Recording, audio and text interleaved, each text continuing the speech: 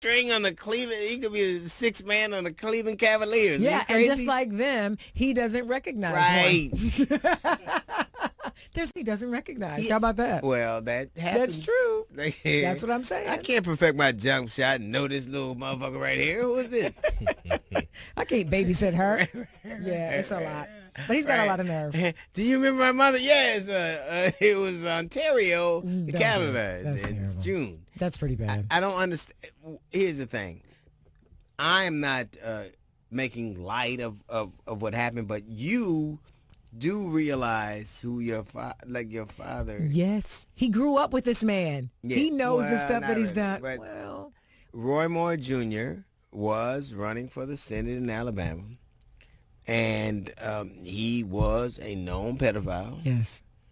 And he came within a few. He almost won. The only reason Roy Moore Jr. didn't win is because he rode to the horse on a pole, to the polls on a horse. He did. And black people wasn't even going to vote. Like, is this nigga on a horse? And his horse name was Trigger, and that sounds too much like nigga for us. Black one was like, no. Only in Alabama would a pedophile losing be a shock.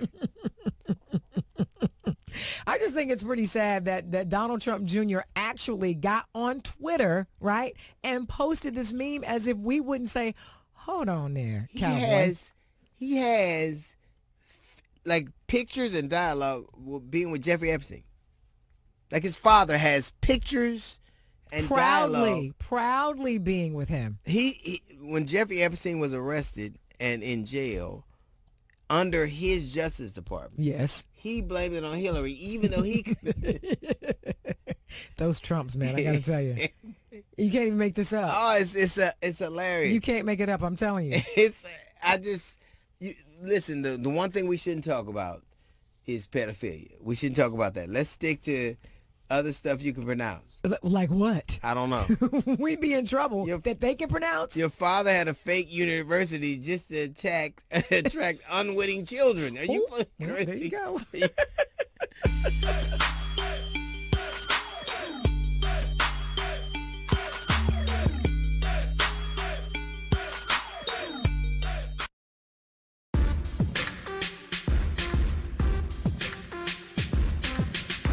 Welcome back to D.L. Hughley Uncut. Our guest today hosts one of the popular nationally syndicated radio show, The Breakfast Club. You know who it is. It's Charlamagne the God.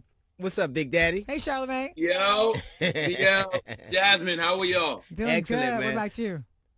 I am blessed, black, and highly favored. There it is. It's interesting because you had several incarnations. What were you and what are you? What was I? Man, I think we all come here just a spiritual being living a human existence, right?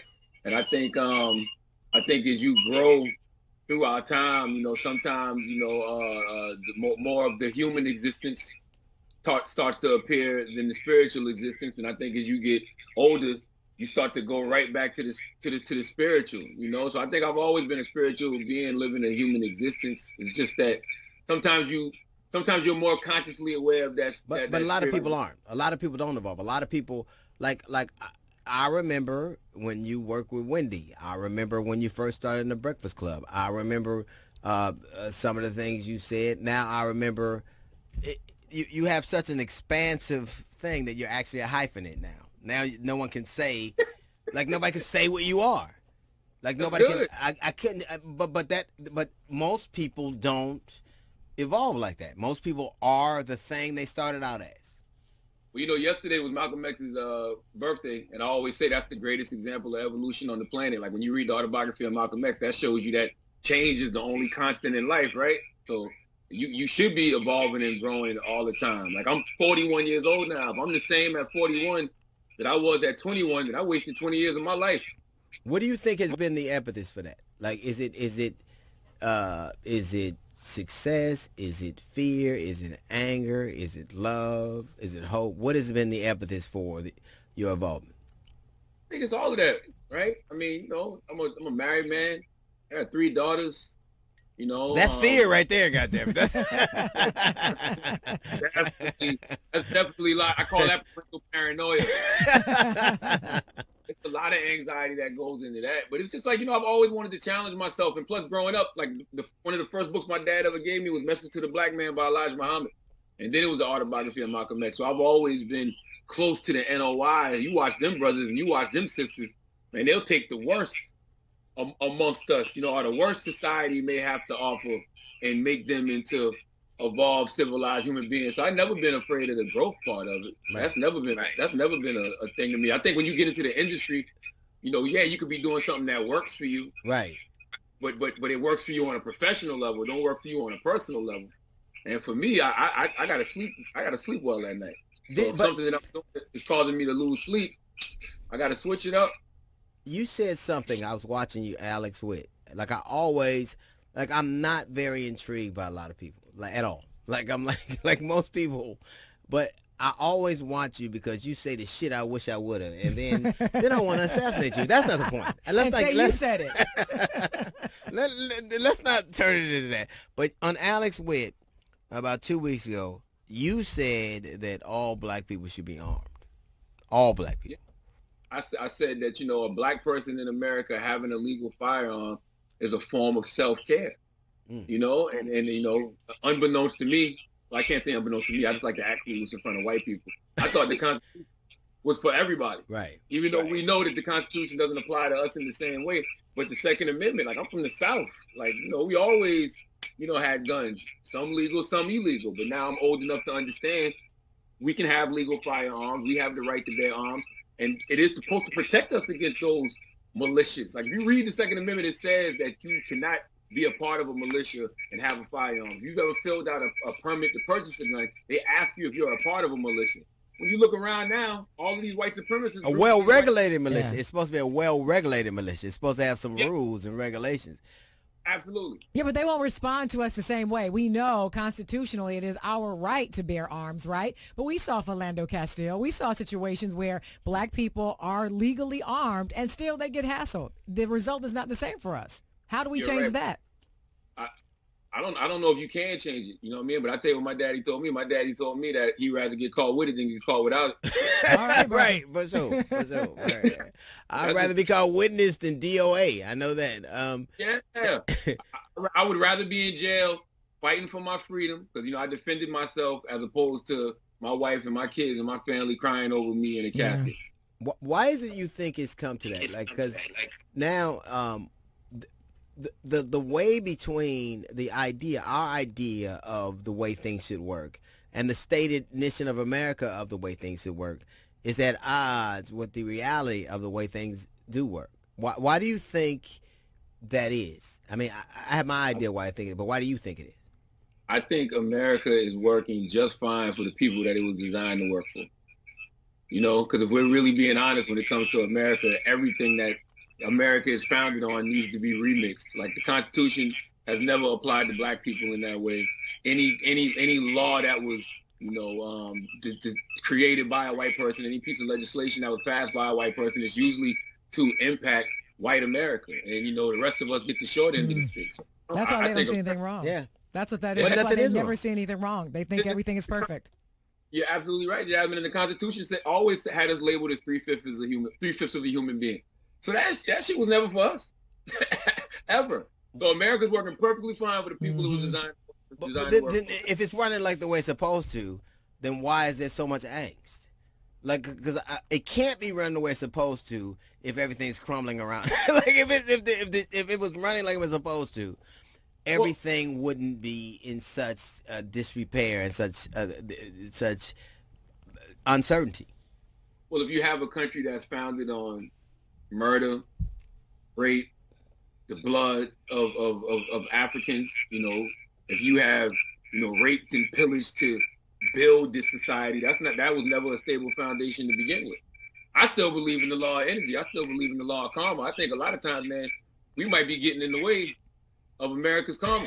I'm honest with you. When I look at Donald Trump, I'm like, that's what America deserves. I think exactly the same thing. I think that America needs to understand that Barack Obama was real. It happened. It wasn't a nightmare. It wasn't a dream. It really happened, and nothing you do will erase that memory. You can't. It's like And listen, white dude, your daughter slept with a black dude. Ain't nothing you can do. It's nothing you can do. She fucked a nigga. It just happened. It's nothing you can do. You can't undo it. And I think America is in this weird position where it is just leveling all abandon, just erasing all abandon to try to make this thing that happened not have happened, and it did. Minister Farrakhan said in early 2015, I think it's when Donald Trump had first started his campaign. Minister Farrakhan said, if America elects Donald Trump is going to send America to hell in a handbasket. Yep. Yeah. Shit, it looked like it's a hand delivery going on. It's true, but that's probably why it's in shambles as well, because I would imagine the election of Barack Obama, first of all, obliterated, their narrative about the black man, just blacks in general, that he could be so articulate, he could be so classy and all of these things. Then when you talked about, white women sleeping with black men, I think they feel like it's slipping away from them. And so now you see these people protesting and they're trying their best to figure out, how can we make sure that these black people don't take over? I think that's why it's crumbling. Yeah, they're trying to hold on to what was. I love, it's a movie, Avengers Endgame, right?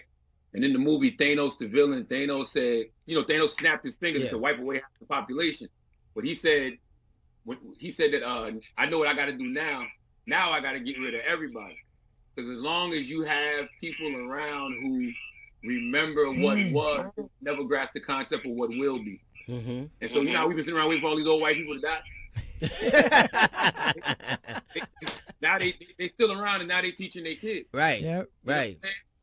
So as long as they can remember what was, they'll never grasp what will be. And Barack Obama showed them what could be. Absolutely. Hillary Clinton scared the hell out of them. They were like, what? Now a black man, a woman president? Right. Oh, hell no. We got to take this all the way back. And that's where the whole Make America Great Again and everything came from. Also with Trump, man, Trump is like the Frankenstein of America, because he's everything that we've let run rampant, or America has let run rampant. White privilege, a racist, a bigot, one of those rich old white men that just feels like he's above the law. And now Donald Trump is out white man and the white man. Yeah. It's funny because you said something that was very true. This disease is getting rid of everything America really didn't want. They don't want old white people around. They want their houses. They do. They want the shit they built. They don't want black men around. They don't want poor black, poor brown people around. They don't want people in prison around. So this disease kind of is giving them the thing that they always wanted. And it's interesting because you can tell, and we talked about this when we were on the show, America's not sad. 90,000 people, or it'd be 100,000 people by the time this air. They're not sad. It ain't no... It's no flags at half mast. It's no day of mourning. It's like, hey, nigga, go to work. It's really no one, because the people that we're losing are the people that we never cared about really anyway. It's like old, they black, they brown, and what it reminds me of. I was talking about this earlier with somebody. Like the '94 crime bill, like that comes up a lot nowadays, and you'll hear people say, well, there was a lot of other good things in the bill that we needed and that we had to vote for. And it's just like, damn. So they looked at all this other stuff in the bill, and even though they knew that this was going to affect on black and brown people, they said, well, let's vote for the stuff we want anyway. Yeah, so they always willing to sacrifice us. Yeah. They always have. Yeah. Every compromise, every compromise, when America compromise, it means niggas is going to be fucked. It really does. That's what it means. It really does. Missouri compromise, compromise means niggas is in trouble. You really did something. But the bravest thing, out of all the shit I've heard you say, all the things I've watched you do, the bravest thing I've ever seen you do is embrace your struggle with mental health. Like the idea, because black people actually think you could pray shit away or pretend like it ain't there and it's good. But I've never seen another person with, like, if you're an athlete who has made tens of millions of dollars and your future is set, but a guy who is still in the fight saying that these things exist for me was one of the bravest things I've ever seen from an entertainment perspective. I appreciate that. I mean, that came from my wife, and that came from, like, my sisters around me, like Angela Rye and Amanda Seals. Like they were people that I saw constantly doing the inner work on themselves, and they started to challenge me, like, saying, like, man, black men don't like to admit that they're damaged. Black men don't like to admit that they're trauma. They got trauma, my wife knew about my panic attacks and stuff like that. So a few years ago, I just decided to start going. And, you know, it's really changed my life in a real way. And I tell people all the time, it's just like going to the gym, man. You know, like if you go to the gym to work on your physical, you got to go sit down with somebody to work on your mental. What would you? And when you talk about growth and evolution, that's part of it, right? It really look. I'm telling you, what would you say? Because you're a young dude, you're in the game, you had a lot of stuff happening, and you've done it unflinchingly. What would you say that black men have permission to do that they never knew that they did? Feel.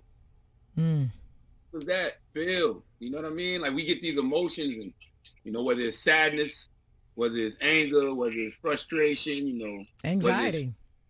Like we get all of these feelings, and you can't tell nobody. Like I come up in the air, my dad punched me in the chest, tell me to man up. That's it. Forget what I'm going through. You know what I'm saying? Right. Like, rub some dirt on it, nigga. Keep going. But you know what? My father was dealing with his own issues. You know what I'm saying? And that's another thing that therapy taught me. It taught me that, you know, we got to be patient with our parents because they were just doing the best that they could. You know, my father dealt with his own substance abuse issues. My father dealt with his own mental health issues. My father tried to kill himself 30 years ago. He said he's tried 10 to 12 different medications prescribed to him by a therapist. You know, he was going to a therapist, psychiatrist 2 and 3 times a week. So these are things that he told me once he saw me doing the work on myself. And I remember going to my mom and telling my mom, like, yo, you know, Pops was going through all this. And she was like, I just thought he was playing crazy to get a check. That's just how it was growing up in the South. Can you imagine how powerful it is to tell men, black men, they have permission to feel. They have permission to go through what they're going through and have an assessment of that. That's an amazing thing, man. And if that was all you did, if that was it, that'd be a hell of a thing, man. That's a dope thing to think. Because, you know, we walk around, especially the era I grew up in, we had to be hardcore. Yep. Like there literally was a genre of hip-hop called hardcore. Yeah. Which meant be as tough and gangster as possible. So that's no vulnerability. You ain't supposed to feel nothing. And you're supposed to take anybody's head off that messes with you. Now, that's the easiest thing to do when you're a hurt person, right? Right. When you're a hurt individual, hurt people hurt people. When you're a healed person, healed people heal people. So when we think about like the violence that would go on in our communities, man, I think 95% of that came from the white man kicking our ass and then us coming back to our communities to kick our own folks. Yeah. I mean, so it's just like, I would rather be and I don't know if you ever do get all the way healed. I think it's a process. Yeah. You know, but even the best athletes at work, I don't care what athlete you're talking about, how great they are. No athlete says they're 100% healthy. No, nobody. They don't ever go. If you playing 80% healthy, motherfucker, you could play. So I think humanity's like that too. I think it's impossible. Like it's impossible not to wake up some mornings and you just be down. You know, you're in a funk and you don't know why. It's impossible to not have panic attacks. You know, I know what they are now, so I'm able to control them a little bit better. But yeah, things get to you all the time. You know, every single one of us. We're only human at the end of the day. Yeah. I don't think I've ever had a panic. I have. I didn't even know what they were. You know what I thought it was? You know what I thought it was? These motherfuckers is on my nerves. I gotta cut.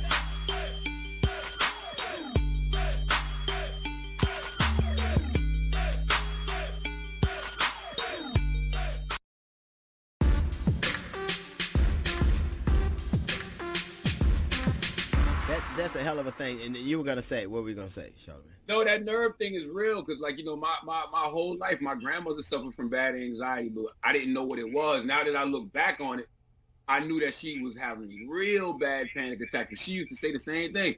They're getting on my nerves.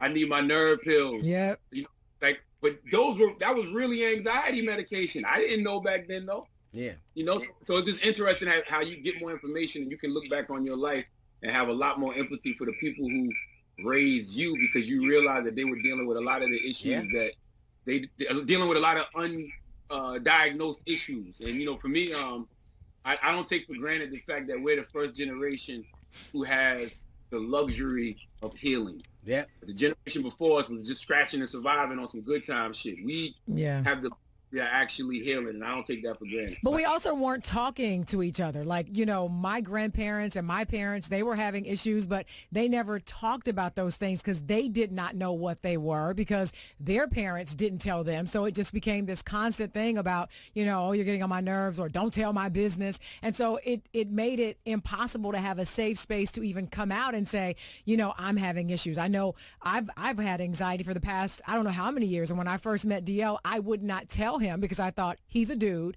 He's going to laugh about it. He's not going to take it seriously.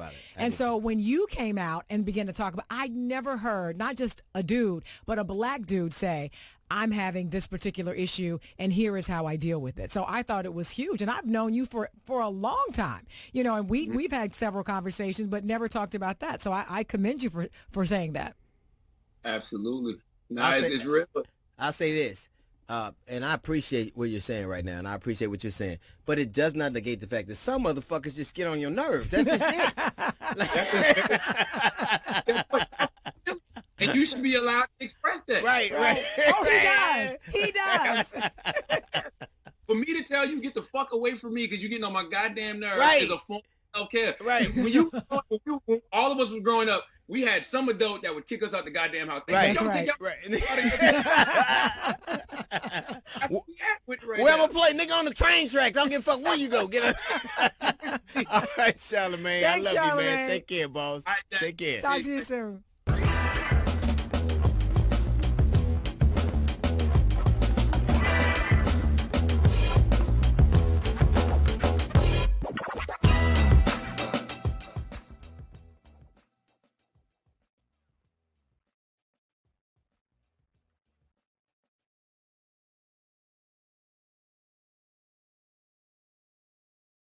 All right, ladies and gentlemen, we are back. That's right. It's going to be us. We can drink and talk shit as much as we want. Nobody can say anything to us.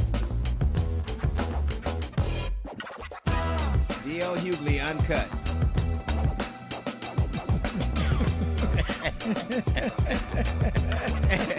Hey, now, I'm D.L. Hughley. Welcome to D.L. Hughley Uncut. That's Jasmine Sanders. We call her Smanders. Yeah, Sanders. well, that's what you call me. There she is, DJ Lucci, and there he is, Black Blade. Black Blade. You got a mad today. Kyle grew his hair out and let his beard grow, and I almost didn't let that nigga in the house last night. Well, he said he was embracing his blackness. Remember? Yeah, he got a white woman. He can't embrace it. That's get a white woman. Well, sorry, Kyle. Go. Well, all right. We are still, I guess, people that where the states still give a fuck about their people. We're still in quarantine, but other people. Yes. Yeah. You saw where Ohio is like, listen, we're going to reopen too. Of course. Let's just join the crew. Of course. Well, obviously, listen, I think it's interesting that people who are now called essential were once called immigrants and get the fuck out, but now somebody got to scoop these lima beans up. Facts. Come to work. Somebody got to do it.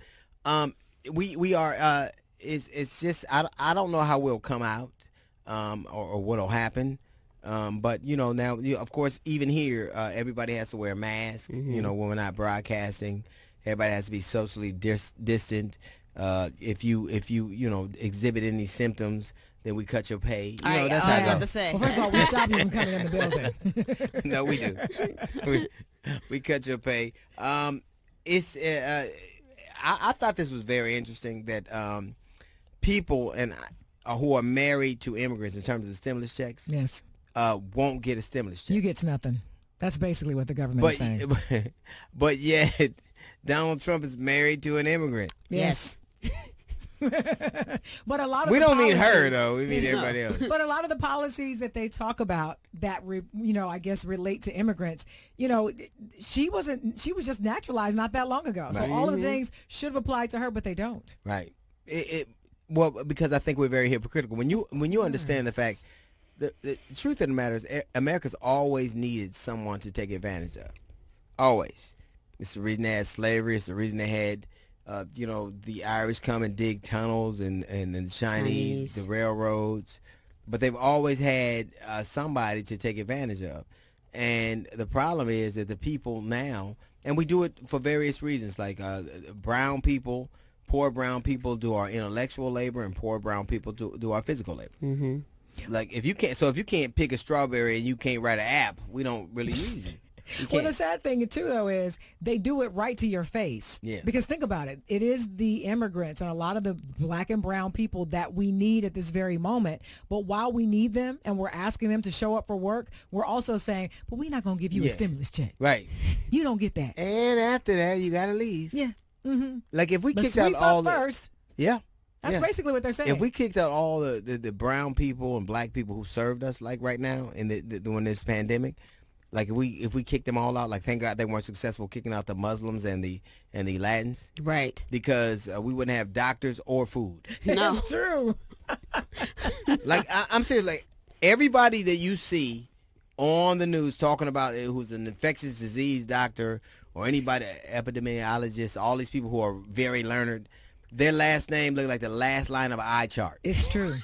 And you trust just about all of them except for Dr. Fauci. Yeah, Dr. Fauci. We ain't trusting. He's a different group. I'm so tired. A lot of people Different think they trust him. First off, I think that he has allowed Donald Trump to say things that he should have checked him on. And second off, I can't trust a dude that's standing on phone books to tell me about a pandemic. I can't do it. Well, what do you say to him saying, listen, what am I supposed to do? Just go up and, push the mic away from him? Well, Yes. no. What you're supposed to do is to adhere to the oath you took. Yeah. It's the Hippocratic oath. That's right. Do no harm. Right. Donald Trump is doing harm.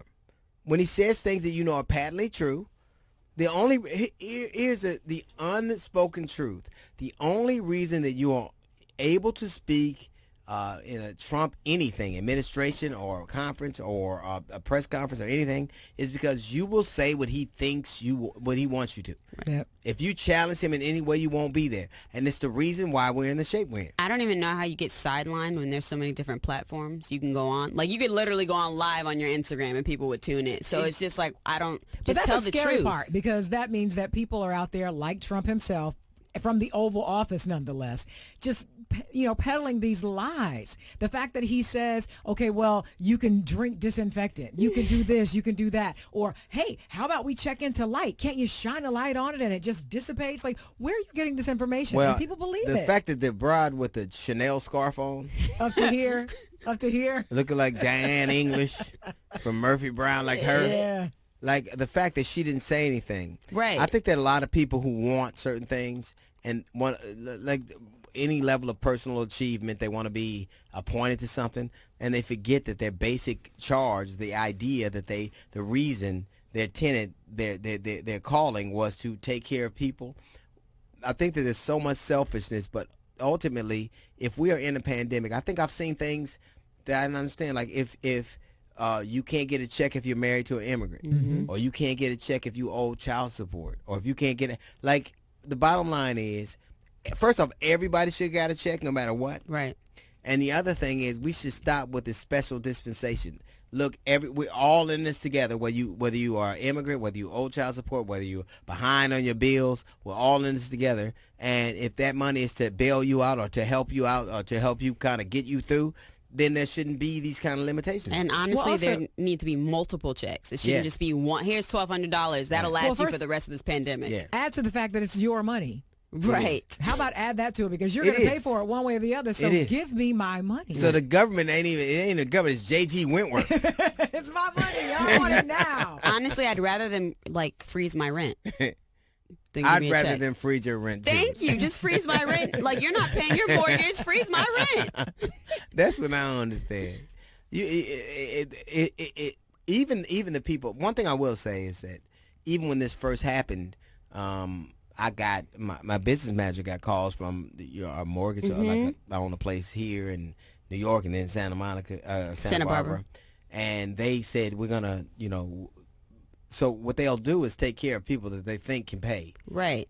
But they won't take care of people that are having financial hardships. It's like the very people that we're depending on to live, to exist, are the very people we malign all the time. Right. Well, it's true, because what they're doing is they're offering support and help if you have a mortgage. But the majority of the people in this country pay rent. There is no help for you. Yeah.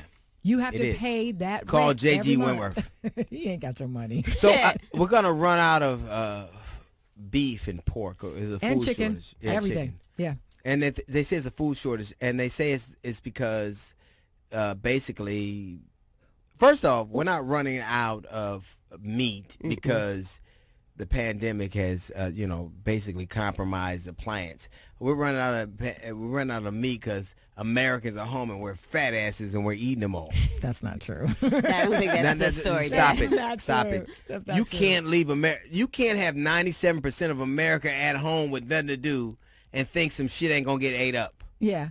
Well, that part is true. That's true. But they won't get fatter because the problem is they don't have any way to get like the pigs and the chickens and the cattle All right. to the places. So what they're doing is they're aborting a lot of, I thought they didn't like that. only when it benefits them. They love it. But they're doing that. They're also throwing away, just hundreds of thousands of pounds of food So it's instead of food feeding shortage. people. Yeah. It We would ain't be- running out of spinach. Nah, No. We run out of broccoli Nobody and a like that. cauliflower. It'll never be a lettuce shortage. Because ain't nobody eating that. It's because, and first off, I'm tired of this. I've never seen so many fat ass vegans in my life. It's So the true. one great thing about this, we'll get the chance to tell if all these vegans is telling the truth. Ain't no tofu pepperoni. Tofurkey. Sit your fat ass down. That is You- true. I never really thought about that. Of But course. most vegetarians and vegans, they're a little on the Right, if you fluffy don't side sit your burly ass down, let me finish this pork chop. before they're gone. As I say, you're not gonna be eating one. No more Mastros for us. No. It's interesting because we are in a food shortage, not because the plants are compromised, but because of one, I think we consume a lot when you're home, you ain't working, and the other is that the people who produce those things would rather slaughter the chickens and pigs and cows if they can't sell them, and dump food than feed people. Yeah, that's because we're selfish. Yeah. That's all that is. what That's it is. American. It's mine. That's really is. And I'm telling you, I swear to God, we'll get the chance to see who be, because you can't get an ass that big just eating radishes. I'm just going to tell you. Well,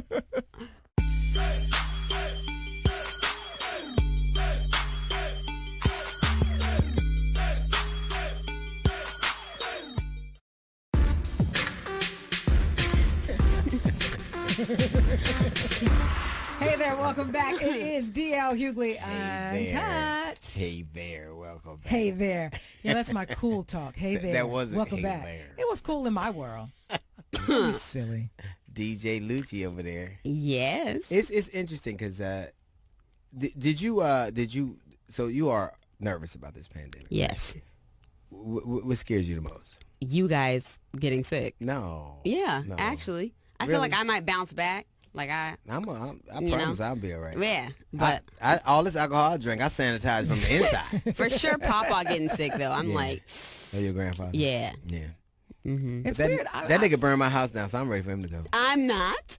I'd let him burn several houses Yeah, down but for him to stay. I got to get the full story on that. Yeah, my wife's father, he made barbecue one day. So it's the same thing. I come home from work and he's a great cook, but he barbecues. And what happens is he takes the coals, puts them in the Amazon box. Even though there's a the tin Amazon. can Right, right and then puts there. them in the trash can, and before I even got home. So about 12 o'clock at night, he come in there. Daryl, there's a fire in the back, and the whole backyard is literally on What? fire. And I'm like, if only we had a fire extinguisher. Here comes LaDonna. I have fire extinguishers. Several. Because she has everything. She was prepared. So we put out the fire. We were trying to battle in the fire, and I had to let him go in the house because the fire department came and they go, somebody put charcoals in the briquettes, the charcoal briquettes in the trash Trash can. can. And if this would have been June or July, it would have That'd been been a dry enough. problem. This whole place would have. And he ain't said one He thing. hasn't yet. apologized yet. He hasn't. Maybe he didn't listen. Maybe he was doing it old school. Maybe there was no such thing as little bins where you put the little, Well, yeah, whatever old you school call ain't it. burning your son, But he didn't do it on daughter's purpose. house. No, he ain't doing it on purpose. And I like him. They mad at him. I'm not. Well, because he can cook, I'm sure. Well, he can cook and he can burn too. Didn't he almost do it again? He almost did it Yeah, again. Oh, you can't do it twice. He almost did You can't do it again. twice. No, that's too much. That's too much. Listen, we were talking about how some crazy things are going on during this pandemic, right? A lot of people doing things they shouldn't. I want you to check out this clip from Central City News. It's Pastor Tony Spell out of Baton Rouge. Check this out. See. We're not hiding anymore.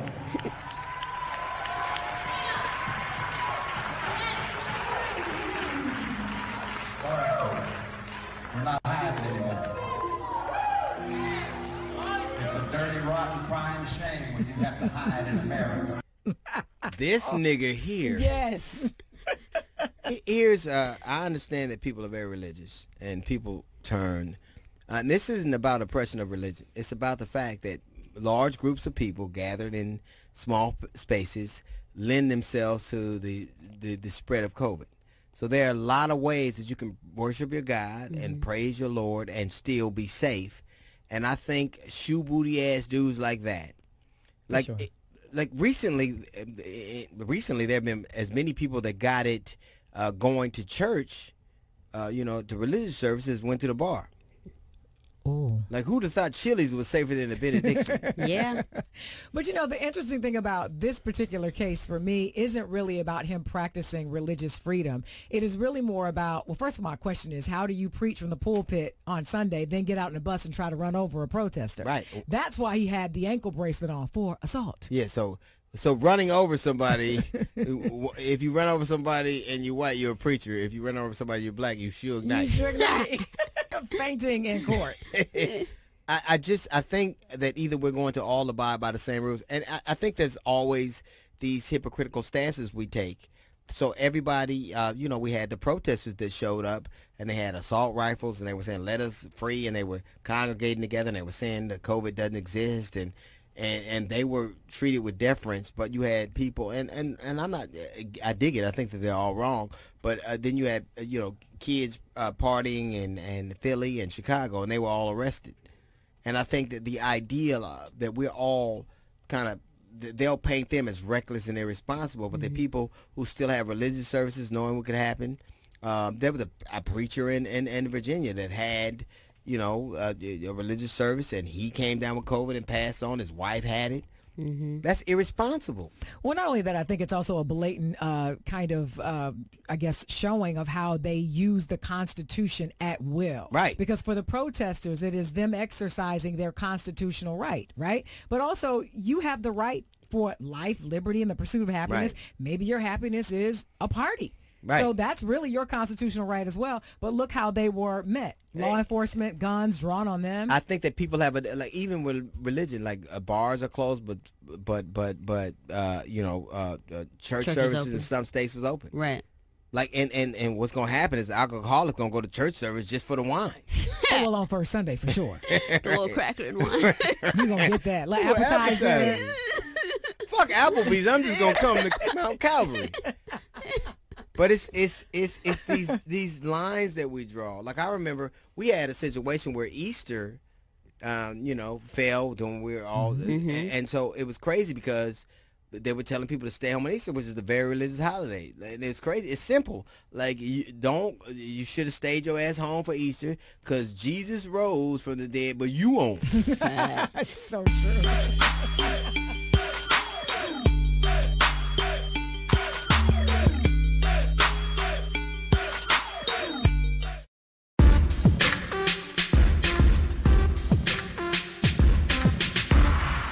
Welcome back to DL Hughley Uncut. I won't say hey there. I'll just say welcome back since you guys gave me so much grief about that. So listen, this next guest on the show, comedy tours sold out, comedy specials, TV shows, movies, you name it. He's done it. We all know him. Legendary, iconic, all of that. Welcome to the show, Sinbad. There he is. What's up, Bad? What up, man? How you doing, man? Look at y'all wearing hats. I got a hat. And I got hair. I got hair. Hold on. They got hats, Jack. Hold on. They got, you gonna get your hat. He gonna get his hat. Oh, damn. Now, I'm gonna tell you what Sinbad did. Was on a plane one time. So if the plane was on with a crash, a lot of comedy would have been gone that day. Oh, wow. But we was all on that. He was gonna get me a hat. Okay. He said, I'm gonna get you a hat, man. I know you love hats. And that nigga never got me a hat. Never got the hat. You know what happened? I'm gonna tell you what happened. You like that blue hat that I got from the hat? Now, I ordered that hat for you. I liked it so much, I never gave it to you. That's horrible.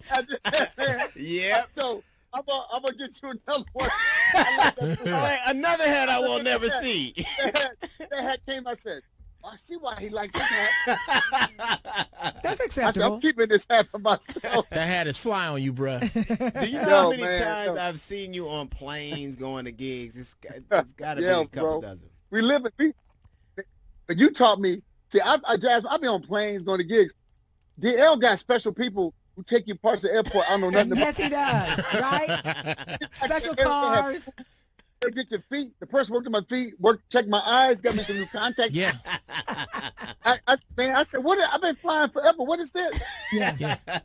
Do you miss being on the road right now? Man, when it first started, say the first week, I said, oh man, what I'm gonna do? More of you miss the money. The first thing is like, Right. wait a minute, my daughter's getting married in September. I said, I got to pay for my daughter getting married. I had these dates picked. I had these dates set up just for that. Right. But you know what? All that's going to take care of itself. And now that I'm home, dude, I'm like this. I got a chance to work on software I ain't had a chance to touch in 2 years. Right. I go to all these tech shows. I've been doing shows with my son. I've been doing shows with my daughter. I got a brand new grandson here. I'm like this. I'm okay. Mm-hmm. That's a great way to look at it, though. But you don't. I gotta admit this. I'm not having as bad. Like I thought it would be miserable. Like, but I'm not having as bad a time as I thought I would. Like I'm not miserable. How about the people around you, though? Yeah, I'm miserable. but I do miss one of the things I've always loved about you is that I could always tell what was going on by what you talked about. So this is an incredibly important time, and then the voices that you count on to kind of guide you through them are not able, like in front of a live audience to kind of illustrate it. Exactly. And know that's not happening. I don't know the weather anywhere but L.A. See, Dale, we travel so much. I know, okay, it's snowing on the East Coast, it's raining in the Midwest, they have a tornado. All I know is like, it's hot. Right. They get jacked up. I didn't know that because I'm local. Right. And I've never just been a local. Right. I've been more of a global, and it's my world. And only thing right now that the problem is the homeless. I'm so angry at the people who lead this country who just robbing people right now. But why? Like, okay, a lot of people say that, but what specifically are you angry about? I'm angry about, man, you got a stimulus check and you stop the check, put your name on it. You got small business, that PPP loan. The Lakers accidentally got $4.8 million. The big corporation took all the money. So people are sitting home thinking they're going to get this. You got banks lying to people because they got the CARES program. They can't throw you out your house. So I'm like, but I got the people in Michigan. I'm from Michigan, and dude had a Confederate flag. Since when was Michigan in the South? Right. And they're carrying guns because they want to go get barbecue. I said, dude, you're confusing what's happening. It goes back to the whole Republican Party. They showing up with guns. This ain't the second right rally. Right. You just want to go get your hair. Why'd you bring your gun to shoot coronavirus? What you going to That's a good point. Don't you understand? I think that what happens to us is that we just start to take ourselves too seriously, and what happens to cats like you who've been just able to navigate, like obviously it's a very serious thing. No one is kind of undermining that or underplaying that, but humor has a way of crystallizing things, and even music has a way of crystallizing things. And I think there's some things that you just find because you're able to go out in it. And now I think, obviously with you adherence to safety rules, but there is an amount of art and illustration that is being diminished because people are sequestered. We can't get out there and talk about these people. I'm sitting at home trying to do it on we screaming on live. But can I say this? If one more Negro get a podcast or a live stream or go live and join me live and TikTok dance with me, I swear to God. Everybody needs to go back to what they normally do. Would you? You ain't no dancer in your fake cooking show and clean my house and my TikTok clean the house. I don't care. I don't care. I don't. But it's fun. I don't. I don't. I don't. What do you care about? What's cooking in Sinbad's head right now? Man, now right now I'm just figuring out. Everybody says when we're gonna go back to how it was. If it goes back to how it was, we failed. This is I call this Sinbad 2.0. This is the world 2.0. If we go back to the way it was, we didn't learn anything. We just saw a pandemic shut this country down. We got to look at, hey man, how am I going to spend? I need to save up some more money. I need to look at this different. How do I get a hold of my loved ones? And And if I can find time to be home and Zoom and talk to my family, why can't I do that when I'm working? Why can't I show that kind of love when I'm working? So I'm like this.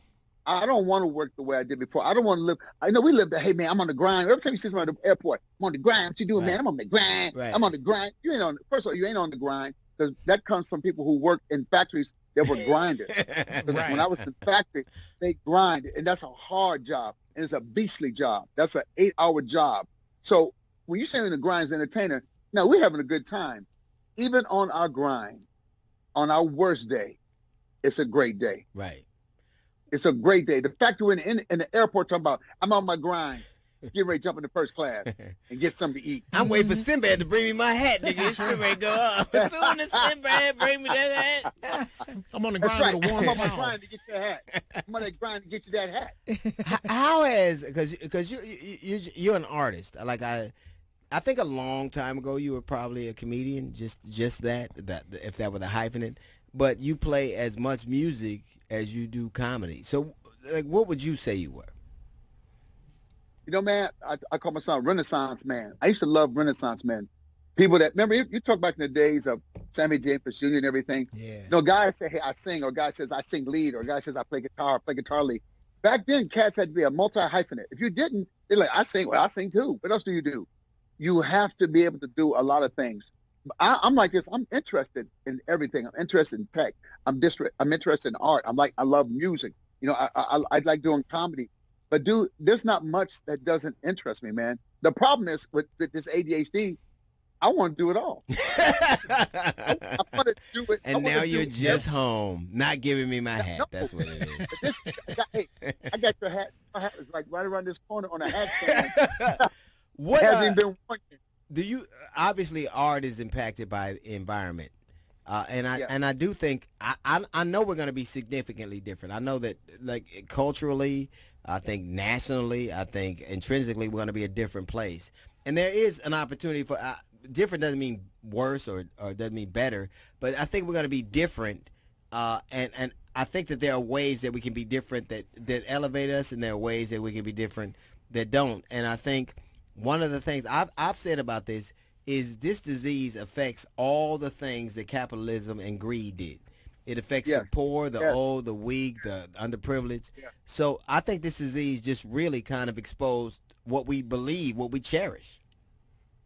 Well, you know, it's funny because you got people marching. You got the one cat from North Carolina that was leading the march on fake COVID. He got it this week. Right. Can't write that joke. I can't write that joke for you. You're talking loud and saying nothing. But what it impacts is this. Would you also show this though, man? I can't hear you. What did he say? Island. They went out and bought an island. Right. And then everybody was going to the Hamptons. Like COVID can't find you. Like COVID said, oh man, where'd the rich folks go? Right. It's like you can't outrun it. You can't hide from it. And another thing I learned, rich people quit going on Twitter and Instagram, acting like you know how to be poor, going like, hey, we're all in this together. And then I see your yard goes overlooking mountains, and you got horses in the backyard. It's different. Hey, don't go outside. And then you rent a gym. You rent out a gym for you and your husband to go work out by yourself. Hey, keep moving. Stay home. That'll be enough, Jeeves. Right. Yeah. That'll be enough. Yes. Different for sure. Man, you know what? Don't fake. If you ain't been broke in a little while, you really don't understand it. You gotta look at poor people to mimic their mannerisms, so you can at least do it right. When you do this with it, man. Just mimic the mannerisms. Ask a poor person. Ask a poor person. You gotta watch the poor in their own habitat. Yeah, still you got to. Like going to the zoo. Like, let's look at the zoo. How can they cook with no electricity? What happened right there? They're how amazing. Are they getting groceries with no money? How are they getting groceries with no money? That if God didn't want us to have groceries with no money, He wouldn't have gave us guns. That's what I'm telling you. What's funny to you? Like, what cracks you up? Now or like anytime? Anytime, like ever. People trying to hide the dumb stuff. You know the dumb stuff we do that you should embrace. Remember, like we outside as a kid, you almost fall, and by trying not to fall, you look dumber. Just fall, man, and get up and bow to the people. Because when you can do that, no one can hurt you. I try to hide imperfections. I laugh at the imperfection hiding. I laugh at people trying to be something they're not.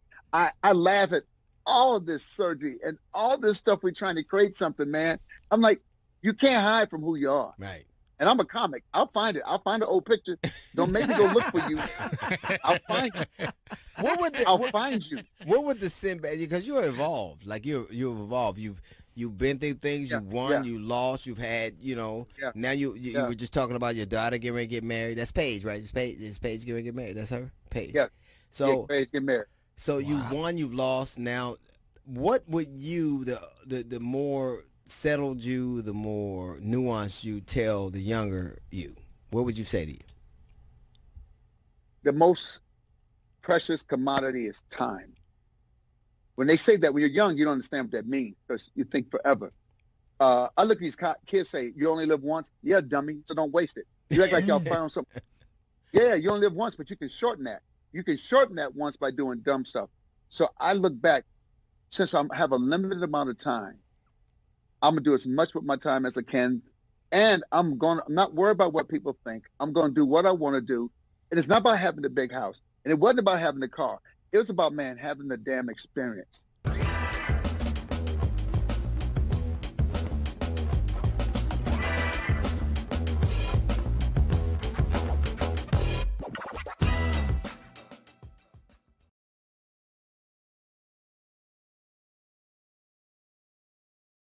All right, ladies and gentlemen, we are back. That's right. That's right. It's going to be us. We can drink and talk shit as much as we want. Nobody can say anything to it. D.L. Hughley, Uncut. And welcome to the show. This is D.L. Hughley, Uncut. You said that you look like one of them game show. Yeah, I'm like Vanna Black. D.L. Hughley, Uncut. And then I turn to you. What's behind and number you say one? Nothing, nigga. Stupid. It's the same thing every show. Well, you do. You pizzazz the joint up. Well, I try to do what I can. Like Jay, he's just like he's here. Furniture. Yeah, furniture is necessary. Just so you know, it's good to laugh a little bit though. It's been a lot going on lately. It is with this George Floyd situation. Yes. Video has gone viral, of course. Right. People are rioting in the streets in Minneapolis, and of course, what are the police doing? They are throwing, tear gas at them and basically manhandling them as they often do. Do we have the video? Because we do. I've had a hard time. I'm going to see if I can get it. I cannot breathe. I cannot breathe. You just a grown. You're a tough guy. You're a tough guy, huh? I say you're a tough guy. You're not even resisting arrest, bro. His whole nose. You know what with him? Bro, but why you just sitting there? He ain't doing nothing now. Put him in the car. It'll kill me.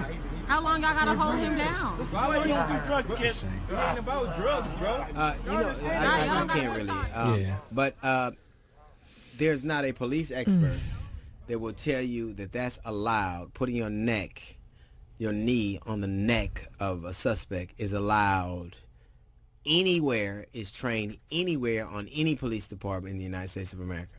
And he had his knee on that man's neck for 7 minutes.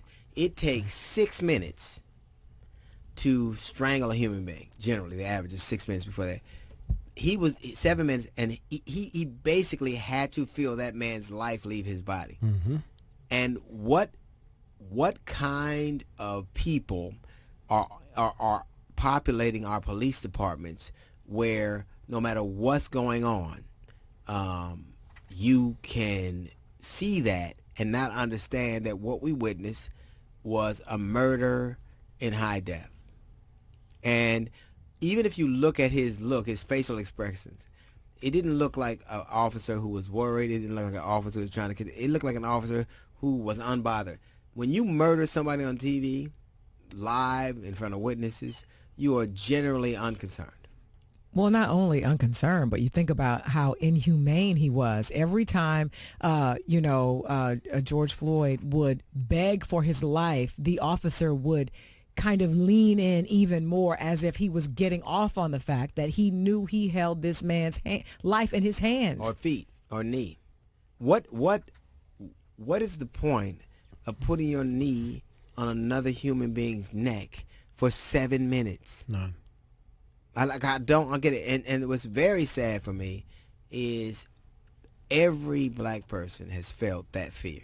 Mm-hmm. I'm not talking that this could be a reality. And I don't care. I'm talking about everyone that has ever existed in the United States of America from the time we got here till now has always had that as a fear. And that was a lynching this is the same. I guarantee you that scenario has played itself out in this country thousands of times from our introduction here till now, and it always is the same thing, and no one really cares. And I think it's just frightening that we're seeing this more and more, where men and women are being slaughtered in front of us, and people were. I guarantee you, more people were angry about not being able to go to the mall than will get angry about that. So true. And you watch the other officers just sit and do nothing. Right. Not even check the guy to say, hey, look, he's in distress, or hey, that's improper. Don't do that. They just sat, encouraged it, and told everybody else to step back. Well, what they did was a better murder. That's the Pretty worst much. part to me. If you can sit there with your back, like making sure nobody bothers you as your boy kills somebody in cold blood right there, you deserve every bit of the penalty as anybody else. I don't understand what it is.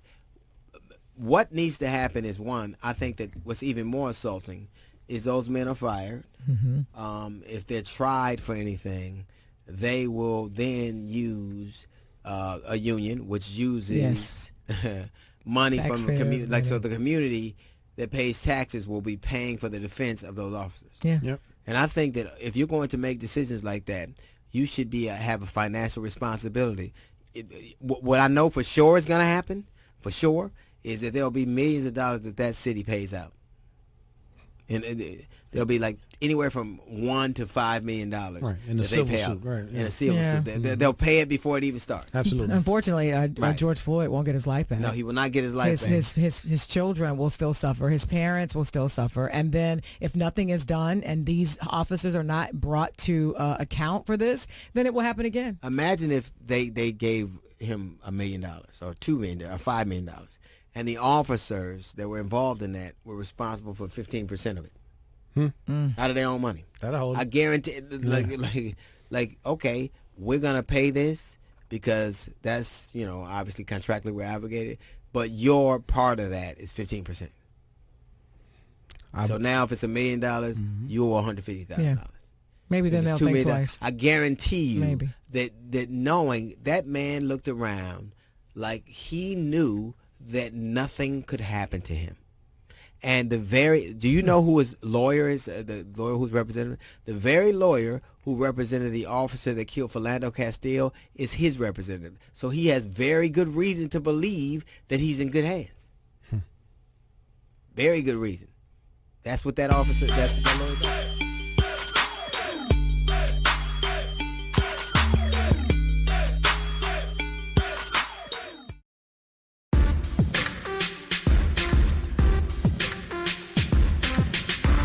Yo, welcome back to the show. It's D.L. Hughley Uncut. Wait a minute. Is that better? What is this? MTV Raps? Well, I wanted to, add a little, variety to it. You scared the hell out of Charlie, my dog. That was spicy right there. Yeah, I was trying to throw some flavor to it. All right. Oh, yeah. Every now and then you have to do something to spice things up, right? Yeah. No? That was the perfect thing. Thank you. Thank you. You're welcome. I'm so spiced up right now. Listen, speaking of spicy, yo. Yeah, listen. Did you see what Jimmy Fallon did? I mean, it happened a long time ago, but people are talking about it. They're upset, and he actually apologized because he appeared on, I think it was a Tonight Show or something, in blackface as Chris Rock. Comedy's off. We don't subscribe to your societal norms. Like, I think if you were a politician or a police officer, or a professor or somebody, that we later on find out, like a governor, and then we found out that while you were in medical school, you tried to just like Michael Jackson, which was weird because when you just like Michael Jackson was whiter than y'all. Like, so I don't get why. Yeah. But I think comedy is its own thing, and one of the funniest things I've ever fucking seen was Robert Downey Jr. in Tropic Thunder. Oh, That yeah. shit was hilarious. That was hilarious. He killed that. Yeah. He And he was in blackface. Yeah, Yes. he was heavily. so good in blackface. That nigga almost won a Soul Train award. After that, he became a Muslim. I'm telling you, this nigga, that was hilarious. I mean, I just think comedy has its own thing, and I think it's not one of those things you have to explain or, I have a committee about. It was funny, and I think now, I remember Soul Man I forgot C. Thomas Howell played in Soul Man. Funny it was movie. hilarious. Right. Yeah. Right. And I think comedy is the irony and just being avant-garde is just funny there, and it takes on a different connotation if you're not trying to be funny and you're trying to be hurtful. Well, I don't know if he was trying to get ahead of it or if perhaps social media, the backlash was so swift, but he did issue an apology. Yeah. And he said, there is no excuse for this. I am very sorry for making this, and thank you all for holding me accountable. Shut the fuck up, Jimmy. Well, That that's shit what he was said. I mean, and if he was a black dude, there's no way he was going to be early for it. You a black dude, you supposed to be late and not know what happened. He just And then supposed to not pop apologize. Pop up and say, "Oh, my bad." I didn't know y'all was mad, but y'all mad? Why are we going back in time and adjudicating things like that whole Eddie Since Murphy 2000. thing? Is we laughed at it and now we're going back when it's gauged by today's prism. I think comedy is its own thing. We don't subscribe to your societal norms. We're not trying to be what you are. And whether you know if I'm telling a joke or not, I think that comedy is its own different thing. And I think I don't think you should ever apologize because somebody didn't like what you said. That was funny. Your intent was to be funny. Right. It didn't work, and that I'm apologize for. It didn't hurt the person who he was trying to imitate. Right. That he we was know of. imitating He hasn't his said friend. anything, yeah. Yeah, that was Chris Rock he was doing. Right. So it's like if Chris laughs and says, "I'll go ahead," then why Right, can't we? Yeah. Right. And why are we waiting 20 years? Oh, he is black. It wasn't. Well, Jamie Foxx yeah. came to his defense and he said, listen, we did a show called In Living Color and we played every race. Let this go. He was like, we've got bigger fish to fry. I think he's got a great point. And he's frying fish. He is black. I just think that some things are not the same as they are in society. I really do. I think if you're a police officer and you wear something that's in blackface and you're trying to demean somebody and you're calling somebody that needed you for help and you call them a Katrina victim, that's a different thing. But if you are having, like I remember when Ted Danson and Whoopi Goldberg at the Friars Club, wore blackface. Well, Whoopi, hers was a little authentic. Yeah, See, her different. blackface was so nice, it didn't come off. Yeah, she still got it. Yeah. At the View, they were like, "Hey, Whoopi, it's time. We get it. It's over. let go now. It's real." Oh, that's you. But I think that society is comedy and art doesn't subscribe to the same norms of society. If you do that in the office, at the office party, okay. You do that at the high school play, okay. But you do that on Broadway. Yeah, it is different. You do that Way different on a skit on TV, and he wasn't even trying. Obviously, he wasn't trying to. You didn't find it on Facebook, motherfucker. You Googled it. It was right there. Right. That's the problem. You know what I mean? It has something to do with the person too. Like if the person doesn't have any type of other bad effects on his record when it comes to things like if you're not a suspect of being racist in the first, like I don't think Jimmy Fallon has a problem. He hired the Roots. Right. This Right. dude ain't Well, they racist. tried to bring up Maybe. the whole Megyn Maybe. Kelly situation and her take on blackface. They tried to lump all of this in No, one. there's a difference between being a racist bitch and a comedian. Is there? Megyn Kelly was a whole different thing. Yeah. Megyn Kelly said some racist thing about Santa being white. She said stuff about Michelle Jesus Obama and Jesus Christmas, being white. yeah. So that's a whole different thing. She editorialized. He tried to tell a joke. Right. He was telling a joke amongst that would be like, and it was between them. Why are we in it? Yeah. It was pretty good, actually. The impersonation was pretty good to me. I tell you, Robert Downey Jr. is the best nigga I've ever seen. Who you calling me?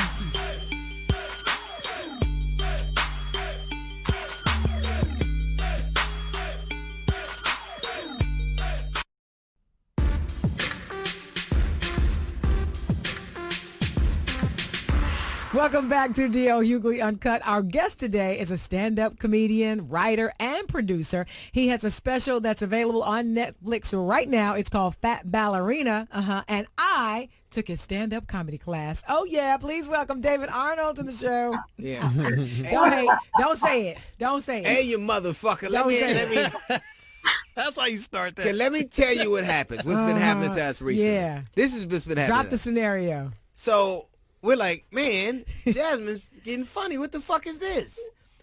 See, And I was like, disrespectful out the gate. wow. I Out just the think gate. it's from years of being around us. Finally, she's wearing off. Yeah, she started First to of get all, I dope. had a life before you. See, even that ain't funny. So It wasn't funny. That was the point. She would just like really funny shit. Not shit that you think is funny just so they shut the fuck up. It's like funny. Right. And we were talking about, man, Jasmine really got funny. Then I found out she took your fucking class and you didn't say shit about it. You apple eating son of a bitch. Hey, listen, I told her, I said, you come with me. After a while, we're going to get you your own show. Fuck D.L. Hughley. That part. And I was like, well, where do I sign up? She's really like funny. Like, You know what? This is what's funny, D. As you know, and Jay know, everybody who funny ain't comedian. You know what I mean? Right. Because uncles at the barbecue be funny. And a lot of people that take my class, I always tell them, I can't make you funny. Only thing I can do is point you in a direction. Your ass got to go out there and get on stage and do the work. I'm not going to lie. She went out there and got on stage. She went on stage? I did. She got on stage several times. And when this, I thought you was going to come to the show. He didn't show up. He flaked out on me. No. He flaked out. I thought she was bullshitting. I promise you. Nah. I swear to She did it God. and killed. She did it and killed. I was because I'm not gonna lie to you. I thought when she took the class, I was like, she doing this shit for a day, or it ain't gonna work out. Yeah. She gonna put in week 3. Right. She finished that shit and finished strong. It's good. I'm glad to see that you out here getting their attention. What's up, Jack? I'm like, we joke about how Don't listen she to her. comes down from her pedestal because she's kind of one of them highbrow bros. That's not true.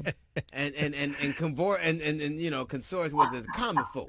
I'll come down here and make you laugh briefly, and I'll go back to my perch. Right. I don't want to get dirty, And then it's a broom and she's out. Not a broom. God damn. Don't listen. I didn't just see, but I saw your Netflix special. I remember I was in New York, before the world ended. Right. And right. when I could actually go there. And Right. you were fucking hysterical. And not that I always knew you were funny, but I think that there's sometimes when people will like take a step back, like you were writing a lot, Right. you were teaching classes a lot. And Right. for the most part, that's a symbol that you're taking on, that you're gonna seek a different path. Like most people do that are doing something else. Well, you know what? First of all, thanks. That's the reason why I didn't for a long time want to teach stand-up classes, because they say those who teach because they can't. Right. And for me, I let that mess with my ego. And one day I just decided, you know what? I can change the narrative around that, and I teach because I know what I'm doing and I do well. Right. And I think that's the reason why that class has 300 and something waiting people on the list. I get to it when I can. But stand-up is my first passion. I write and produce television also because I can. But if I have a choice between teaching a class, writing a TV show, or going on tour, you're going to see me on tour every single time. I would say most people doing what you're doing right now and straddling those worlds wouldn't feel like that. I think most people who become writers and, producers just kind of are, they're proficient enough at stand-up, but it ain't what they really want to do. No, man. I'm a comedian. Like that, you're one of the people, and I remember when you and I talked, you gave me a call after the special came out, which was one of the dopest moments for me, because I've told you this many times, and I don't know if you ever gonna get it. But when I was getting ready to get out the military, and I saw that special that you did with that clock on the stage. Right. Nothing ever moved me more than that moment. Oh man, that's That made me go, I gotta fucking try this. Like that was the thing that made me go, I got to try this. And if you see videos from my first 2 years of doing stand-up, I'm doing all DL giggling. You know, I like, you know, got the voice and the tempo and the movement. I was like, I'm about to do this shit. Thanks for taking my Netflix special, you son of a bitch. I appreciate it. You are, it's a different world now. It is. Yeah. I know for me, I've never, ever in my career, never been away from the stage this long. Ever. Like, there's nowhere to go. Yes. Nowhere. If you live in Los Angeles, well, if you live damn near anywhere, there's no way you can perform live. Even in some places, even if it's just too recently. Right. It is going to be a different world.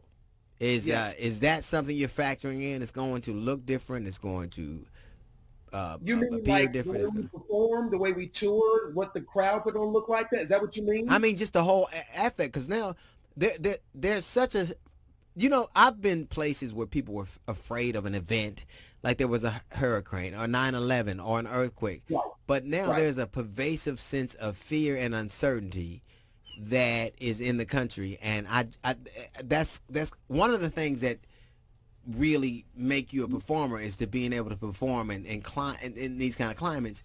And I don't know that we've ever seen anything like this. I'm gonna be honest with you. I think that we will eventually get back to where we were. It might take a little longer. Yeah. And they might separate the tables, and the crowds might not be as packed on top of each other as they are in the beginning. But we're gonna get. They need us. We are the relief to society. Look what's going on in our society right now. Every time something happens, the country goes through one thing, and comedians, our voice, our point of view on life is needed. So, I mean, for me, I'm trying to find a way to touch people through my social media, you know what I mean, and bring laughter and insight that way. But as far as touring is concerned, listen, if they come out and say, we're doing 10 tables in each room, everybody 30 feet apart. If they showing up, I'm coming. Yeah, that's the point. But I think that's what's going to happen. I think people are going to adapt. I think the thing that makes this so different and so scary is unlike a hurricane and unlike, you know, a tornado. Those are things that you can see and you can actually put a name on it. But this is something that you can't see. So it's almost like you are afraid of a monster that you don't know where it is or where it's moving. But I think like anything else, we adapt, we evolve, we learn to adapt to a new normal, if you will. I 100% agree. And this is another thing. See, I used to be a registered nurse before I did all of this stand-up. So one of the things you are the roughest looking nurse I've ever seen in my fucking life. Let me tell you something. If I woke up from a coma, I'd be like, that nigga did it. Get out of here. I can save your life, but I'm going to talk shit to you the whole time. You just don't seem like Florence Nightingale. I don't get it. Yeah. No, you know David Arnold's concerned about saving people. Yeah, that's it. No, you will get to a point. We will come out of this differently. You'll wash your hands. Maybe the meet and greets won't be what they used to be after the show. It's like, yeah, I'll take a picture with you, but you stand your ass over there and I'll stand right here. Like, I think things will be a little different, but I don't think that it won't go back to what we're used to, because what we do is needed. And society will be a little, maybe you start washing your hands. I don't mind the mask. I ain't gonna lie to you. I can walk around. Some of these faces, some of these mouths that ain't been to the dentist in years, some of that shit is needed. So I'm cool with it. I ain't gonna lie to you. But even if we're not even just talking about stand-up now. You're a writer too, and I would imagine you're gonna sell a sitcom, and I mean, just like even the way we're doing this right now, like this is no one's ever seen this before. Like that, some things aren't necessary are going to be obsolete. I'm in the middle of producing a television show for Nickelodeon for these two YouTubers, and we got shut down in the middle of doing it. But we're about to come back and do the writer's room virtually. And so you're right. Some people going to find out the way we did stuff is not necessarily the way we need to do things. But a writer's room is here's the thing. I think you need the synergy of the intimacy of a writer's room. Mm-hmm. I think that product will suffer because the ancillary there's nothing like being in a writer's room and being exhausted and shooting ideas of each other and ordering shitty food. Right. But that whole part of it is gonna be gone. Well, this is the deal. I think they will come back. Maybe they won't be on top of each other. Maybe they'll have to wear masks for a while. You know what I mean? But I agree. I'm working with John Beck and Ron Hart, Who did my TV show? Yeah. They talk about you all the time. Yeah. And they were writers' assistants, and I went, you motherfuckers is funny. I'm gonna make them niggas writers, and now they won't hire me to say they fucking life, sons of bitches.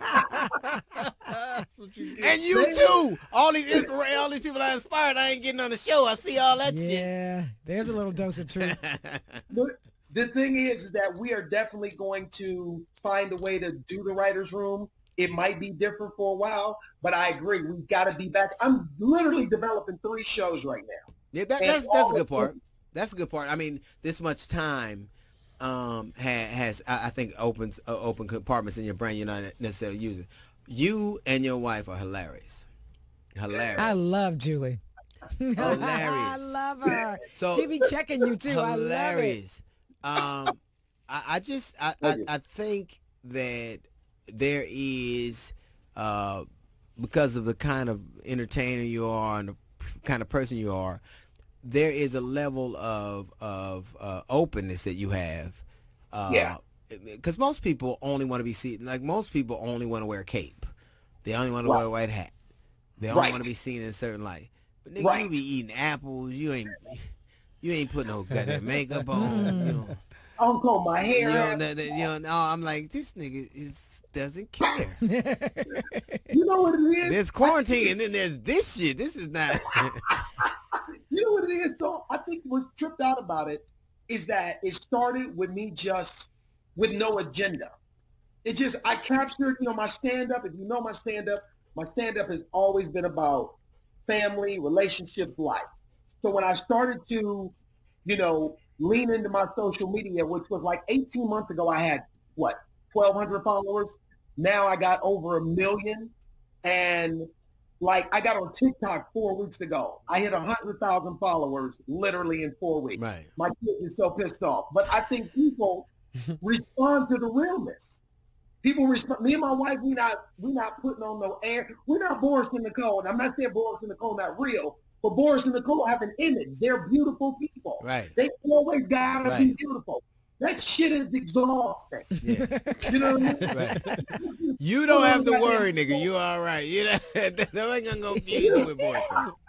But I do think people enjoy seeing the whole authenticity of you, and not just Julie, but your girls. And, you show, how I remember I saw an episode where one of the girls had pretended to have her phone plugged up downstairs because I guess there's a rule in the house you can't take the phone to the bed, and she had kind of jimmied it so it looked like it was her phone and it wasn't, and you got on. Like all of those things we like to see because we like to see daddies in action, and we really don't get an opportunity to see black fathers, in action like that with such love, but also funny.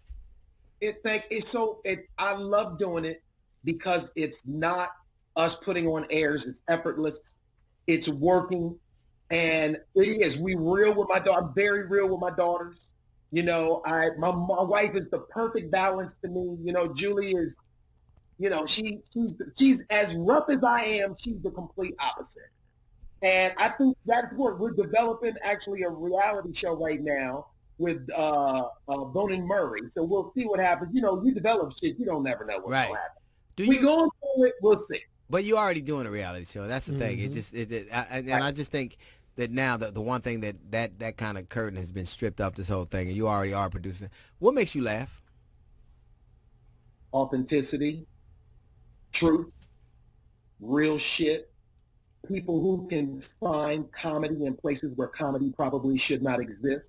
People who are not afraid to be transparent, people who are original, people who love what they do, and even if everybody is not laughing with them, they still find the humor in what they're doing, and that is what drives them. Those are the kind of things that make me laugh. I always say that comedy is selfish. It is a very selfish thing. Like I'm glad you're laughing. I'm glad you came, nigga, but I'll be doing this anyway. So I'm glad that it is a very selfish art form. Very selfish.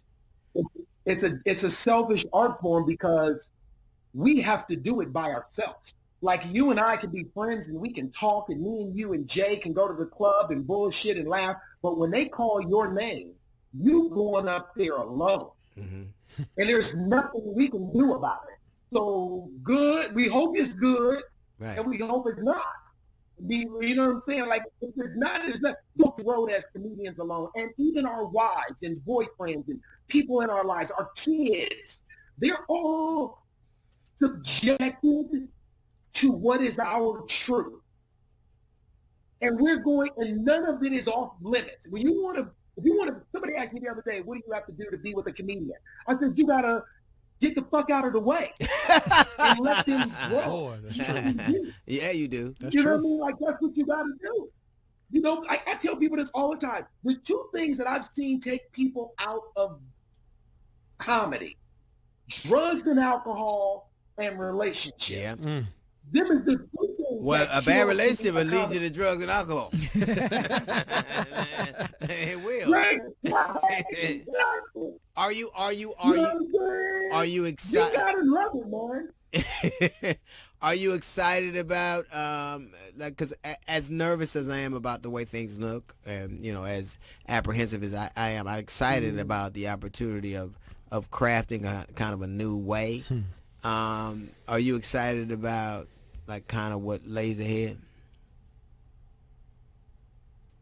I'm excited. I just got a deal to do another stand-up special. If you brag about one more deal you got, I'm gonna lose my fucking mind. I love it. Keep bragging. I got another deal. No, damn.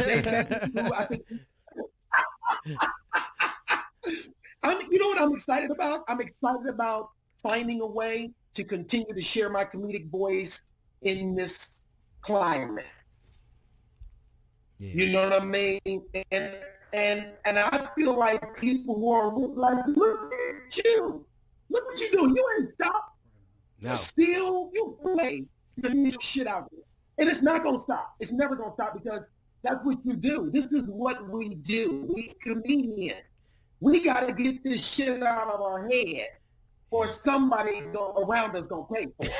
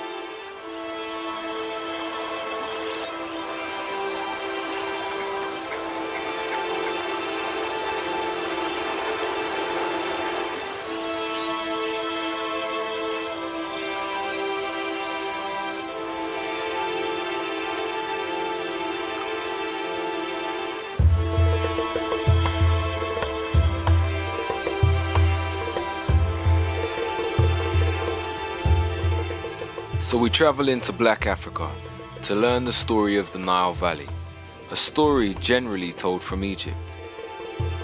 Today we're going to tell the story from a place that thrived before Egypt, alongside Egypt, and after Egypt. The lands to the south of Egypt, generally called Nubia, had 5 important golden ages. The first golden age, which was called Tarseti, some people call that, in translation, the land of the bow. This civilization was older than First Dynasty Egypt by about 200 years. They also domesticated animals here first and before Egypt, so pastoralism was very important. Depending on how far back, if you say 9,000 years ago, then you can say yes, it was probably more developed than Egypt. But starting from the 4th millennium BC, the center really is in Egypt and develops from there. Sudan was often ahead of Egypt in terms of developing technology because it had perhaps a smaller population. In Egypt, there's not much need for human economy. You don't need to save on human labour because every time the Nile flooded in midsummer, you had a huge reservoir of human labour as long as you were feeding them a living wage.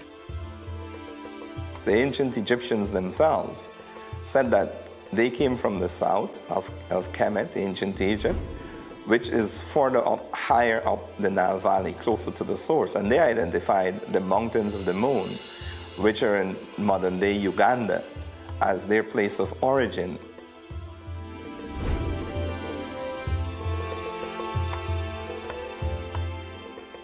Most historians now accept, even the European Eurocentric ones, that it is the movement of the peoples from the south to the north that gave birth to Kemet. However, what they fail to recognize that is not just the movement of these one set of Africans traveling from the south to the north, but also movements of other Africans coming from the west to the east. They met and collected together in what is now Kemet. That's why that civilization was so powerful, because it was a multicultural expression of the African experience. It was several sets of different Africans coming together in one place and creating a civilization.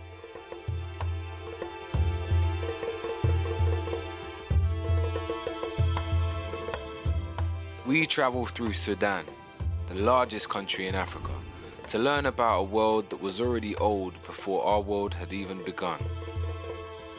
The ancient land once known as Tar Seti, Kerma, and Kush, home to the Nubians. This is a place where early Europeans came to study and learn from Africans, and to study from the oldest people in the world, Africans.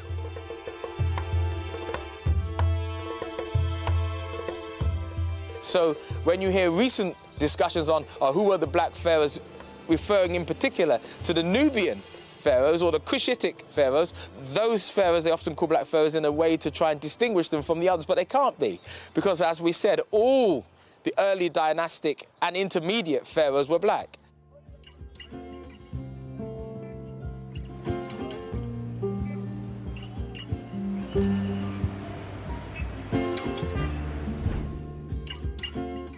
This is home to the world's oldest recorded religion, a place whose kingship and political system continued to bring harmony and prosperity to its people for over 3,000 years.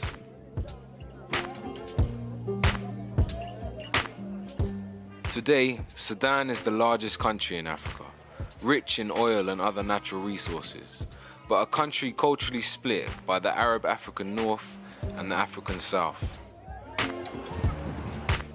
In recent times, this country has been greatly affected by civil wars and droughts. This is a place where the great Blue and White Nile meet to form the famous River Nile that runs through Egypt. This is an amazing land that predates Egypt, but for many is just another part of our world's hidden history. The question is, what happened? What was this ancient civilization about, and what left it in ruin? Why do we only know the story of the Nile Valley from Egypt? And why do we think that Egypt is somewhere separate from Africa? What do we still have and use today that was connected to this time period? We're going to peel back the pages of time and find out.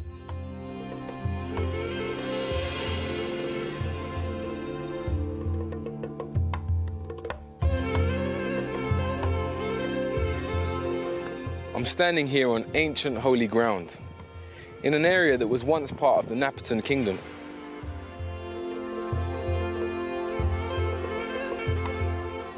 Today this place is known as Jebel Barku, which is an Arabic term that means holy mountain.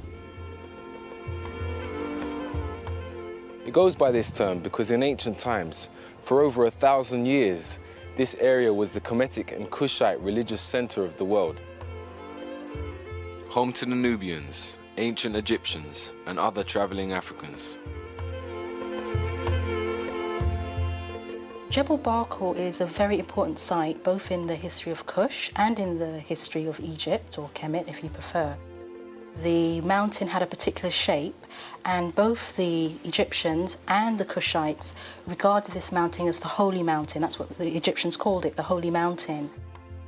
So at Jebel Barkal you have this great ritual religious complex which is set up in a monumental form that we see first when the ruler of Kemet conquers it, when Thutmose III is building his great temple there, and then it continues, and it's in that area that Napata is.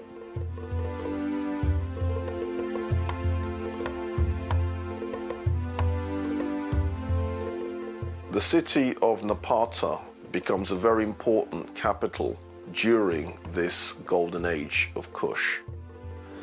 The site has a long history. We can trace it back to the 18th dynasty period of ancient Egypt, where the ancient Egyptians saw it as sacred to their deity Amen.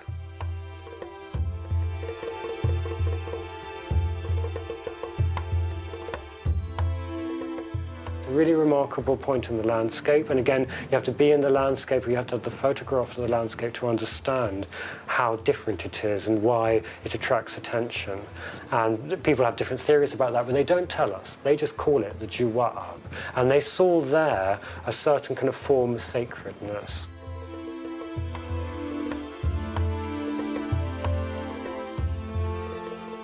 So the influence of the Sudanese Nubians in Egypt is quite clear, but on the other hand, the influence of the Egyptians themselves in traditions, in religion, is still people having different minds of is it originated from there, or is it been acquired or adopted as gods by the Nubians? So here at Jebel Barkal, in between Upper Kemet and Lower Nubia, we find much shared culture. And there's much debate around whether it started deep in Africa, at the heart of the Nile, and spread upwards, or if it started in the north of Africa, at the bottom of the Nile, and spread down into Africa. We must have in mind that these political borders were not there. But the boundaries were constantly shifting in any case, and there'd always been a lot of trade between these two separate states, if you like. When you talk about Lower and Upper Nubia, you're talking about a span of land where people have got blood relations, and they have got some sort of culturation and acculturation always happening there. There'd always been a very strong relationship, and to me, the more I look at the cultures from these two separate states, the more similar they actually become. And I think we need to try and move away from some of the images that we see that show Nubia in particular as a very different country. We know for a fact that, as I've said, there was a lot of trade between the two, and that also many of the people would move across the borders effectively over time. So there's always a very strong, close relationship, and at certain times, you know, they were the same thing. They were just one. It's like the relationship between America and England. England is the mother and father of America. The population of America are predominantly English American. The presidents of America are English American. Even though America is an expression of the European consciousness, the vast majority of people are European, the predominant power is the heritage that England has given it. The Americans acknowledge this. They trace their lineage, if they can, back to England and come back to here. The relationship is a special relationship of power. Though America has power on this earth, England is its mother and father and recognized as such. That is precisely the way that one should look at the relationship between Kemet and Nubia.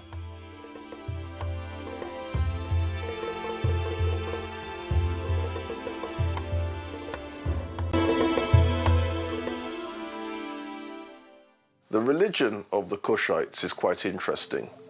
One of the important deities was Amen. Now, Amen is the pronunciation that the Hebrews give it, and some scholars agree to use that pronunciation. Amun is the pronunciation given to it by one of the old European scholars, Plutarch. In the language of Kemet, the word for hidden is Imen, or Amun is the way that we put it in English. And Amun is the name of God as creator, who is everywhere and hidden, combined with Ra'ah, who's the energy of the sun. That's the metaphor for the creator, so Amun Ra'ah. But Amun is the hidden part, very much like the Christian, Jewish, Muslim concept of God as everywhere and invisible. The sun, the symbol of the creator, was reborn every morning. It reached its highest position in the day at noon, where it was known as Re. Re represented the creator, God, the sustainer of life on high at its highest point. When the sun set in the west, it was known as Amen. Amen is a Kemetic word which means hidden or concealed.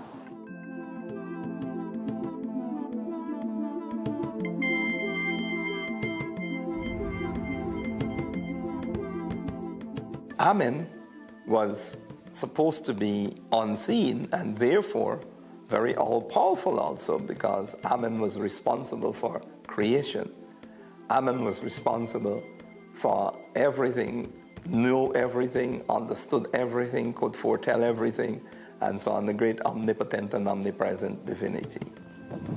At this religious center, one of the main temples that is still here to be seen today was a temple that was dedicated to Amun. The ram was a sign that was always associated to the worship of Amun. It has been claimed that during the time of these temples, it was the astrological age of the ram, what we know as Aries, and that's why the ram was represented. They all worshipped god Amun, who was the same god as in Egypt, the state god of the pharaohs, whose main temple was in fact in Napata.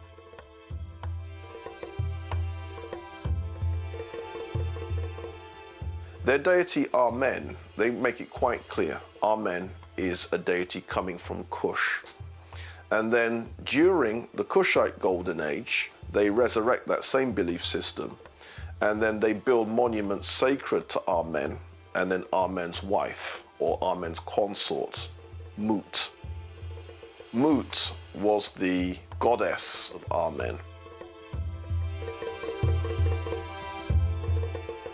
What's important here is that same site, the Egyptians had their belief that that's where Amen and Mut came from. So that becomes a very, very important center.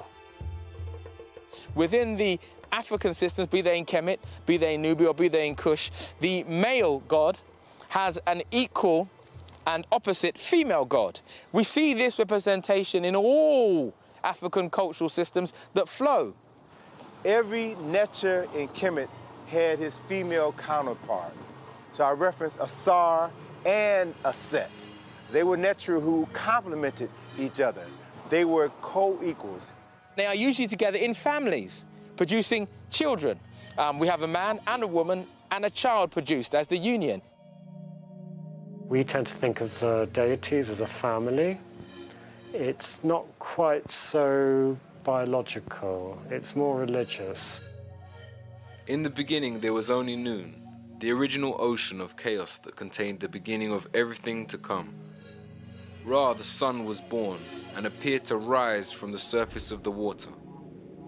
Ra then gave birth to two children, Shu, the god of air, and Tefnut, the goddess of moisture. Shu and Tefnut then had two more children, Nut, the goddess of sky, and Geb, the god of earth. And so with them the physical universe was created. From the union of Geb and Nut, 4 human children were born, and so the story of civilization began. The Egyptian creation story, in many respects, represents the development of a civilization and the growing of Egypt, I suppose. And it's coming out of something that's very simple and coming out of nature, and then is being developed by man and being developed also into obviously one of the greatest civilizations that there ever was. The spiritual world represented the physical world. So as it was in heaven, so as it was on earth. The Africans came together in Kemet to build a heaven on earth. So what you see is this combination of balance and harmony. The essence of what we find within traditional African society is an understanding of the totality of life that is literally matrilineal and is paired with the masculine energy in order to maintain its force and its operation throughout society. If you suppress the female, you suppress 50% of the power of the creator. It seems to be really important, and in many respects the sort of male and female seem to represent the two different forces coming together. And I suppose it's a bit like the unification of Upper and Lower Egypt in some respects. Because they understood that it wasn't just about gender. It was about the understanding of the energy and how it moves, how masculine energy moves and how feminine energy moves, and how to marry the two, which created balance, life. The idea was to create a land which was like the land that was up in the skies and beneath the earth. And in that sense, they saw that how they were arranged in families was also how the gods must also be arranged in families, and how the spiritual energies of the universe must also be arranged in families because they are arranged in families. Three of the most important Neteru in Kemet were Asar, Aset, and Heru. Or to give them the more usual names, Osiris, Isis, and Horus. These three deities originally came from Kush. These are very, very important triumvirate. Their stories are as much mythology as they are history. Now, according to Diodorus Siculus, who was one of the ancient Greek historians, Osiris was originally a community leader of very early Kush. He doesn't call him a king of Kush, but he makes it quite clear he was a leader. Asar is regarded as the founding father of Kemet. He unified the two lands. He established the first nation-state in the recorded history of humanity. He is said to have introduced writing, the writing which the ancient Kemites referred to as Medu Neter, or the writing of God when it was written, or the words of God when it was spoken. He is also said to have introduced agriculture and theology. Also decided to take civilization to certain parts of the Nile Valley, as well as to other parts of the world. Asar married a beautiful Nubian woman by the name of Aset, who was his co-regent, not his inferior, his co-regent. And when Asar decided that he was going to travel to other parts of Africa to share his technology with his brothers and sisters on the continent, he left his wife Aset to run their nation. And he was very successful, very admired, and this provoked the jealousy of his brother, Set. And Set then plotted to overthrow his brother Asar. Set, or Sete in ancient Egyptian, murdered his brother, dismembered his body into 14 pieces, and then scattered those 14 pieces throughout Kemet. When Aset learned of the murder and dismemberment of her husband, she fled for her life, and then she went searching for the missing parts of her husband's body. Aset found 13 of the 14 parts of Asar's body, and as she found each body part, she cleaned it, she anointed it with oils, and she laid all 13 parts out, and she literally remembered her husband, wrapped his entire body in bandages, and created the first mummy in the recorded history of humanity. As Aset was preparing to bury her husband, she grieved because she was about to bury the man that she loved. She grieved because she was still a virgin. They had never consummated their marriage, and thus she would never bear children by the man that she loved. And according to the story written on many papyri in Kemet, carved on several temples in Kemet, the spirit of Asar came and impregnated his virgin wife, Aset. And then 9 months later, the virgin Aset gave birth to their son, Heru. Now, in the case of Isis, or Set, she is the original Virgin Mother, and she is seen suckling Horus. He is shown as a child suckling his mother, and he's wearing the pharaonic headdress, making it clear that he was born a king. Haru is the son of Osiris, and he's the embodiment of order. He has to take over the kingship, and he has to do that through a struggle. So Heru was born, the son of a virgin. He was born with a specific purpose in life. That was to restore his father's kingdom, to do battle with his uncle Set and reclaim his father's throne. Heru would then take up his father's struggle, in a way, against his uncle Seth. One of those classic battles, not so much between good and evil, it's more a battle between order and anarchy. And Heru eventually triumphs over Seth. At that moment, Heru was miraculously transformed into a falcon. He flew into heaven to meet with his father Asar, told Asar of his victory over Set. His father blessed him, and Heru then returned to Kemet as the legitimate heir to the throne.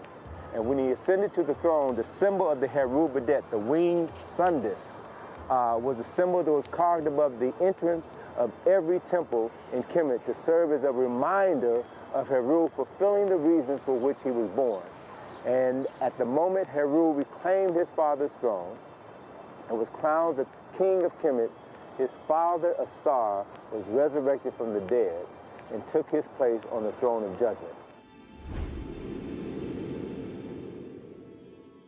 According to Plutarch, what he says about Osiris is that Osiris was associated with the moon, and the moon has its lunar cycle and then disappears at the end of the lunar month, and then 3 days later is then reborn, and this is then the resurrection of Osiris after being dead for 3 days. So Osiris is then the god of death and resurrection. And Seth, or Zetesh, is never thrown away. He's an important part of the whole series of gods. He's not the annihilating factor. Set was not purely evil. Set represented the forces of discordance. Zetesh still has to be there. If you take him away, you're taking away part of reality. But he shouldn't be king. So that balance between Hor and Zetesh is one where Hor, Heru, is meant to be very much on top and ruling. And our ancestors were very inclusive. And they knew for certain that, as I said, there was a little bit of good in the worst of us and a little good of bad in the best of us. And they represented that in this way. So the reigning ruler in Kemet, and this is taken over to an extent in Kush, the reigning king is Horus because he's managed to take over and rule.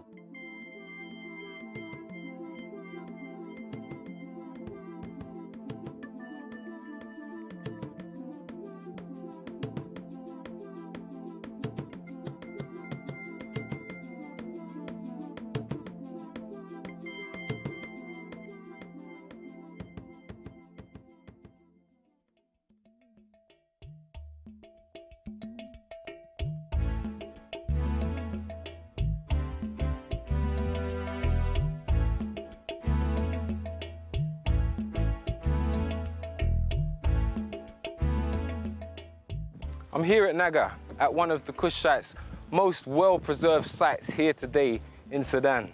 Temples were really important, both in Kemet and in Kush. When you begin to look at the development of temples, the temples that we find in Nubia, the temples that we find in Egypt, the temples were universities. In many respects, they were kind of mini universities. So you have your Egyptian elite living in the temples.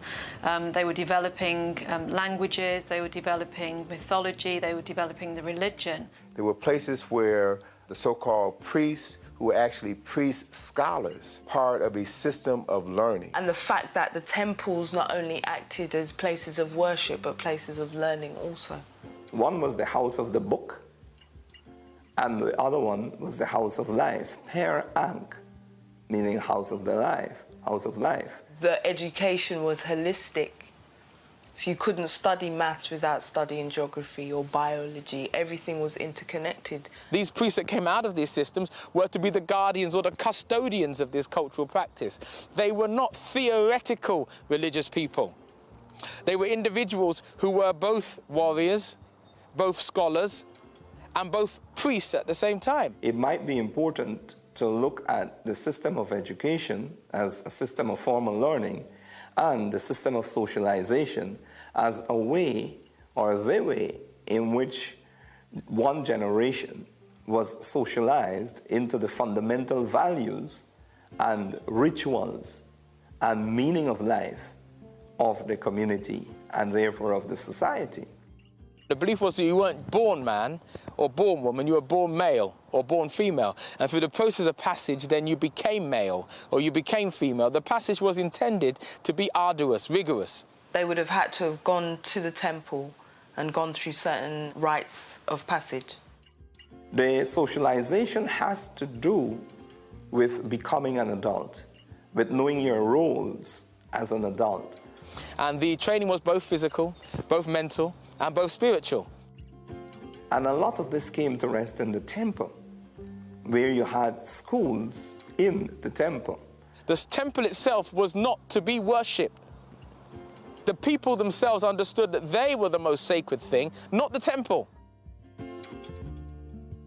All the professions were premised upon somebody having completed what is called scribal training. To become a scribe was really to achieve the platform from which other careers took off. What I also find very interesting and very attractive about the Kushite civilization was that, unlike in Egypt, where it was only the educated classes and the priesthood and so on who could read and write, in Kush they achieved a high level of literacy. That meant that humble people could actually read and write and were encouraged to do so. In actual fact, I don't think there's any modern equivalent to one of these temples. They were both centres of scholarship, but they were also the centres of religion.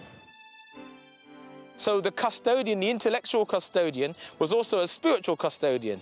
Was also the warrior custodian. In times of war, it was they that pulled up their cloth and went to war. It was also they that kept the spirit of that nation alive. It was also they who kept the intellect of that nation alive in books and study. So there was no separation. Kemetian philosophy is so monotheistic. All of it was part of the one science, which is life. This science was not separate from religion. So the science and the religion were combined together. And it's that understanding that everything is interconnected, which is the spirituality. Everything in the cosmos, in the universe, is related to everything else. We're all interconnected. There is an understanding that there is one central energy source, but with different aspects. The aspects are represented by how we call in the Western world gods. But there is never a thinking that there isn't one monotheistic central source or power. There is the understanding, whether you're in Kemet, whether you're in Nubia or in Kush or in any of these kingdoms in the Nile Valley or any of the African kingdoms that follow subsequently, that there is one central source or energy from which everything comes from.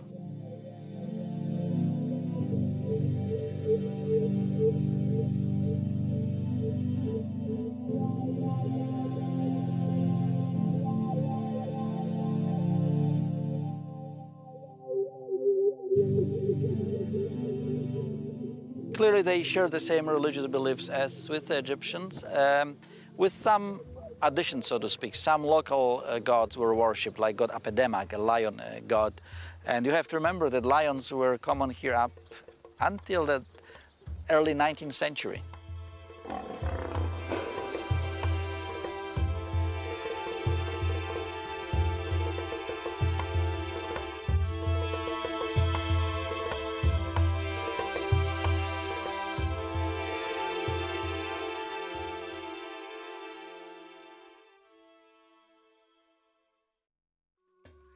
These historical sites found here in Africa are all that's left of the Nubian and Kushite cultures of people who lived all along the Nile Valley. These ruins are evidence of some of the world's earliest highly developed civilized cultures. These people had an understanding of astrology, medicine, philosophy. They had mapped out the world. They had circumnavigated and understood the planet that they lived on. We find that the people of the Nile Valley were responsible for developing the first calendar of 365.25 days. Now, because of the tropical or semi-tropical condition in the Nile Valley, there were clear nights and people could see the stars and the other heavenly bodies. And it is very clear that humanity began to notice patterns. Think about this. How long would it take, for example, for us to understand the movement of the moon? The The moon travels around the Earth every 27.322 days. Because of this, the ancients based their month around a 30-day cycle. How long will it take for us to work out that the Earth goes around the sun once in every 365.25 days? The calendar was utilized as late as 4,230 BCE. Now, in order to come to that definitive understanding of how long it takes the Earth to rotate on its orbit around the sun, you have to be able to make celestial observations for at least 1,000 years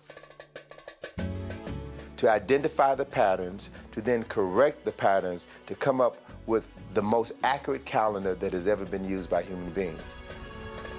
The ancients of the Nile Valley based their year and months around the natural cycles of the universe. Each of their months was connected to an astrological sign, like our zodiac, and so their yearly calendar became a map of the Earth's human, earthly, and heavenly cycles.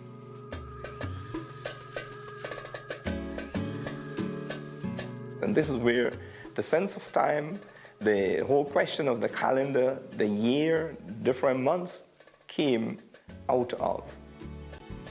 So you had groups of people who had time on their hand to observe their environment and then to produce great works that recorded their observations. So you had astronomers. In terms of astrology, that was always, again, very important to the ancient Egyptians. And when people were born, they would actually have their charts drawn up. We see water irrigation, we see aqueducts, we see underground heating, swimming pools, we see heated swimming pools. We had people who studied rocks and minerals, geology. These very brightly polished ones, that's again a classic Sudanese.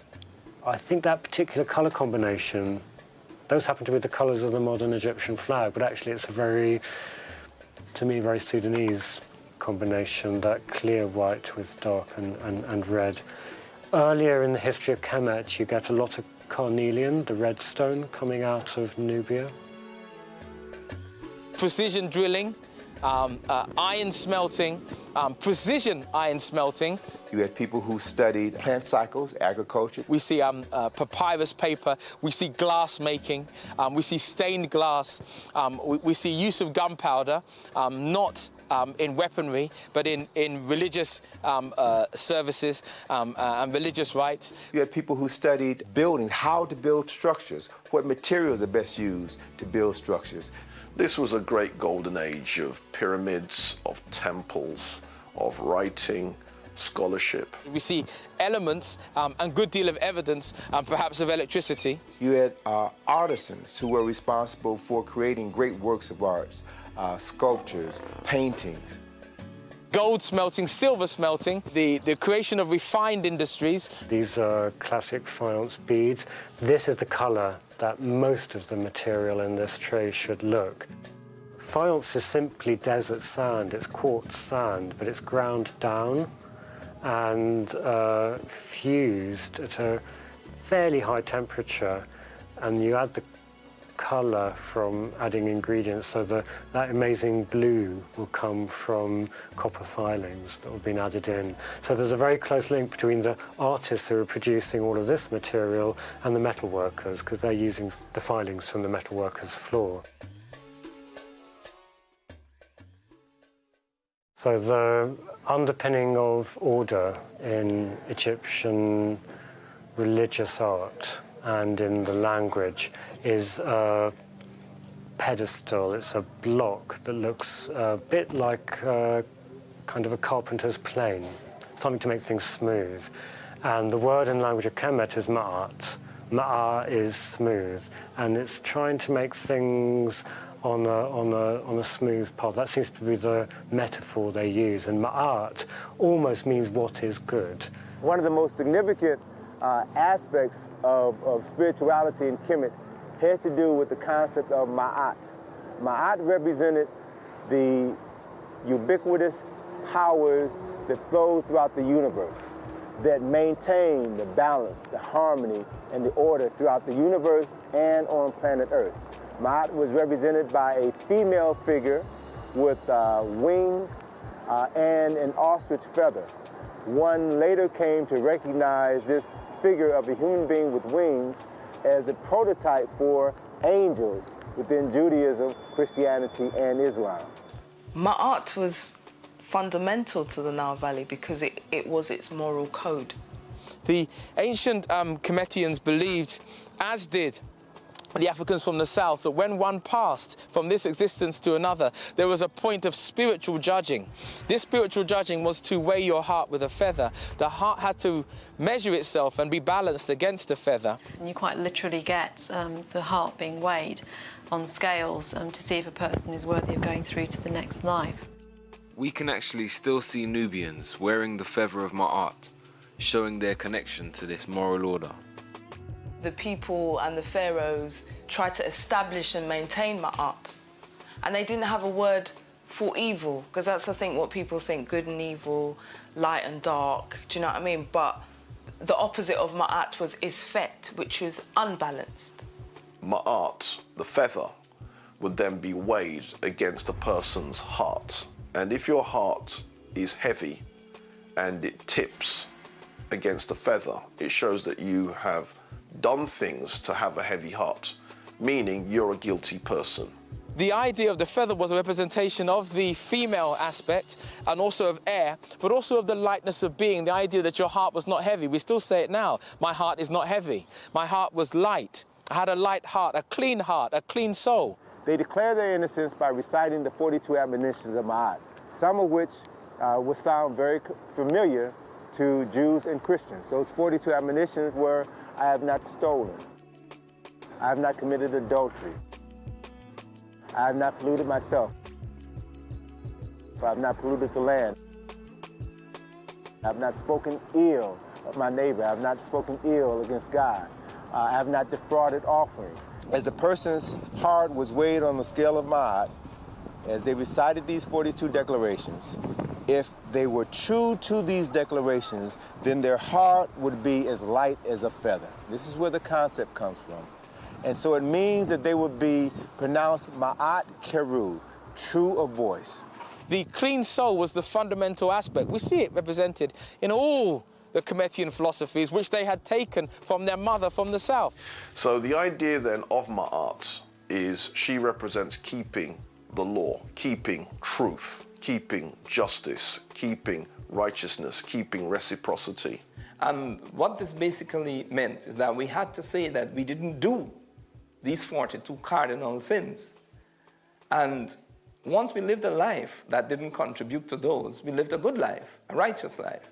This event was recorded in the Book of Judgment by Jehuti, and then in the next scene of this very important document, of which thousands and thousands were produced, because every person who died wanted to have this document to help them be able to recall these 42 admonitions. One of the very last panels shows Heru, the son of Asar, leading the vindicated soul of this person to his father. And it brings to mind the passage in the Bible, I think it's John.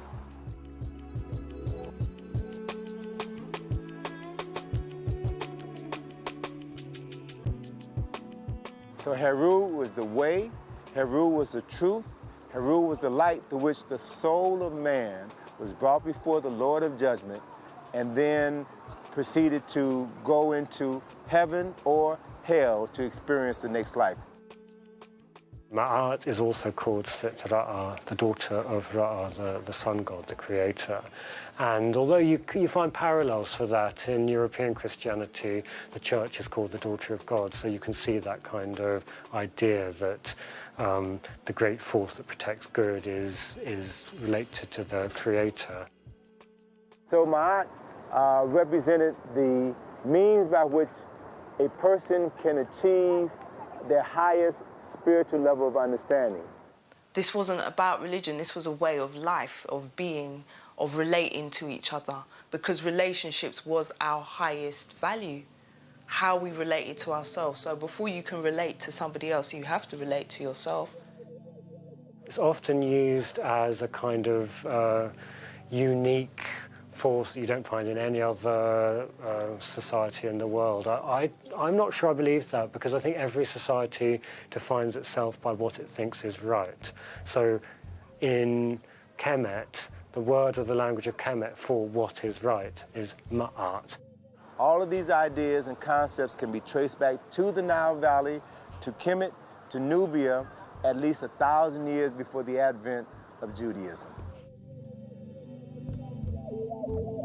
Talking about the importance of spirituality and of spirituality itself, not only to Kemet, Kush, and other places in the Nile Valley, but to all African society that remain African, even unto today. And I think it's important for us to understand that to be African is to be a spiritual being, because our ancestors recognized being spiritual as the fundamental of human existence. From the start, whether we look at the Nile Valley during the Tarseti, Kemetan, or Kushite period, we see a unifying system of understanding that gave the people their moral core. An understanding that may have changed slightly from generation to generation, but a knowledge of a divine force greater than themselves continued to be at the center of their civilization.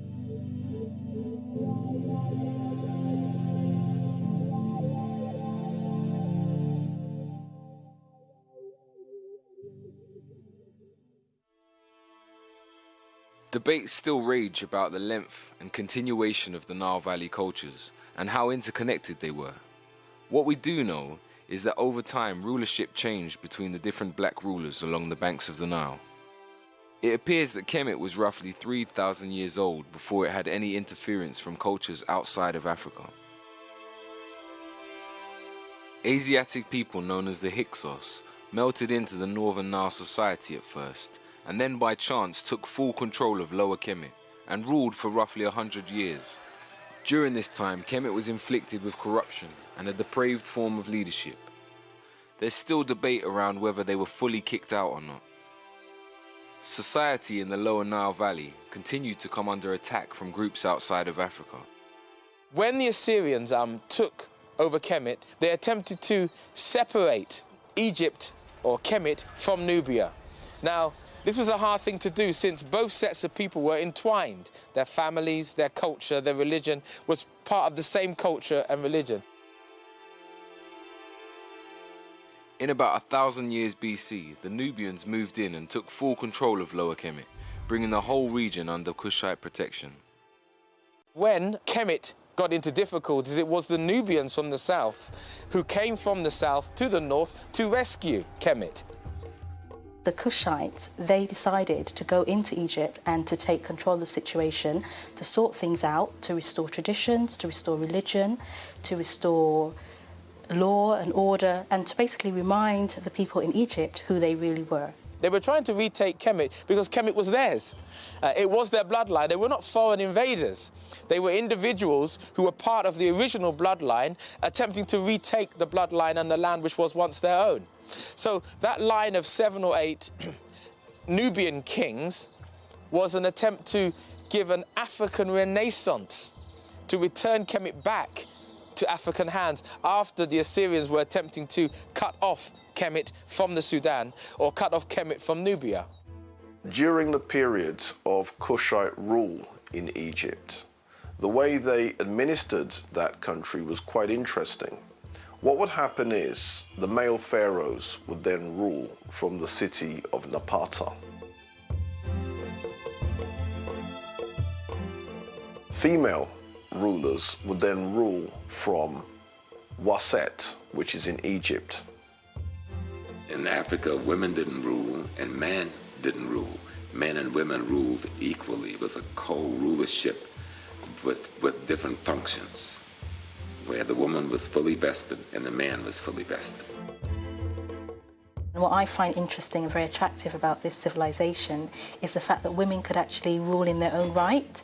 So they didn't have to be, rulers because they were waiting for a boy king to grow up, or they weren't ruling behind the scenes while, the guy was the king and he was the official ruler.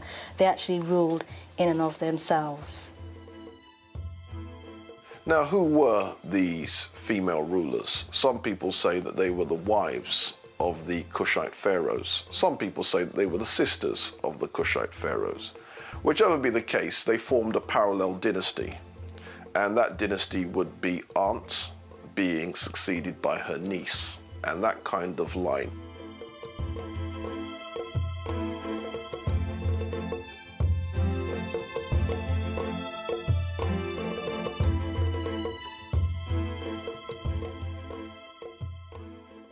Iron, the center of that industry, was of course Meroe. Meroe is already a city, a royal city, when the capital is further north at Napata. The royal city of Meroe is very important to our understanding of the achievements of the Kushites because it was actually a planned city. It was planned, it had a water sanctuary, which are known as the baths, it had temples, and it also had spacious homes on the scale of aristocrats. Today at this ancient site of Meroe, we can see the most amazing arrangement of pyramids.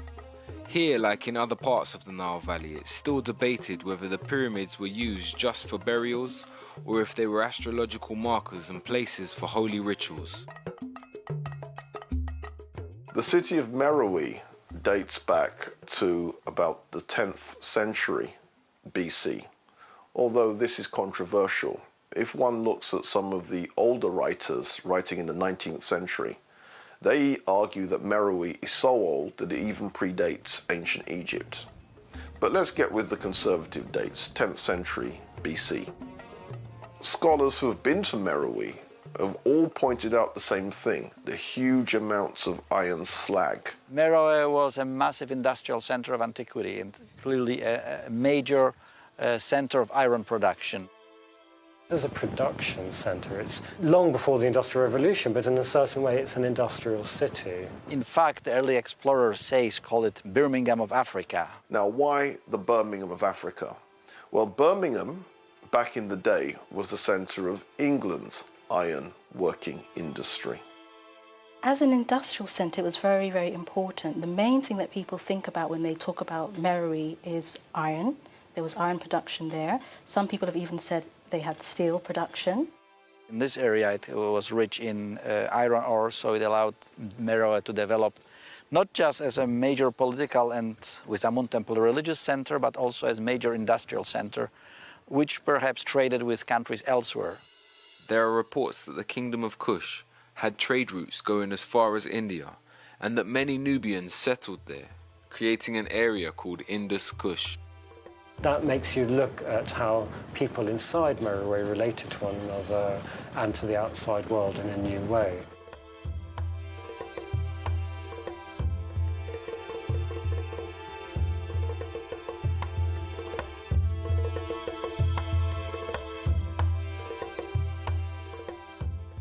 Meroe has a whole series of pyramids in a very good state of preservation.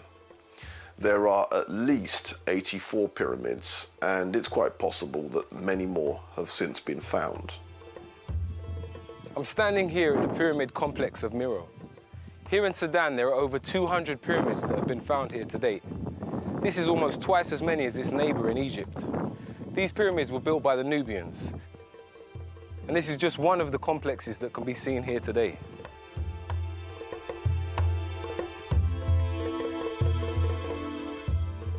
Gold and iron were two most important trading products in Kush.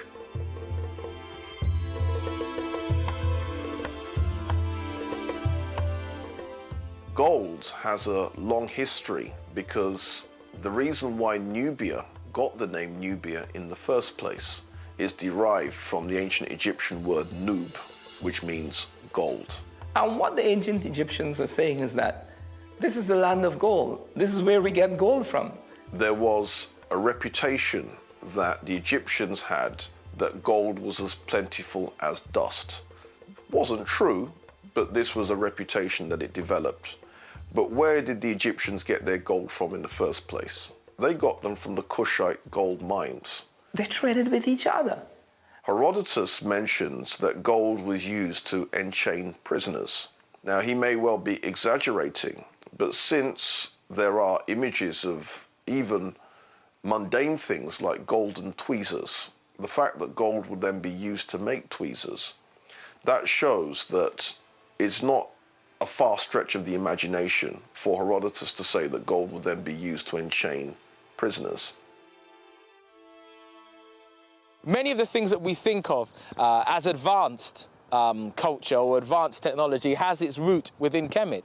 We know that pottery was first used in Sudan rather than in Egypt. The Kushites throughout their whole history were always very good at making pottery. They were very artistic, and their pottery is some of the best in the ancient world. That was also manufactured at Meroe. This is the great glory of Meroe, the pottery. Much of this has been conserved and restored. What's extraordinary is how thin they're able to make this pottery and how they choose every tradition open to them. What's amazing here is this pottery is over 2,500 years old, and much of it is still usable today. This is much more an Egyptian form. That's a little baby feeding cup. That's just the mud of the Nile.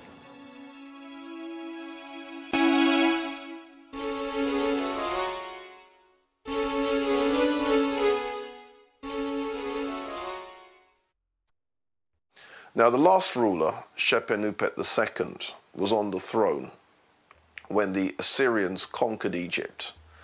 They made their conquest in 663 BC. When the last of the Nubian kings, Tawentameni, fought his last conflict with Ashurbanipal, who was the Assyrian king in 664 BCE, we see Kemet being split from the African world, or an attempt to split Kemet from the African world.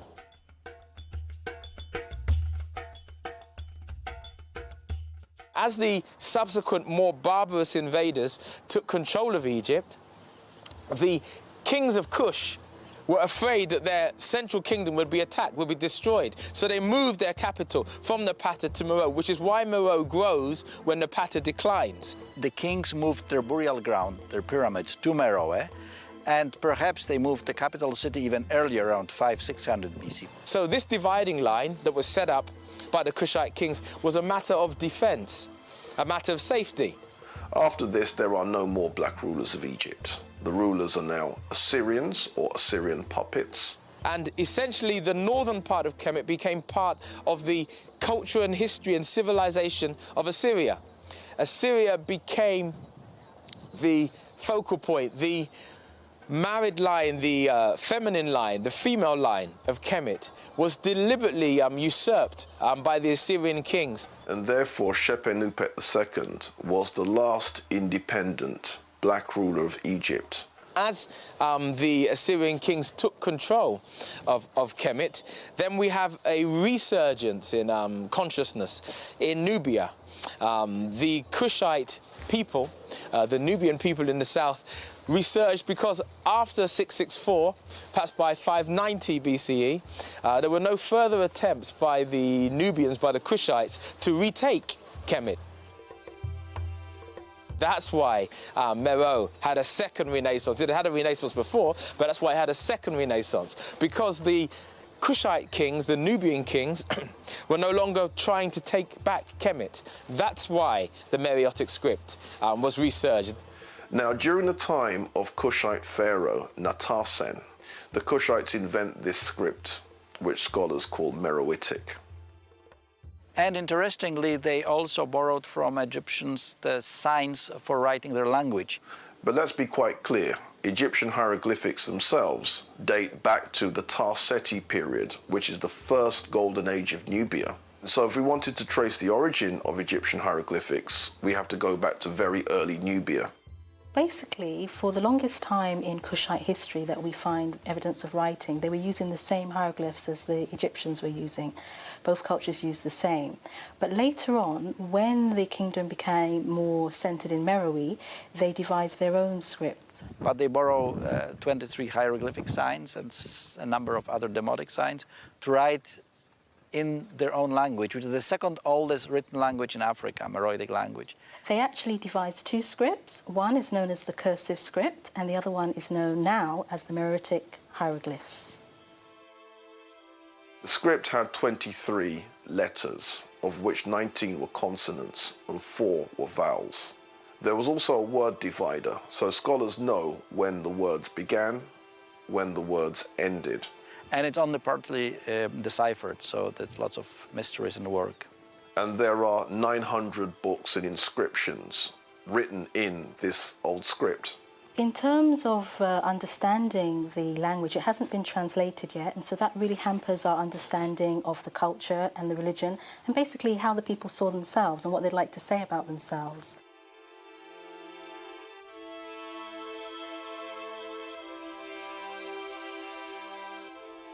There are a couple of people who are trying to decipher the language, and one of the ways that they wanted to do it was to speak to people who today speak what may have been a related language. Time is running out because a lot of the languages of Africa are not spoken by more than literally sometimes a dozen people.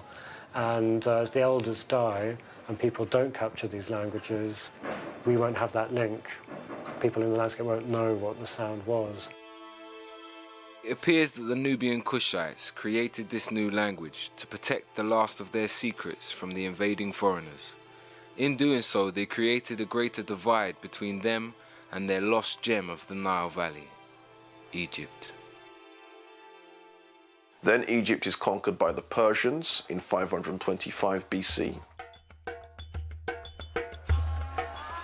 The Persian kings, like Cambyses, a ruthless and genocidal ruler who took over Persian rulership and then took over rulership in Kemet. This Cambyses attempted to invade Nubia and failed. His army died in the Nubian desert. That which was left was destroyed by the Nubian bows. If you don't know, then you should know that the Nubians were famous for having the longbow. Even before the 14th century Englishman said he created the longbow. I don't know how he came out with creating the English longbow. The longbow was the famous weapon of choice for the Nubian, the Kushite warriors. Then it's conquered by the Greeks in 332 BC.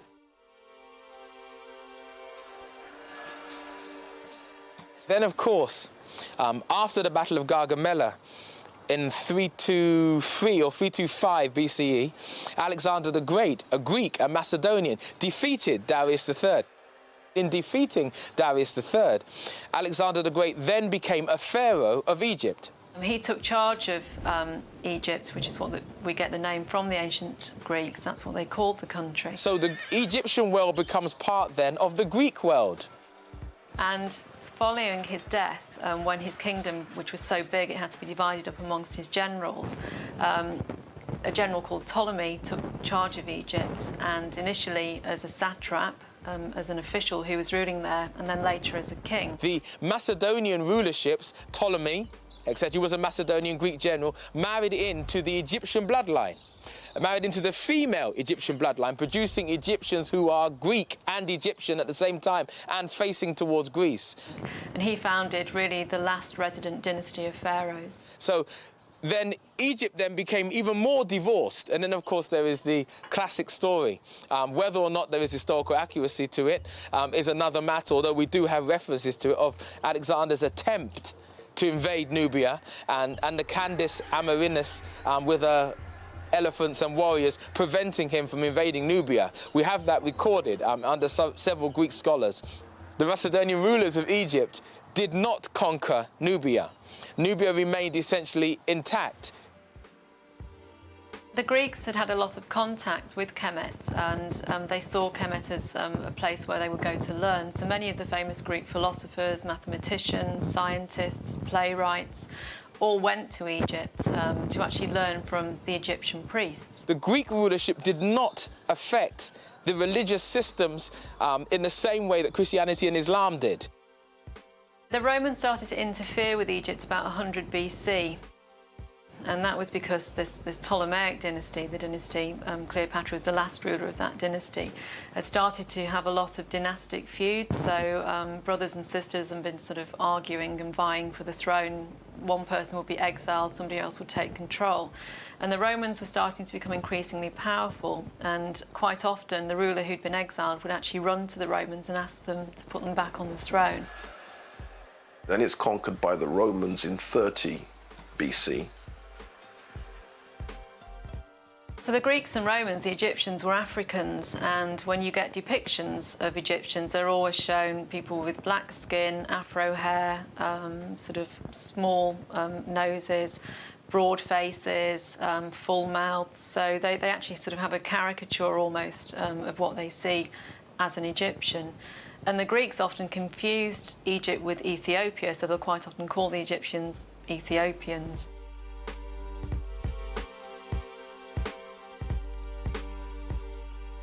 So obviously somebody with a dark face. And when they showed Ethiopians, they showed them in exactly the same way that they showed Egyptians as Africans. So there was no question at all that Egypt was an African country.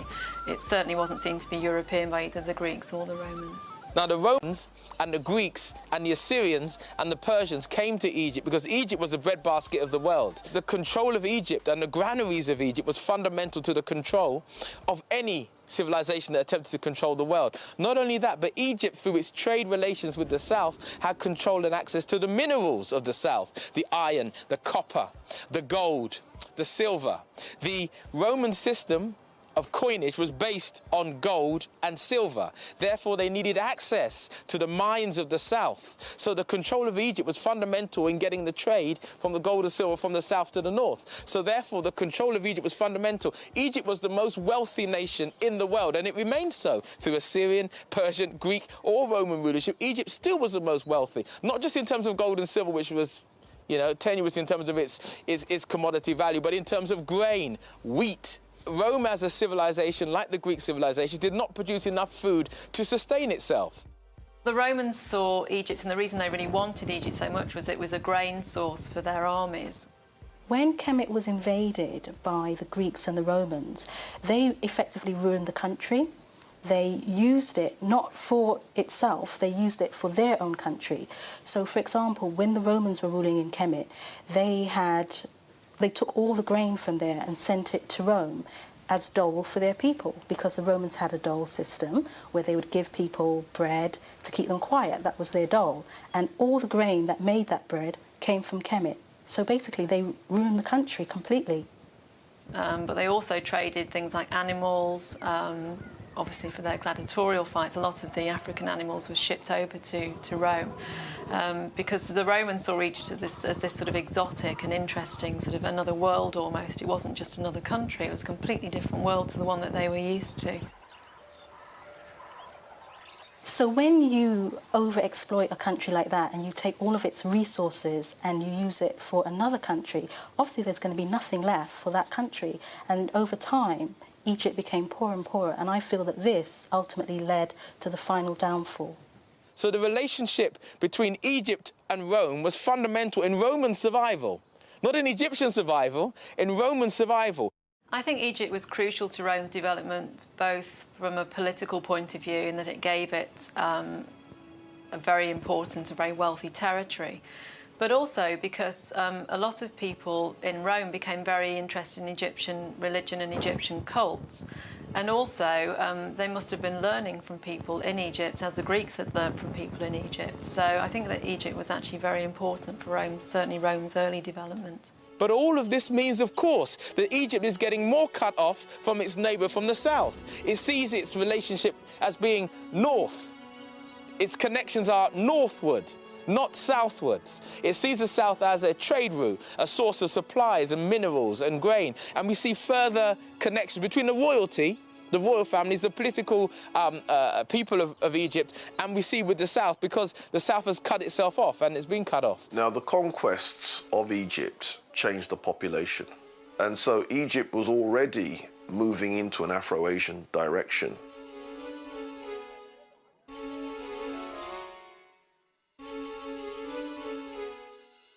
The calendar was actually adopted by the Romans. They decided to adopt the Egyptian calendar, so we've actually taken that from obviously the Romans, then spreading throughout Europe. So actually Rome's quite a key and important player in us today learning about ancient Egypt, because it adopted so many different parts of its knowledge and culture and was very, very keen to promote it.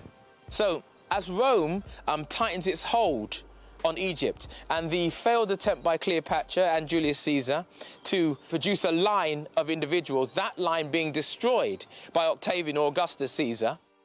And at that point, finally, Egypt loses its last resident ruler, Cleopatra. The line of pharaohs abolished. It's at that point that we have the end of dynastic Egypt under Roman rulership.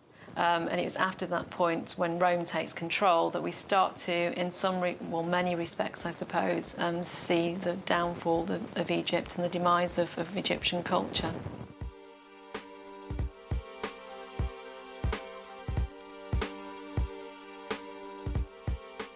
Meanwhile, in Kush, the pharaonic culture continues. One of the great things about the Sudanese Meroitic Kingdom, they're one of these kingdoms that keep the Romans out. It's one of the kingdoms that the Roman Empire tried to conquer and failed to conquer. I think also the further south that the Romans went, obviously, the further away they're going from the Mediterranean and from Europe, and so arguably the more difficult that would become for them.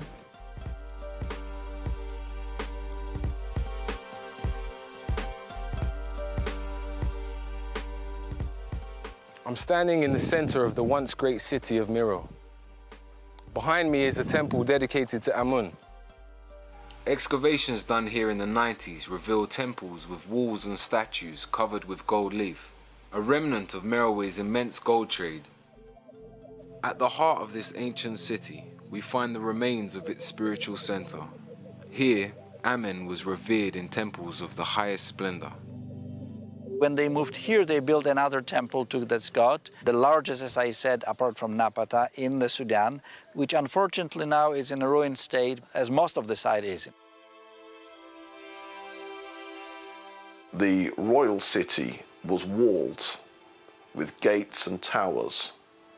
And one of the old sources makes it clear that the population of Meroe supported at least 200,000 soldiers and 4,000 artisans.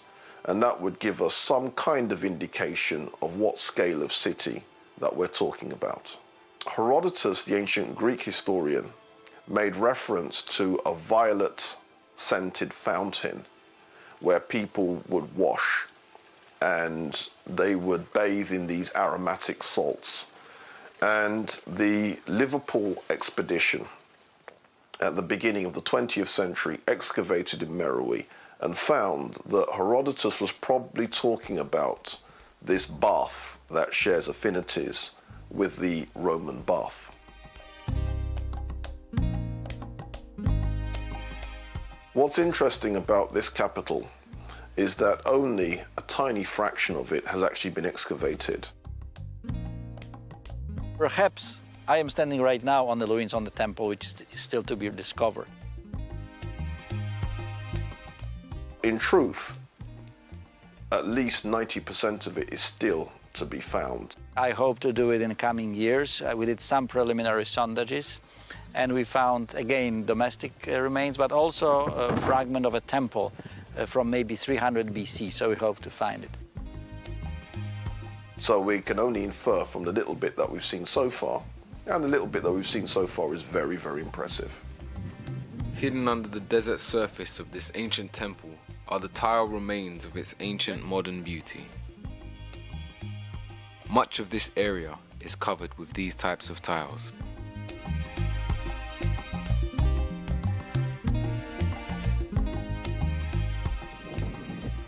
The modern day neglect of these temples is only equaled by the invading nations that came in and replaced religions and took over the land of these areas. The Nubian and Kushite culture began to slowly decline as the invading nations took control of the surrounding areas. As Rome became Christian, it began to spread its New World religion throughout its empire, taking religious control of the Nile Valley. For the essential part, Kush remained essentially unchristianized. However, on the eastern side of Sudan, in a place called Aksum, they created a Coptic religious system. This Coptic religious system, though essentially African, had a different philosophical base to it than that which had been there present, and a different thinking process to that which had been there present. The last of the Kushite pyramids is around 300 and something AD. And so it would seem that the last burials of the Kushites coincides with the punishing of the Red and the Black Noba by Emperor Ezana of Aksum. This Aksumite kingdom was the kingdom that in 320 AD, CE, was the kingdom that eventually conquered Kush. The end of Kush brought the end of roughly 5,000 years of royal culture in the Nubian lands of the Nile Valley. So as we look back over this ancient world, we can say that the ancient Africans of the Nile Valley had a civilization that lasted longer than the society we are part of today. At its peak, it had reached a great level of spiritual, social, economic, and structural development. This was a civilization of religion, astrology, medicine, philosophy, architecture, art, engineering, mathematics, and much of what was passed down to us from the Greeks and Romans actually came from the legacy of the Africans of the Nile Valley.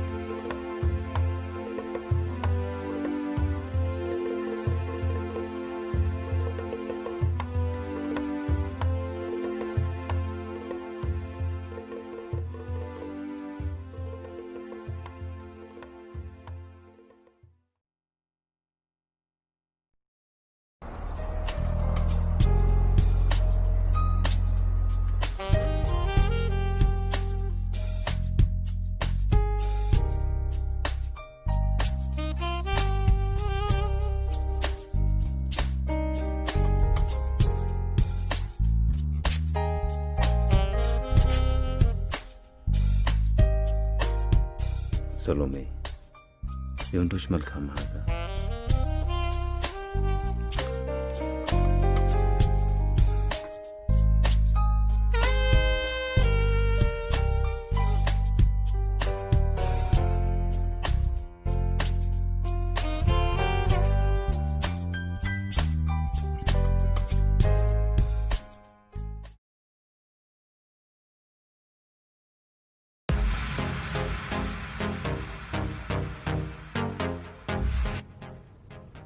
Hello, I'm Salome. Welcome to Salome Styles. I'm your host and producer, and we'll be bringing you the latest in fashion and the designers who create them. Let's start on the runway.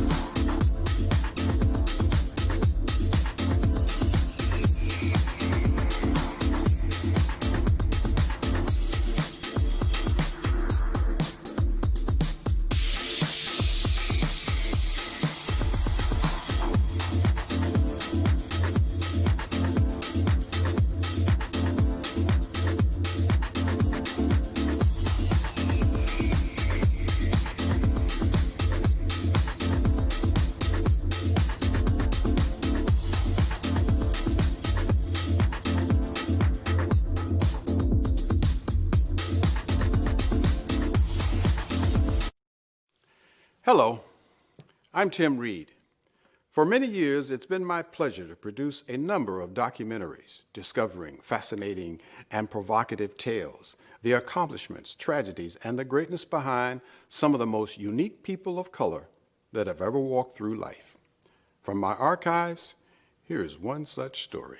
In 1927, Dewey Brown gained membership into the PGA of America, becoming the first black to do so. So Dewey Brown, for 7 years, performed all the duties of a PGA club professional. He gave lessons, organized tournaments, then very suspiciously, in 1934, his membership in the PGA of America was revoked.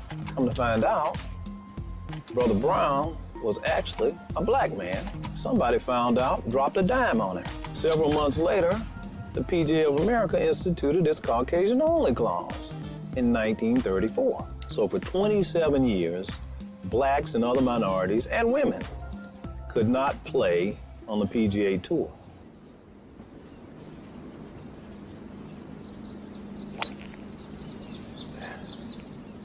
Hello, I'm Tim Reed. Since the debut of Jackie Robinson with the Brooklyn Dodgers, the African-American community has gained great acclaim in the world of mainstream sports. In addition to becoming leaders in baseball, basketball, football, and tennis, a small number of African-Americans have ventured into a sport that many had fought to keep exclusive, the world of professional golf. Over the course of this program, we will uncover a legacy that has been mostly unknown and rarely told, as we present part one of Rainbow on the Green.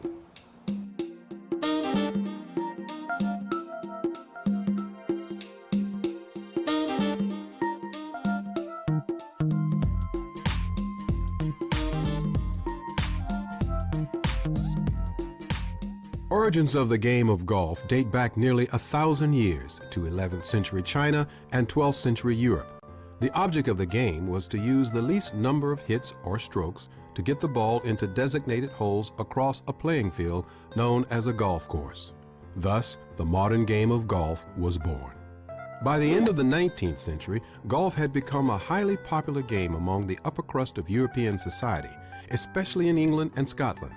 As the popularity of golf reached the United States, international competition between Europeans and Americans led to a major historic moment at the second United States Open tournament at Shinnecock Hills Golf Course in Long Island, New York on July 18, 1896. John Shippen was a 16-year-old caddy. He and a fellow caddy, a Shinnecock Indian named Oscar Bunn, became proficient as players. So the second U.S. Open came to Shinnecock Hill Country Club, and the members wanted them to compete in the championship. They were the best players at the club. So you had these Europeans, mostly Scots, Brits, Irishmen. They raised so much hell at the thought of these minority players, these young caddies, playing in the tournament that they threatened to withdraw. The head of the United States Golf Association was a man named Theodore Havermeyer. Mr. Havermeyer told them, withdraw. The tournament is going on if only 2 players compete in it.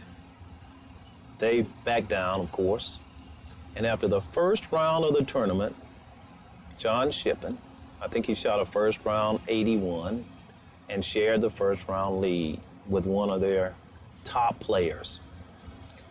Of course, the second round, he finished tied for 4th or 5th in the event overall.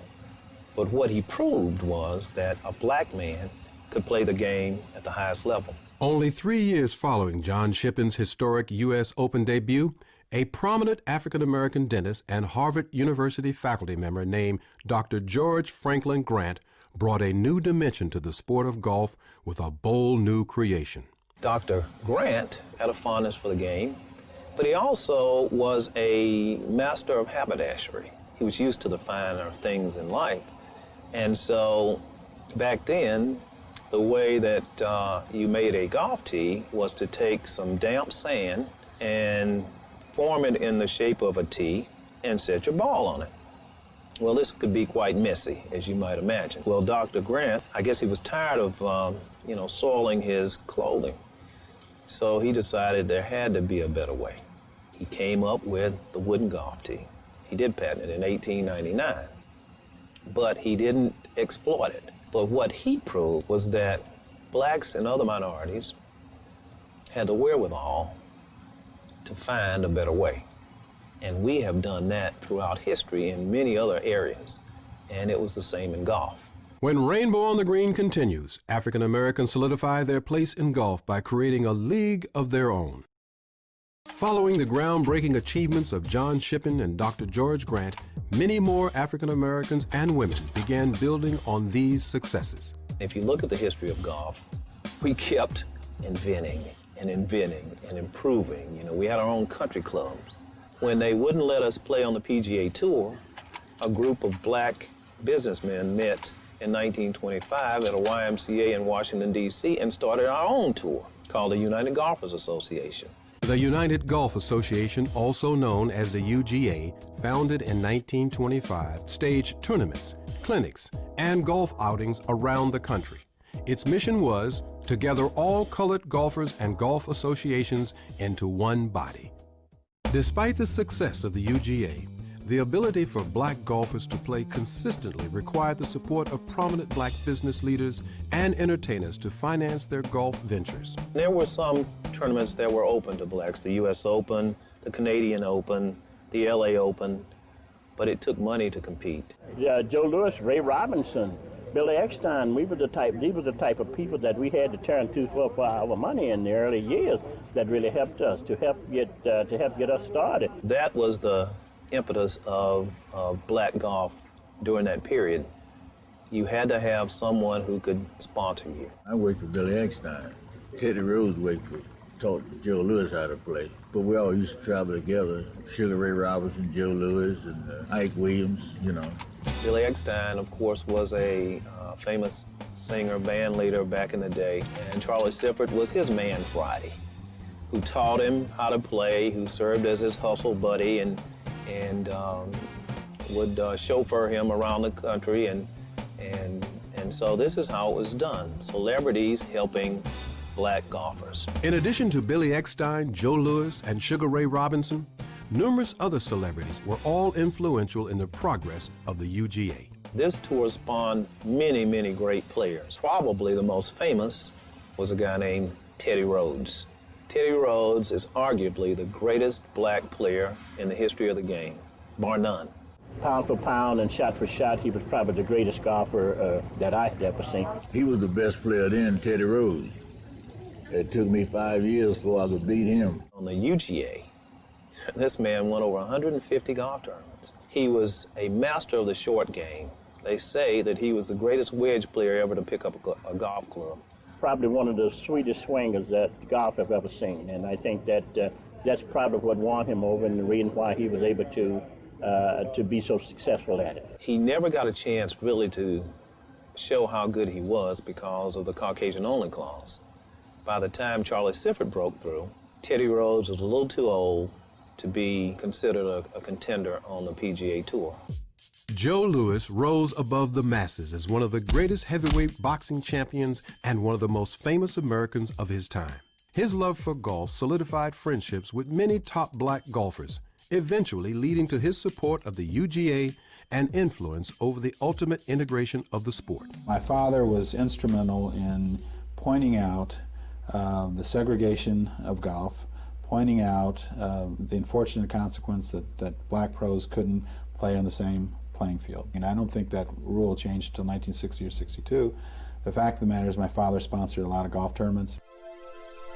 In 1952, my father was invited to play in the San Diego Open.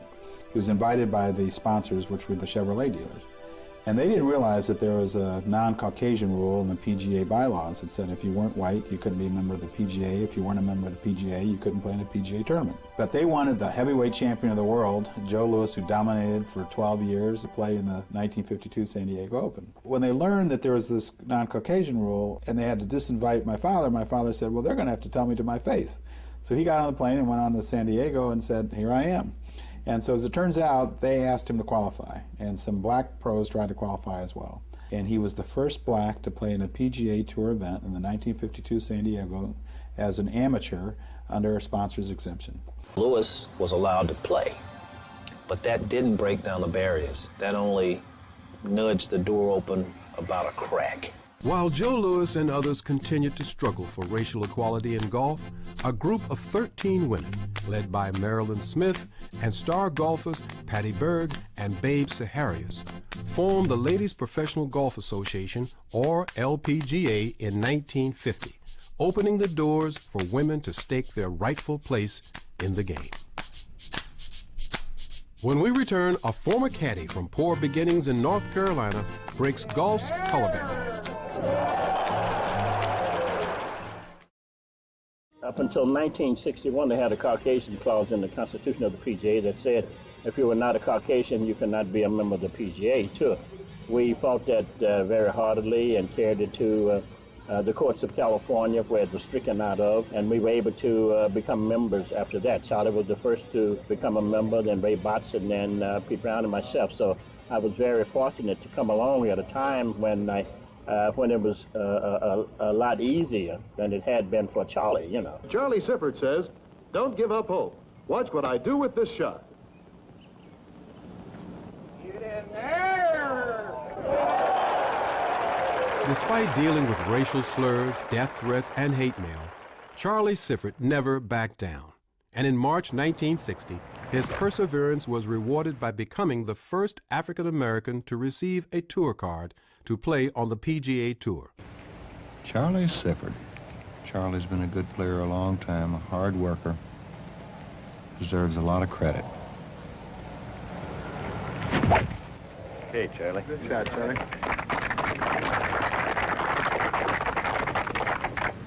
Center of the fairway. Sifford, starting the tour as a 37-year-old rookie, would go on to win 2 PGA events and amass more than $340,000 in earnings during his PGA career. He garnered another $1 million on the senior PGA Tour. Charlie Sifford here with a wedge and lofts it up right at the flag. This should be very good. It's going to be right at the hole. Could be very close. Beautiful shot. Almost a stiff one there by Charlie Sifford. Charlie's accomplishments as both a tour professional and an ambassador for minorities of all colors who followed him onto the tour led him to golf's ultimate prize, induction into the World Golf Hall of Fame in 2004. The World Golf Hall of Fame, as you probably heard called a number of times, is golf's highest honor. To have someone who literally blazed the way in golf, you only have one of those. Charlie, had he played in his 20s, he might have won 40, 50 tournaments. We don't know really how great he would have been in terms of a player and number of victories, number of major championships he could have won, but we certainly know a lot about the caliber of the person that he is. Beautiful putt by Charlie. Fine putt. You're going to have to forgive me because this is touching. A little old caddy boy from Charlotte, North Carolina. Come from a very poor family. Out there running up and down the road behind this little white ball and getting inducted into the greatest hall, the World Hall of Fame. How about it? I started out in this game, I wanted to do 5 things. I wanted to win a golf tournament. I wanted to play in the National Open.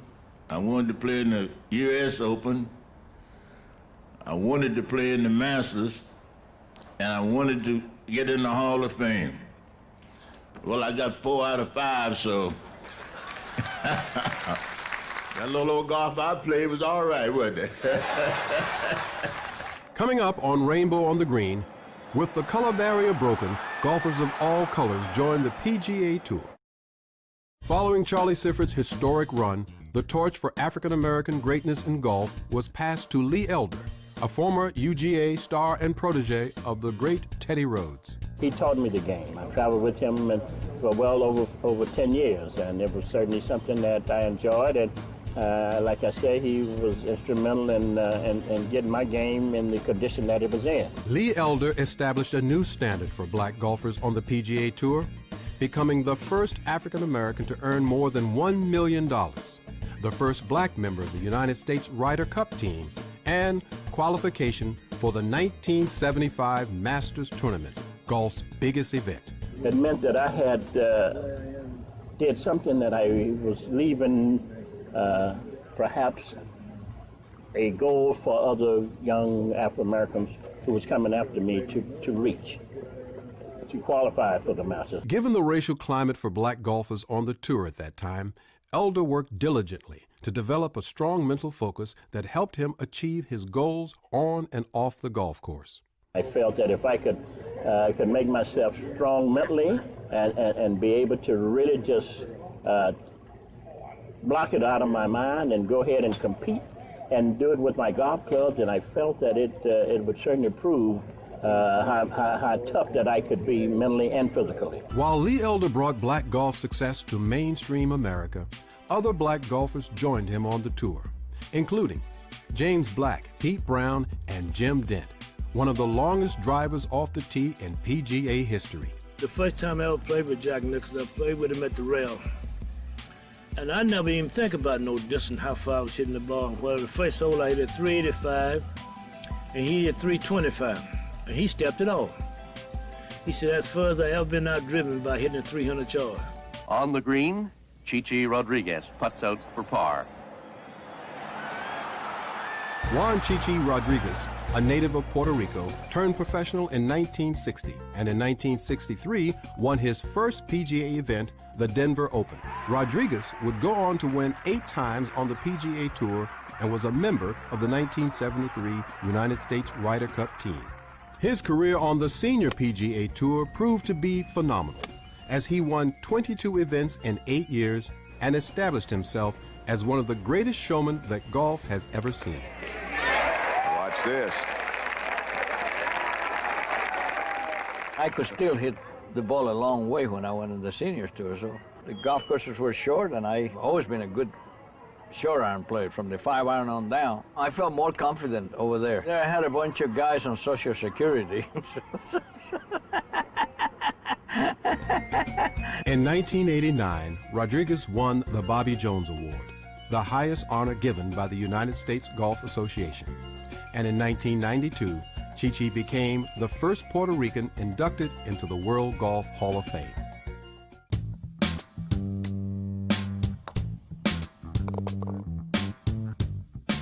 In this episode of Rainbow on the Green, you witnessed the transformation of golf from its segregated roots into a true multicultural sport, showcasing the very best regardless of color. In our next episode, you will see how opportunities created by integration have resulted in a new era of superstardom in both the PGA and LPGA tours, and have nurtured the future of minority growth in golf worldwide. I'm Tim Reed, and I want you to tune in to our next episode of Rainbow on the Green, Part 2.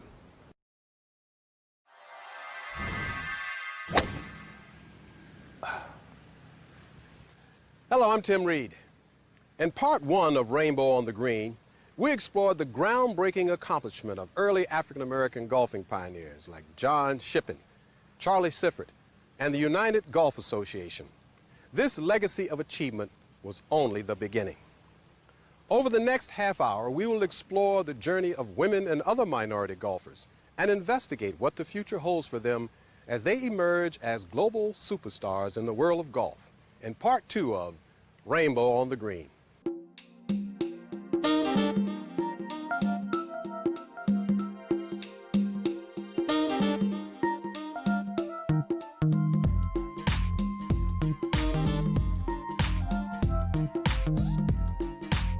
By the 1960s, the LPGA opened its doors to minority women with the introduction of the great Althea Gibson to the tour in 1963. Gibson, already considered one of America's greatest athletes, had broken the color barrier for women in tennis in 1950. She played in 171 LPGA events from 1963 to 1977. Renee Powell joined Gibson on the LPGA Tour in 1967 after a successful run winning UGA national titles from 1959 to 1961. Powell now manages Clearview Golf Club in East Canton, Ohio, the first golf course in America designed, built, owned, and operated by an African American, her father, William Powell. Following the paths forged by Althea Gibson and Renee Powell were Japanese golf sensations Hisako Higuchi, winner of 69 titles on the LPGA Japan Tour, and Ayako Okamoto.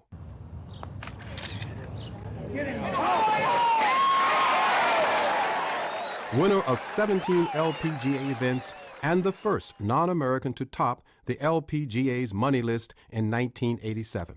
Higuchi entered the World Golf Hall of Fame in 2003, while Okamoto was inducted in 2005. Down 15, Trevino plays with a possible win in sight. The birdie puts Lee Trevino at 12 under. The acceptance of Mexican Americans as great golfers came with the career of Lee Trevino, the first Mexican golf superstar. You're 150 to the pin. Little 8 iron down. 155. Oh, oops. Now hit the 8. Hit the 8. No, you're supposed to jump. He's going to caddy for me this week. I'll tell you one thing, if I caddied for you, you'd have done won the Grand Slam a long time ago. Trevino was born into poverty in Dallas, Texas, and began his golf career as a caddy at the age of 8. Trevino joined the PGA Tour in 1967, and in 1970 won the PGA Money title. Trevino would go on to win 85 tournaments during his PGA career, including 6 major championships. Trevino, also known as Supermex, was voted the 14th best golfer in history by Golf Digest magazine in 2000. When Rainbow on the Green returns, the late 70s sees the emergence of golf's first Latina superstar and one of the most successful black golfers ever. In addition to the growing African-American participation on the tour, the PGA also saw the arrival of Isao Aoki in 1974, the first Japanese golfer to play on the PGA Tour. Aoki's victory at the 1983 Hawaiian Open was the first win by a Japanese player on the PGA Tour and one of his 73 victories on 6 different tours around the world. Nancy Lopez entered the 1978 LPGA season as a rookie and had a season like no other. Lopez won 9 tournaments, including a record 5 in a row. She was named LPGA Rookie of the Year and Player of the Year, a feat yet to be repeated. I used to read a lot of things and watch her play and watch her win, and I picture myself in her shoes. I wanted to be like her.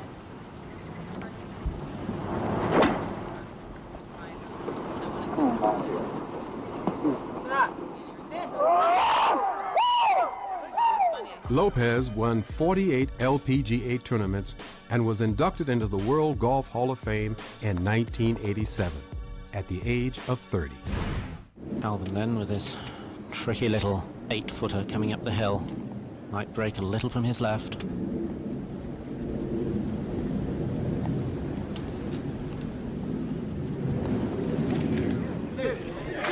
What a good stroke. Oh. Calvin Peete was not your prototypical golfer.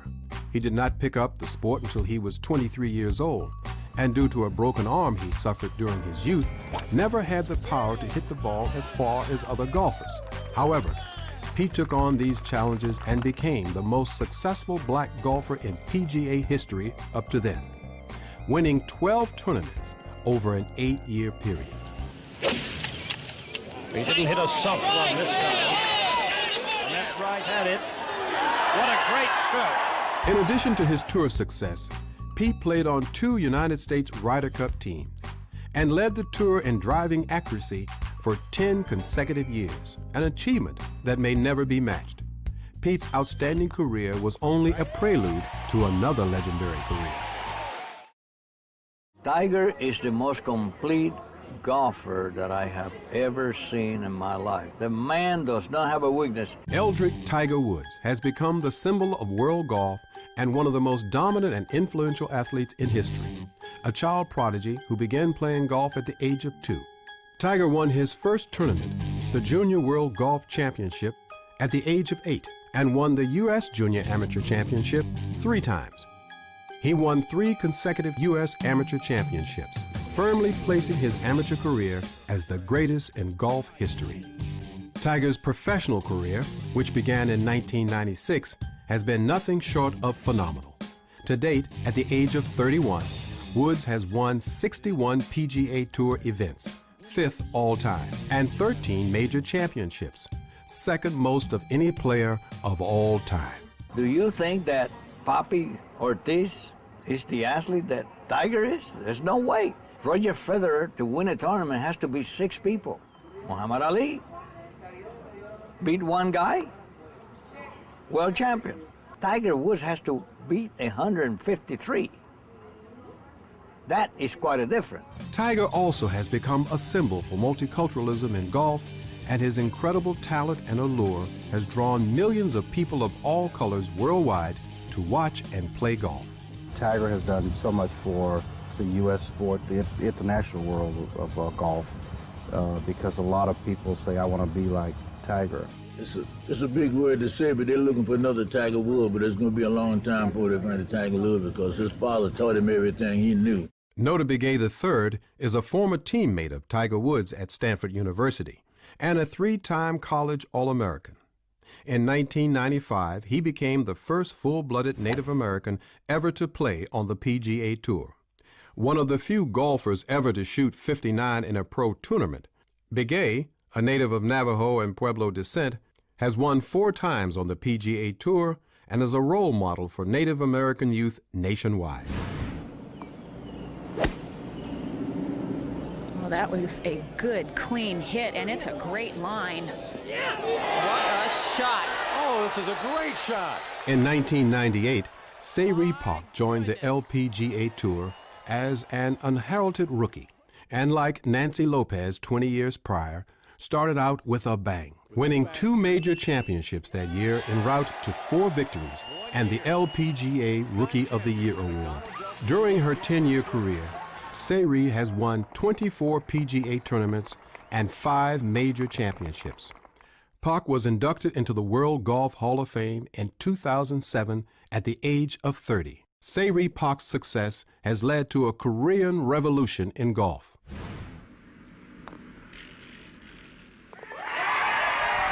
Victory number 7 for Lorena Ochoa in the 2007 season. After a spectacular 2007 season, Lorena Ochoa is now the world's #1 woman golfer, only the 2nd Mexican-born player on the LPGA Tour. Ochoa has dominated the LPGA Tour in recent years, winning Player of the Year honors in 2006 and 2007, and amassing more than $4 million during the 2007 season, the most in tour history. I'm very competitive, and I like that part of the game a lot. I dream high. There's no limits for the dreams, and I always try to do my best, every day. Ochoa is a national hero in her native Mexico. I'm very proud to be a Mexican and to represent my country and to be an international player. When Rainbow on the Green continues, the quest for the next Tiger and Lorena leads us to explore golf programs that are bringing more people of color to the sport. With Lorena Ochoa and Tiger Woods holding the #1 rankings in the world of golf for 2007, the question of who will follow these superstars begs for special consideration. The challenge to expose more minorities to the sport of golf has led to the creation of numerous programs around the country supported by the PGA Tour, the LPGA, and the PGA of America. It's important for our game to continue to grow, that we look more like America. And we're dedicated and focused on doing exactly that. When I first came to PGA, one of the things we were concerned with was how can we create more diversity in the game. And since I've been here 10 years now, I've seen more people of color play golf. I've seen them integrate their social program into golf. So what we're trying to do is to create more of that type of growth. Founded in 1997 by the World Golf Foundation, the First Tee is a national youth development program that nurtures youth by teaching a group of core values designed to promote success in golf and life through multiculturalism, honesty, goal setting, and sportsmanship. The organization, ironically, is headed by Joe Louis Barrow Jr., one of the most prominent African Americans in the golf industry, and son of the great Joe Louis, heavyweight champion and one of golf's true groundbreakers. One of the goals is to really let golf more properly reflect the culture of the United States. Right now, 16% of golfers are from diverse backgrounds. The first tee is fortunate to have 50% of our participants being from diverse backgrounds, with 22% African Americans, 17% or so Hispanic Americans and Asian Americans and others. We're excited about that because we think that golf can contribute so much more to individuals' lives that we want to make sure that everyone who wants to have the opportunity to play and learn and enjoy the game of golf has that opportunity. And that's really the fundamental premise of the first tee. On the collegiate level, the PGA National Minority Collegiate Golf Championship brings together 180 minority golfers from 38 colleges and universities to compete for national honors. Off the course, golf has expanded from minority exclusion to minority ownership, with more people of color owning golf courses and golf-related businesses in the United States than ever before. One of my jobs is to figure out how to make those connecting points between minority-owned companies and the industry to start creating more sharing of that wealth among the ethnic groups. The Oneida Indian Nation opened the Turning Stone Resort and Casino in 1993 near Syracuse, New York, and later launched the Atunyote Golf Course, one of the finest golf courses on the East Coast. In 2007, the Oneida Nation hosted the PGA Turning Stone Resort Championships, the first PGA Tour event ever held on Native American soil. We're like unknown in the world. We're almost unknown in America. The stories about American Indian people have not been told. The true history about our people has never been told. So this is just one step towards people becoming more aware about who we are, the things that we do, and that American Indians in this world, in this country, and the kinds of things that they're doing. We're not just out of the movies or in history books. We are real people who live here, who have rights and treaties, and we're a living, breathing part of America.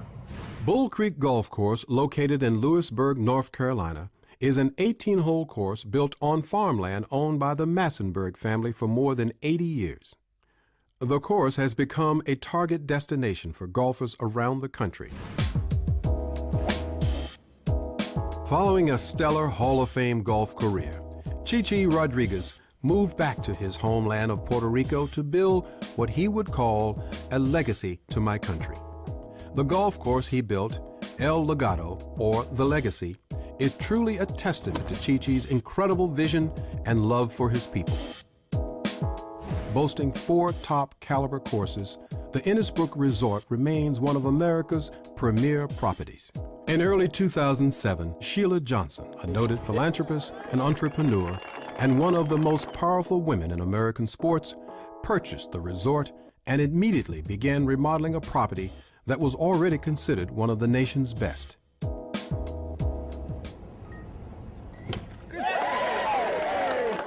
What she's able to demonstrate is that people, women, and also minority women, can get into the golf business as owners.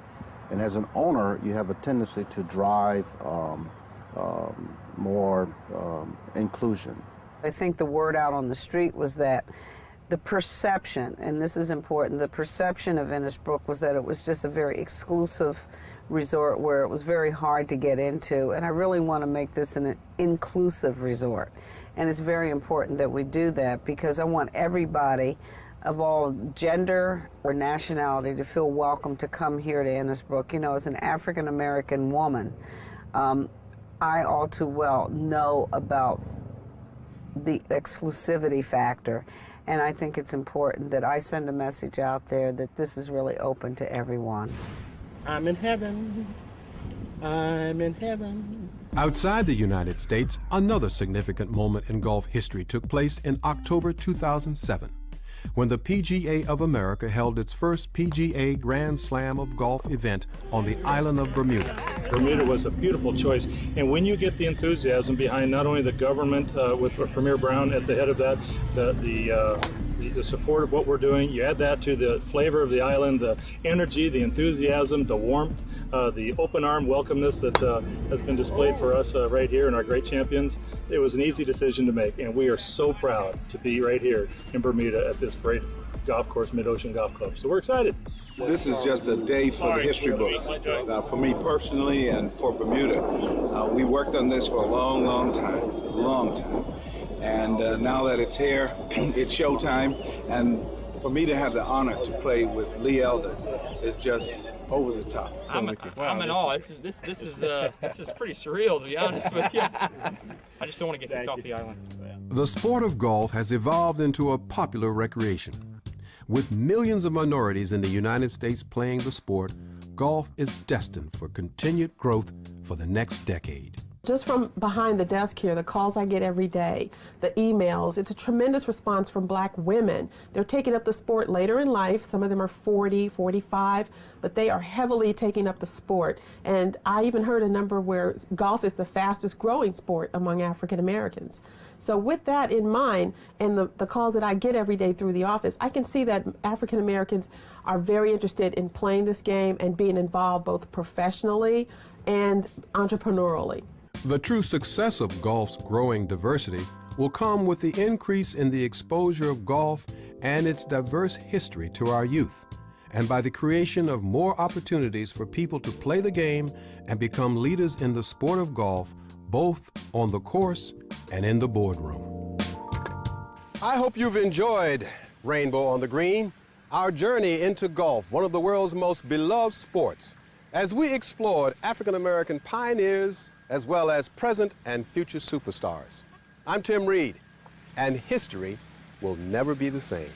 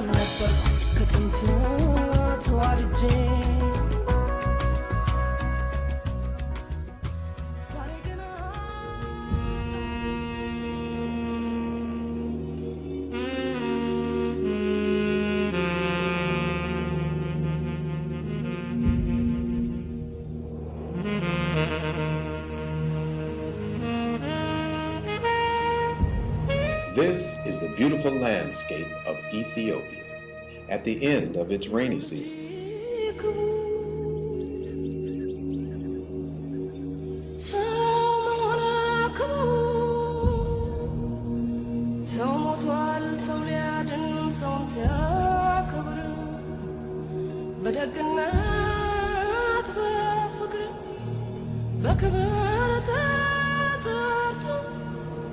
በክብር ይሄዳል ሰው ሊኖር ሰው ሞት የተሰጠኝ ሕይወት ዛሬ በነፃነት ሰው ተከፍሎበታል ከደምና ከአጥንት ስንት ወገን ወደቀ በነፃነት ምድር ትናገር አድዋ ትናገር ትመስክር ትናገር አድዋ ትናገር አገሬ እንዴት እንደቆምኩኝ ከፊታችሁ ዛሬ በክብር በደስታ በፍቅር በድል እኖራለሁ ያው በቀን በቀን በቀን በቀን ደሞ መከራውን ያን ሁሉ ሰቀቀን አድዋ ዛሬ ናት አድዋ ትላንት መቼ ተነሱና የወዳደቁት ምስጋና ለነሱ ለአድዋ ጀግኖች ለዛሬ ነፃነት ላበቁኝ ወገኖች የጥቁር ደም አምባ አድዋ አፍሪካ እምዬ ኢትዮጵያ ተናገሪ ተናገሪ የድል ታሪክሽን አውሪ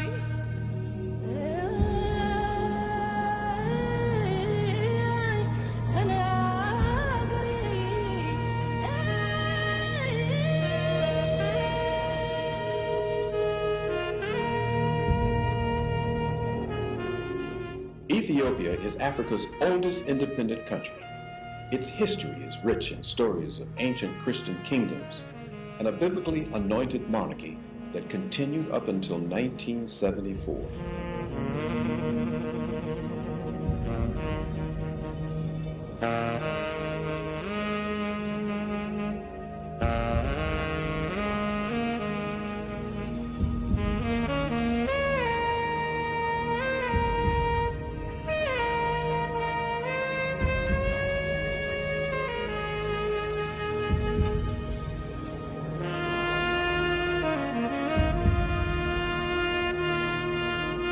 This is the oldest known historical site in Ethiopia. It dates back to 600 years before the Parthenon in ancient Greece. Incredibly, today many of the temple stone bricks are still in place.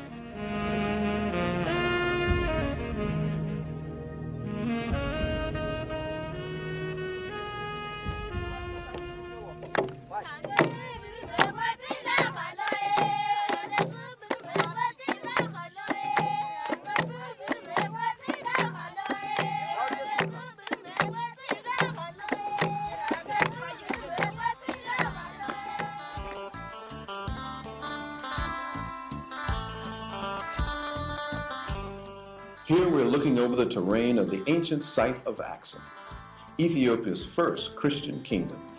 Founded by King Ezana, this kingdom became a major power alongside those of Rome, Persia, and China. This is King Ezana's obelisk. It stands at a height of 21 meters, and today it's over 1,700 years old. Obelisks like this stand as underground tomb markers.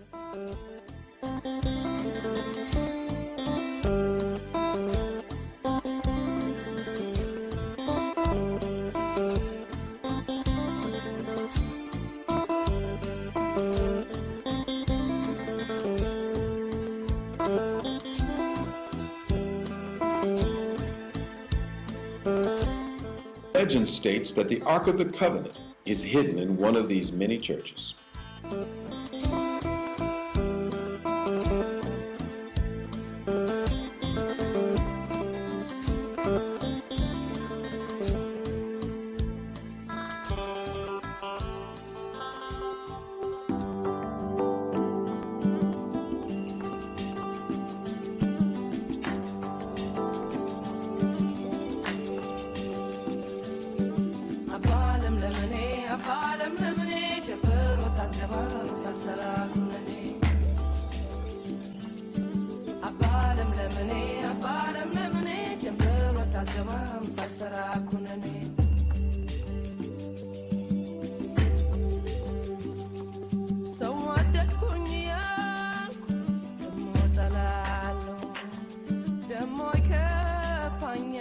This town is regarded by some as the eighth wonder of the world. Founded by King Lalibela as a new Jerusalem for Christian pilgrims.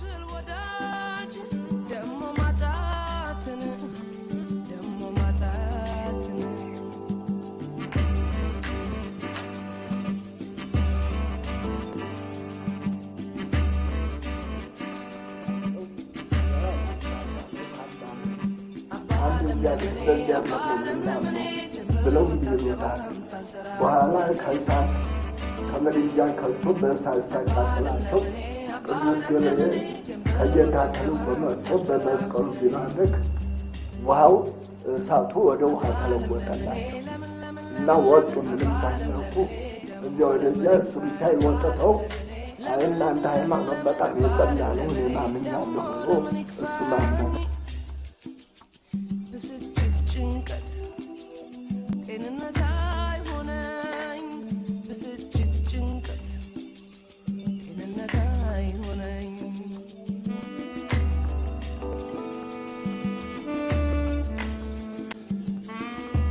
There are many legends as to who carved these 11 churches out of the solid rock of this mountain, but no one can deny their incredible engineering and craftsmanship.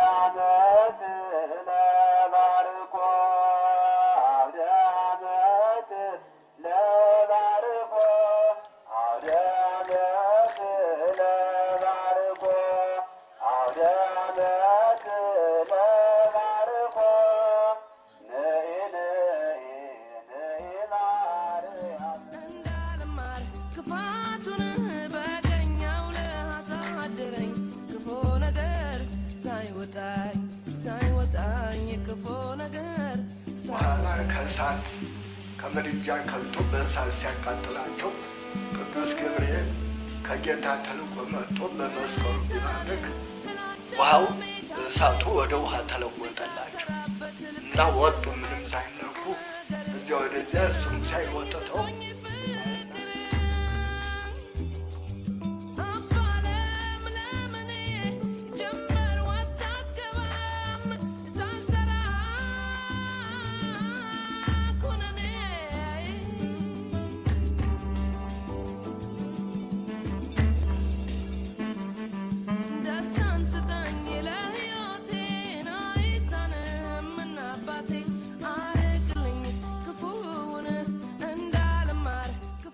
In my opinion, the most spectacular of the churches is this one, dedicated to St. George.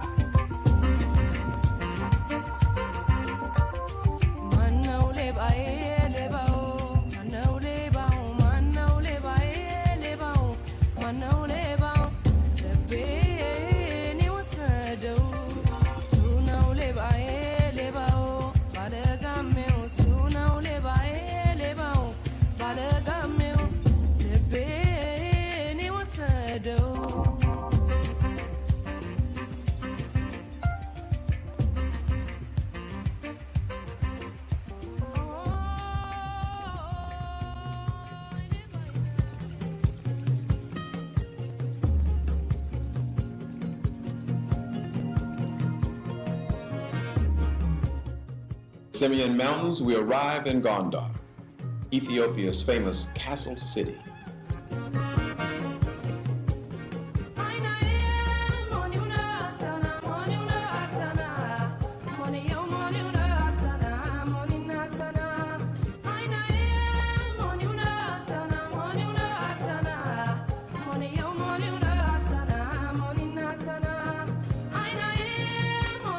Founded by Emperor Fasilides, the castles incorporate styles from Ethiopian Jews, Moors, Portuguese, and India.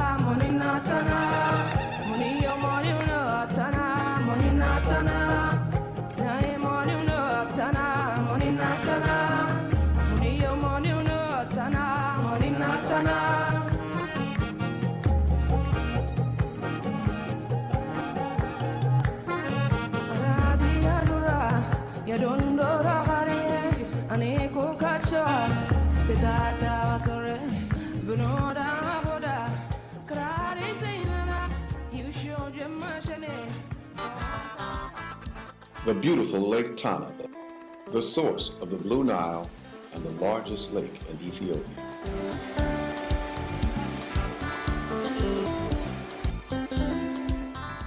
In and around the lake are many Christian monasteries.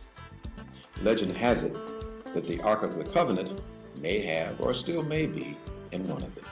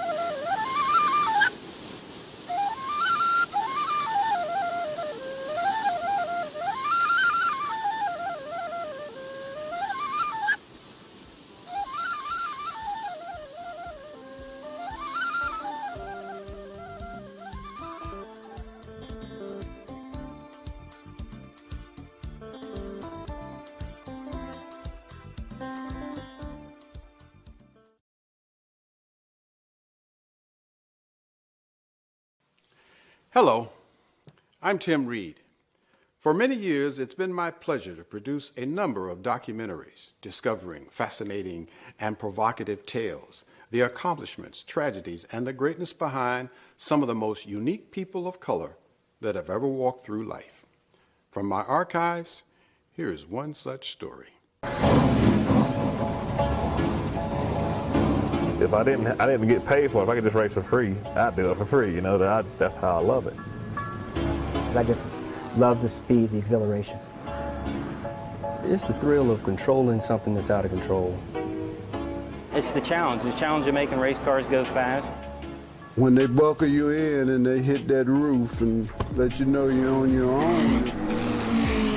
I don't think when I'm out there, it's just body movement. It's just keep on, be smooth, be smooth. We can drive, just give us the opportunity.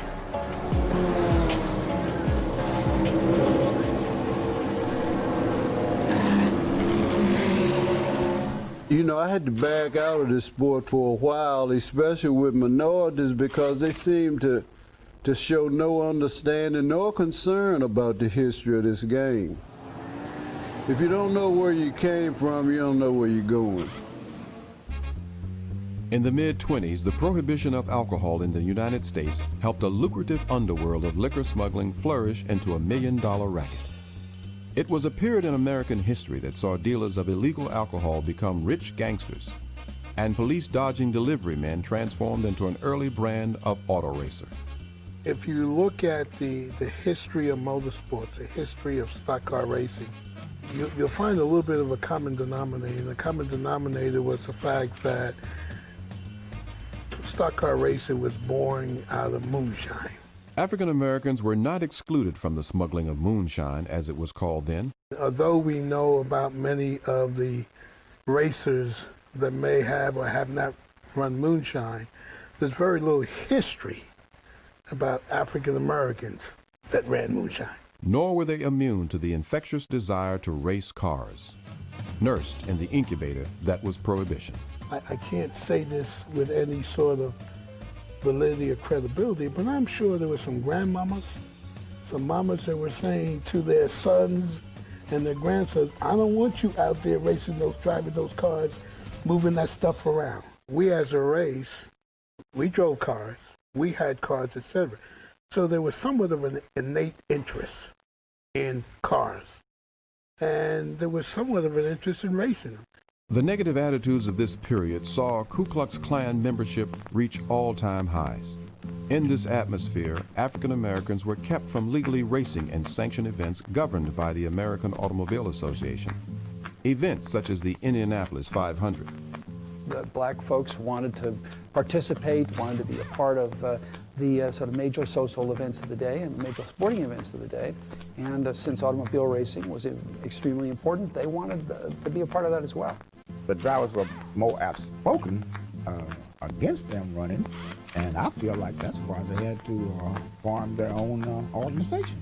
Historically, the remedy for exclusion from activities limited to white American participation has been for African Americans to create their own versions of these segregated activities. In the sport of auto racing, a group of citizens in Indiana, known then as one of the epicenters of early pro racing, created a new setting for black drivers to race in. It was known as the Gold and Glory Sweepstakes. It was a racing circuit created in 1924 by a flamboyant promoter named William Rucker as part of his newly formed organization, the Colored Speedway Association. The Gold and Glory Sweepstakes was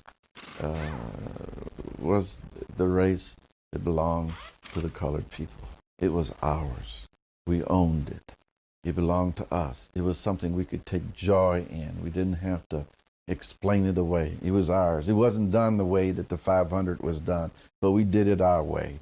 And it was acceptable. It had the organizational structure, and there was competition, and there's truly glory attached to winning it. To me, I saw it as a necessity, kind of like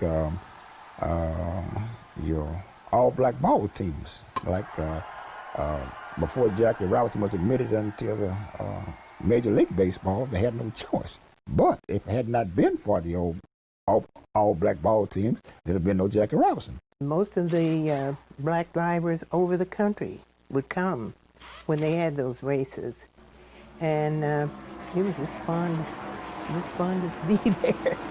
Had to see you. They had a pretty good crowd because that was the first time anything like that had happened, and we couldn't ride with the white boys, you know. One of the circuit's standout performers was a wiry mechanic turned auto racer from Evansville, Indiana, Charlie Wiggins. Charlie was he was an adventurer. He was an athlete. They call him Wee Charlie. He was smart, and he wasn't afraid to do something that he wasn't supposed to do. Wiggins was an expert mechanic, considered one of Indianapolis's best. He owned his own garage on Indy's south side and had a love for speed so deep that he built his own race car from the ground up and dubbed it the Wiggins Special. Year after year, Wiggins was denied the opportunity to enter his Wiggins Special in the rapidly growing but all-white Indy 500. But when William Rucker made Charlie a permanent fixture in the Gold and Glory Sweepstakes, he was propelled into the spotlight as the circuit's premier driver, and the entire racing world took notice. Wiggins raced in the Gold and Glory Sweepstakes from 1925 to 1936, winning a majority of the races he competed in. The circuit was disbanded in 1936 due in large part to a 13-car pileup in a race that critically injured Wiggins and eventually led to the amputation of his right leg. One of Charlie Wiggins' most overlooked contributions to the sport of professional auto racing was that of serving as head mechanic on Bill Cummings' pit crew in 1934. That year, Cummings, a white driver, won the Indianapolis 500. Wiggins watched the feat while having to swallow his pride by posing as the janitor for Cummings' crew. The American Automobile Association would not allow him to serve as an official member. The best thing that the colored people could do out at the 500 would be to do the picking up and cleaning up and maybe selling some pop and things like that, but not to be a participant. Charlie had it much worse than I did because the drivers that did not want them to race, they were more outspoken and more in numbers, so that made it hard. The fact that Charlie was able to overcome not only very obvious and clear racial prejudice, and to not only succeed in his business, to succeed as an independent business owner, to rise to the top of certainly the Black Racing League, and eventually to advise some of the top drivers in Indianapolis, meant that he had to be a man who was very strong internally and really a heck of a guy. Although he was forced out of the driver's seat and off the racetrack prematurely, Wiggins' appetite for auto racing never diminished, and he remained involved in the sport until his death in 1979. Embraced by the fans of the Gold and Glory Sweepstakes and dubbed by black reporters as the Negro Speed King, Charlie Wiggins was indeed the first brick laid in the foundation that would eventually become a legacy of African-American achievement in auto racing. When you look at today and racing as such, we have a legacy. It just hasn't been publicized. We were there. We were there during the moonshine days. After the moonshine days, we were there. 50,000 strong with the Charlie Wiggins back in the 20s. We were there. When people ask me today, you know, have you endured any hardships because of your race? It would be slander for me to say that I really have, compared to the things that Charlie Wiggins had to go through. Guys trashing his car, not letting him race. He went through just an immeasurable amount of hardships, and yet he never gave up. Charlie paved the way for Wendell Scott and myself and what few of us that have made it to the big time to prove that all we needed was a change. 1947 was a milestone year for African Americans as Jackie Robinson broke the color barrier in Major League Baseball, signing with the Brooklyn Dodgers. That very same year, Joey Ray, a 24-year-old sprint car driver from Louisville, Kentucky, began making history on the racetracks of the Midwest. Inspired by Charlie Wiggins and the drivers of the Gold and Glory fame, Ray made his debut on a track in Mitchell, Indiana, an event he fondly recalls. The race was on Easter Sunday at Mitchell, and Mitchell was a high-banked dirt track, no type of guardrail or fence. And we carried the car over the Sunday before, and Chick Smith shook it down and everything. So here I am the next Sunday ready to race. So I qualified, about next, say 30 cars there, I qualified 28th. Now that meant that I started in the back of the console and sitting in the race car, but before I was towed off, I said, now, hey, I don't know if I like this or not.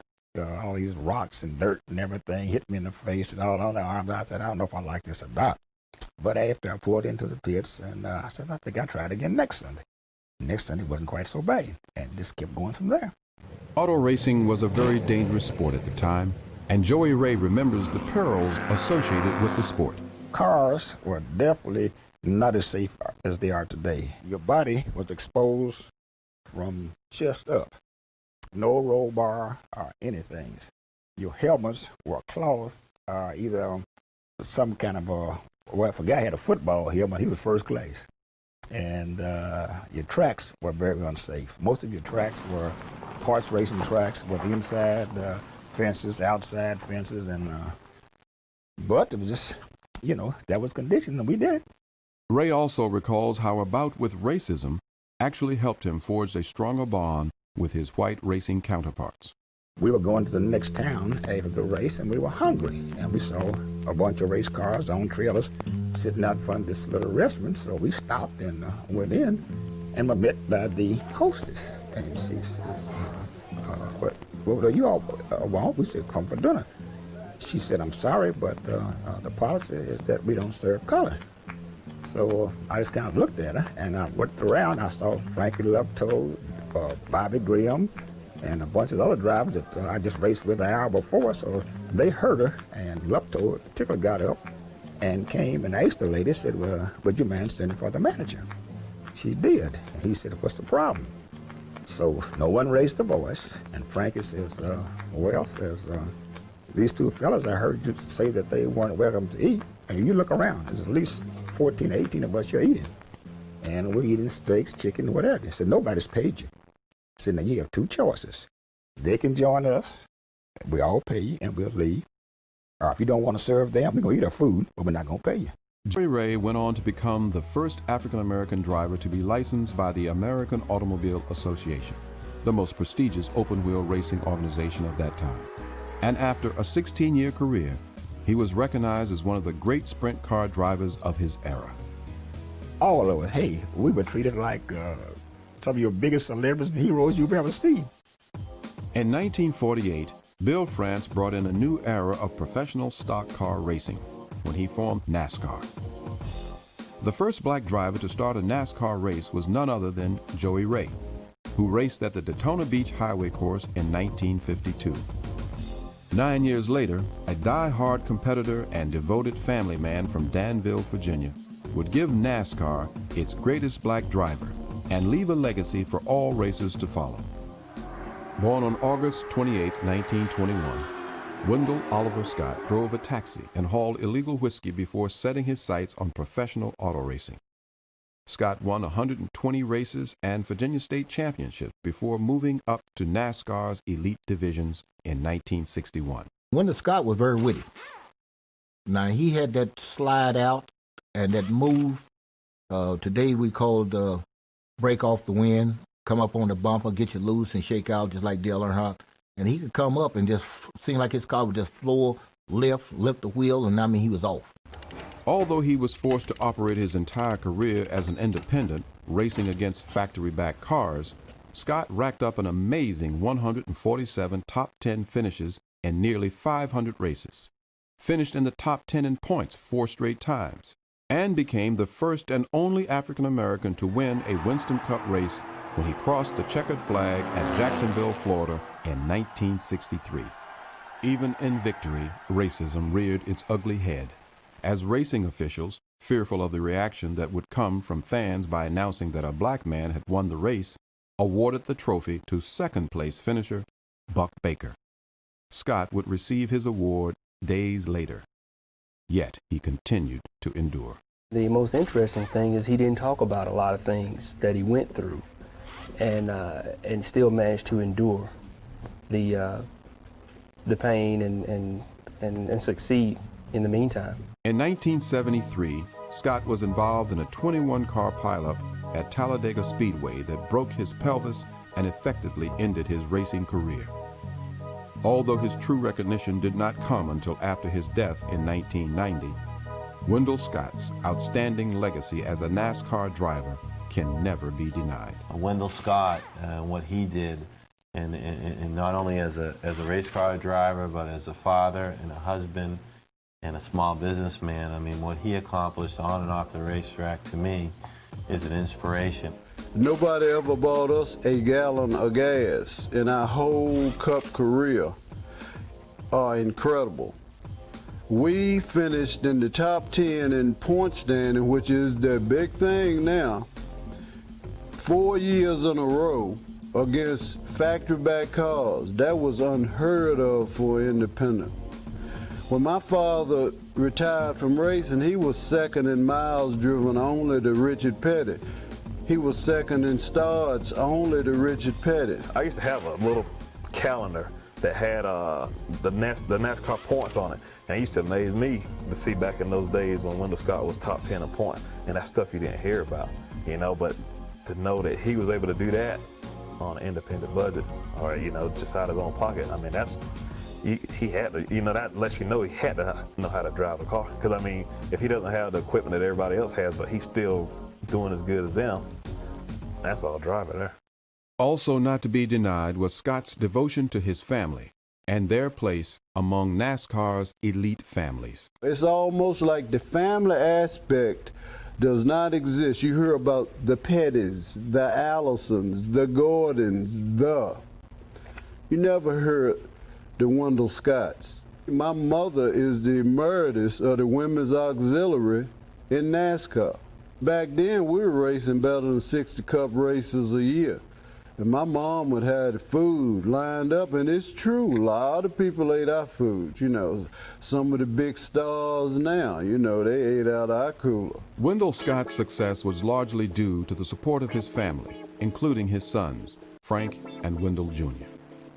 We were the Scott tandem, Wendell Sr., Wendell Jr., and Frank. And we ended up being Virginia champions, and we had 128 victories on those levels, and it was just as competitive then.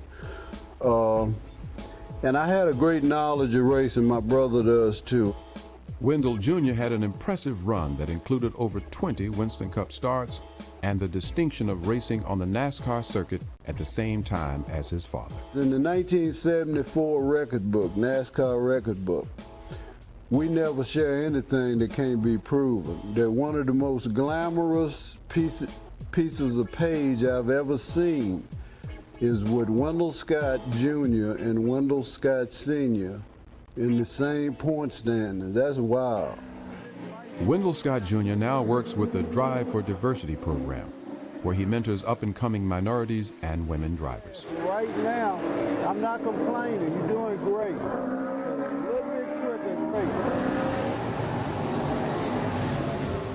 With an auto racing legacy slowly taking shape for African Americans, with credit due to early racing pioneers Charlie Wiggins, Joey Ray, and Wendell Scott, the 70s marked the dawn of a new era of milestone achievements that started in the driver's seat, but would eventually spread to every facet of auto racing.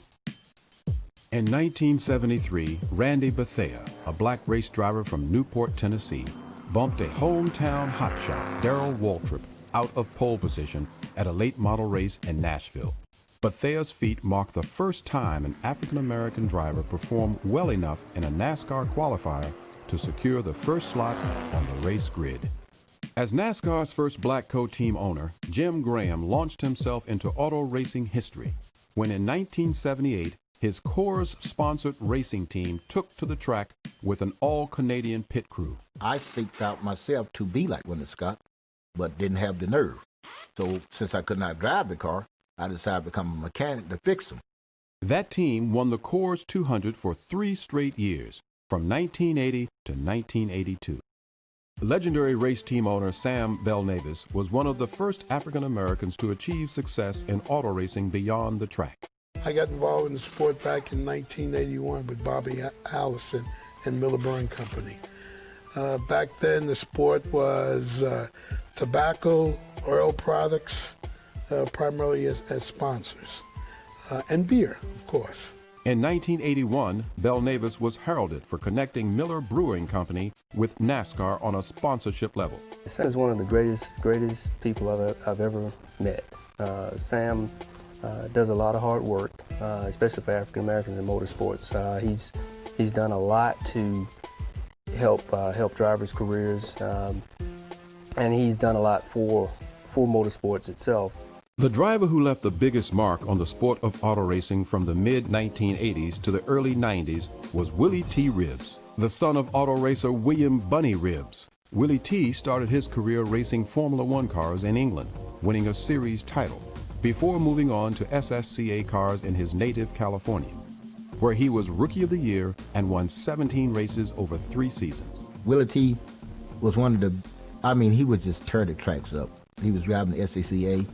It seemed like nobody could beat Willie T. Ribbs made racing history when he partnered with acclaimed actor Bill Cosby, becoming the first African-American team to qualify for and compete in the Indianapolis 500. I was involved with Bill Cosby and Willie T. Ribbs, and I was proud to be a part of Willie's legacy when he became the first African-American to qualify and run in the Indianapolis 500.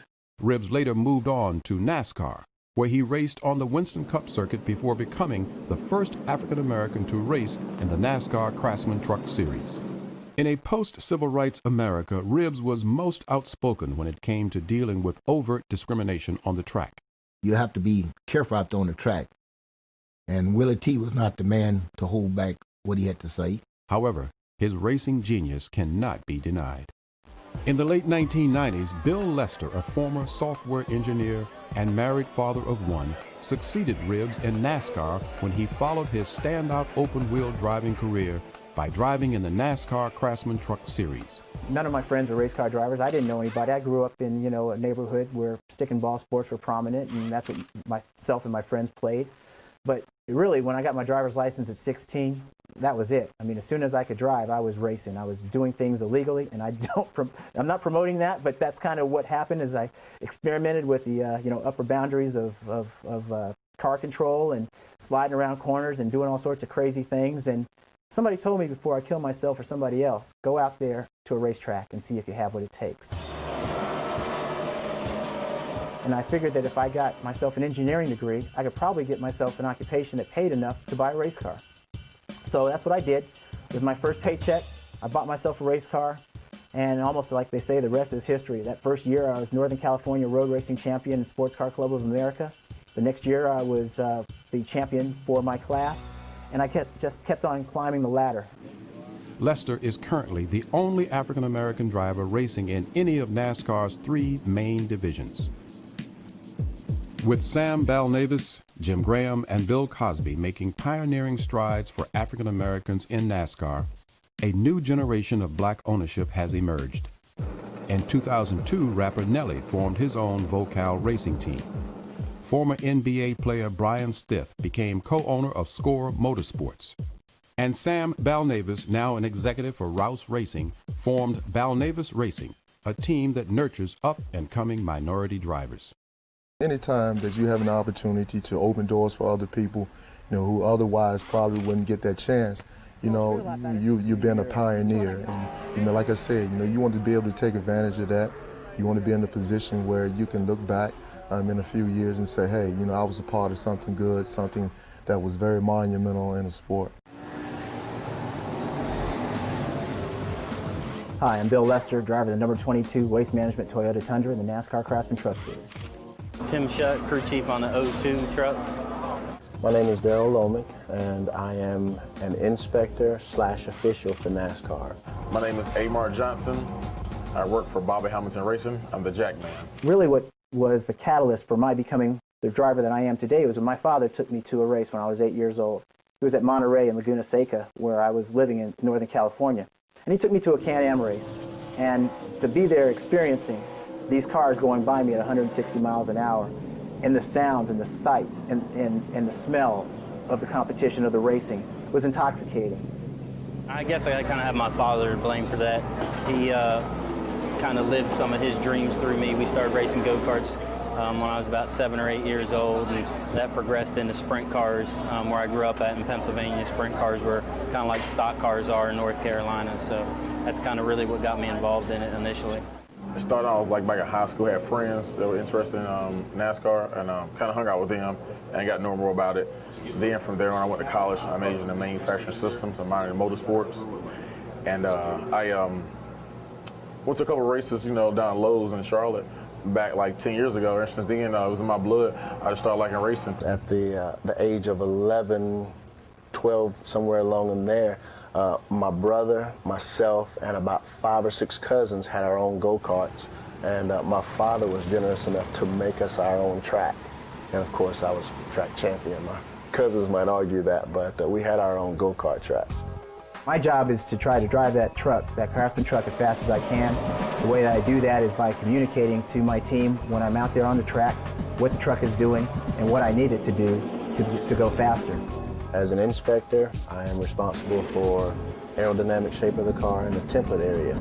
And on Sundays and race days, I am responsible for watching pit stops for an assigned team for that particular race to make sure that no infractions occur during pit stops. I jack the car up on the right side, pull the rear tire, sit into the front. Once I get 5 on, I let the jack down, run around the car in 2.62 seconds from jack to peg rather. Then I jack the left side up and I monitor that front left tire, and occasionally I do a windshield tear. If you got like oil and any kind of debris on top of the windshield, that's basically it. As a crew chief, it's a challenge of building a team, you know, trying to create a winning team, learning how to teach guys to work together, and working with a driver.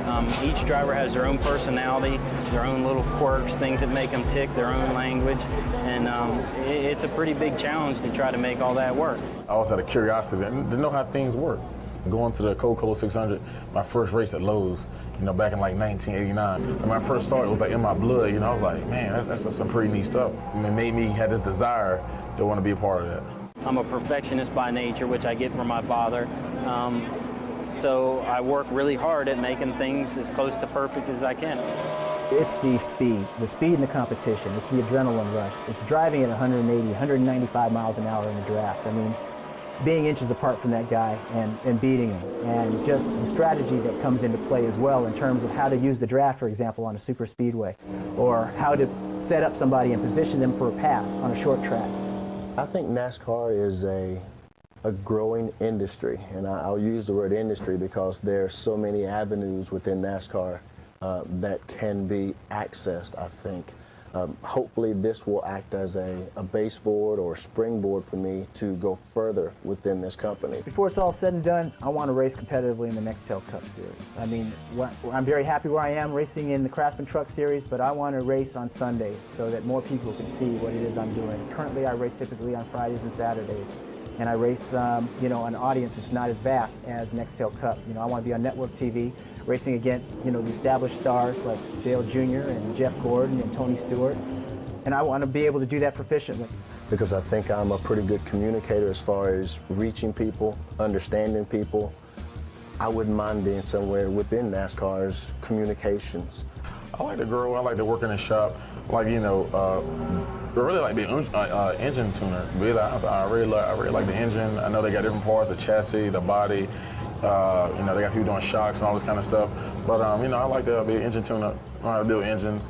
I'd like to win some more races, and I'd like to build some more good teams. It's a pretty neat feeling when you do walk away from a team and start a new venture, that you have the guys on your old team saying, man, I really appreciate the work that you did for us. You know, it was really fun working with you. You really had things organized. Things really went smooth. I mean, that's a pretty big charge for me. Quite frankly, to tell you the truth, it's been all love. I mean, it's like I've been in sport. I mean, like, everybody showed me, it's been open arms, a warm welcome. I've had nothing but glory and thanks to give, you know, and good things to say about NASCAR. Today, it's great to hear such comments from African Americans deeply involved in NASCAR like Amar Johnson. But are the days of exclusion and bigotry gone from the world of NASCAR? Is race still a factor? It's hard to say because a lot of other people fall on the same grounds as I fall on, you know, as a minority. It's just money. Money's a key issue in racing. What I've noticed is that the big guys, that the big sponsor teams, the $50 million sponsor teams or more, that may have 5, 10, 15 cars, all the big engines that have spare engines, things of that nature, of course they get the preferential treatment. The smaller, underfunded sponsor teams, minority teams like us as Bear Racing, and other small minority teams, I think they get a sort of bad rap sometimes. They don't get the help they should get. They don't get maybe the support they should get, and some of the breaks they should get. There again, NASCAR is a money sport. It takes money to really be in NASCAR. You better have really rich parents, really rich friends, or you better be hooked up with somebody that knows, that can market you and get you in the right position to get you the money. The sport is really a family, all right? And so when you talk about opportunities within the sport, I'm going to go to my uncle, I'm going to go to my cousin, I'm going to go to my daddy, I'm going to go to my sister, my brother, and say, hey, there's an opening over there. But you have to be willing to go through all the resistance that you encounter to get there. You can't just have it handed to you. You have to be willing to put up with everything along the way, and with dignity. We have like a couple of problems, like you get in a wreck and the first thing that comes to mind is it's because he's black. But that's just second nature, what comes out of their mouth. It's very important for people to understand that, you know, this isn't just a walk in the park, you know, that this just happened yesterday. This has been going on for, as we know, for many years. Daddy's thing when we went to the track, first of all, here's what he convinced our family of. Okay, there are 100,000 people up there, and we the only blacks here, or us and the janitors, and ain't nobody gonna bother y'all. And guess what? We believed it. So I walked around now like, ain't nobody gonna bother me. My daddy said it. I personally have never felt any negativity because of who I am. I felt some negativity on occasion because of what I do. But that's to be expected, because sometimes I have to be the police or I have to be the bad guy. But even when they're upset with me, I don't think any of it's ever been directed towards me in a negative based on me being African American. It's just, that's my job and that's their job. There's constant issues, and everybody has them. Sometimes race is part of it. This deal is a performance-driven deal. In a lot of ways, once you get in a lot of ways, it's a matter of performing or not performing. Yeah, maybe I got overlooked for some jobs or for some positions that maybe if my skin color was different, I wouldn't have gotten overlooked for. But the bottom line is it's a performance-driven deal, and God kind of directs me and puts me where he wants me to be anyway. Most of the fans, most of the NASCAR fans want diversity, right? And I say that, and you say, how can I say that? Because I talk to a lot of fans, right? And there are a lot of fans that come up to me and thank me for what I'm doing. I think there is a difference being made, very slow, but there is somewhat of a difference being made. I think NASCAR is being as careful as they can not to, quotation marks, offend those customers that have been loyal to the sport and have built it and brought it to this point.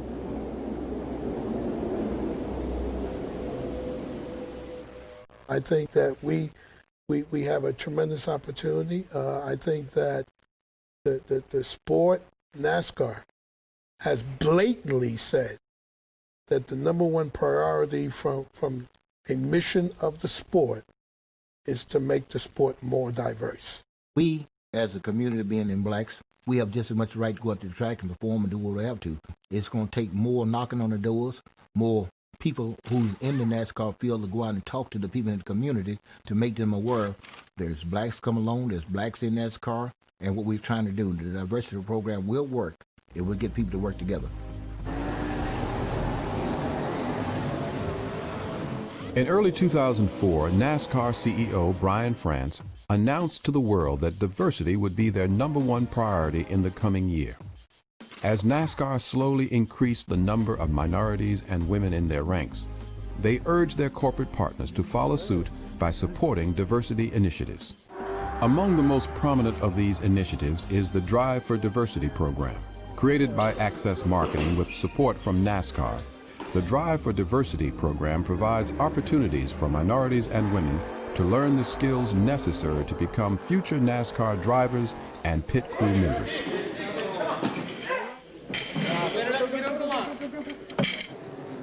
We need more Bill Lesters, and we need more minorities, and not just from the black race, but we need across the board.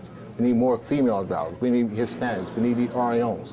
That's the only way that NASCAR will become diversified. Through a series of combines that tests the skill levels of each participant, Drive for Diversity strives to provide NASCAR with the best possible candidates to create a more diverse racing circuit. Give me a deep end on your white flag lap.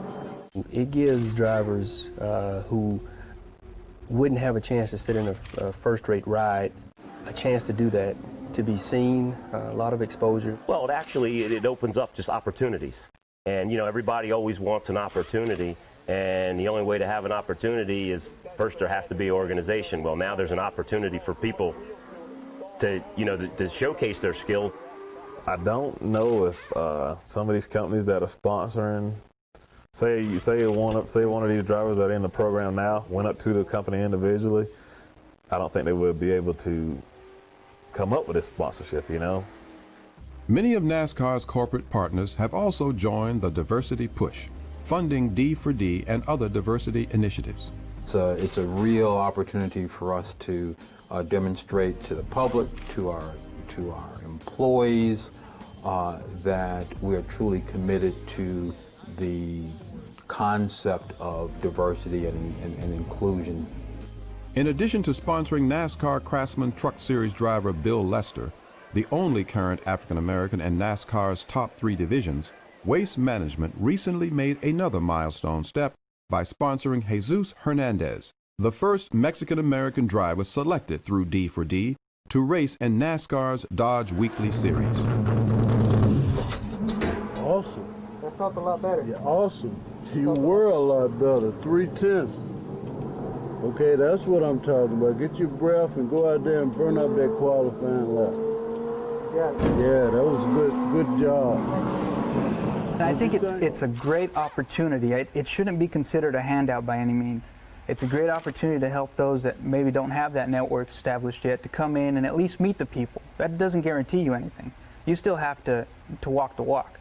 So if you can turn the clock quick enough, then you should have that opportunity.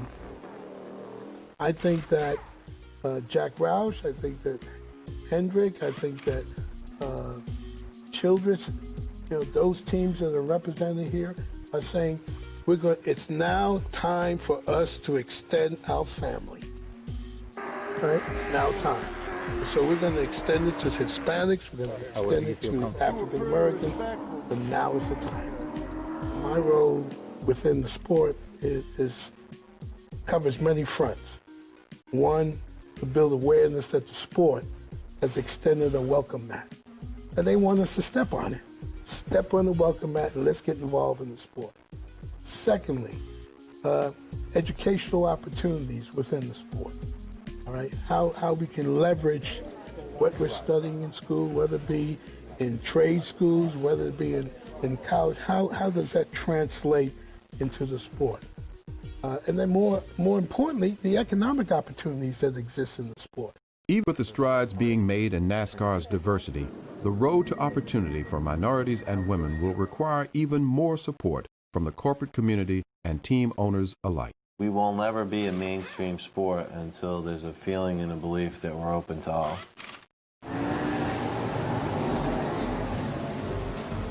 So what is the future for minorities and women in auto racing? Will they ever really get the chance to appear in NASCAR's elite Nextel Cup Series? NASCAR needs to deal with that issue, deal with the team owners in that area to make sure that these guys have true access and be fair in their development. While NASCAR's true commitment to diversity will be judged most by the presence of an African American in the Nextel Cup Series, the development of minority drivers and crew members continues. On the youth front, the Urban Youth Racing School in Philadelphia offers programs for urban youth ages 8 to 18 to learn about racing and to develop the skills necessary to become future racing stars. Founded in 1998 by Anthony Martin, this unique program has enriched the lives of over 800 inner-city youth and created an exciting new avenue for the development of NASCAR's future drivers and pit crew members. The program is supported not only by NASCAR, but also by some of the circuit's biggest stars, including Dale Earnhardt Jr., Jeff Gordon, and Bill Lester. On the collegiate level, North Carolina A&T University offers one of the most complete motorsports programs for African Americans in the country, providing students with the opportunity to earn a 4-year degree through their School of Technology. The school has produced a number of students now working with NASCAR teams, including Amar Johnson. We can do the job. Amar Johnson, who is the jack man for Joe Gibbs Racing now, the Busch number 18 car, is doing a superb job there. Not because I say it, but from a performance base.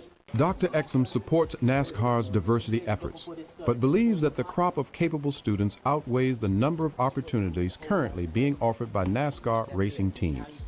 It's moving at a much, much faster rate as far as having African Americans involved in motorsports, which is demonstrated by the number of positions which are filled by the African American. But on the other side, when you start looking at a stakeholder or player, which are the teams, they aren't being very aggressive in including African Americans. As the leaders in the industry, they know that the diversity is important to us, and it's going to be good for us, and we're going to get better. We're going to have better people working in the sport, we're going to have better people competing in the sport, and it's going to make us better. The Drive for Diversity program continues to grow and place a number of drivers into NASCAR's Dodge Weekly Series, including Reggie Primus, Allison Duncan, and Tommy Lane. Other D4D drivers with future NASCAR potential include Latino drivers Mike Gallegos, Jesse Salazar, and Darren Martinez Stahl. Women drivers Breanne Cronrath, Allison Quick, and Sondi Eden, and Native American driver Andy Winstead, who prior to auto racing was the first Native American to fly fighter jets for the U.S. Air Force. Among African American drivers, 15-year-old Chase Austin was signed in late 2004 to race with NASCAR team Rick Hendrick Motorsports. Chris Bristol was the only black driver to win a NASCAR-sanctioned event in 2004 when he won a Dodge Weekly Series event at Caraway Speedway in Asheboro, North Carolina. Bristol was 2004 Rookie of the Year at Caraway and won 3 races in late model super trucks in 2003. The most prominent name mentioned for future NASCAR stardom is Joe Henderson III, a 19-year-old racer from Franklin, Tennessee. Let me get to my pupil, gentlemen. I'll find if they want to send you out first before her or not, okay? Okay. Good job. Thank you. Good lines. Fast. Killing it. Okay, look. Good. That last line was awesome. When I got the wheels on the end a little bit more. Use that for it turns better when you get that down there, son. Exactly. Use that for your qualifying. Okay. Okay? Knock them dead. Good job. Henderson posted the fastest times at both D4D combines and finished his first professional season with 9 top 10 finishes in 18 races. I want to get to the next Cup. I want to win a Daytona 500. I want to win a championship. I just want to go out there and be like everybody else, like Dale Earnhardt Jr., and not think second nature about, oh, he's just black, oh, he's a white guy, oh, he's a Mexican, oh, he's a female.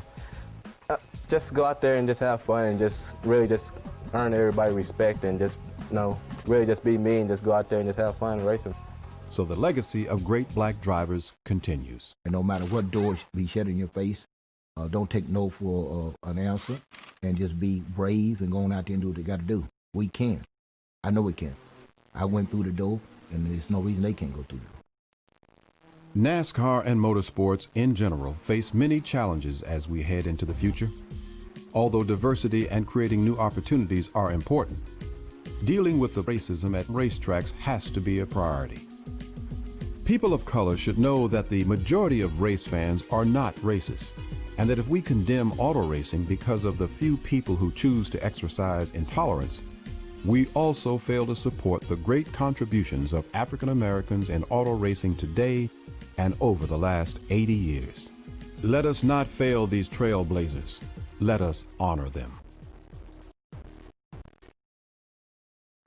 As you have just witnessed, the legacy of African American achievement in auto racing has spanned nearly a century. Those who have fought and struggled for recognition in the past have laid a glorious path for those who are now behind the wheel to create an even greater legacy for the future of African American achievement in the field of auto racing.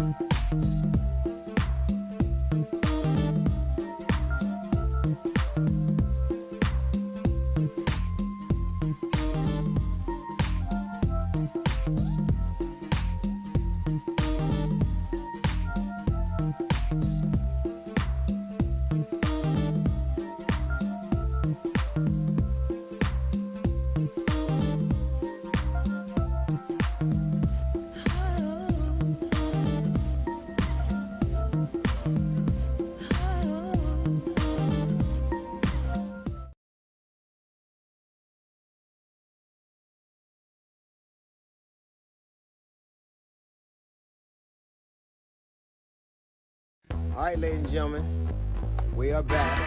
That's right, that's It's right. gonna be us. We can drink and talk shit as much as we want. Nobody can say anything to it. D.L. Hughley, Uncut. And welcome to the show. Looks like we made it.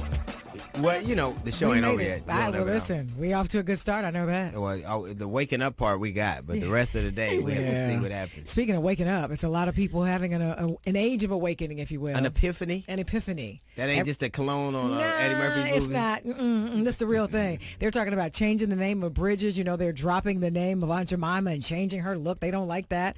Just all kinds of things going on. Well, I just think that in America right now, if you were appalled by the images that we saw of Ahmaud Arbery, of George Floyd, and what we know about Breonna Taylor, if you're Mhm. appalled by the vestiges of that, then why would you want statues to men who done far worse to black people?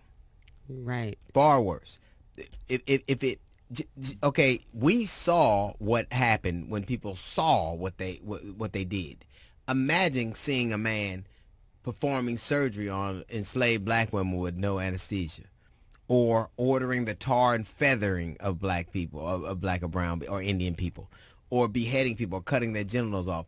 It was the vision of what we saw that we can't get out of our head. But trust me, everybody enshrined in brass with a Confederate sword did far worse to black people.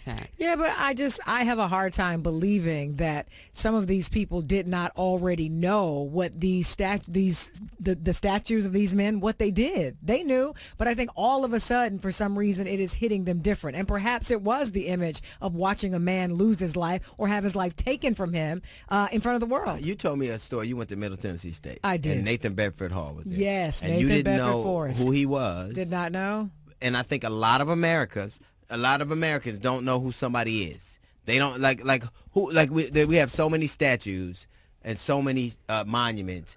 A lot of people don't know who people. They walk past these statues every day, and I think it was a congressman that didn't know who Norman Pettis was. And the fact about them is that they're such innocuous people that they're only enshrined for their brutality against and their wanton hatred of black people. So No, that I don't know if that could I get earmark you that for part, history. but what about Uncle Ben? What about Aunt Jemima? right. You know exactly what that is. But even for that, even when I grew up, those were my mother didn't get mad that she bought rice with Uncle Ben on it. Yeah. My mother didn't get mad that she bought Aunt Jemima. It was because those were the only images we had. Right, but I knew what it was and I didn't like it. I knew it meant mammy. I didn't like it. I hated it, but I figured, what can I do? Yeah, I didn't even know. I Honestly, couldn't tell you I didn't know that. And I think that everyone, because of this pandemic, even though it's horrible, you have no choice but to look at And see things and things. not. You can't just be like, I'm going to work, Right. or I'm going to go see a movie. Like, you know, Right. you have to watch this man lose his life, unfortunately, Yeah. for you to get it. And how those images contribute to that. Right. Those images really matter. Like it takes a lot to be aware of that. And I'm a pretty intuitive cat. But when I was growing up, I didn't get mad. Like, I remember when there was we had a restaurant here called Sambo's, and my father would never let us eat there, but they had the most delicious pancakes. I mean, we fought over Barbie. But that was And when I got didn't- older. Right, but I didn't get that. When you Right. were, I was 5, and you were like, you have to get this black Barbie, and I was like, why? Like, I don't get Right. why are we having Right. this conversation, and I'm 5 years old. Right. I don't know what we're doing. But I just wasn't aware. Like, he literally wouldn't let us go to Sambo's. And I'm telling you, they had the best. You know what? You know how they get away with racism? The food be so good. The We talked food about is this. so delicious. They make you forget. They make you go, oh, and so what? He said, nigga, can I have some syrup? No. But I think that people are not aware. They're just not aware. And the problem is, and they've been obtuse deliberately, but once you know, you can't unknow. Well, I also think that it had a lot to do with privilege. You know, when you talk about some of the mascots, you can't tell me that you don't look at some of these and you don't know that they are disrespectful. But I think it depends on who is disrespected. If it's a person of color, then I don't think it had as much weight until post George Floyd. But I now think it has weight. They're all disrespectful. Because to me, if the Redskins was named after niggas, they'd have changed their mind Right. already. It They would have looks- changed the name. it- And I think we have to be understand that those images, that connotation is negative. And for me, if in this age now where you know better so you do better, I would never stand. If you kept that name, I couldn't be a Redskin fan anymore. Facts. Because it doesn't hurt anybody. But It hurts people, but it won't hurt you financially. It only hurts people in their soul, and you don't and you mind that. That's the problem. Right. It literally took a pandemic, though, for people to believe our stories. Yeah. Like, it literally took a God thing to happen for you to, like, it's not like we were making these things up when we would tell you guys. It literally took everyone being home to be like, oh, black people, this is what happens? Okay, cool. What people say, I believe that shit when hell freezes over. And it it did. did. And it did. When old white people were dying for no reason, you know what? God is trying to tell you something. God is trying to tell you something right now. Right. But we really have come to a place right now where you have to decide, and I don't think we have ever been in a place like this. I think the 60s were like this. The 50s and 60s were like this, where it was so turbulent and people were so aware. And the one thing that we can't deny, if you know better, you got to do better. That's really it. So if you know better, you got to do better. So I can't think. But Sambo's did have delicious pancakes. You know what? You and the I would say pancakes. that. I can't.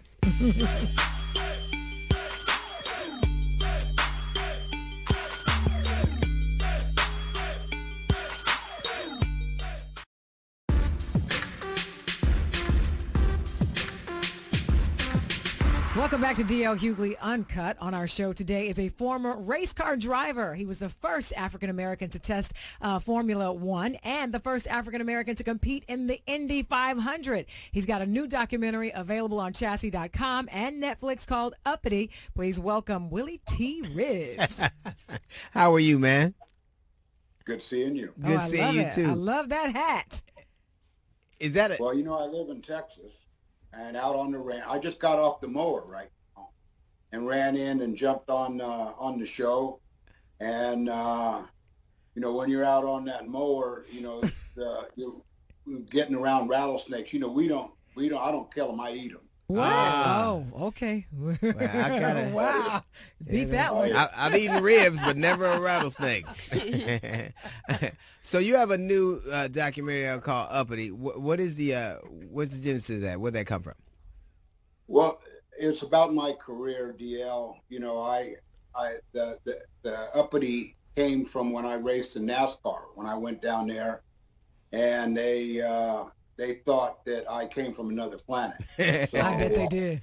I didn't walk or talk the talk down there. I had my own language and my own cadence. So they took issue with it, and so out came uppity. It was more not the way you spoke or your cadence. It was the thing you spoke about. That you were very outspoken about race. You were very outspoken about bias. And so it wasn't the cadence. It was the content, wasn't it?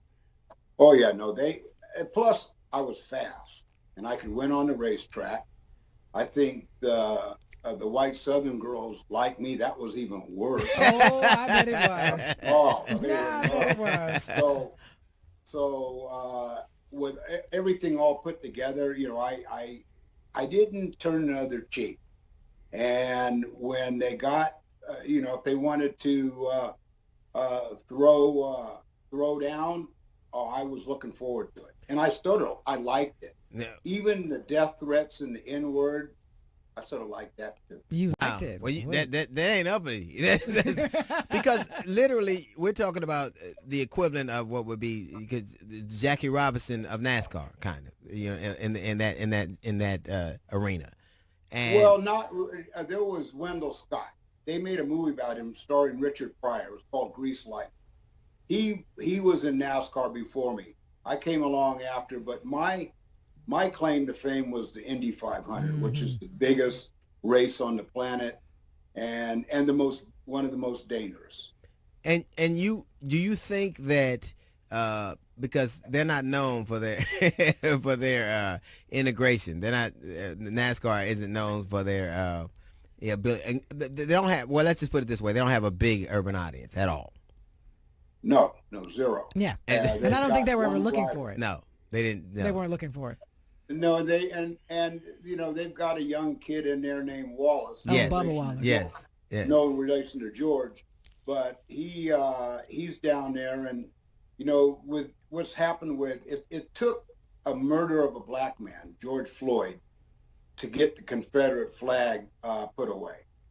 And when I was there was Confederate flags everywhere. There was people spitting at my feet walking through the pits when I was there. And that was 30 years ago. All because you wanted to race. All because That's what I wanted to do. I wanted to race, and I did more than just race. I won races, and that was that they weren't too pleased with that. Yeah, that, and I'm sure the white girls, all of that mixed together was not a good thing for them. No, it wasn't a good mix, and I didn't mind. Speaking of mix, yeah, I wasn't hiding it, and that's my right. That's anyone's right in America, and I was exercising it. Do you feel like it has changed a lot? Because now we're talking about you, who are really one of the pioneers. Whether first or not, you were certainly the most recognized. I knew who you were, and I never followed NASCAR. I knew your name. My father knew whether you won or not. Never followed NASCAR. So you were a pioneer, at least in our estimation. You were kind of the person that, for lack of a better phrase, the Tiger Woods who showed. And nobody's driving that fast because we get stopped by the police too much to be driving that fast. But has NASCAR changed a lot?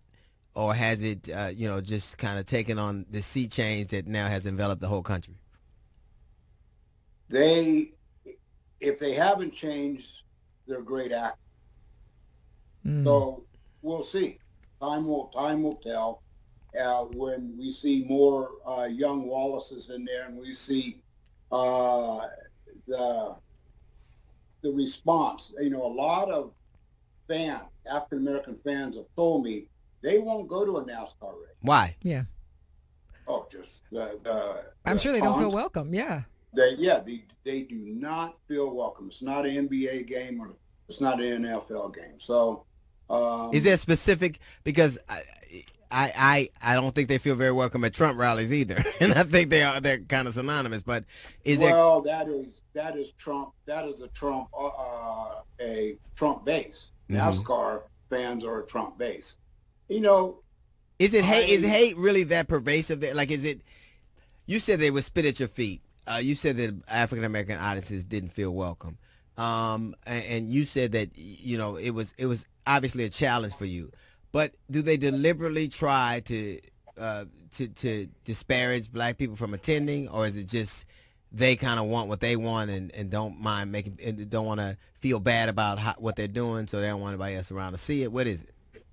I don't know if it's that or they had too much to drink, got all liquored up, and they do a lot of liquor. So or the combination of all of the above. It's for NASCAR to survive now.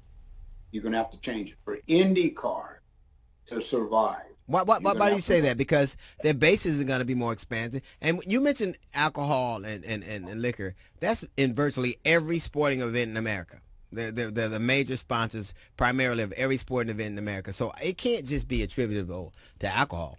No. But alcohol, can give you some liquid courage, and a lot of it. Yeah, and a lot of it, and some, and they don't necessarily drink beer down there. I mean, they can turn it up and get a little lightning going, or some shine. I've had shine, right? So I know it's shine. I've had it before too. Yeah. So, but I think it would be very intimidating. I've never attended a race, but I've seen it on TV at least a little bit. And for the most part, it's typically always all white drivers. You go and look inside the arena there. It's all white people, and Confederate flags are everywhere, and they're drinking. I can't imagine as a person of color, as a fan or as a driver, going in and feeling comfortable or welcome for that matter. And I've heard that to that effect, and now NASCAR has taken a baby step, but they got a lot of steps to do. All of the racing championships have that responsibility, and they're going to do it. And what I said is they have to survive, because these young kids and the new millennials that are coming along today, that's not going to fly with them. Mm-hmm. It can't be that separated. I went to the Indy 500. I actually was playing a gig in Indy, got invited to the 500. Now, a lot of black people in Indianapolis go. I mean, it's part of it's as much a part of the city as the Circle City Classic. They used to have that too. But I'd never seen so many white dudes with shirts off. like everybody had their shirt off, and I couldn't keep up. Like I didn't get the rules. I didn't understand what the rules were. I couldn't, and nobody would tell me what they were. I was just trying not to get called niggas. I literally was. That was my race. There is a part of the speedway on race day inside the infield that's called the Snake Pit, and they have nude mud wrestling during the race. Now these are all amateurs now. They have fights. Everybody gets drunk. They'll burn cars. They even burn buses during the race. Well, they do that even at NASCAR. They do that even outside of NASCAR. You know what else I didn't understand? So I had my clothes were dirty after it was over. Like it was soot. Like all you smell is gas and soot. Like I didn't get I didn't get what I was supposed to get out of it. And I stayed for a good little bit, but it was I didn't feel welcome. I didn't understand it. It seemed chaotic to me, and nobody was really watching what was happening. I can tell you, when I qualified, and it's in the film Uppity, which is on Netflix now, when I qualified for Indy, I felt like the president of Indianapolis after, and I was treated like it. It was a great experience, and all those fans came out of their seats to watch me qualify, and it was a standing ovation. Indianapolis has been good to Willie T. Ribs, and so that's not indicative of, because would you say most NASCAR events are like that? Well, that's IndyCar. Right. IndyCar and NASCAR are totally. We're talking apples and oranges. Okay, Indy cars we're running 240 miles per hour in an Indy car into turn one. And when you run into a corner at 240 miles per hour, you find out how big your girts are. What made you want to drive? My dad raced as a kid, and my family, you know, my grandfather had a very successful plumbing company that he turned into real estate interests.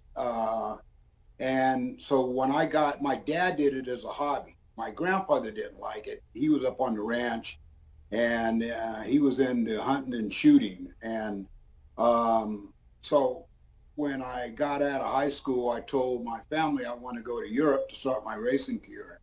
I wanted to go to England to be in Formula One. So they sent me to England, and it was all because of my dad's hobby. I went to the races with him when I was a kid, and by the time I was 9 years old, I knew what my career was going to be. Did you ever feel a level of acceptance? Did you feel like you were growing on people? Did you feel like you felt more welcome in toward the latter stages of your career as you did, as opposed to the beginning? Oh yeah. In the beginning in Europe, everything was fine. I mean, in England, I was a race driver, and that's all that mattered. And I won races, and it was a great relationship among everyone in England. Now, when I got back to the United States, you know, we went through. I got suspended for fighting, and why would the fight start? Driver hit me and knocked me, crashing me out of the race. Oh. But that happens. That's just kind of the game, right? That happens all the time. Well, right? they didn't get suspended. Oh yeah, that's a reason to fight. Why though? I wonder why, Willie. Why? Well, how are you treated now when you go back? Do they show you reverence, or do they treat you like royalty? Well, if I go to Indianapolis, of course. I mean, from the time I land in the airport, it's royalty. From the whole time I'm there. I haven't been to a NASCAR race in a long time.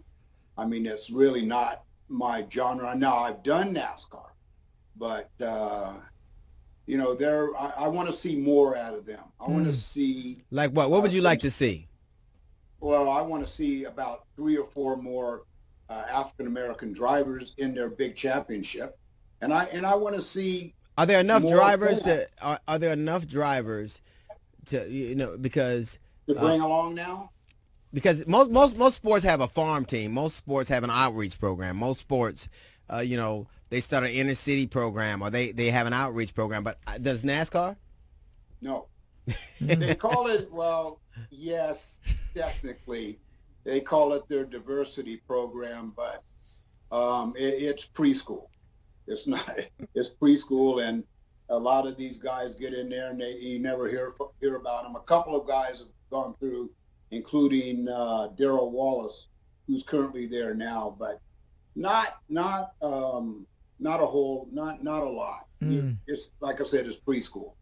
And you want and you think it's a great, like, whatever you love, whatever somebody loves, they want to introduce people to it, because if you love it, odds are somebody else would. What is it that you would, the virtues of race car driving that you know that young black kids would kind of spark to?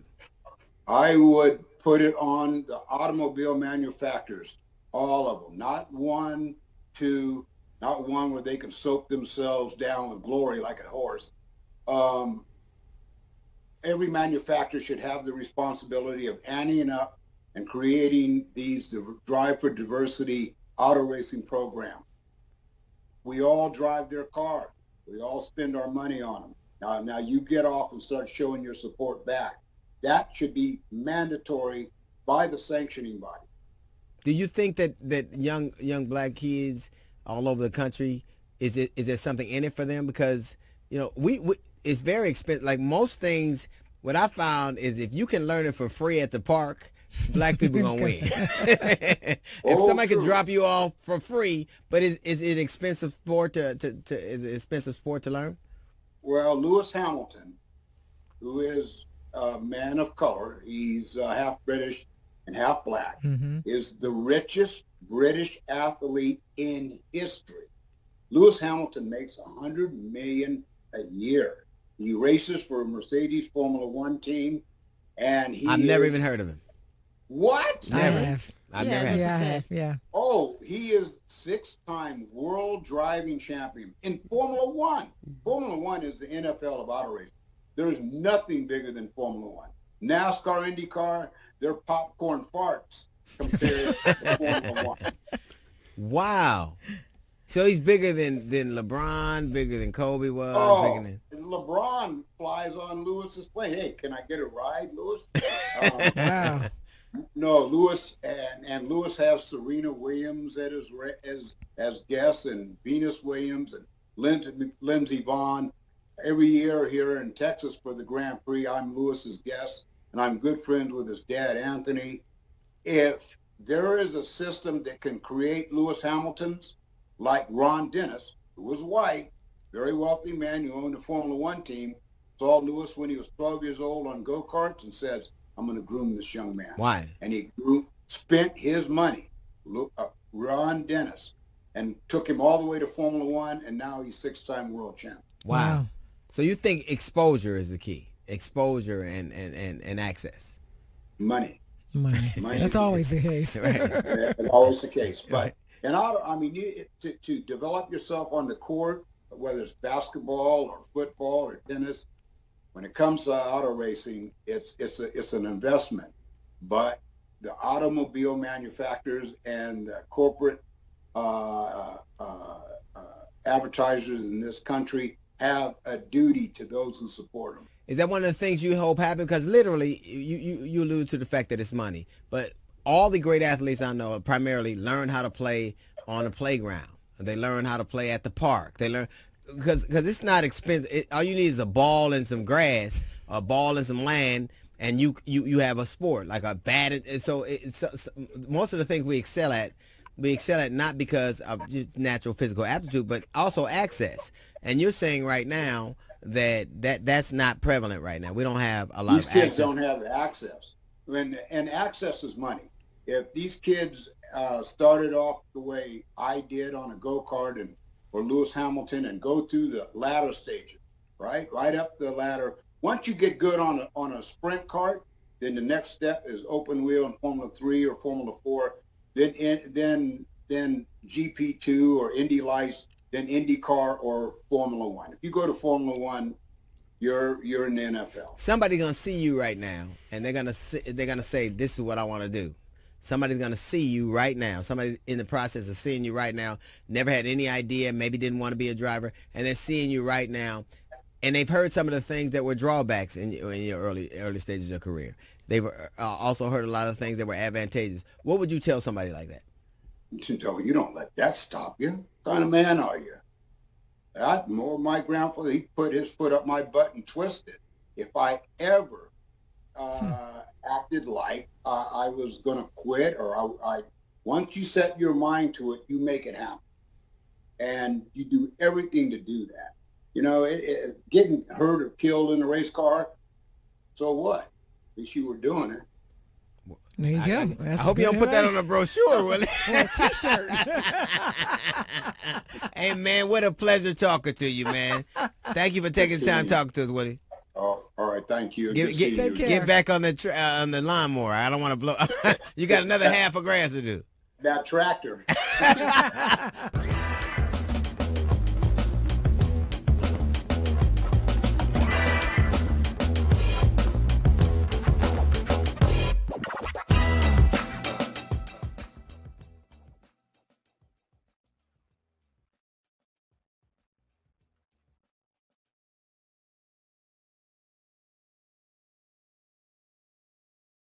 All right, ladies and gentlemen, we are back. That's right. That's right. It's going to be us. We can drink and talk shit as much as we want. Nobody can say anything to it. D.L. Hughley, Uncut.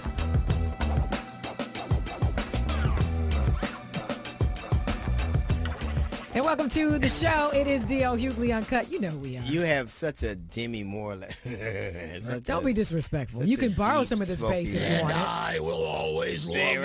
Jeff Brown, just because it's your birthday does not give you license to bother me. Happy birthday, Jeff Brown. Happy birthday. Thank you. 11 times 5, baby. When a grown black man has a birthday, no one cares. No one gives a We damn. don't care. Don't nobody care. No one cares. It's in the rule book, just in case It's you want like to know. Father's Day. We Right. never really get Right. what we want. Was like, have you had a lap dance for No. Father's Day? Never. I have, but that's not the point. Oh, That's no, not. I'm sorry. That's not. Just saying. Concentrate on me. It's not my birthday. Yes. That's not it. The one thing about this pandemic, which is horrible, but the one advantage I will say is that forever fathers used to have to split their holiday with grads, so it used to be dads and grads. Yeah. Now it's just us. Now it's just dads and sads. It's true. But it's good for us, too, because we don't have to pretend like we really care that it's Father's Day. Right. Right. We just wake up. It is. Do you want some pancakes or not? No one really knows when it is. There's my dog Charlie. Charlie, you see Charlie? Charlie is asleep. Charlie's the dope. Big Chuck is kicking it. Yeah. He's got to be 150 pounds by He's now. gonna, yeah, he better be. Yeah. He better be. He gonna be. They gave me this dog for my birthday, 3 months before my birthday, and they will not feed him. But if we're going to tell They the won't truth, feed can we him. tell the truth? Sure. You wanted this dog. No, I didn't. I said, no, that's not true. I said eventually, like my dog Riley's 17 years old, I said eventually I want another dog. Tyler, my daughter, and LaDonna saw this dog and went, oh, is that a pretty dog? And I went like, yes. And the next thing you know, he was here. Yeah, but it sounded like you were dropping hints because I would wasn't listen to you dropping say, hints. They asked a one question. day I'm going to get a dog. And you kept showing pictures. Right. I was like, Bad okay, news. well, maybe. Bad news. Right. There's video. Right. Did you see the video when he got the dog? No, I'm very happy He was about it. immediately What? 8 years old No. again. Yeah. Y'all got my dog. Right. I'm very happy about the dog, but let's not pretend like I just asked Santa. Like a long Dear time ago, Santa. I didn't believe. I'd stopped believing in stuff. What's interesting to me is that we are in a pandemic, according to some, depending on what state you on. I was going to say, because you can't tell in some states. Florida. In Wisconsin is fine. Right. Yeah. California is fucked. Right. But as you can depend on, you can tell where we are depending on people's answers. And the one thing that's pretty consistent is that there's very inconsistent. Right. And there are always people like Chris Christie was on The View. The View. Which is hard. You can't really say The View and Chris Christie because you ain't gonna see shit but a back. Rice Christie. But he, there are always these people who are brave and they're saying, "Oh, we have to sacrifice ourselves for the economy, and Americans have to sacrifice." And Whoopi asked him, "What would he be willing to sacrifice? Yeah. Who would he be willing to sacrifice?" And he didn't have an answer Because he didn't consider that. because he's really one big pre-existing condition. He's Yes. He ain't gonna sacrifice Snap, No. Crackle, and No. Pop. He's the country's only nougat-filled governor. Yeah. And what's crazy is, didn't he have that surgery like some years ago? Yeah. And The lab man surgery? Yeah, but I never really saw any reduction. Apparently, they put a food court in. Right. That's hilarious. I don't understand why it is that people who risk the least are always talking about sacrifice the most. Oh, sure. But I think that's why they talk so much, because they understand that none of their children, none of their family members, neither will they at all be exposed to any of that. No. So they know they're talking about No. brown people, black people, No. poor people. They know. Because Chris Christie can't go outside. These are the same people who Go declare outside. war. Yeah. When they declare war, all they're Right. saying is that our poor people's kids are going to kill your poor people's Right. kids Right. until we reach a decision. Pretty much. That's enough. That's enough. We've killing had of the poor enough. people's kids. And the other thing I thought was interesting is that the Trump won't unveil Obama's portrait. And I just need to say this to people, and I don't think they understand it. Barack Obama was the 44th president of the United States of America. True. No amount of Period. hand-wringing, Right. Hatred. or anger, or erasing of his accomplishment. Whether you unveil that picture or not, he got a picture. Oh, yeah. You ain't going to unring that bell. Right? No, it's almost like if we pray, like he's not like it's so, like yes, the black dude is president, and a black dude probably knocked off your daughter. That's not the thing. Yeah. Yikes. Wishing it not that it wasn't so isn't gonna. I don't And the know picture what will be hung whether you wanted to or Right. not. Eventually, That's it will be there. Wishing a white man hadn't knocked off your daughter is not going to straighten your grandkids' hair. It's amazing to me that we were talking about Obama. You said it's gonna be hung no matter what. That's.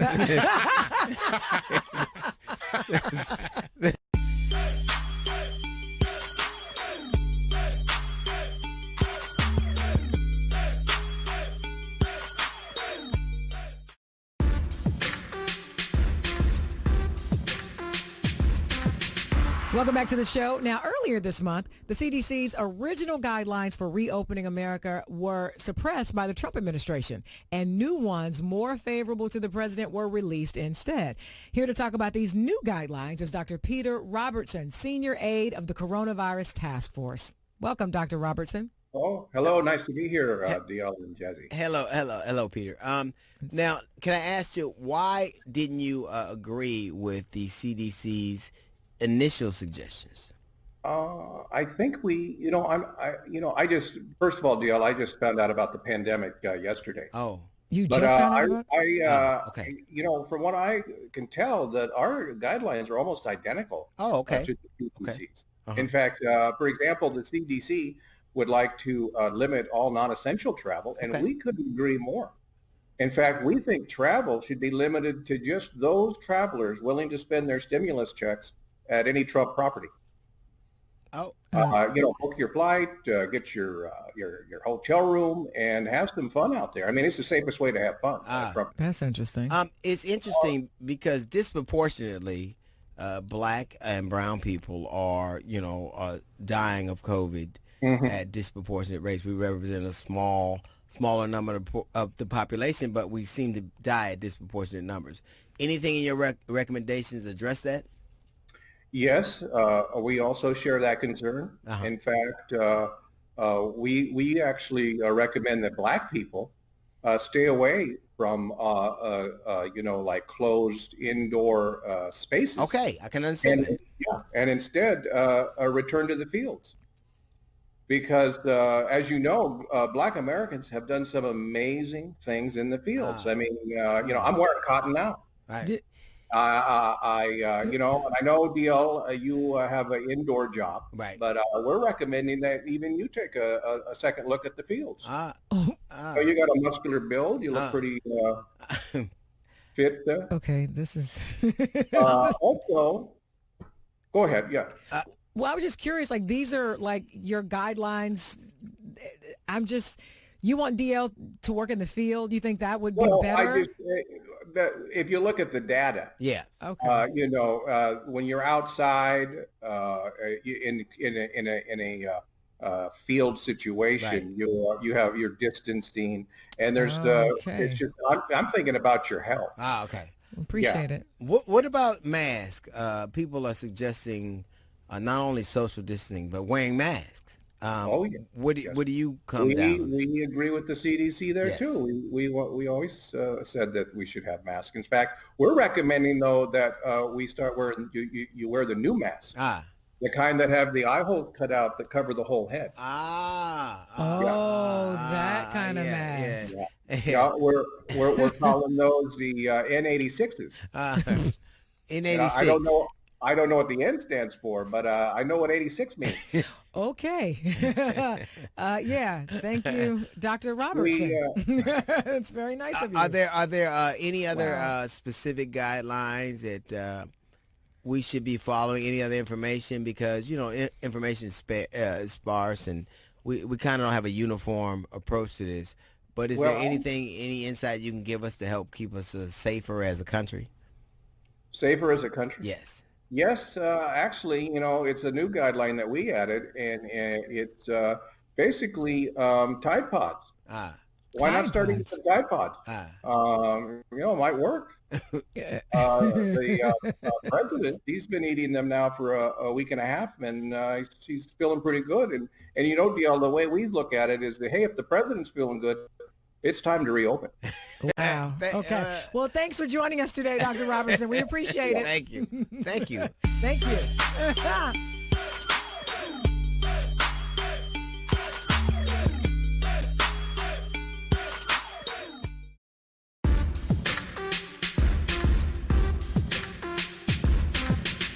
Welcome back. It's D.L. Hughley Uncut. Our guest is a political analyst and a resident fellow at Harvard Kennedy School's Institute of Politics. She's a new book out called Say It Louder, Black Voters, White Narratives, and Saving Our Democracy. Please welcome Tiffany Cross. Hey, Tiffany. Hi, guys. Hey, now. I'm so glad to be with you both today. Glad to have you. Good. It's funny because you're talking about saving the democracy, which I think is attributable to black women. I think black women are more than any other demographic insisting on saving a country that doesn't really give a damn about us. But it's interesting. It's interesting. What white narratives do you think are the most harmful? All of them, really. So if you look at the media landscape, every political conversation we have center white people. And why might that be? Because the media landscape itself is run by white folks. And so they operate in a news system that assumes that the world spins on their axis. And that's not true. And that's evidenced by when you see a lot of the media outlets going to Columbia or every white diner in Iowa, or every mayonnaise stand in New Hampshire, trying to listen what these voters from the heartland feel. And it's like, look, if you go to a Golden Corral in Montgomery, Alabama, after Baptist Church lets out, don't those voters from the heartland exactly matter? So we stop in East Cleveland, don't those voters from the heartland matter? And so I think when you have a landscape that does not center our issues, our finances, our labor stats, our lives, our residences, our education, and they solely focus on white people, it gives the false impression that our voices don't matter, that our votes don't matter. And that's just not true. One, we built this country for free through violent rule and backbreaking labor. And two, we have not only shaped this democracy, but saved it. We have saved a country that does not value our lives or our livelihood. And so I'm just a little frustrated with this narrative that prioritizes everyone else's history and everyone else's agenda but our own. You know, it's interesting. I remember the lead up to the South Carolina primaries. And Bernie was running, all the political pundits were talking about he was running away with it. But black people, and I think it really started to change for President Biden. I'm probably right. I hope I'm right. It started to change for candidate Biden when it came to South Carolina, because they had a decidedly different view of the landscape and what was important. Because I maintain liberals, conservatives vote to keep things the same. Liberals vote for aspirational things, but black people in general vote to survive. And I thought that was an example of how they saw the world decidedly different what we did. Rather than saying we have a difference of opinion, a lot of liberals were like, oh, they're not educated or they don't understand. Maybe it is that we just don't see the world the way you do. Yeah, first of all, that's so insulting, right? To call, black voters who saved this country low information voters, I think was the euphemism they use. That's ridiculous. Look, I think that's one of the white narratives, Jasmine, that you asked about that I am challenged by. And that is that the civil rights movement, what happened in the 60s, was about voting. It wasn't never about voting. It wasn't ever about this system. Black people aren't foolish enough to put our belief and our lives in the hands of a system that disenfranchises us on the regular. It's about shaping this democracy to our liking.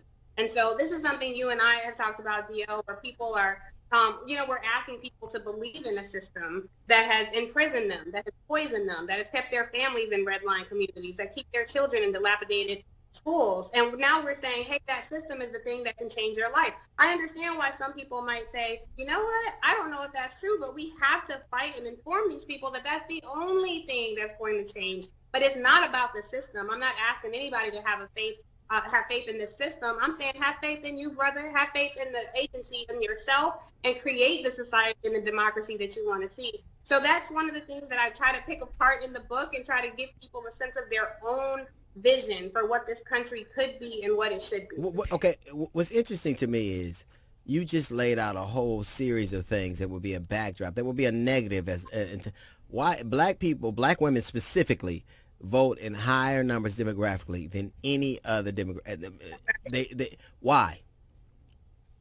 I think black women have always been the matriarch of this community. And so you see that, Dio, when black women organize, they don't just organize themselves, they organize communities. They're driving people. Those church mothers are driving people to the voting booths. Those people who never step foot in the church, but are just community activists, are driving people not only to the voting booths, but to activate others. They're canvassing, they're knocking on doors.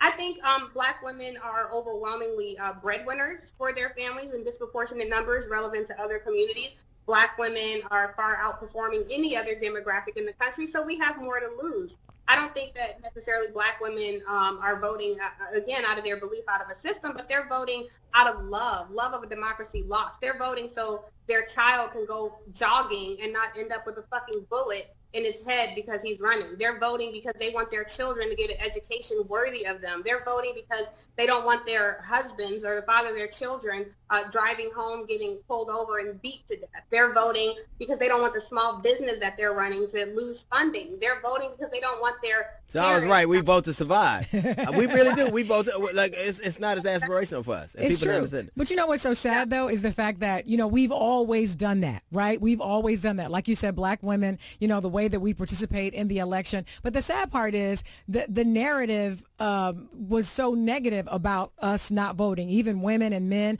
until Alabama. And then it became front page news that, wow, look what black women did. And, of course, black men, too. Right. But it's unfortunate that they made it seem as though we just started doing that when historically black women have always voted.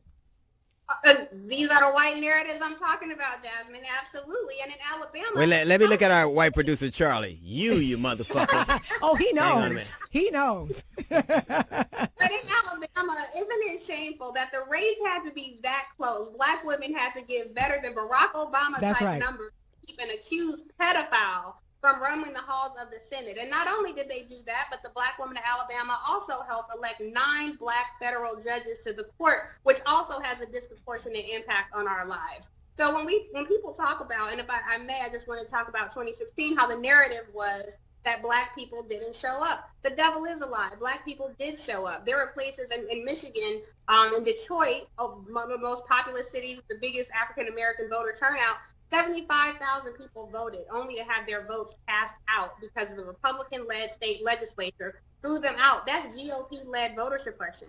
So this time around, when we have this narrative, black voters didn't vote, that's not true. What black voters are facing is GOP-led voter suppression, foreign election interference that specifically targeted our communities, and now we're going to have the effects of COVID-19 impacting our election turnout. So that unholy trinity can set a situation where you might have people who are literally putting their lives on the line to cast a ballot. But isn't that and I've had this discussion with you. We were whipped, water hoses, hung to be able to vote. And I understand that there are backdrops that are uncomfortable, but it's nothing compared to what we have gone through. And the one thing I always say is this: the white men that we had to go through it before ain't got. They are much tougher than these white people. They are much tougher than the systems that we have against us. And I understand that almost everything that's ever happened to us or for us is either because of lack of political participation or because of political participation. Everybody talks about, like, one thing we hear all the time is, what did Obama do for you?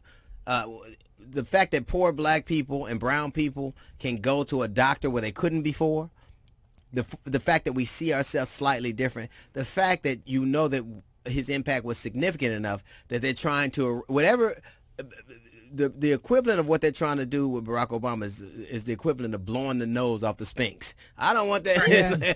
We're trying to pretend like he never happened. And there's a reason they don't want you to vote. There's a reason that they don't want you to be inspired by things. There's a reason that they don't want you to buy into the political system. And I know you wrote a book about that. What was the impetus for you deciding that was the kind of tack you would take to write a book like this? Well, I've worked in media for 20 years. So I was behind the scenes. I was a producer. I was a booker. I had all these different roles, and I just saw routinely how our voices were shut out, our perspectives were shut out. And so it really came from a place of righteous outrage. I was so outraged at what I was seeing happening in our media landscape that was directly impacting our political landscape. And I just felt like it was time to speak. I wanted to write a book for people like you and me, people who don't code switch, people who are comfortable in our authentic selves, to give a space and voice to people who feel voiceless. And, I think it was long past due to tell. Sometimes I know I wake up and feel like, am I crazy? Is it just me? Because everything I'm seeing is telling me a lie, telling me something that I know is not true. And so I wanted to write something where I was comfortable making them uncomfortable.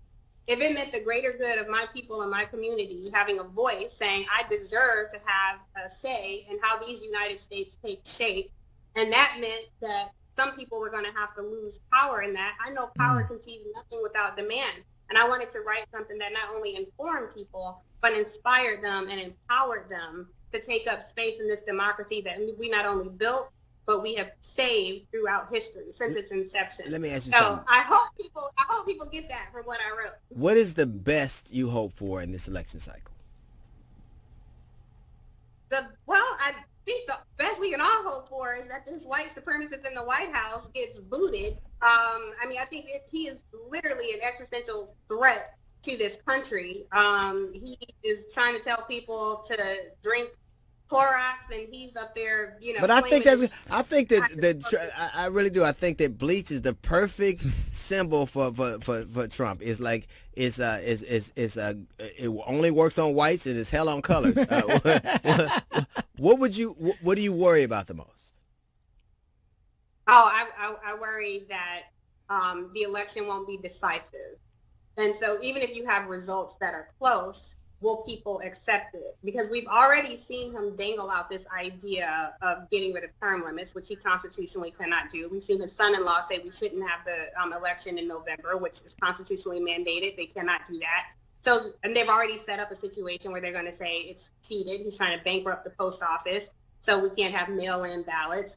So I worry that this election won't be decisive, that there won't be enough people who have come out to support the Democratic nominee, and that will give license to these crazy people to say, well, I don't honor this election. It's like the concept of society is truly But you yourself have, on a few occasions, admitted that you have, that it's fair to say that the Democratic nominee has flaws, right? Definitely. Right. Okay. Definitely. So what is it that you would say to people who see the same flaws that people have admonished and really don't see a distinction between the two? There are people, and I don't know who these motherfuckers are, but there are people who can't discern the difference between the two. What would you say to people like that? Yeah, well, first, I hope that they would choose to inform themselves. And I'm certainly not here trying to say that Biden is the perfect candidate. Look, this man gave us the crime deal. He signed off on it. There were black people who signed off on it as well. He's a flawed candidate. And black people have survived many devils. Donald Trump isn't the first white supremacist to occupy the White House. Maybe he'll be the last. We'll Don't see. say devil But Charlie squirming in his seat. I would tell those people to get informed, because I understand the thought that people have been harmful to our community, and voting is not the great equalizer, but it is a key thing to harm reduction. And I think Joe Biden would be less harmful to the community than we have seen a Donald Trump be to our So people. it's the whole voting to survive thing. But should we hold our vote hostage the way some people have suggested? Some people, you mean Puffy, right? Don't you mean Puffy? I mean, I'm You just said saying Puffy. I was Puffy, Puff Daddy, No, P Daddy, whatever. I think what Diddy was trying to say is make people earn your vote. Unfortunately, I think a lot of people took that to mean, well, I won't vote. And maybe it wasn't the most articulate message to give, but I do understand this faction that we sit at the epicenter of political power. Why should we not make demands at this time? DL, I talked to you about, I penned an op-ed for the Washington Post with my co-authors Angela Rye, Amanda Seals from Insecure, Sunny Hostin from The View, the activist Brittany Packnett Cunningham, Latasha Brown, a voting rights activist, Alicia Garza, a Black Lives Matter co-founder. And we did make demands of this president. We're not out here trying to be Biden cheerleaders, but we want him to know you are not Joe Obama. You were the vice president. To assume that you have black voters in your pocket would be a mistake. You need to give voters something to fight for. We're not encouraging anyone not to vote. We want everyone to vote. But because black women have been the drivers of this democracy, we're simply saying, don't make our job so much harder. You have to leapfrog on the white media landscape to get people inspired. Give us something to inspire the people. And a vice president, Amy Klobuchar, ain't it? Yep. You know what you said? We both are with the same publisher. And one of the things you said that you have, I remember one of the first things you said was like how impressed you were by Jasmine. And then to name off the list of women that you named off that you wrote with. That is the kind of synergy and a kind of energy that we don't, that the powers that be, and even a lot of people in our community don't associate with black women, that they have that kind of, like, you've never met her, but you came here like to meet her, and she was gone. You work with Angela Rye, you work with Joy Reid, you work with Sonny Hostin, you work with Amanda Seals, who I think in all these minds, whereas we would believe that there is a more antagonistic approach, you all have found a synergy that I think most people wouldn't ever know about, and that's kind of refreshing and necessary. I agree, and thank you for saying that, TL. And first I admire Jasmine's bicep because I peeped your Instagram. Your workout game is strong. Thank you, girl. And I thought you were so beautiful. But I think there is power. I love men. Don't get me wrong. I think men are amazing. But there is nothing like a conversation with a woman who gets me and connects with me and supports me. And I value that. And I've had men come and go in my life. But those women who got me are still around. So I value that. And I think, there's this concept that women can't get along, or there's a lack of sisterhood. And that just hasn't been my testimony, thankfully. And I have come across a woman occasionally who says, I like you, Tiffany. I don't really do women, but I like you. And my response is always just that I don't do you. If you don't do women, you're starting from a space of not loving. Speaking of doing women, let's get off on that. Oh, God.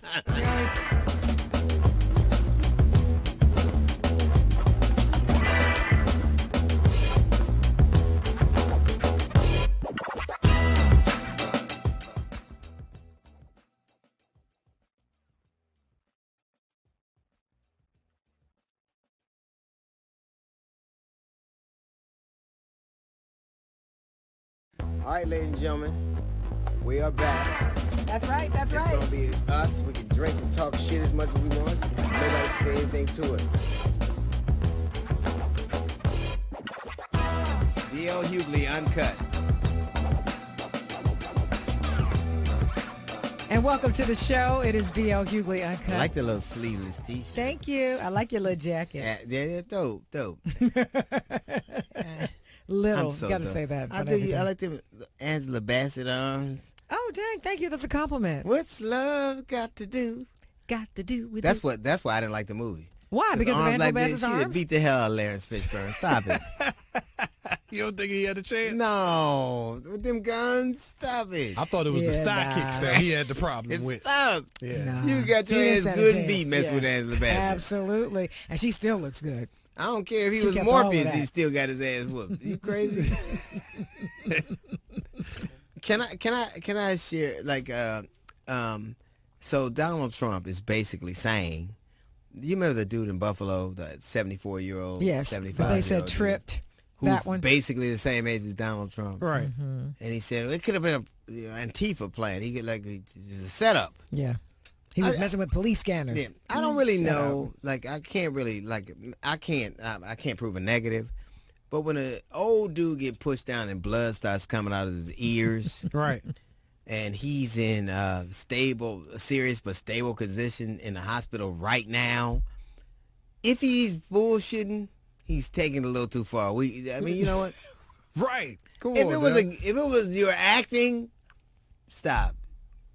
The bottom line is, we know he's lying. We do know he's lying. He's lying. That's the accountability that we're talking about. That's all we're saying. You obviously pushed an elderly man. If that was Right. your grandfather and this was He is somebody's grandfather. Yeah, if somebody knocked him on his back, you would have a problem with it. But here's what's really so. Our whole argument is the police are overreaching, being brutal, and going too far. Their response is, that's like somebody whooping your ass to show you that they don't whoop your ass. They're like beating the shit out of people to show how they're being wrongly accused of beating the shit out of people. But what's crazy is they're beating out of the shit out of their own people. Yeah. I was shocked when I saw the police knock down an old white dude. I was like, wait a minute. Normally they would be off limits for you guys. You pushed him. No, They said, no, he tripped. Their own people is people that wear them uniform.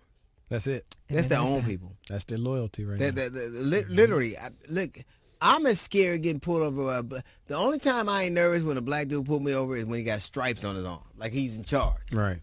But if he got something to prove, yeah.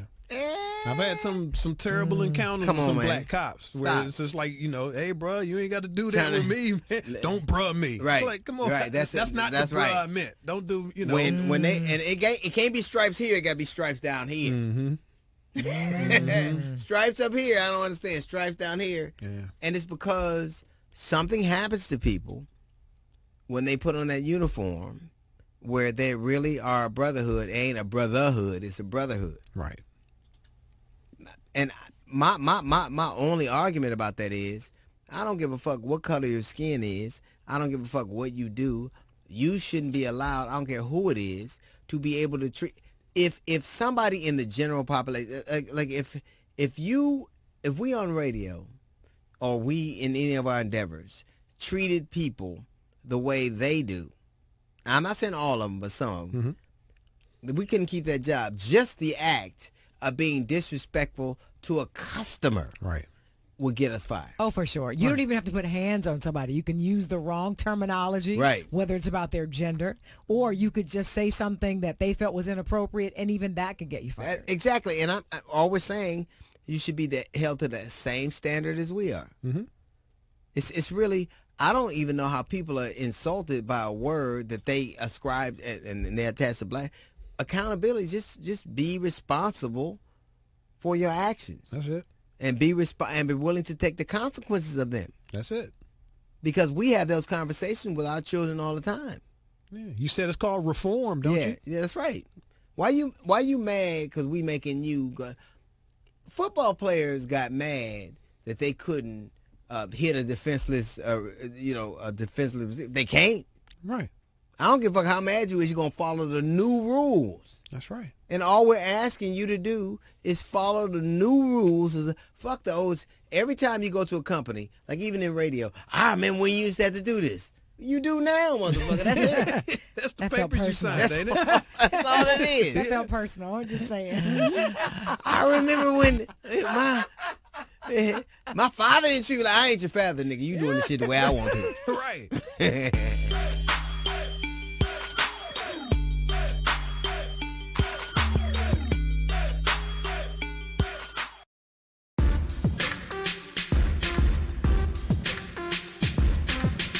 Hey there, welcome back to D.L. Hughley Uncut. Our guest today is an activist and the former chair of the Women's March. Currently, she is the co-founder of the social justice organization Until Freedom. She recently made what has been called the speech of a generation, and I love this girl. It's Tamika Mallory. What's up, girl? Happy birthday, gorgeous.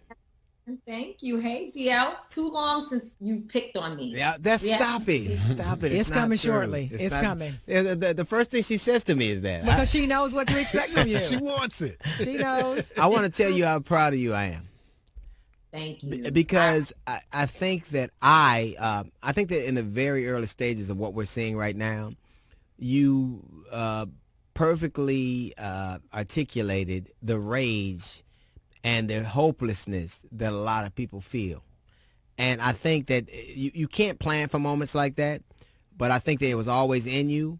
And I want to tell you how proud I am. What do you think, are you shocked by this movement? Are you shocked by the fact that so many people in so many places from so many demographics and sexes and races and just people from all over the world have kind of attached themselves to this movement? Well, no, I'm not shocked because I think we have been trying to warn America. Like you do it on your socials and in your, on your shows and just in the way that you speak every day. We've been telling people that if something is not done to address the issues of police abuse, police violence, and just white supremacy in general, that this country was going to boil over. And to be honest, I don't even think we went as far as it could go. I don't think that I think people were pretty much, tamed in the ways in which they are responding to the trauma that we continue to see. I think America ought to be glad that most people want to see a nonviolent movement move us towards change. However, the danger is that other people are dying. Like it's still happening, even though there is definitely there's something moving in this country. There's a new energy. You saw Nancy Pelosi and Chuck Schumer having to stand with a list of names that we already knew. They knew the names, but for some reason, George Floyd has moved people to a different place, and that's good. They didn't need the kente cloth on, though. Like, I totally don't understand who came up with I didn't. It was a non. I agree with what you said. I care more about what they were saying than what they were wearing, but and I think that ultimately.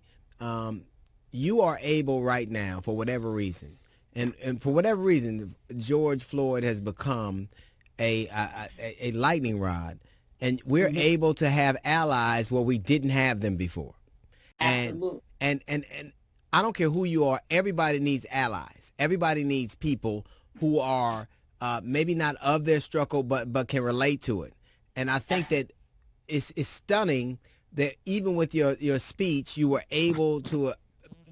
I think that speech a year ago wouldn't have had the impact it does now. Well, that's what they say. And, you know, as you said, I'm sorry. Will you stop moving? You're making me dizzy. I feel like I'm watching. I said she's a busy woman. She got things to do. It's like Call of Duty. It is Call of Duty. You know, I'm sorry, but I move around. That's a lot. right. Tell them to keep up. Keep up. How about that? Y'all got to stick with me because that's just what it is. Honestly, I haven't had food in 2 weeks, and the delivery man is but hey, I'm hungry.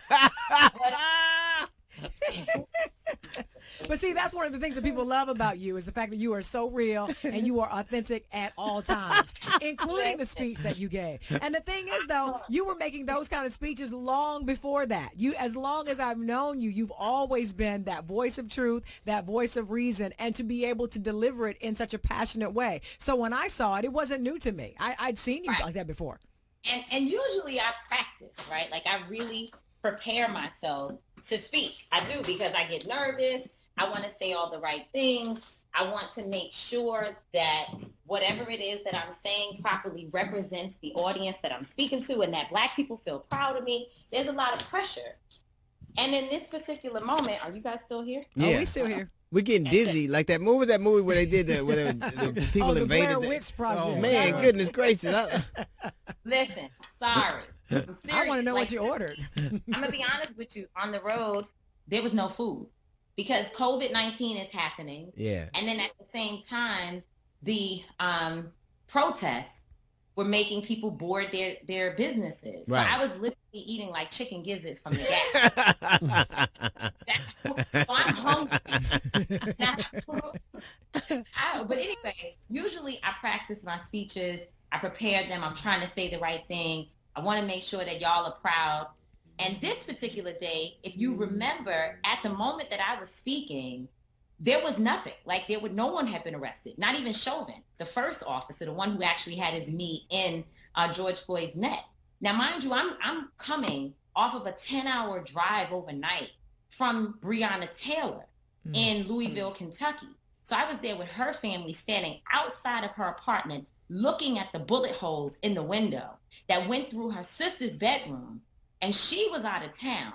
But if Janiyah had been in town, she would have been in her room in which the bullets went into the dresser, the walls, everywhere. There were more bullets in her room than in the other areas where Breonna Taylor was actually killed. So I'm enraged.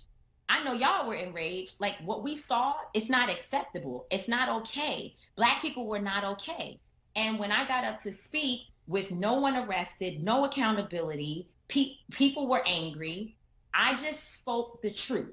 Literally just spoke the truth. If I could go back and do the speech again, I would have fixed some verbs that I split. And, I said, I'm like, man, that was whew, you couldn't get those words right. But I was so, I was just feeling it in the moment. And I said what I hope God used me as a vessel to articulate the pain that so many people are feeling and that so many people needed to hear, because white folks were like, damn, that's kind of true. I was really worried about the looting until I heard what you said. You know what? You articulated something that you were sick and tired of being sick and tired, and you spoke. That's really not much different than Rosa Parks. Rosa Parks was like, my feet hurt. I'm not feeling ready to move. No, really, it takes, and I think we're speaking at a moment where America is sick and tired, where they're willing to hear things that perhaps they wouldn't have. When I hear things now that are coming out of this movement, I'm heartened by them. Like I get emotional when I see that people are saying things that they never would have. Police chiefs are saying things. You see soldiers saying things. You'll see politicians saying things. Neighbors are speaking to neighbors. But when I hear things like defund the police, which, and I'm no fan of the police, but that is a non-starter for a lot of people. Like no one gonna say because defund the police to a lot of people means we ain't gonna have police, which is dumb. Nobody would say we're not gonna have police. Right. And that's the thing. There's an education gap, and I think you use your platform and you do, Jasmine, as well, all the time to try to educate people and bring them up to speed. And so the example that I've been using on the defund the police issue is that in New York, the summer youth program was being cut. Right. So there would be no jobs for Sure. the young people in New York City this summer. But the police budget was being maintained. Fair. And so since Mayor de Blasio, somewhere, because he's been the police main advocate for all these years with Daniel Pantaleo choking Eric Garner, we had to fight him for our lives, like literally Right. put blood, sweat, and tears on the ground in order to make him fire or to ensure that he was fired from the NYPD. It took us 5 years.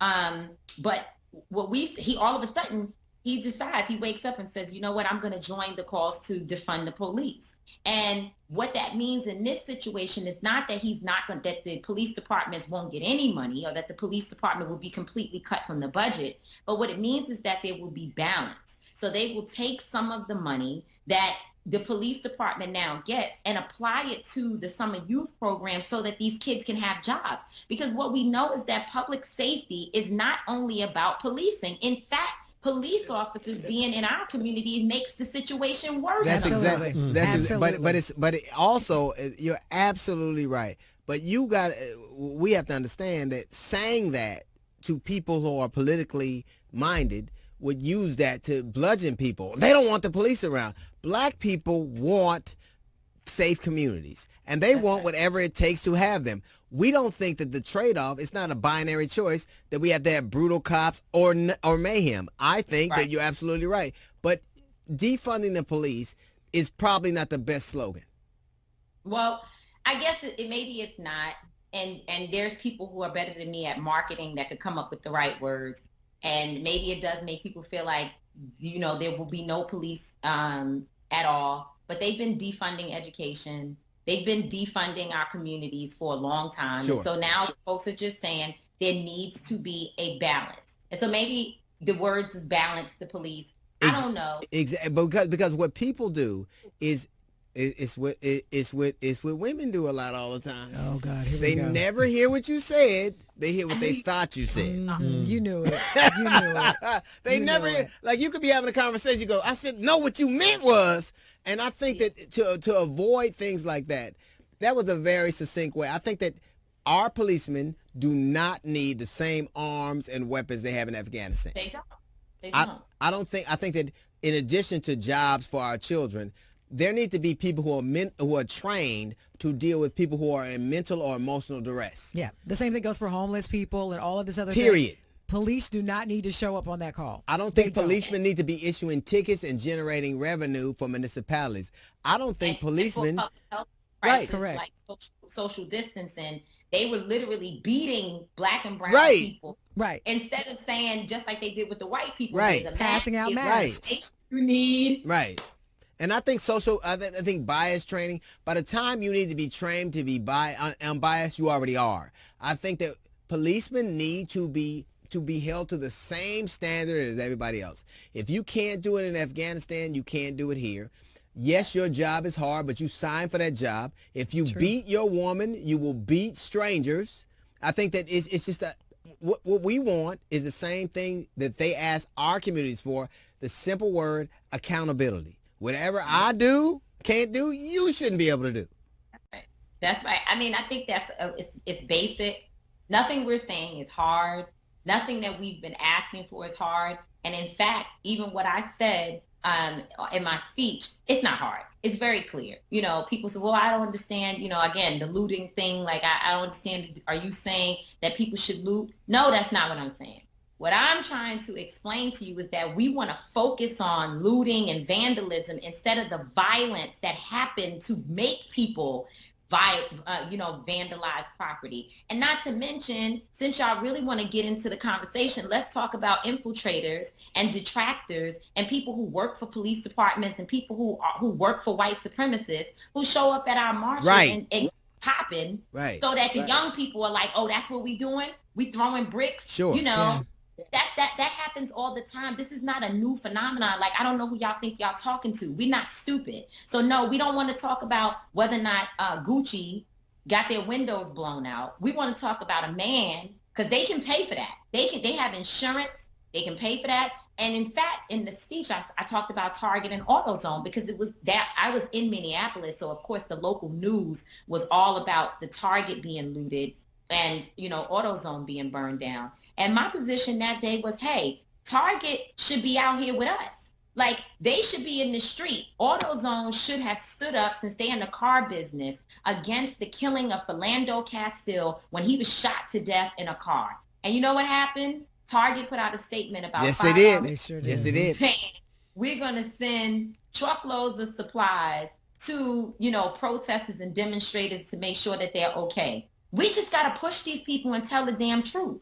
And another thing we have to do, you make me proud because the things you say, it is almost like we have detente right now. We have an opportunity to have conversations that people weren't inclined to listen to. I don't know if it was that it's COVID and people are at home, or that the killing of George Floyd was such an abomination. So I can't, like, I'm a cynical man and I can't watch it. I can't watch what happens when a man is having his life taken away and he cries out for his dead mother, and actually he would actually have more hope of her helping him than the system. Yeah. And he still was saying, sir. Yes. Throughout the whole time. Yes. Still saying, sir. He's still, even though they're murdering him, is calling out with respect. Well, no, it was fear. It wasn't respect. It was. I hope if I supplicate enough to him, he'll show me mercy. The thing that I don't think violence is the answer, but that depends on what the question is. It really does, because I don't think we're here right now unless people saw things destroyed or had the potential for, like, when police show up, they will care more about Target than the people who've had targets on them. They're about protecting property and making sure commerce moves around, as opposed to protecting the citizenry. And I think that we have to change the dynamic in the way in which people are policed. We know, sociologists tell us, crime is dropping and has been dropping for the last 25 years. Then why is policing escalating? If the thing that you're supposed to be doing is dissipating, why are you ratcheting up?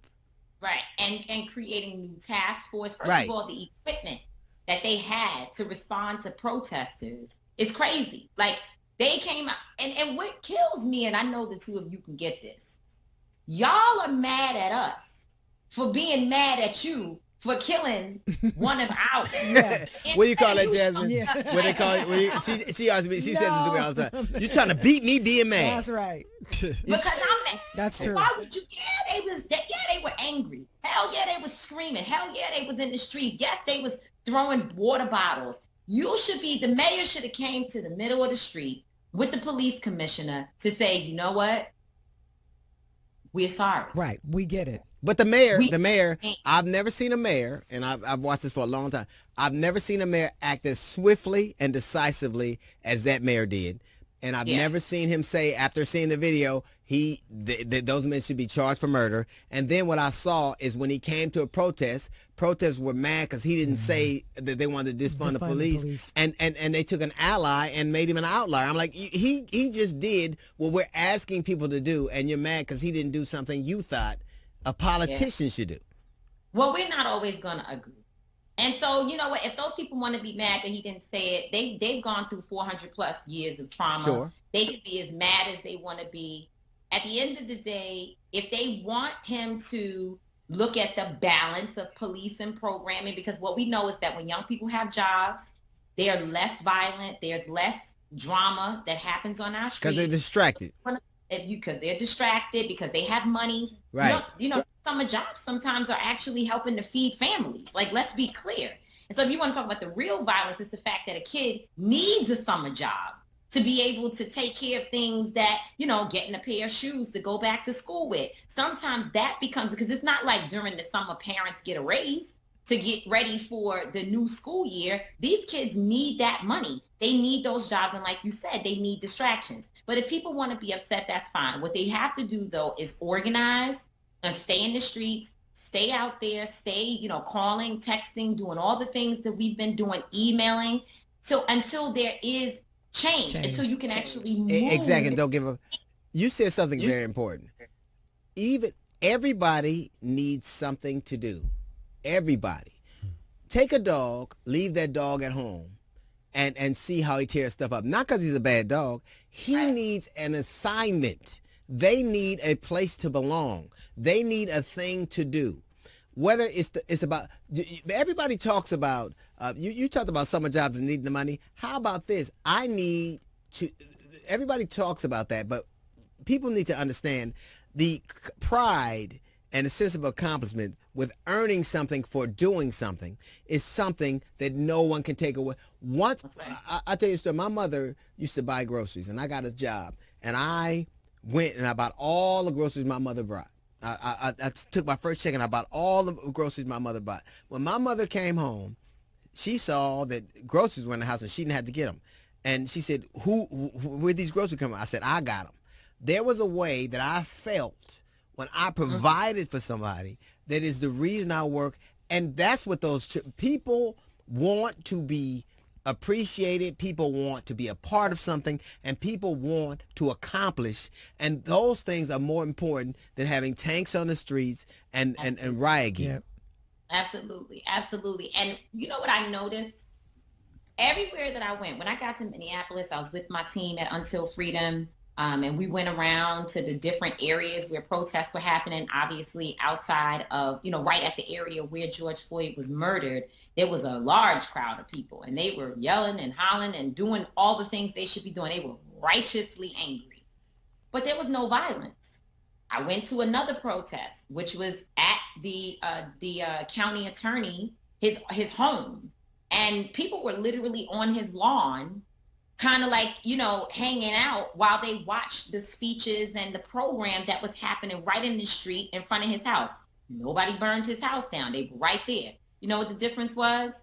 There was 2 or 3 police cars at each one of these places. The police weren't really, some of them were actually engaging with the community. Others were just sitting in the car, making sure everything was okay. But when you went to the police precinct and around, as you said, these corporate buildings, there was militarized police. So when you meet people with that type of force, then they come and say, oh, I'm with the shits today. Like, this is what we doing. Right. Yeah. But we're ready. You know what I'm saying? They didn't have, they took a posture as if they were in the right and the people were wrong. And that is how this stuff began to Absolutely right. You're absolutely. And I got to tell you, I love you. And what else they weren't hungry like you are right now. For a food that is now cold.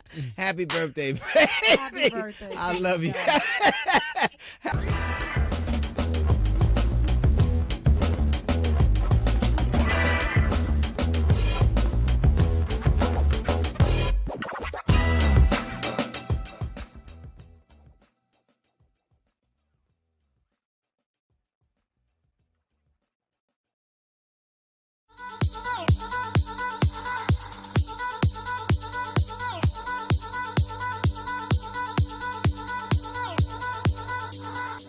Welcome. I'm Jonathan Copeland, your fashion stylist. Hi, I'm Salome, designer from Salome Style. And we are your style guides for this fashion showcase.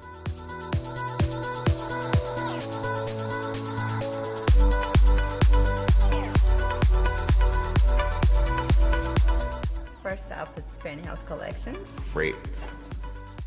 Clarissa's wearing Fanny House collection. I love the bag and the dress. I mean, the skirt with the top. I think she looks great. And color, so colorful. The color is what's getting me. Like, I feel like one could wear this like on an everyday situation at work. You know, it's a very professional silhouette. Yeah. You know? Eugenia. That's amazing. Yes. Love the pants. Eugenia. Oh yeah, yeah. Look at her. Yes. I see you, girl.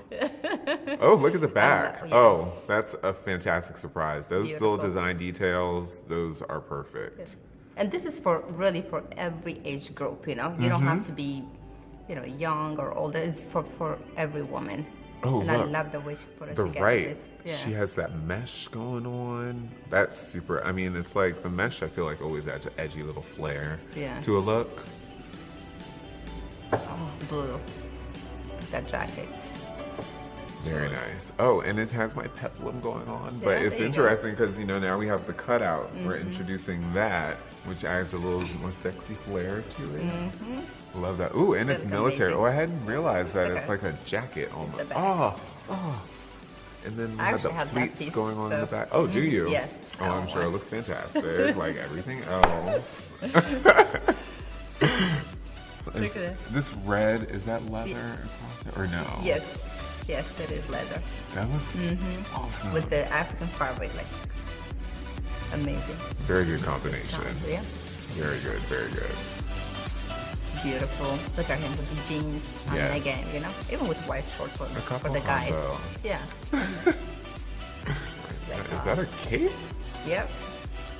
We don't see enough capes. There you go. I feel like this is Is it cute for you? interesting. And then, hello?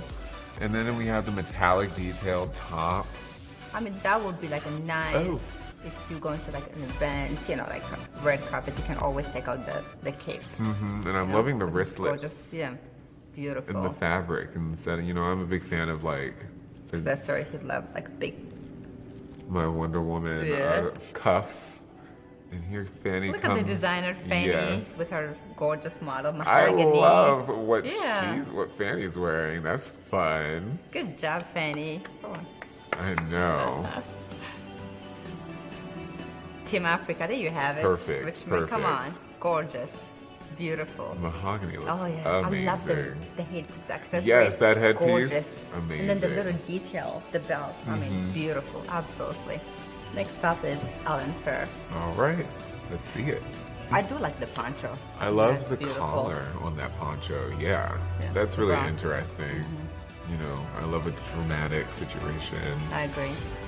Makes me feel Poncho, like it's almost very sculptural, architectural. Yeah. I like that. Now this is my style. I This would is very definitely, luxe. yeah. Sort of dramatic. You know, you can wear this in New York City. Yeah, definitely. Really super cold. It has a snow nice day. sheen Absolutely. to it. Even with ladies too. Mhm. This looks great. That's always really pretty and luxe. I to like me. this. I like those bold style. Mhm. High You're talking about- fashion, you know. I love the red, what style it was The wearing. red. Yeah. Yeah. Even the blue and diamond looks great. You know, all black. You know, you kind of have like a little bit of lighter sweater under. You Yeah. know, we can still A go different out the take city. on You know, fur. Chicago. Yes, exactly. Yeah, you'll definitely get Yeah. in Chicago. This one looks like, you know, I love jackets that look like you should be in the wilderness, but then you wear it with like some, like I would wear a nice skinny jean and I some, agree. you know, some edgy boots. Yeah. You know. I can see you wearing those. Yeah, yeah. Definitely. I would totally wear that. That's cute. That's nice. I It feel has like a she chic- can probably remove The fur. this part, the fur, yeah. Then Yeah. it would be like a casual. Well, I mean, not if it's blazer, like like a winter, you know, guess. and like, Yeah.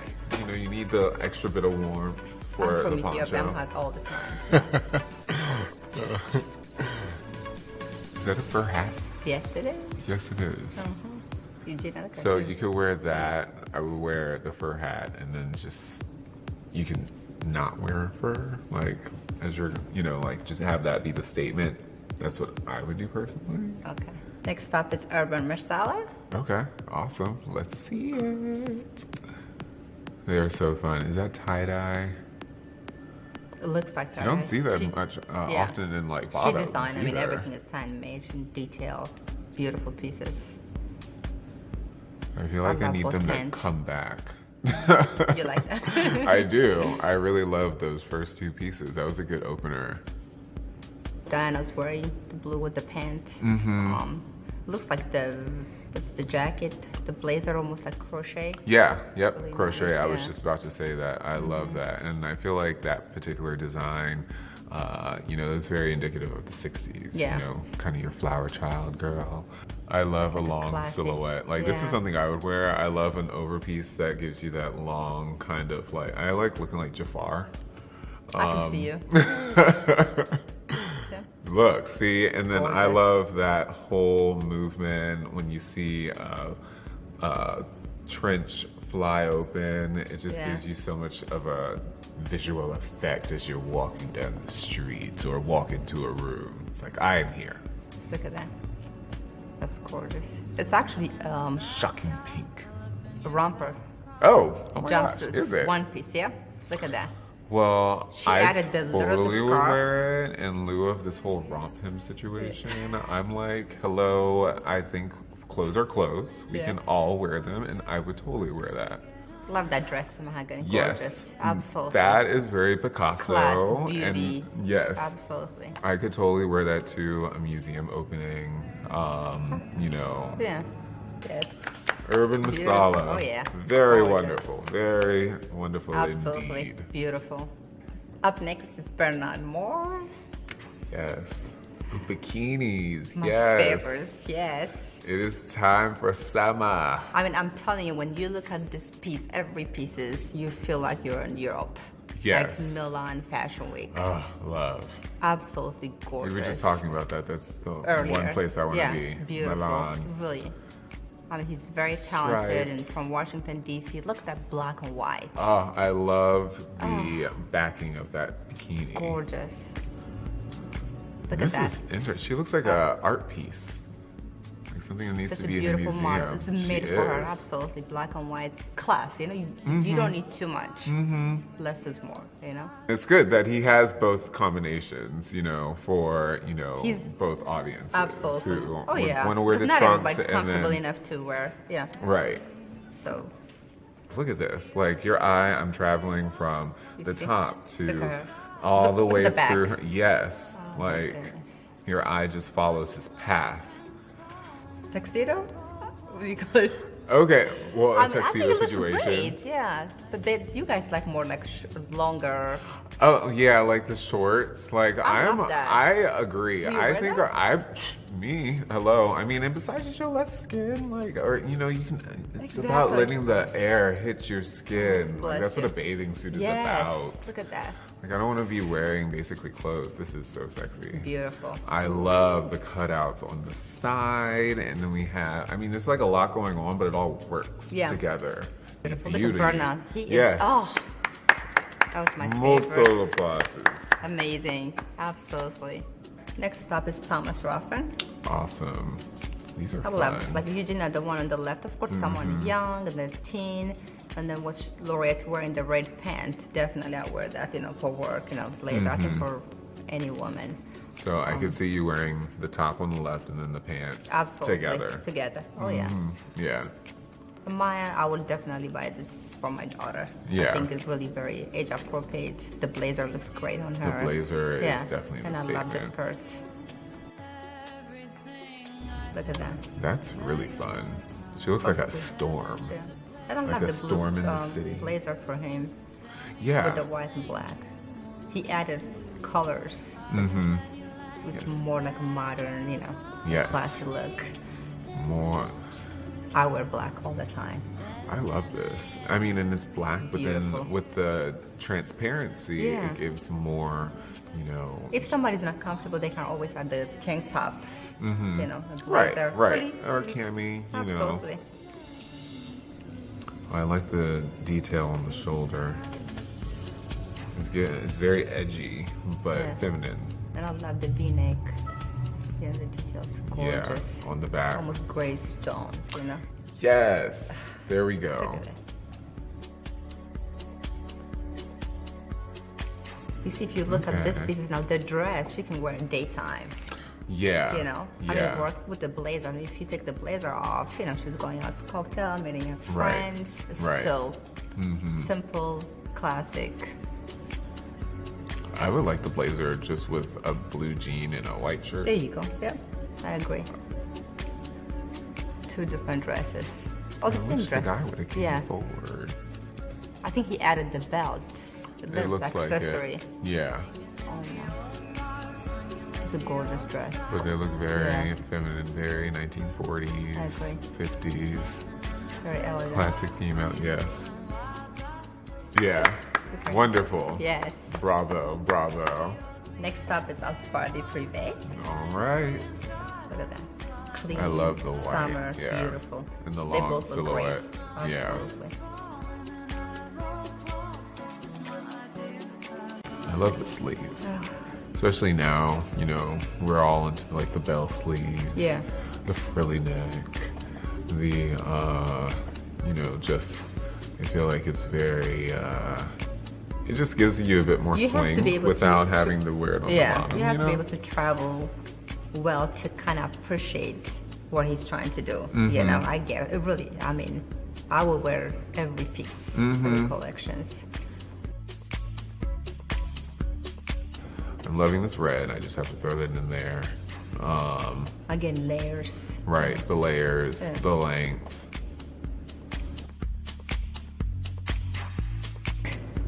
I mean, look at every detail of the top, the necklace. Yeah.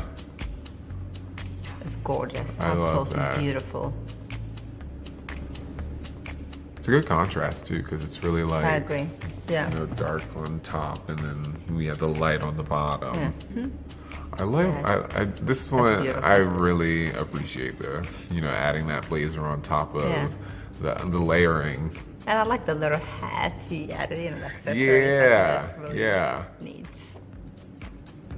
It's similar to the first one Mahogany wore, but he Mhm. added Yeah, the but this one's a scarf, bit you know, more for the full. shawl, for the hair. And then look, the necklace.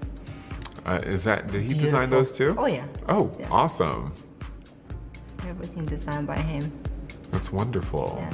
Yay. Beautiful. Well done. And he's such a nice man. I Merci remember meeting Alfardi. him Oh, yeah. at the I love show. it. He was great. Yeah. Absolutely.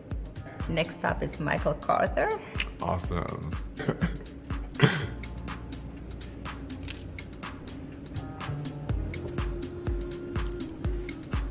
Love the sweaters. Very nice. That's a good They have the combo. hat, I yeah. do like that. Yeah. It's a very smart combination. I think that's what that gives off.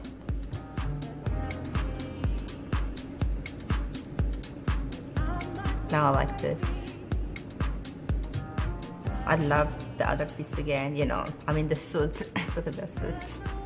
They both look great, you know. He always I love the that's the blue sparkle. the sparkle on it. Yes. Yeah. Yes. Yeah. They both Oh, look the good. back. Oh, look at That back is Absolutely. everything. Way to highlight. Gorgeous. Yeah.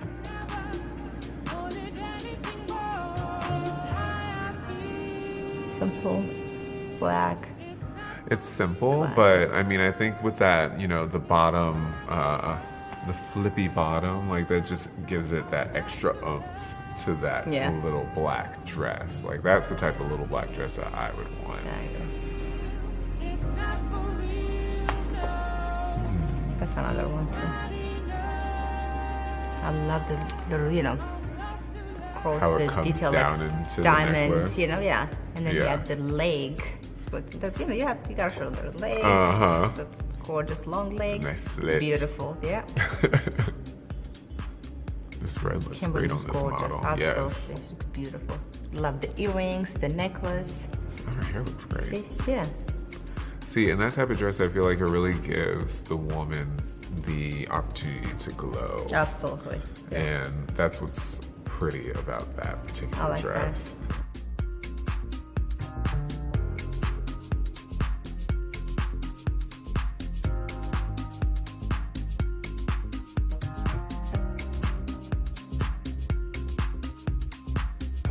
Michael. Yes. That was wonderful. Next up is Mikasa Charles. Mikasa. She's into metallic, you know, she loves gold. Yeah. I mean, and you know absolutely. me, I'm all about metallic Yeah. right now, especially. I mean, I feel like it's very futuristic. I think the whole idea is to push for the future. I agree. Push for positivity, and I think that's what metallics gives you as well, because it's just That's shiny. It just makes you Beautiful. feel like I can definitely do photo shoots with that.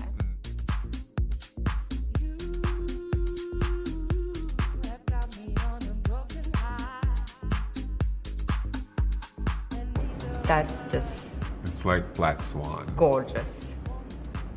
Clark's beautiful. If you have like I said, the metallic gala. Uh-huh. She looks Like the little skirt, you know, little tutu. Yeah. Yeah. Beautiful. I love the sleeves on this and the sparkle.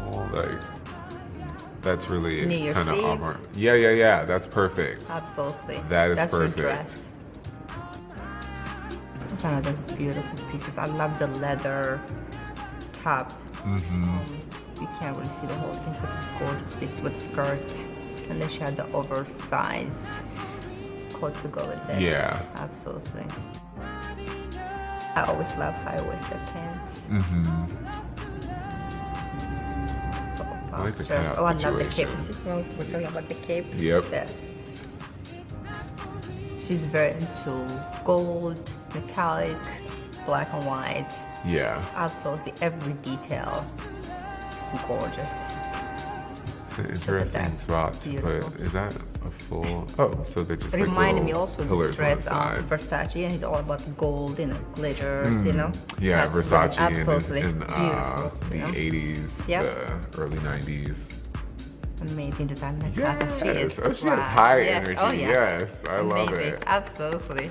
Wonderful. Beautiful. Beautiful. Our next designer is Stephanie Maxwell Reed. Sounds good. It's like one of a kind piece you must have it.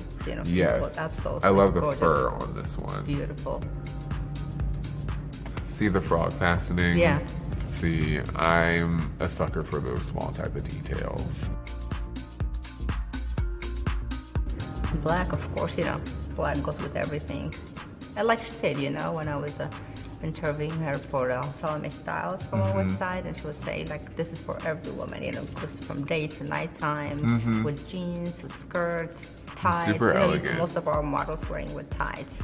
It's such an elegant pieces. You feel like $1 million, You could also wear it with like a full pleated skirt underneath, and that would give it Or if you go to like a certain party, you can have a nice, beautiful coat bra, to nice Ooh, lingerie. yes. Just an idea for your view out there, if you want to put pieces together. And then so I feel like with this too, you could wear it without pants. Yeah. And just wear it just What are you as gonna a wear coat. under? So, I feel like, you could wear like I personally would wear just a smaller, maybe slip, but I would want to just wear that as the top, just You wear a that dress. okay. Yeah. So that would, okay. Yeah. Okay. You just give me an idea. Yeah. Next time I will wear the fashion event. Because I feel like it'll give your legs the I agree. chance Long to leg. shine, That's true. right? I agree. Beautiful. My beautiful pieces. Yes. I See, love it. I that love that much. The red. red, yes. Yes. Amazing, Daphne. That was gorgeous. Our next designer is Trey Van Van. Travian, let's see what you have to show us. Dress, gorgeous. Oh, I love that. Good little leg. I love the lace detail at the top. She looks like she got this dress from the Black Forest. I agree. Beautiful. With the bag. I actually did a photo shoot with that dress. Beautiful. Look at the bag. Yeah. These sleeves. I'm a sucker for sleeves. She made this actually for our fashion show. Oh, did she? Fashion show, yeah. Look at that against detail. Yeah. It's very East End The Laurent, stuff you see actually. in Hollywood and in Europe and other countries. Exactly. Like Here, I was saying, like Yves Saint Laurent. Maybe. Absolutely. Like I feel like it's definitely giving yeah, that off. like a Cannes Festival in France. You see all those beautiful women. Totally Like in agree. the whites. It's like off-white.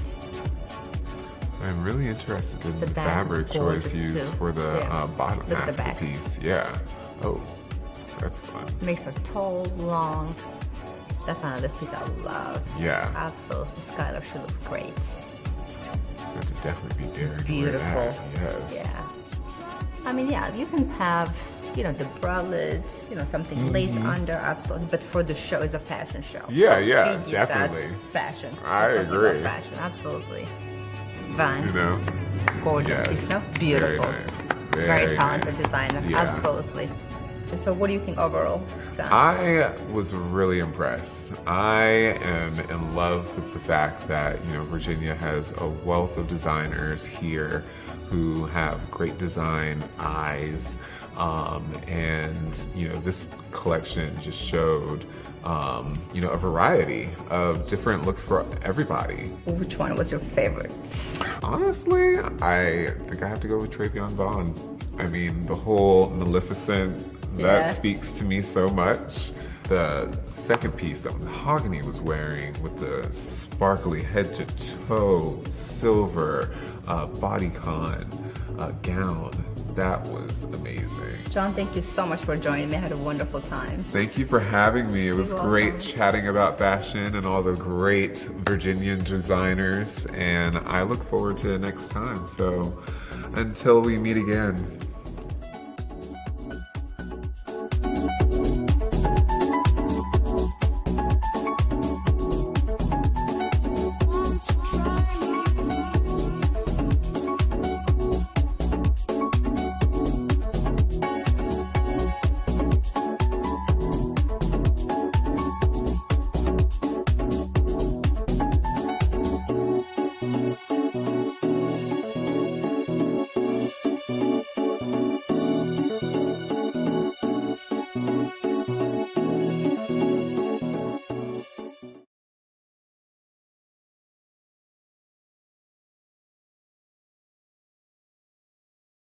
And we'll rise up.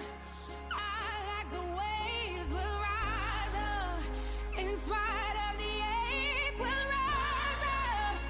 And we'll do it 1,000 times again.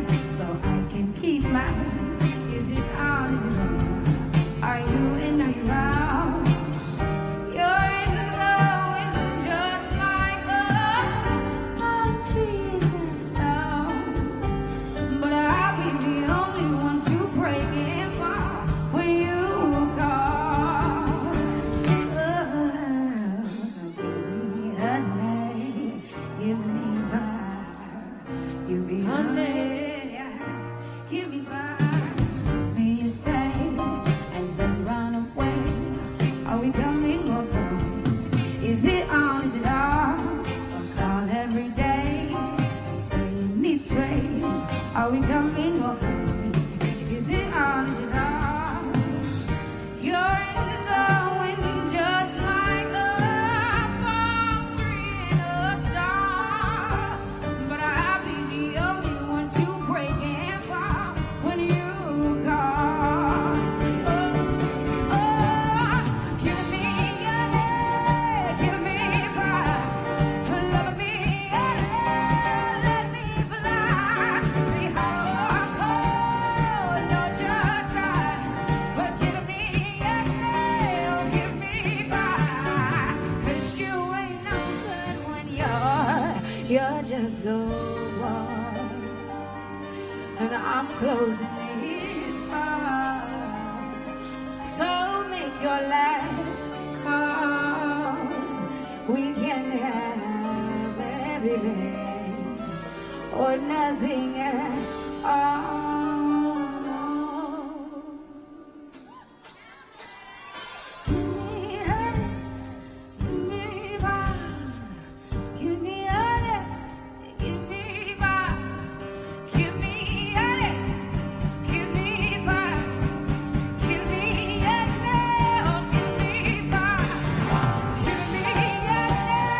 give me fun, love me honest, let me fly.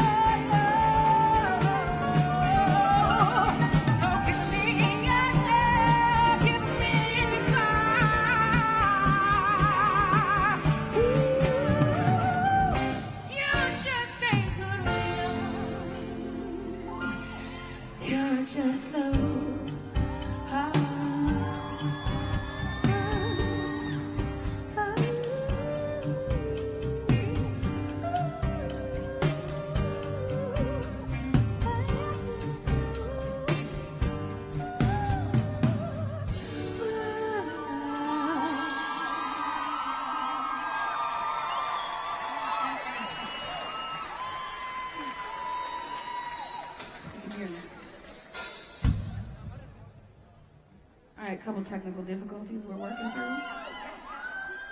Bear with us. We still got a good show planned for y'all, okay? Here, yeah, that's better. Thank you. I love you too, all of you. How y'all feeling? Good? Well, tonight's a conversation. I know there's a lot of craziness going on right now. We're going to talk about it tonight, okay? We don't do this up here alone. All right, we need y'all to make this work. So this is a joint effort. Let's get into it.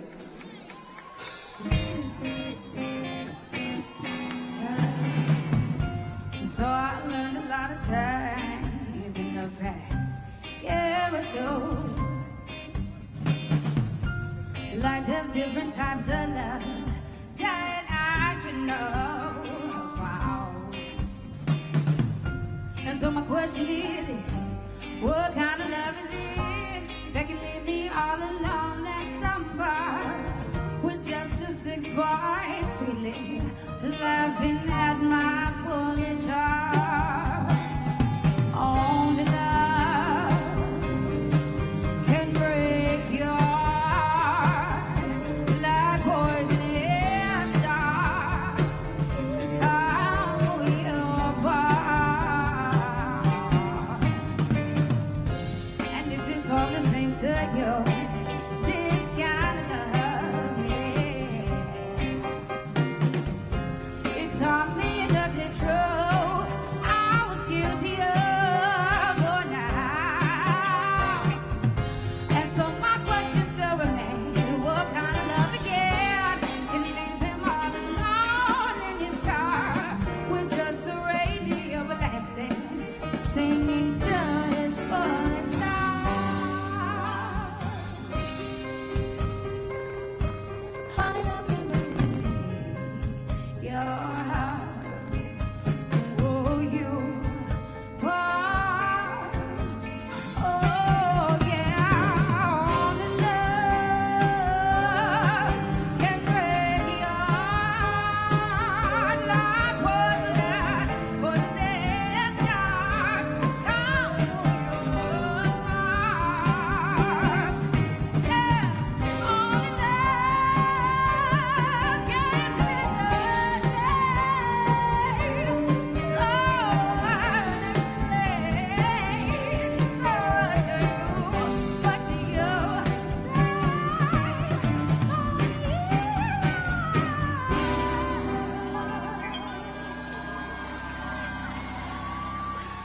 All right, let's keep going. I just have to tell you guys that story real quick. Let's get into it.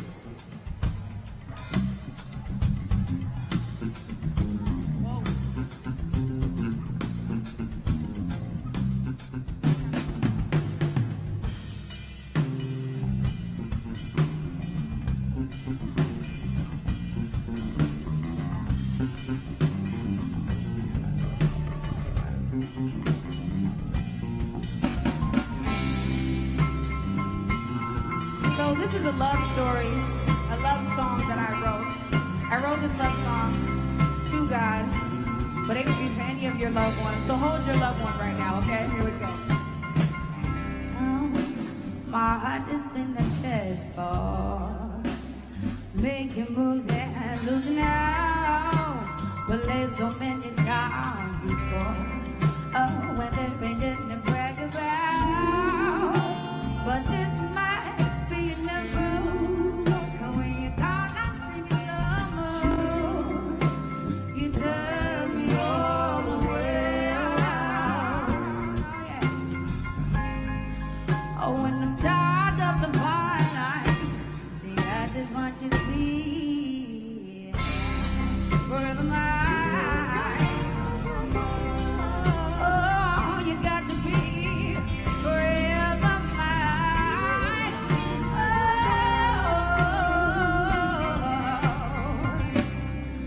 Oh, and there's nothing I can see now that ain't been sung before. Oh, but your love is a standout. So come ahead to take the road. Yeah, to Jimmy Marlowe. And now I'm stuck in your bottle. Oh, pick me up. Don't never put me down. Oh, when I'm tired.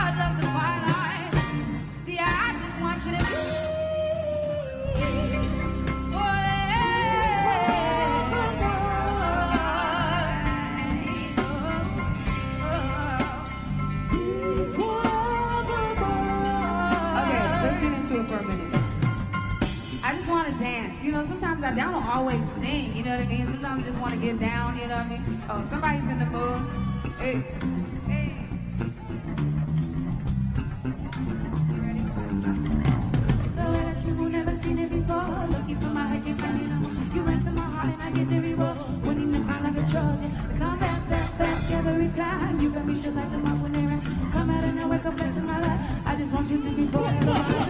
You will never seen it before. Looking for my head, can't find it no more. You mess in my heart and I get the reward. Winning the crown like a Trojan.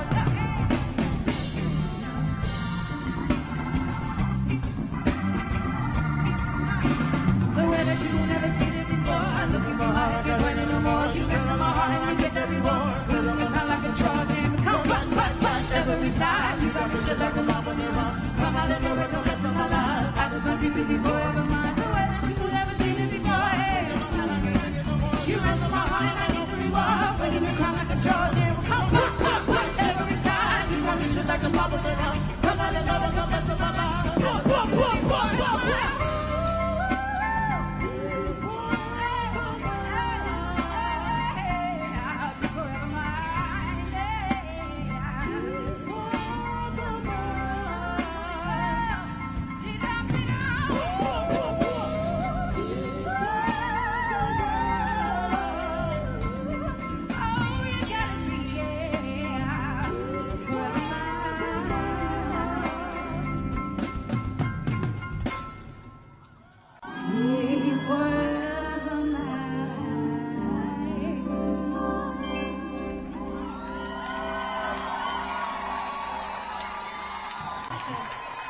Thank you so much, champ. Thank you, ladies. Thank you for turning up with me.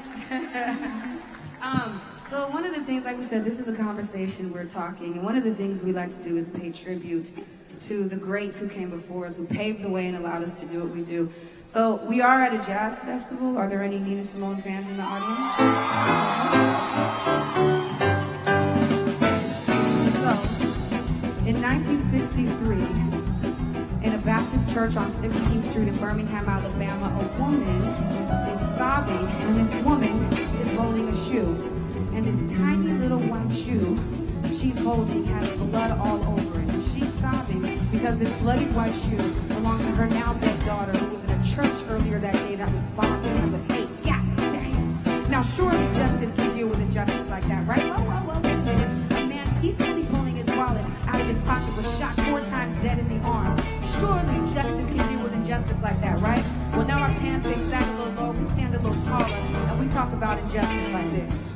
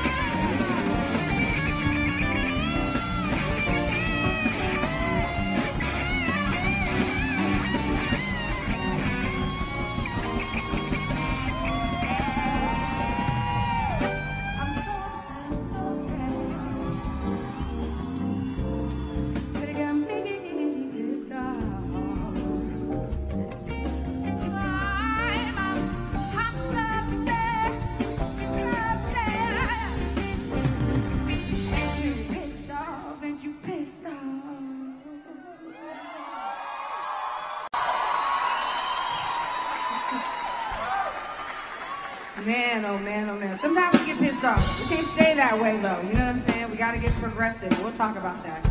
So we're still talking. I'm gonna tell you guys a story about my life. Don't judge me, okay? You don't know I call him the teacher.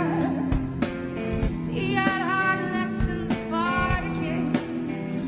Now I get out, but you true had he put me under the same spell. He loved me.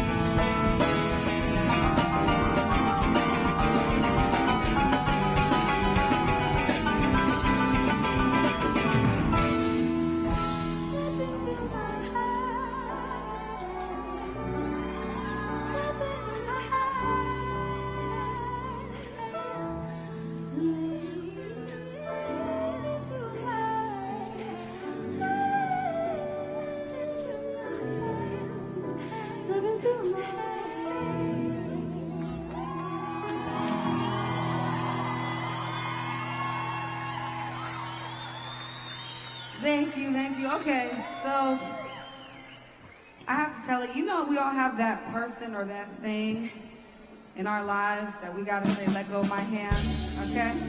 We have that person in our text message history right now, okay?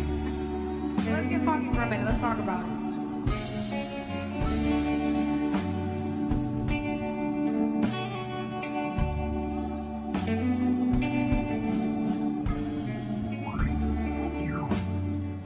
Just me, I and my time.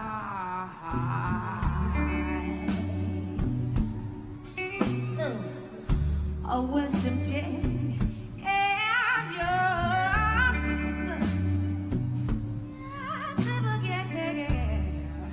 to myself that I buy for years, scraping behind you.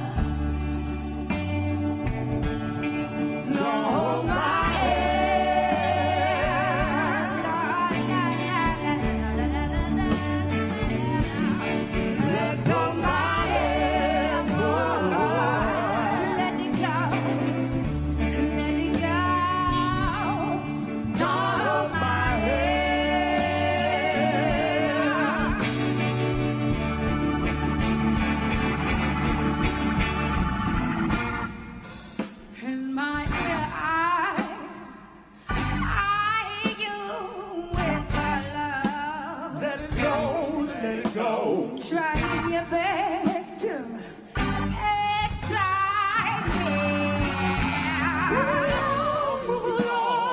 'Cause you know you must leave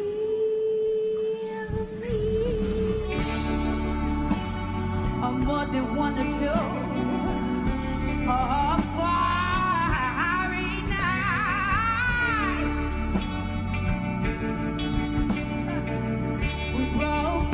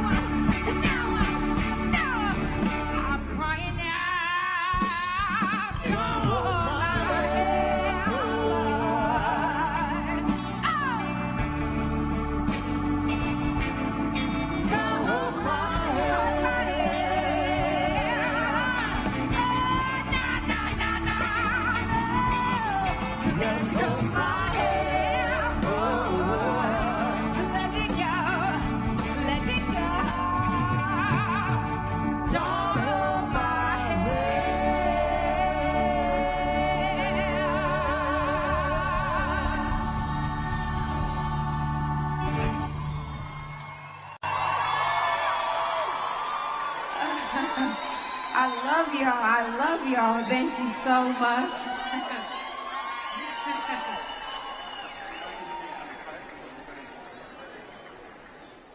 So, like I said, we're still talking, and we like to pay tribute to the greats who came before us, but we also like to honor those artists nowadays that are conscious and that are making amazing music. And I'm a big hip-hop fan. Are there any hip-hop fans in there? And I don't know about y'all, but it excites me how hip-hop always has embraced jazz music, yes? So I always say that jazz inherently evolves and transforms. And so I'm a big Kendrick Lamar fan. Are there any Kendrick fans in the audience? Okay. Oh, that's good. So one of his songs off of his early album, I love so much, and it's a song called No Makeup, because I think at a point in my life, you know, I enjoy makeup, I have fun with it, but it used to own me. It used to define how valuable I was, and the more I took those things off, the more the people in my life who were there for the wrong reasons were moved out of it. So I just want to pay tribute real quick, and I want to do this song, No Makeup, for you guys, because I love it, and I love you guys, so we'll make it work.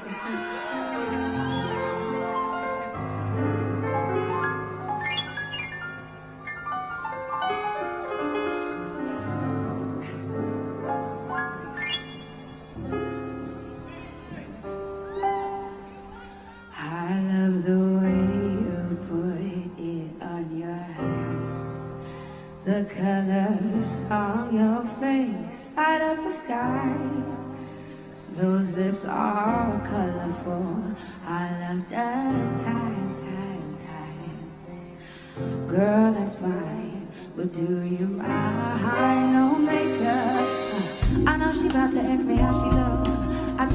beautiful and how long it took for you to put it on. It was early in the fall. She resembled the models out of the neighborhood, concentrating on the way the eyeliner thickens. You're staring at her and trying to figure her vision. The wittiness, the prettiness, the colors on her skin tone, her complexion and the direction of her grown. Damn girl, I'm so mad. You about to blow your cover when you cover up. Don't you know your imperfections is a wonderful blessing from heaven? It's where you got it from. I love your smile. You can do it without style. From your lips all the way to your eyebrows. It's the beauty in her, but when the makeup occur, I don't see it. All I see is I love the way you put it on your eyes. The colors on your face light up the sky. Those lips are colorful all of the time. Oh, girl, it's fine, but do you mind no makeup? I know she about to ask me how she look. I tell her beautiful and how long it took for you to put it down. It was early in the fall. She resembled the models out of the neighborhood, concentrating on the way that I landed thickens. You staring at me and trying to figure my vision. The wittiness, the prettiness, the colors on my skin tone, my complexion and the direction is outgrown. I feel like it's not enough. I can never put on too much makeup. Again, I know my imperfections. I be constantly stressing from him. Is what I get it from. And tell me I need to smile at least once in a while. I hate my lips, my nose, my eyebrows. It's the beauty in me, but what you don't see is that I had a black ID. Okay, so we're gonna move things along and take it way back for a minute, right? Okay. Are there any Lil' Kim fans?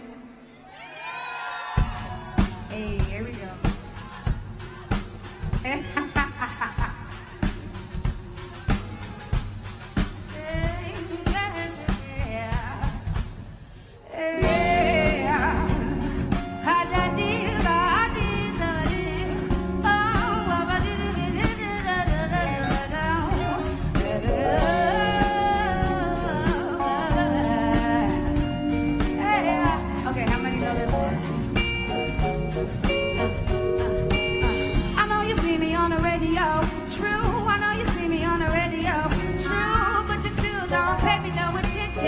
Listening to what your girlfriends say. I know you tell me on the radio. True, I know you tell me on the radio. True. Listen, like Kendrick said, you ain't gotta get drunk to have fun. You ain't gotta get drunk to have fun. Gotta get drunk to have fun. You ain't gotta get drunk to have fun.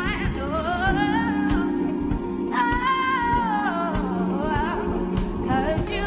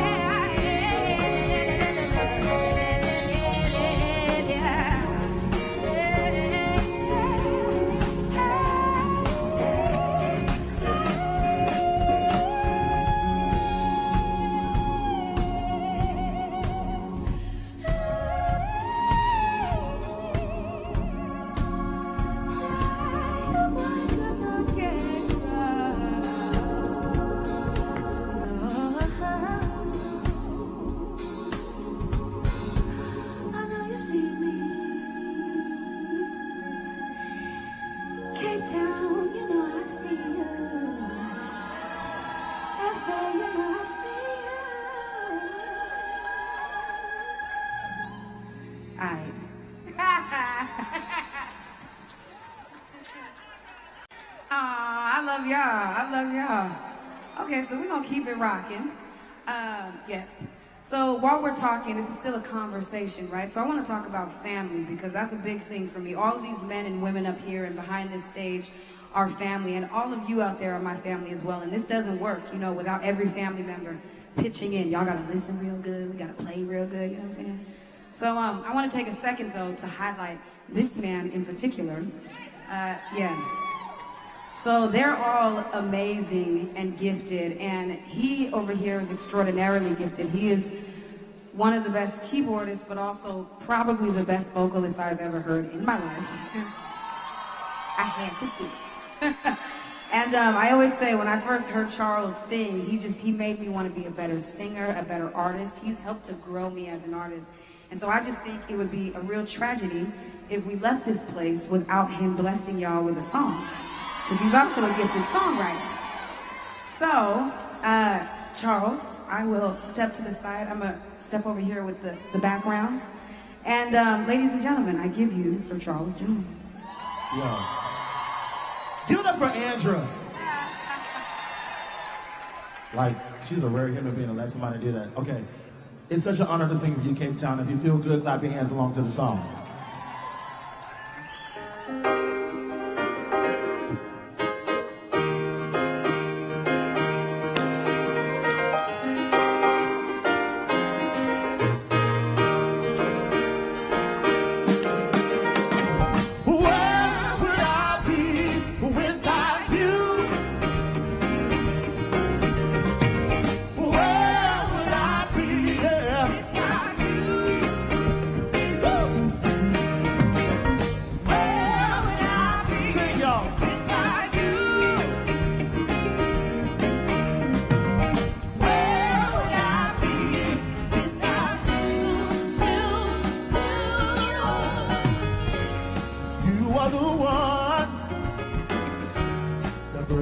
Sun shining on my bad days, when my sky's gray.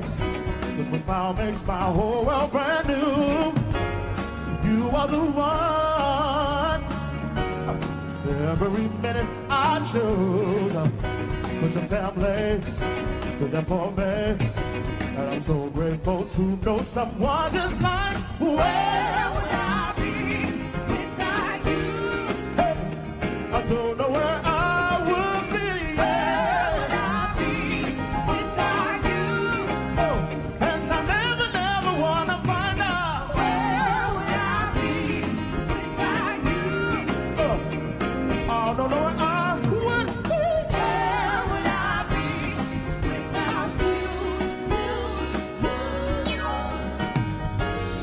You are the one. Every minute I choose is it for me, is it for me? And I don't know what I would do. I'll never forget all that you've done for me.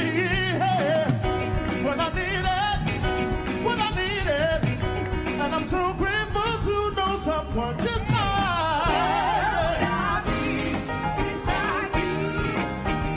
I don't know where I would be,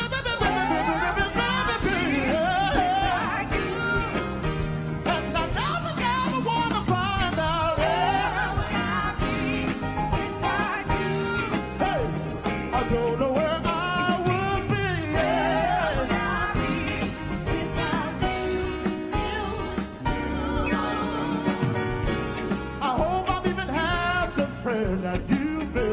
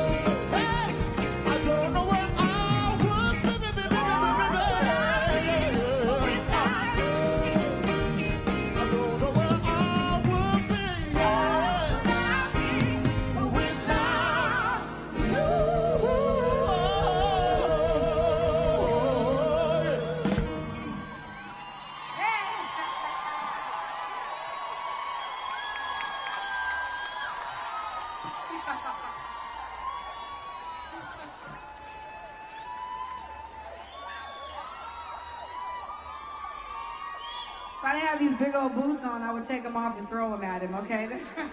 So this is what we get to experience every day with this man. Thank you so much, Charles, for that. So we're still talking, and I want to have a serious conversation really quick. I want to switch gears to a song that's very special to my heart. And my prayer with this song is always that it infects people and affects people. I always pray, let it be something that's healing. Let it be something that's encouraging, that's inspirational. And I know in the last couple of days, South Africa, you guys got some interesting news that has been weighing heavy on your hearts. And so, obviously we're dealing with some stuff in the U.S. as well, too. And I just wanted to come here. I'm going to be polite about it right now. But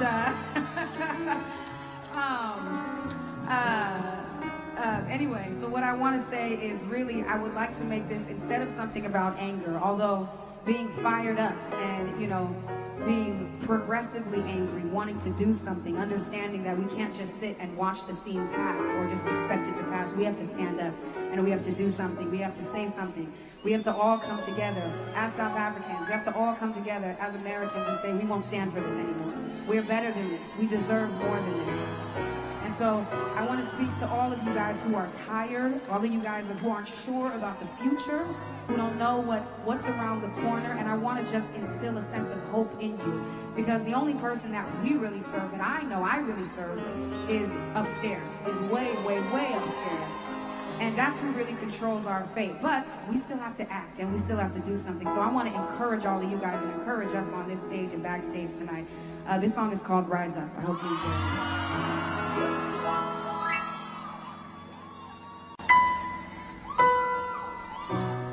You're broken down and tired of living life on a merry-go-round, and you can't find a fighter, but I see it in you, so we're gonna walk it out.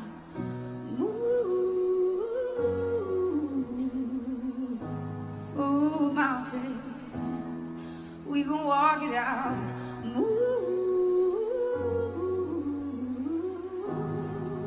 Mountain, and I rise like the day. I rise unafraid. I rise up, and I do it 1,000 times again. For you.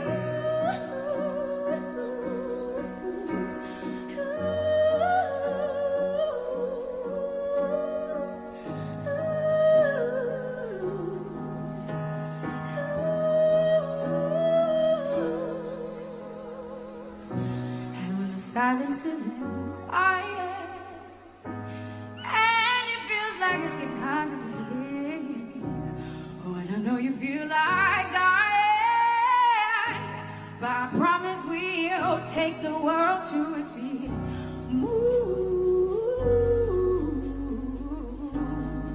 Mountains, yes we can.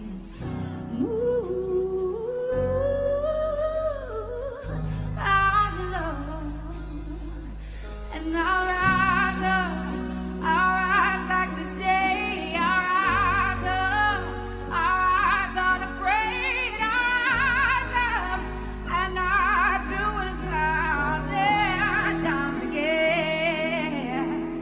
For you.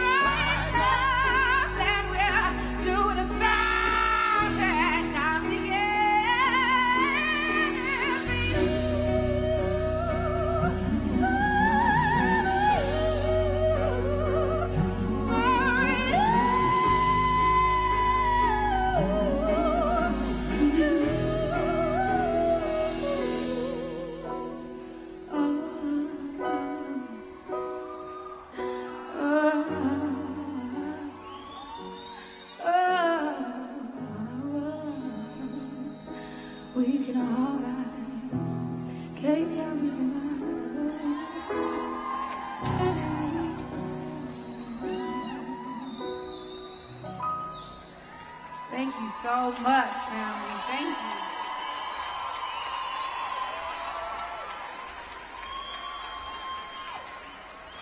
Thank you so much for having us, fam. Before we finish here, we love you so much. You guys have been so amazing. And I really hope that we all leave here encouraged and uplifted. But before we finish, I just want to shout out my amazing band. This is Dave Wood. I call him Master Shredder on guitar here. We have the beautiful ladies, Crystal Starr and Kira DaCosta on backgrounds, and basically just on flavor, you know what I mean? We have my man, Shay Godwin, who I call Dr. Octopus, on the drums. We got my boy, Nando Rayo, Pico de Gallo, the funk man himself, on bass. And you all know, good and well, Sir Charles Jones. So, before we finish, I know this is a jazz festival, but we lost a legend recently, Chuck Berry, the father of rock and roll, as we all know. And he inspired so many bands. He inspired us, and he inspired a band that we love, Queen, this song that we do all the time. So in honor of Chuck Berry tonight, we're going to rock. We're going to end this by rocking.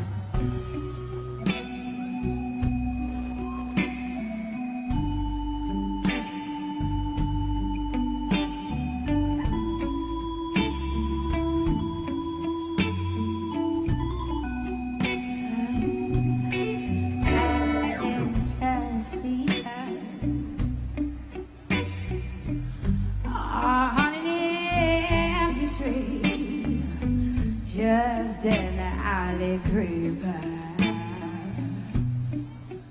Night on the beat. Young fighter screaming. No time for doubt. With the pain and anger, I see a way out. It ain't much I'm asking for. I heard her say, got to find me a future. Move on my way. I want it all. I want it all.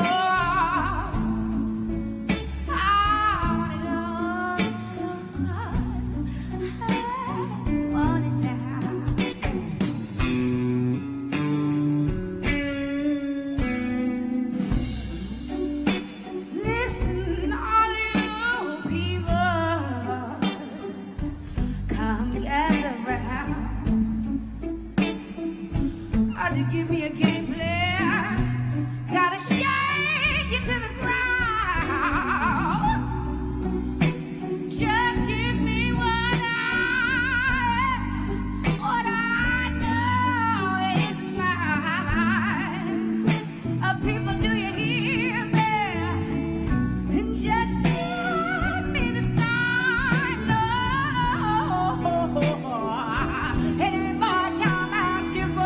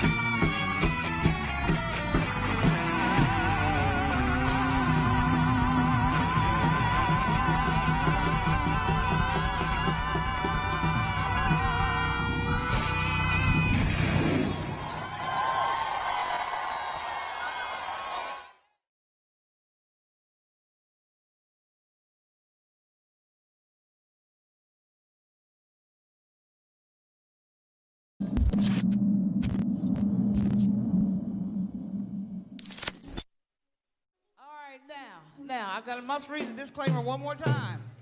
We want to welcome the global worldwide audience on GFNTV, and please be aware that by entering this area, you consent to your voice, name, and/or likeness being used without compensation in films and tapes for exploitation in any and all media, whether now known or hereafter devised for eternity, and you release WGFN-TV, its successors, assigns and licensees from any liability whatsoever of any nature. Do not enter this area if you do not wish to be the subject of the foregoing and be seen by our global friends that love jazz all over the planet. So let's welcome them in. Give them a hand, St. Louis. Welcome all our friends in. We're streaming live on GFN TV. Give it up, St. Louis, give it up. Yeah. All right. Yes. We don't want the global audience to know St. Louis is asleep at the festival. They say, well, they have neck bones and barbecue ribs, biscuits and cornbread. Did you say neck bones? Did you say neck bones? Girl, don't start me up now.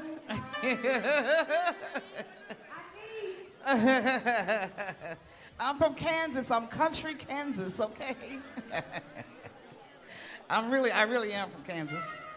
Now, we want to say thank you to Moscato Light, our sponsors, WFSK, Jazzy 88, WFSK. Umbrellas about to pop down, please. Umbrellas down.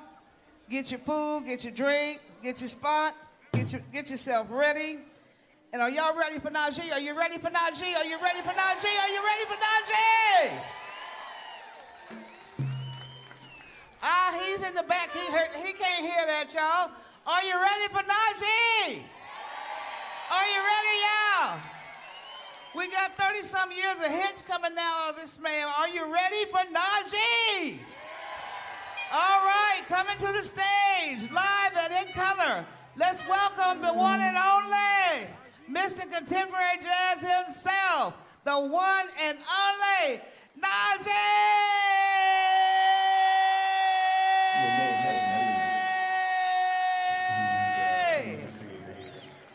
Or confident of Almighty God.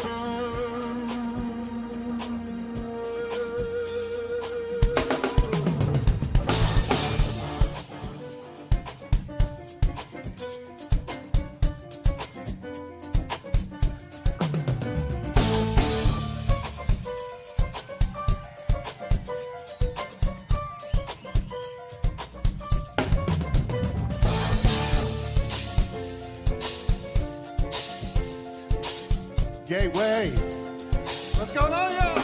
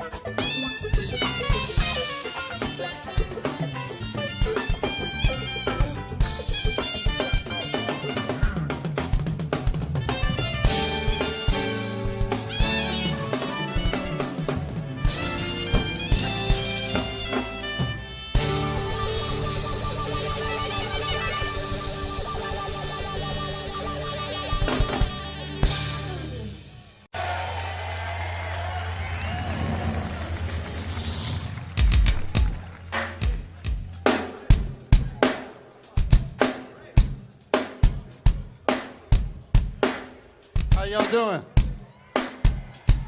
I don't hear you. How y'all doing? How's everybody in the back doing? Y'all ready to help me out right here? Everybody put your hands together. Come on.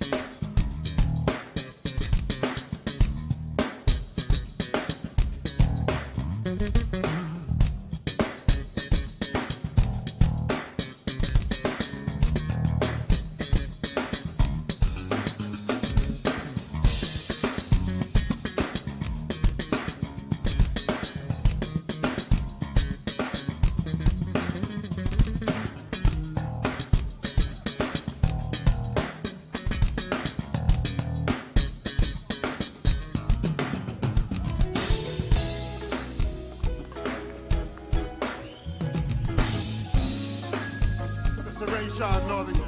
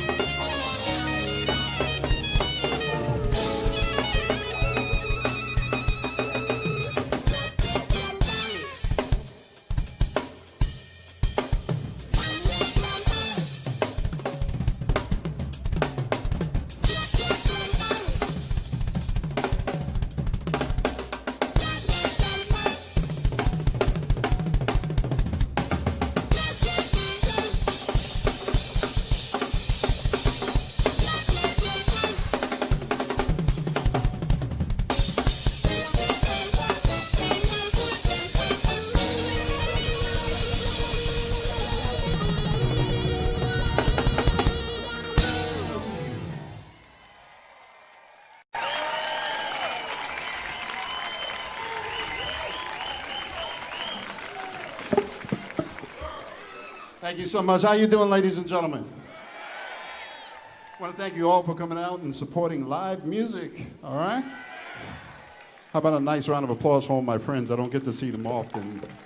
All right, Mr. Brian Simpson, Mr. Kaylee Minucci, all right? And so many others. Oh, Mr. Nick Coleon, of course, Mr. Steve Cole, all our good friends back there. Come on, let them feel you back there. They back there. Yeah. All right. Ladies and gentlemen, it's an honor to be here. It's been some time since I've been to the Missouri area. I know, right? It's been a while. I don't know why we get to Chicago, we get to Kansas City. We haven't been here in a while. It's nice to be here, though. Thank you. And then in my allotted time, I'm trying to do as many songs from my previous albums as I can, all right? All right. So with that being said, if you will promise to sing along with me on some of these things, we're going to Take You Back. Is that all right? Are you ready? I still don't hear you back there. What? You know, I'm from New York, man. You got to show me. Or is that here, right? All right, here we go, y'all. Come on.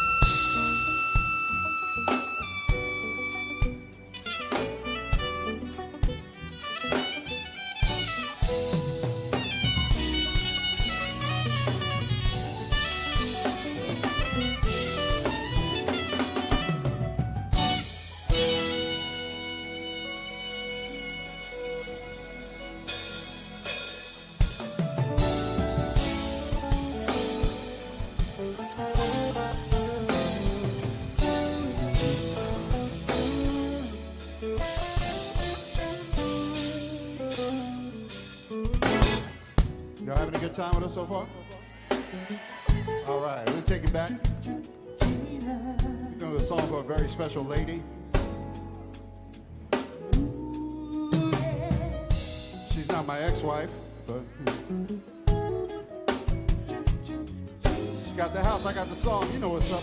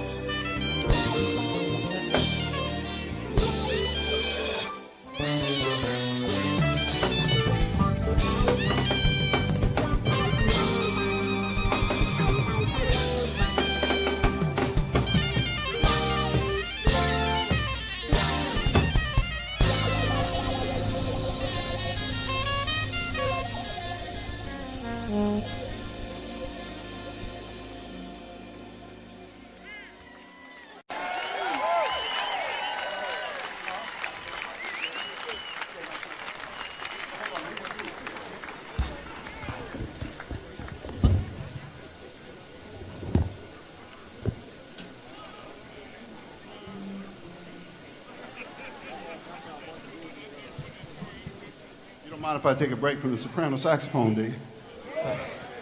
Play a little flute for you. Y'all might know this one.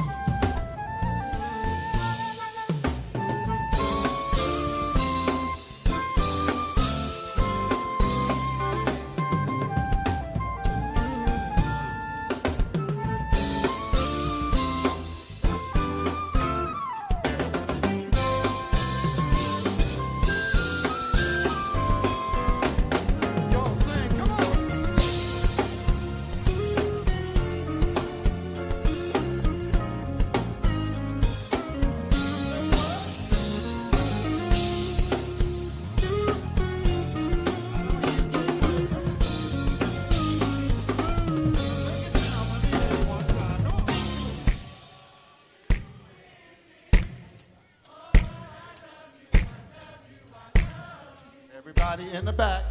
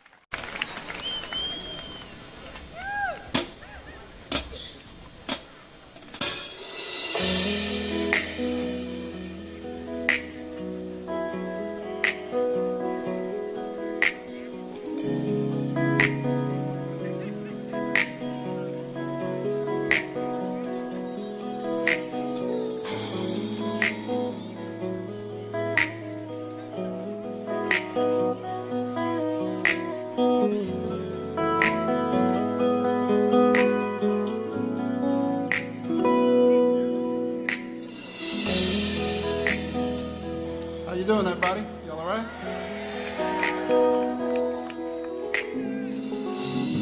I want to take a minute to recognize a couple of people in the house.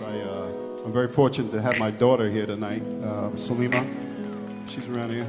I don't know where she's sitting. She's here with her husband. Where are you at, daughter? Over there. Oh, hey! What's up, sweetie? And then my son is sitting next to her, Fareed. He's next there, right there. And that's her husband over there. All right, fellas, so don't even try. And they moved here about a year ago to the St. Louis area, so if you see them in Starbucks, don't trip. Anyway, this next song I'm going to do, I'm obligated to do it. I wrote this song many years ago on an album called Just an Illusion. Y'all know it? Okay. And I wrote it for my other son, Noah, who's now almost 28 years old. And but since that time, I've had the pleasure of playing this with several people around the world. But this evening, I'd like to dedicate this to a few of my friends who passed on. As a matter of fact, I have a new record coming out on August 25th called Poetry in Motion. And thank you. I'm very proud of this record, too, because we have my first single was released last week, and I hear it's doing very well. It's a song called Let's Take It Back, which features Incognito as my backup band. Can you get that one, right? Also on there we have Mesa. Mesa is doing something with me. Will Downing. He did a song with me that Al Jarreau and I had started to record, but then, Al got sick, and you know the rest of the story. So we ended up recording the song and making it a dedication to Al Jarreau and Prince. That's what we did, called We'll Be Missing You. And, of course, who else is on there? Oh, Eric Roberson is on there as well with me. And the legendary pianist, Mr. Bobby Lyle. And the smooth jazz guitarist by the name of Blake Aaron is also on there with me. So it's a very full album, It's one of those type things that I called up everybody and I said, listen, we need to do something. I didn't expect everybody to show up on one record. So when it comes out August 25th, that's what you're going to get, all right? But with that being said, I'd like to just dedicate this next song to two people I've had the pleasure of touring all over the world with. One is, as you know, was Prince. Toured with him for 3 years and was a great experience. And, anytime I do press and people want to hear Prince stories, I always say, I have no bad Prince stories. All this drug stuff they're talking about, I never saw any of that. He was one of the most humble, one of the most generous human beings I ever met in my life, honestly, and I mean that, Also, Mr. Al Jarreau, we miss him as well.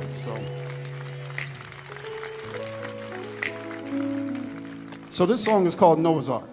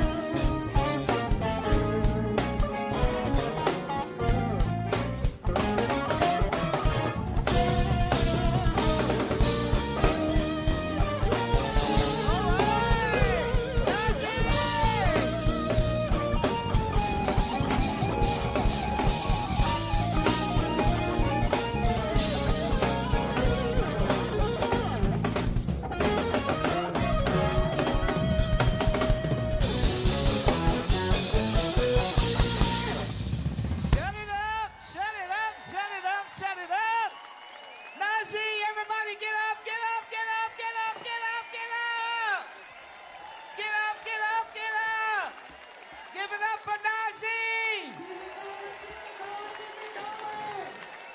Oh, come on, yo, give it up for Najee. Yeah. Shut it up. He shut it down. He shut St. Louis down. Bam. Knocked y'all out real good, didn't they? Najee, the man. Give it up for the band. The band. Woo. Now, may I ask, are y'all having fun yet? Finally, thank you. Don't let me get happy out here. We have a perfect day. We have an inaugural festival. We have great entertainment. We have the world's greatest jazz fans, all right? What else could y'all ask for? Yeah. Are you happy now? All right. Coming to the stage. I want you to show your love. And I told y'all early on, there's no charge for applause, okay? It's the only thing still free in our country, for real. Please,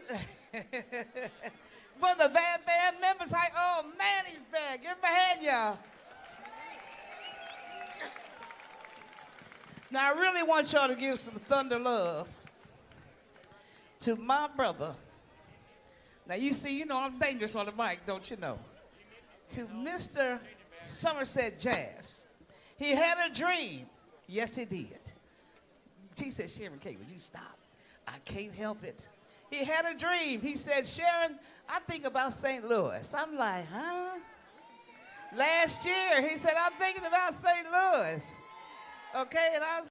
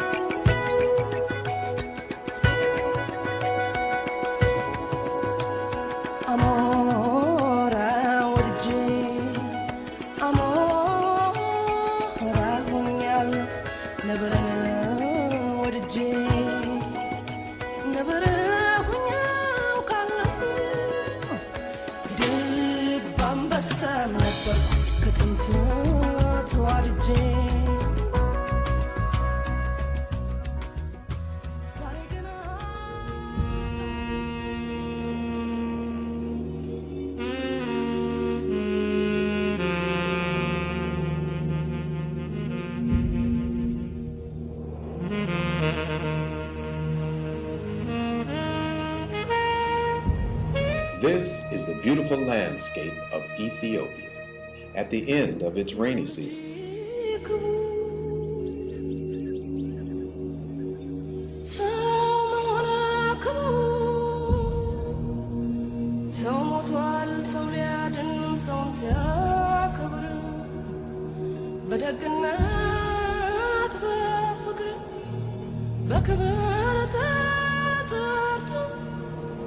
በክብር ይሄዳል ሰው ሊኖር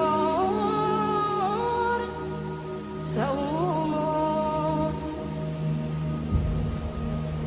የተሰጠኝ ሕይወት ዛሬ በነፃነት ሰው ተከፍሎበታል ከደምና ከአጥንት ስንት ወገን ወደቀ በነፃነት ምድር ትናገር አድዋ ትናገር ትመስክር ትናገር አድዋ ትናገር አገሬ እንዴት እንደቆምኩኝ ከፊታችሁ ዛሬ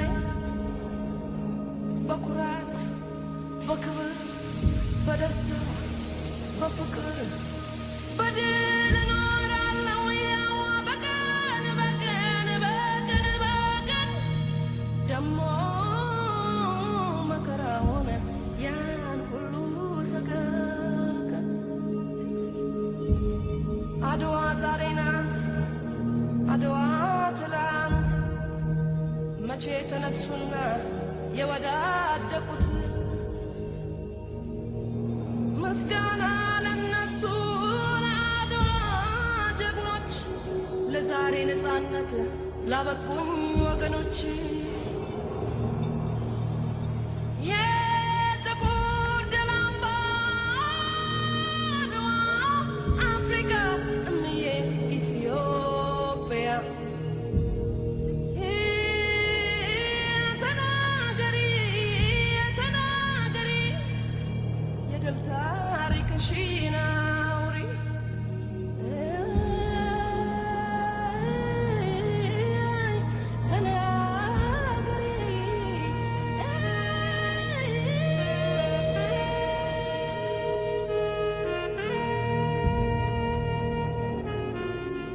Ethiopia is Africa's oldest independent country.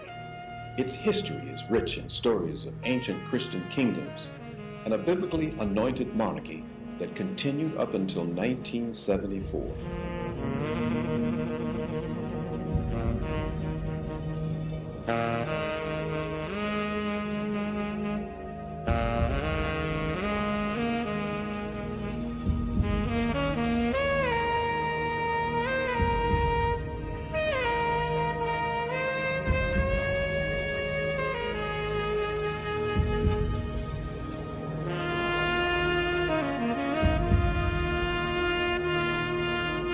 This is the oldest known historical site in Ethiopia. It dates back to 600 years before the Parthenon in ancient Greece. Incredibly, today many of the temple stone bricks are still in place.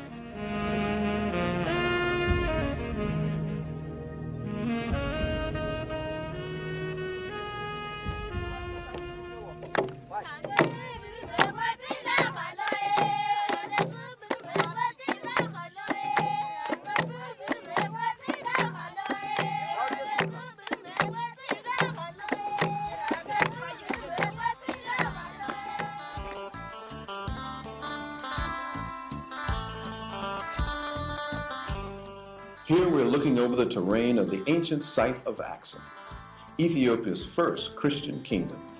Founded by King Ezana, this kingdom became a major power alongside those of Rome, Persia, and China. This is King Ezana's obelisk. It stands at a height of 21 meters, and today it's over 1,700 years old. Obelisks like this stand as underground tomb markers.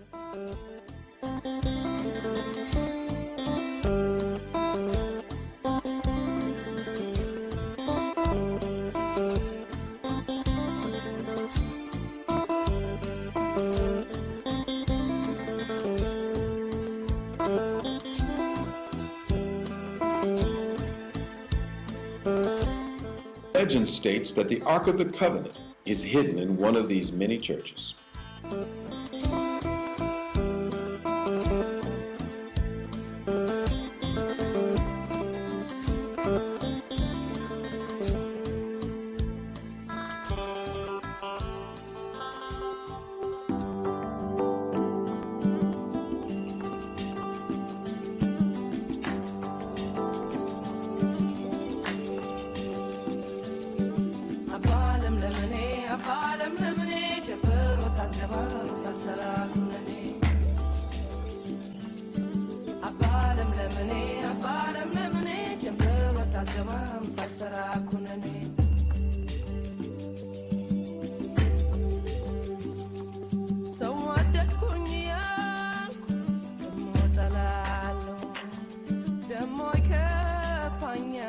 This town is regarded by some as the eighth wonder of the world. Founded by King Lalibela as a new Jerusalem for Christian pilgrims.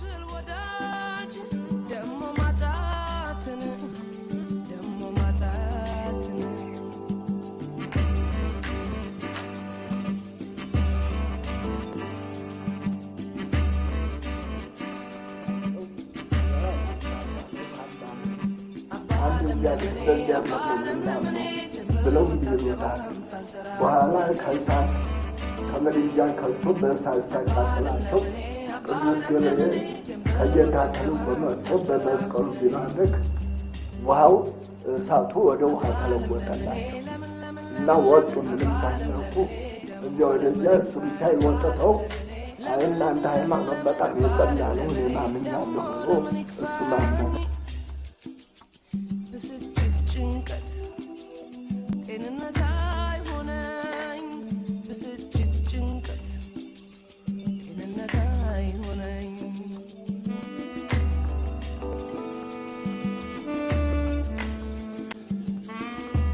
are many legends as to who carved these 11 churches out of the solid rock of this mountain, but no one can deny their incredible engineering and craftsmanship.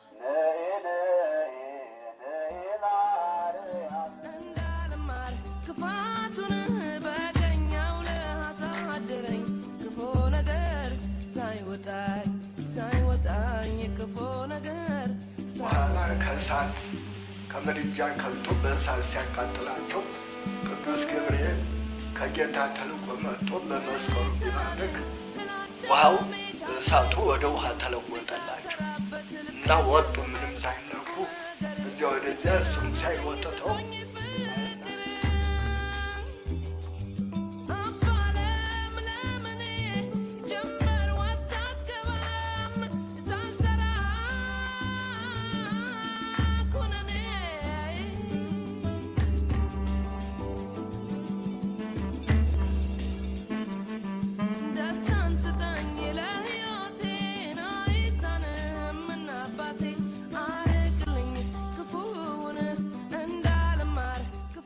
In my opinion, the most spectacular of the churches is this one, dedicated to St. George.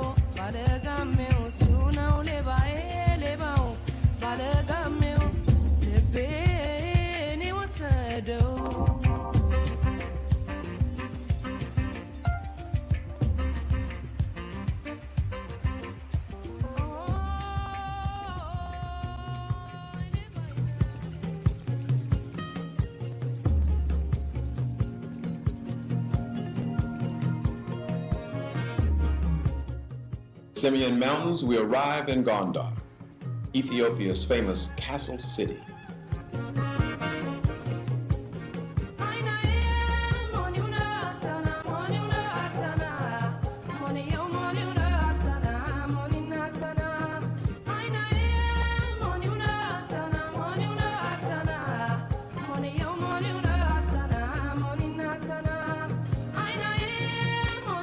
founded by Emperor Fasilides. The castles incorporate styles from Ethiopian Jews, Moors, Portuguese, and India.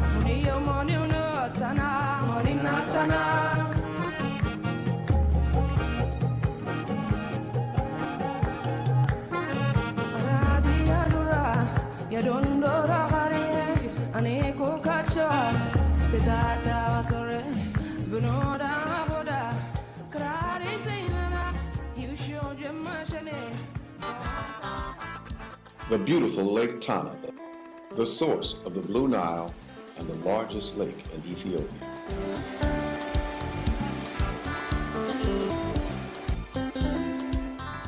In and around the lake are many Christian monasteries. Legend has it that the Ark of the Covenant may have or still may be in one of them.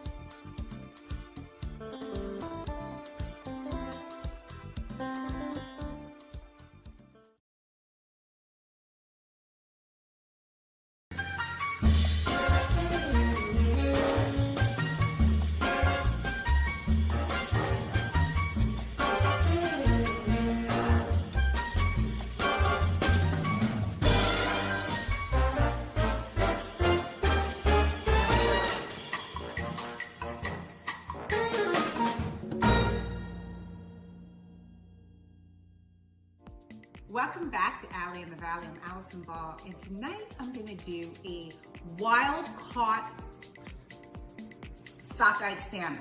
I'm going to grill it indoors. I'm going to have a little side salad or some asparagus. I'm going to use my herbs of Provence on this one, but you can do salt and pepper.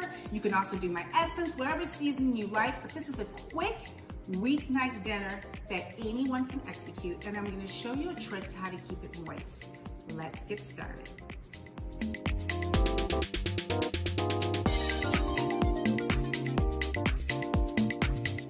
Okay, so first things first, we need to season the salmon. So I am using herbs of Provence. I love this, but this can get a little salty because it has sea salt in it too. If you don't want to use, you don't have this, you can use my essence. I use my essence a lot, don't forget about that. But you can also just use salt and pepper, as simple as that. But let's season the salmon lightly. And like I said on this, I'm doing it very light because this tends to get a little salty. I do love it though. I love me a little salty. I hope everyone's doing well. We're back on lockdown. It's just, it is what it is right now. And it's just, this is frustrating. But I hope everyone's out there safe, wearing their mask, and it's super important to stay safe right now. So, more cooking at home. And like I said, this is my quick and easy weeknight recipe. I'm really hungry. I'm throwing some salmon on the indoor grill. You can do it on the outdoor grill too. It's just, I'm being lazy right now. I'm gonna do it on the indoor grill. And I'm gonna spray. If you don't have one of these indoor grill pans, love this pan. I have a few of them. And you can, like I said, you can also do it on the outdoor grill. It works just as well. I'm just being lazy right now, and I want to do it in my house. Have a quick dinner, have a quick bite. I'm starving. The kids are starving. It's time to eat, so let's get started. Okay. So, I want to make sure the skin doesn't stick on the grill, so I'm going to put a little bit more olive oil on just when I have the skin side.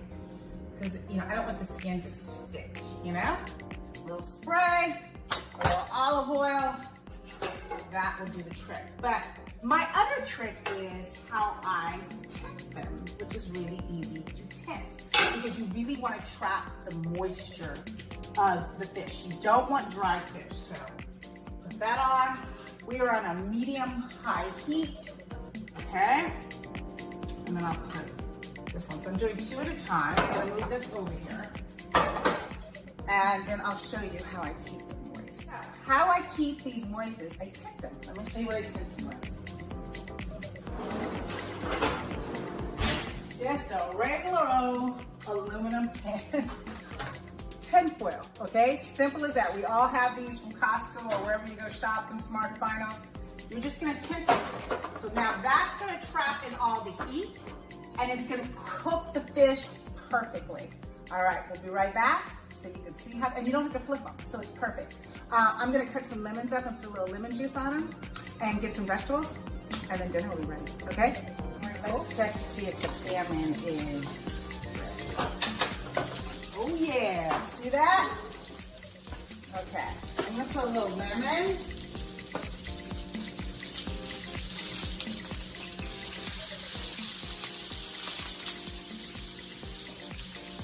I need to put the, there you go. Sorry, it's loud, but I need it. Stop it. Lovely.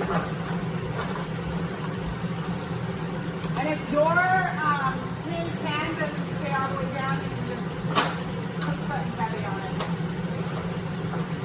But you really want to trap the heat. That's the whole thing. Trap the heat. And then it steams and just pressure cooks the salmon. And it comes out moist and delicious. Medium-high heat. All right, that looks really good.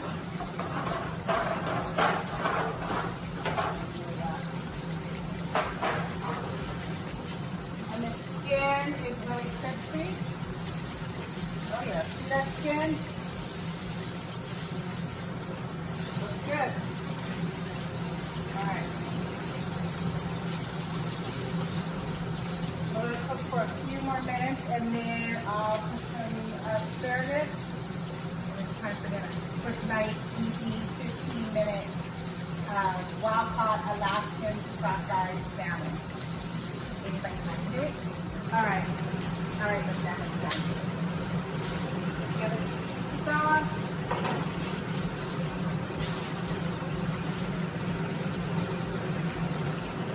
Yum. I want you to see the skin. I'll show you the skin over on the other side, okay?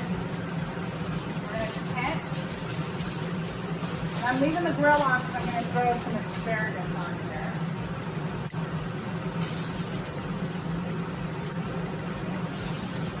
A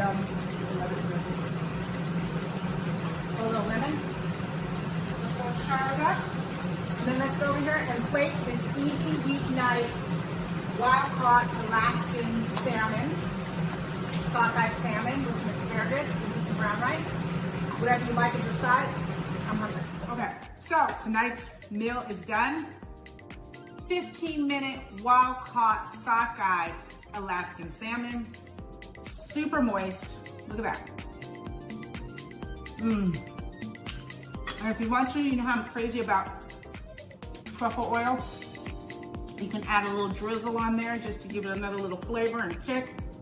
But you can't beat with a fabulous piece of fish, some yummy asparagus, brown rice for my kids. I won't be eating brown rice. You know where to get the recipe, AllieInTheValley.com. Don't forget, if you like the video, hit the like button. Make sure you follow me on all my social media. And I hope you have a great week and you really use this simple, tasty, healthy, easy to cook in the grill, in your house, or outside, wild-caught sockeye Alaskan salmon with asparagus on the side. I'll see you on the next Allie in the Valley. Welcome to Allie in the Valley. I'm Allison Ball Kilmer. Allie in the Valley is a lifestyle blog about healthy, delicious food, all while staying on a budget. Homegrown cooking, down-to-earth living.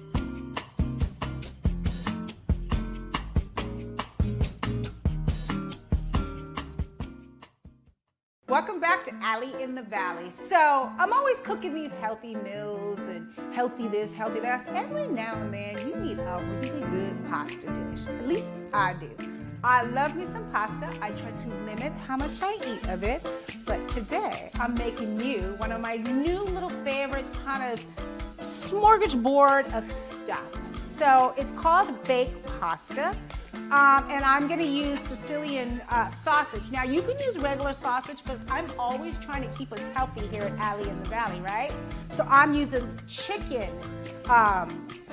Sicilian sausage, okay? So instead of the pork and all that, I'm going to use chicken. So basically, it's sausage with pasta, and since it's fall time, I decided to get some very cute colored fall pasta with some broccoli, garlic, sage, basil, some cheese on top, salt and pepper, red crushed peppers. You put it all together, put it in the oven, and then you have yourself an amazing, tasty, cheesy baked pasta. Let's get there. All right? So first things first, I am going to cook the sausage in the skillet, on top of the skillet oven top, and doing that, then at the end, we'll put everything into the oven to melt and bubble down. So I'm gonna get this on the stove right quick. Also, at the same time, I am going to start my pasta water so the pasta can start cooking. All right, everything's on. Let's get a little bit of olive oil in the skillet. You know, to cook our chicken Sicilian sausage. Now, like I said, you can use traditional, and see, it's so funny because when they come in these casings, you just take your fingers and squeeze it all out, you know? Simple as that. I mean, you can cut them too, but it takes more time. It's a little messier, and I love getting my hands all messy.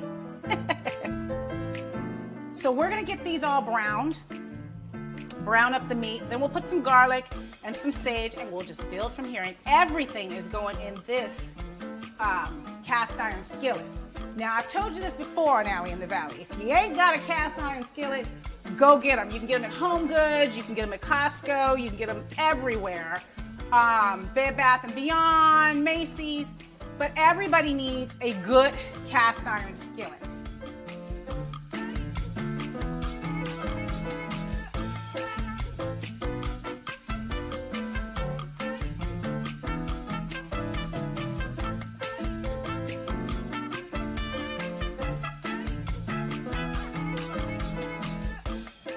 Okay, so now I'm gonna put my pasta in the boiling water next door to the sausage. You see how the sausage is starting to brown? Oops, I dropped some pasta, but anyway. It's going in there. All right. Get that pasta going. Okay. Get this sausage so it's not sticking at the bottom.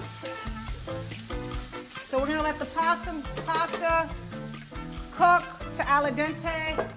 Then I'm gonna add the broccoli to that pasta. I'm gonna add garlic and sage, and then it's all gonna wind up in this yummy pot over here. All right, now, so I'm not messing up pots and adding, I'm just gonna put the broccoli in the pot with the pasta water to cook right quick. I'm not gonna cook it long, but hey, I got water, pasta's in there, why not cook your broccoli in there? I'm gonna put my garlic, add my garlic, 6 cloves of garlic I cut up. And this is sage and basil from my garden. Add it, those are the greens. Because I did say this is a baked pasta with greens in it. So it's sage and basil. Okay. Do a little salt. Red crushed pepper. And then I'm gonna put a little half and half in here to give some thickness. You can use regular milk too, but half and half is just a little thicker, a little smoother. I did say this was a pasta dish, so yeah. I'm doing like a half a cup of half and half. Mix it all up. Get all the bits and pieces. I'm gonna start adding pasta and broccoli. You don't want to overcook it. And turn it off. Medium low. I have a spoon that drains the water off. You can get a little bit of the water in there, but you don't want too much of it. Start adding everything into my one pot. Now, after I put the cheese on top, it's gonna go in the oven on 375 for like 15, 20 minutes. Probably just like 15 minutes.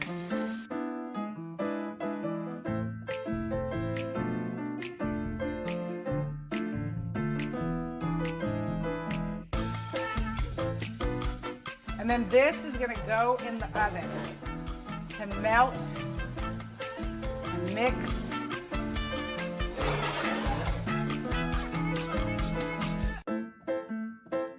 I think my baked pasta with chicken sausage, sage, basil, cheese is ready. So let's get it out of the oven. And then I'm gonna add some garnishes on it. And let's have an amazing baked pasta.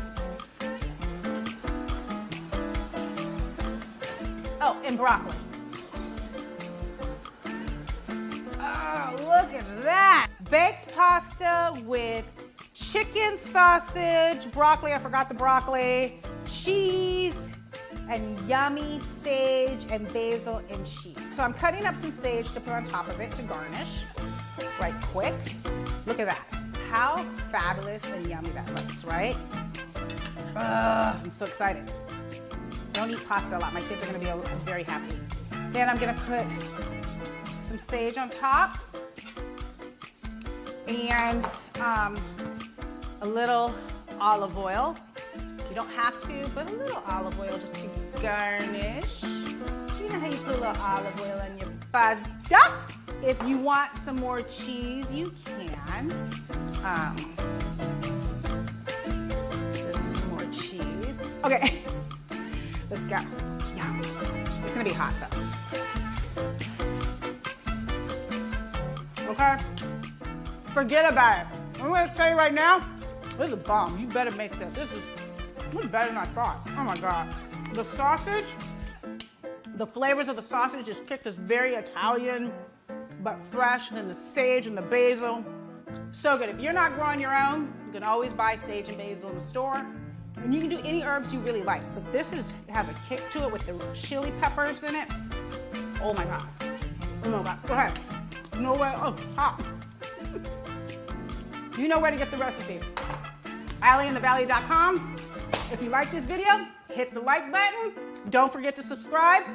And thank you for being with me one more time with a great, easy weeknight, dinner night, any night, yummy pasta dish. And I do eat pasta and I do eat meat. Okay? Just not all the time. Allie in the Valley.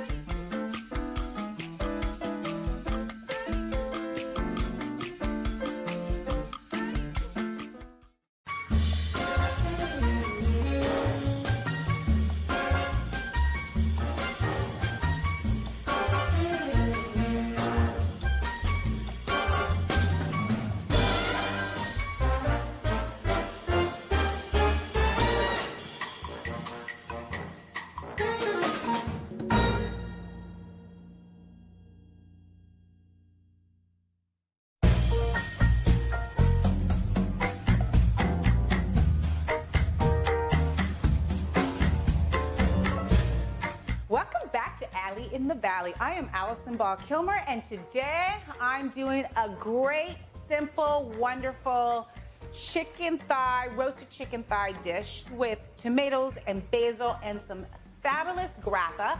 And grappa is an aperitif from Italy that has kind of a liqueur taste. And they cook it a lot in their chicken, but you also drink it as a little after-dinner cocktail, which of course I'm putting alcohol in my dinner. So let me show you how I get down. It's really easy. All right, so let's get started on how I put this beautiful dish together, which is actually really simple. So first things first, I am gonna take some fennel seeds.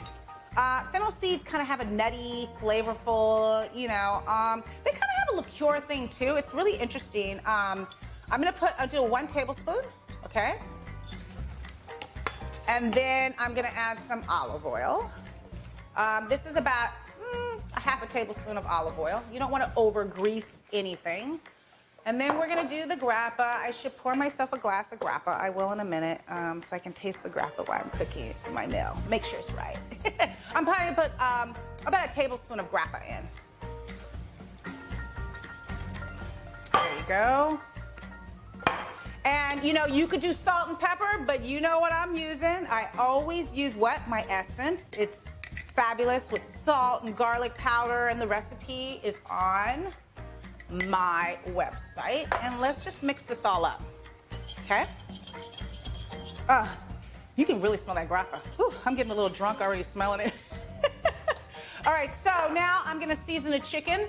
If you don't want to make the essence and you want to make it even easier, you can just do salt and pepper, but I never just do salt and pepper. I'm going to use my essence because it kicks ass. Let me just tell you. People call me up all the time and ask me, can you make me some of your essence? And at some point, when I slow down, I'm going to actually put it together and get it out there for everybody. But anyway, I'm just going to season my chicken, and you should let your chicken sit out for like 30 minutes so it comes to room temperature. Put a little bit more seasoning on there. Okay, so now let me get the pot because I'm just gonna build it all in the pot because it's roasted. So it's going in the oven at 400 degrees for like 30 to 45 minutes, I should say. And all these ingredients are gonna come together in this beautiful pan. So let's get this, and we're gonna build everything in here because once I put everything in here, it just goes in the oven and all the love starts happening. So first things first, I am going to cut up some shallots. And you know what? You don't even really have to chop the shallots like really fine or anything. I want them chunky. This is kind of a rustic take on an Italian dish.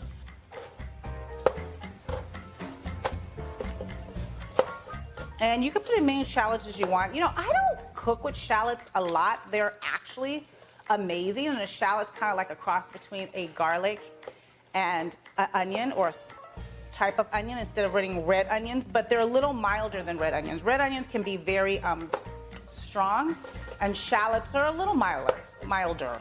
So next, I'm gonna add whatever kind of cherry tomatoes. I had washed the tomato and basil together. But I'm just gonna add whatever leftover cherry tomatoes I had in my refrigerator. So we're gonna do cherry tomatoes. And you can leave, if you have cherry tomatoes with the vines on, you leave them in there so it looks really pretty. Because it's supposed to be rustic and pretty. Okay. Let's make it look good. I'm gonna take the shallot apart, right? And then we're just gonna start adding the chicken. And this all one pot. You know what I said about these one pot meals? They're my favorite, you know? Because you're just dirtying up one pot. Okay. Let's put those, let's build those in the middle. All right, so everything is in this one pot. I'm gonna season it a little bit more. Just a little, not over seasoning. Okay? We are the mixture of the fennel with the grappa and the olive oil. Let me put the lemon juice in. We'll just squeeze the lemon juice in. And these lemons are from my tree, Myers Lemon. And Myers Lemon have a sweet, they're way sweeter. All right, let's pour it all on top. You can smell the lemon so good. And then we're gonna put a little basil. And I'm gonna save some basil for later because the basil will wilt down a little bit and we want it to look pretty at the end. So, doesn't this look pretty? This is a great, people are coming over and you wanna impress them and they look like you did all this work and all you did is throw a whole bunch of chicken and tomatoes and basil and some shallots in a pot and it looks fabulous. Because cooking is not complicated. I am just gonna shave some of the lemon skin on top just to give it that extra yummy lemon rustic flavor. Like that. And this baby goes in the oven for 30 to 45 minutes till the chicken's cooked and then you have dinner. You can't get any easier than that. Let's take this over to the oven and let's get it cracking.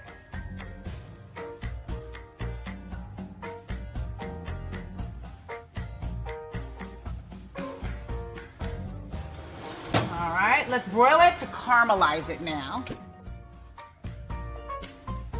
These babies have just charred under the broiler for like 2 to 3 minutes, you know, not overcooked. Look at this. Let me just, before I burn myself, let me keep this glove close. But this looks fabulous. You see the grappa right there? Because the crew had to get some. They were like, wait, you're not drinking by yourself. Cheers to my crew. Tasty grappa. Grappa's kind of like a liqueur. It kind of has a licorice taste. It's really good from Italy. But more importantly, we're gonna put some more fresh basil from my garden on top because it charred, but we still want it to look really pretty, right? So we're gonna put some more fresh basil and then we're gonna taste it. It's really hot right now. All right, let's try it. We get a fork and a knife and see what we talking about up in here. And look at all the juices. Oh my God, it smells so good. The juices just smell so darn good. It's perfect. Oh my God. The lemon, the grappa, the tomatoes, all of it right here is perfect. Do you know where to get the recipe? AllieInTheValley.com. If you like this video, hit the like button. Don't forget to subscribe. And I will see you on the next Allie in the Valley.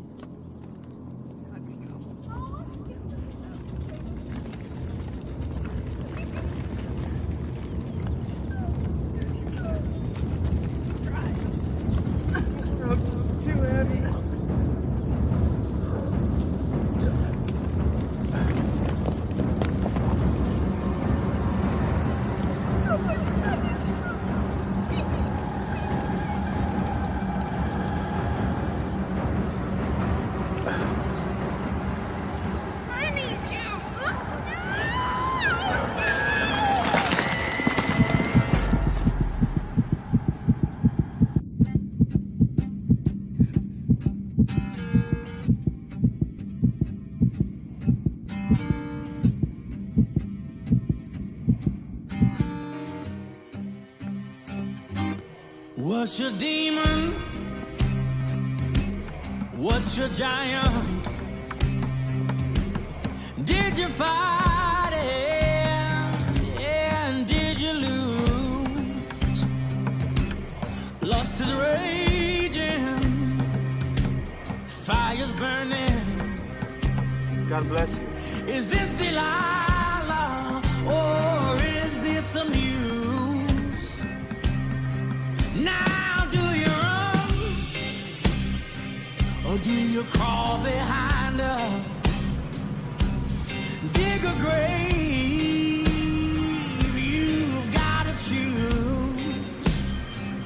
Temptation is sweet, sticky like honey. Looks like love, but don't dare you be confused. Yeah, you are searching for the land of milk and honey.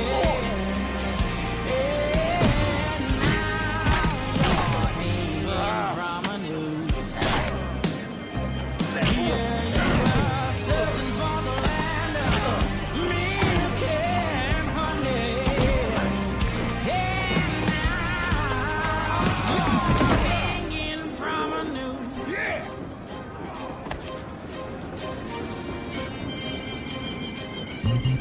Now she's bound you, trim your hairs. You're not a man, she'll go on and turn you loose. Temptation sweet, sticky like honey. Looks like love, but don't dare you be confused. Yeah, you are searching for the land of milk and honey. And now you're hanging from a noose. Yeah, you are searching for the land of milk and honey. You're hanging from a noose.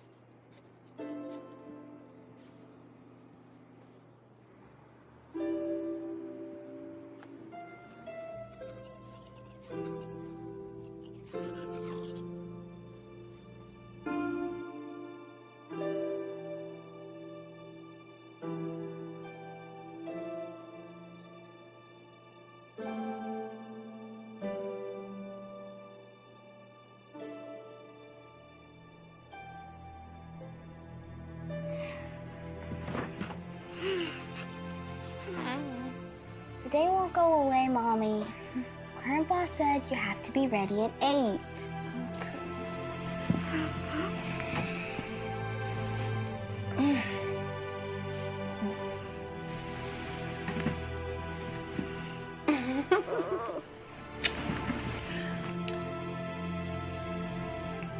Okay.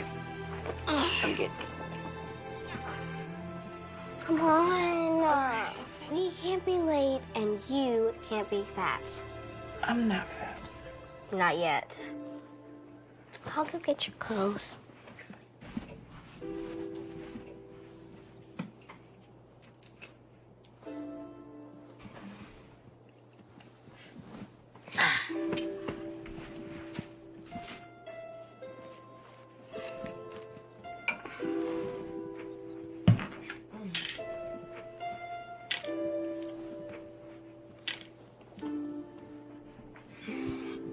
I'm gonna make you lunch. Done. Homework done. Teeth, face, hair, done. Thanks. You're welcome.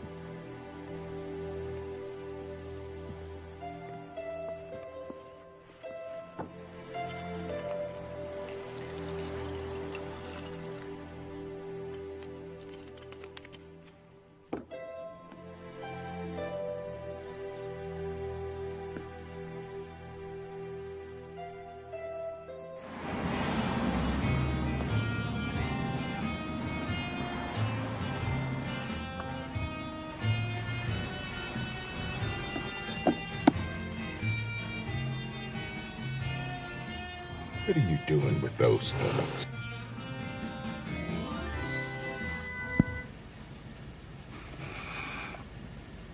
I know what tomorrow is. It's been a tough year for you. But at some point, you have to stop this.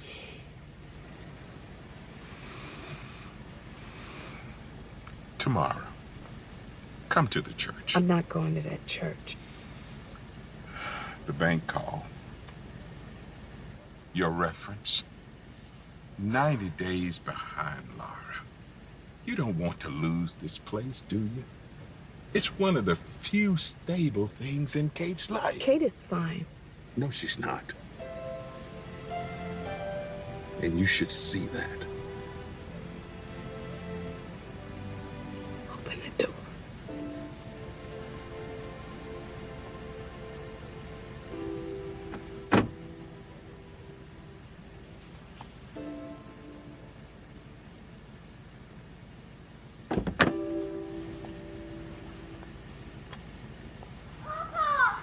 Ah, there's my sweetheart. Oh, gosh. You look more and more like your grandma did when she was your age. Beautiful. You still surprising Mommy today? I am. You didn't spill the beans, did you? Nope. But it was so hard. Good. You know how your mom is about surprises. Morning.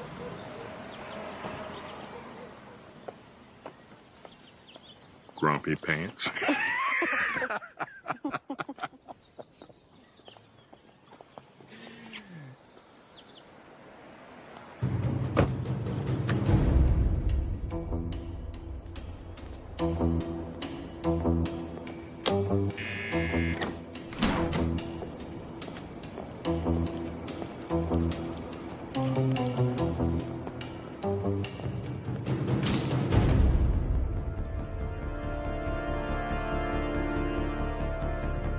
Girl, this is really nice. It sure is. I can hardly wait till Sunday. Wonder how many people will show up. Probably a lot, and you know they're doing such a good job with our town.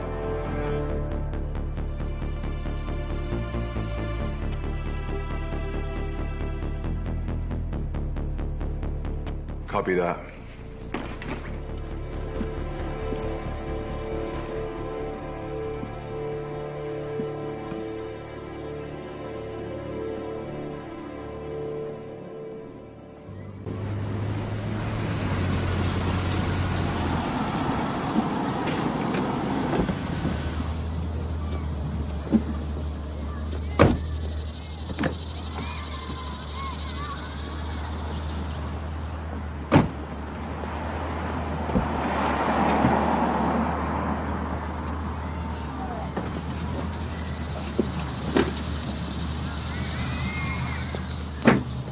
So, there you go. You know the drill. I want you to go straight home and don't open the door until I get there. Hey, something wrong? Daddy died today 1 year ago. Yeah, I know. Okay. Can I just come to the new church with you today?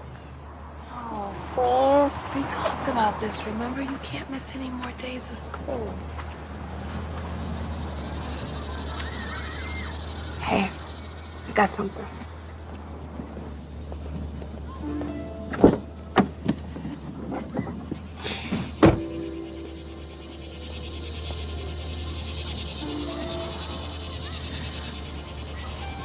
It's the right color.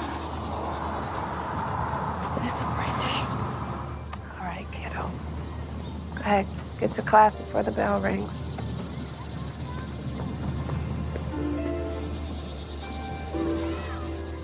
I love you.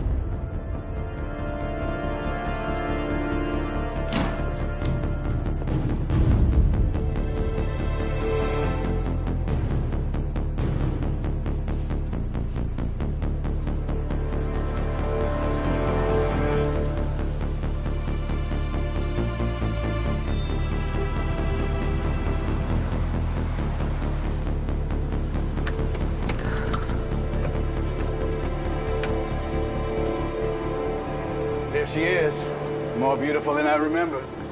Laura? Clark? You didn't tell her, did you? No, I didn't want to spoil the surprise. Surprise? What surprise? Well, we won't keep you waiting too long on it, but first I want you to meet Xander. Xander, Laura Bishop, your new protege, former military, former lawyer. Heck, she might have had your job if she didn't quit. Shall we? I know, I'm 15 minutes behind schedule. Well, they can't start without you. Well, no, they can't. Then you're on time. Ha! That's what I'm talking about. What would I do without you, Xander? I don't know. You wouldn't be able to handle all this without me. That is true.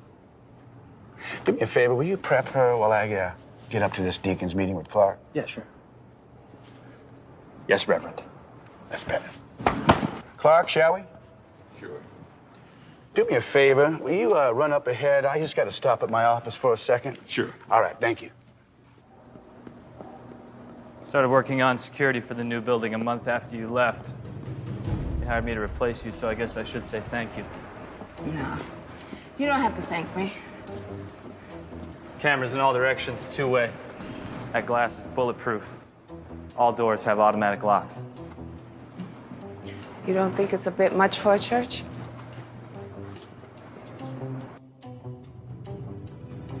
Memphis, Tennessee. Armed protesters stormed a church. Virginia. 2 men were arrested for planning a mass attack at their local church. South Carolina, 9 dead. Bottom line, it's all a bit much. Till it isn't.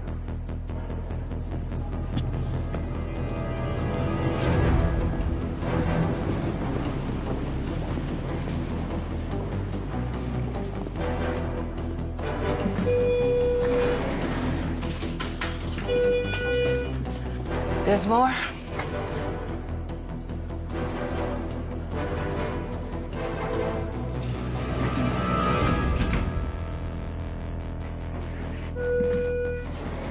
It's a sub-basement, level 3. The sanctuary is the heart, this is the brain. In the event of a natural disaster, this floor alone could house up to 5,000 people. Like a modern-day ark. State flags represent the church's reach. I'd like to have that wall filled in a year. Well, a lot has changed in the last year. Mark's been working hard. We all have.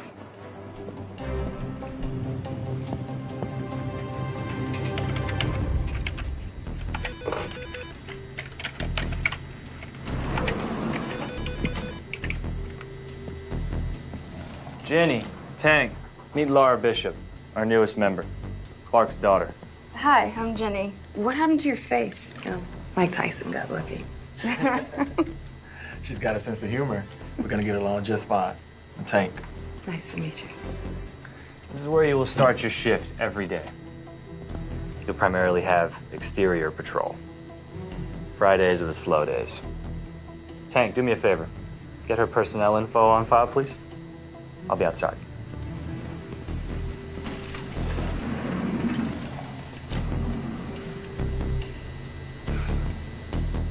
Just telling Rusty here about how glad we are that this thing's finally about ready to get open here, you know. It's about time.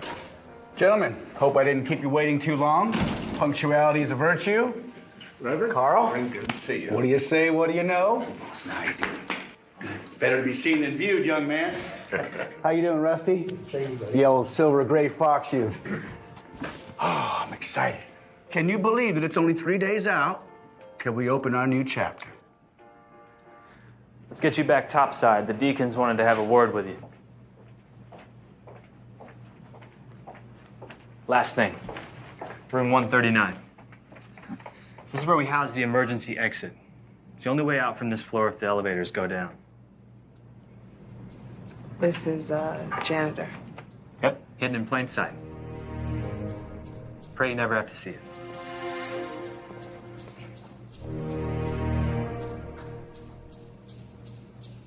Things have come together nicely. Thank you.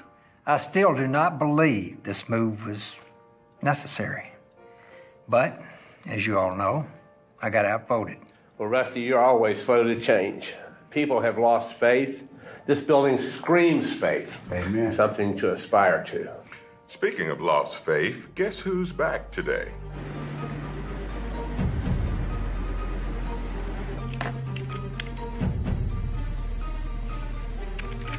Hey, why are those guys in military formation?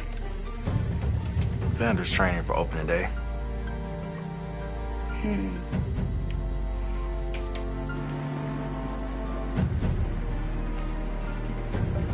Laura, please take a seat. Laura, these are new. Small reference. You should take it. Laura, I know you don't like surprises, so I'll just not keep you waiting any longer. I also know you haven't been around the church much since you lost David. That is, since David passed away. And we all know how much David loved the kids and dedicated to the kids of the church. So we decided to honor David and dedicate the new wing to him.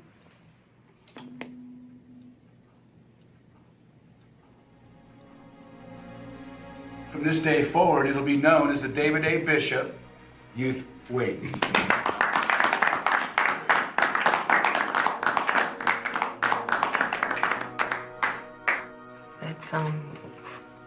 It's really kind of you all.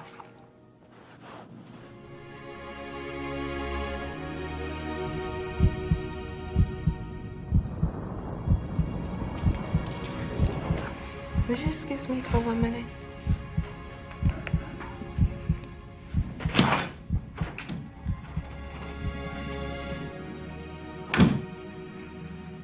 It's okay. She just needs time to process. Well, we can proceed with our business and return to this matter later. It's a good idea, Carl.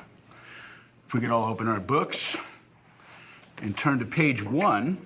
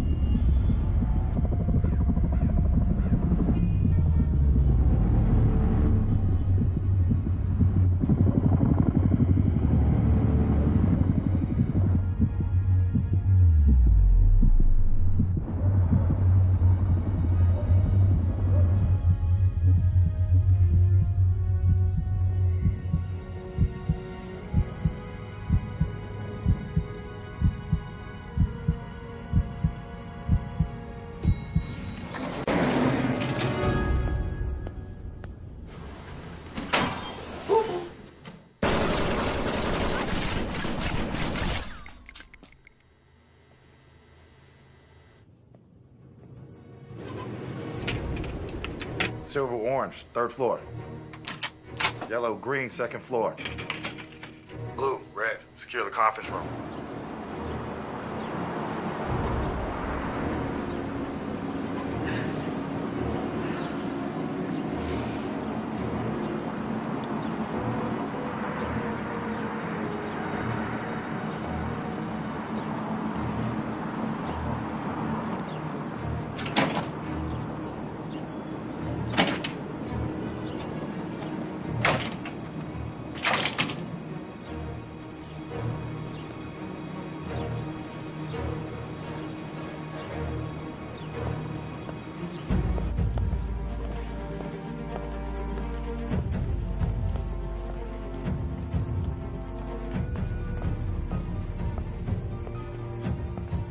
Cell phones won't work with this high-tech security running through the ceilings. And because it's not due to open for another 48 hours, any chance of help from the outside is virtually 0.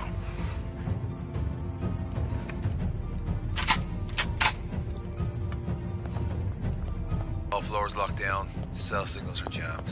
Whenever you're ready. Let there be night. Between 2014 and 2016 from our collection. Oh, great. Hey, what's going on with the lights? I paid the over-expensive light. What's going on? One of the grunts probably tripped a line. Security system's still intact, though. It's on a different circuit. Control, this is Alpha. Trip backups, please. I need all doors unlocked.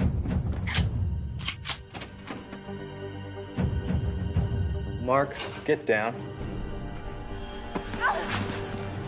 Sarah! Are you okay? Stay there. Baby! Shaw, do something! Baby, you okay? Shaw, what is going on here? Baby. Guys, I need you in that corner. Quickly, please, quickly.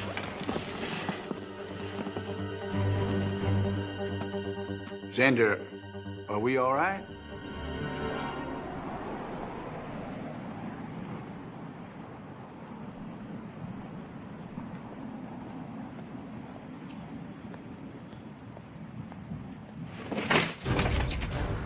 Open the door. I don't know what's going on here, but I'll let the police deal with it.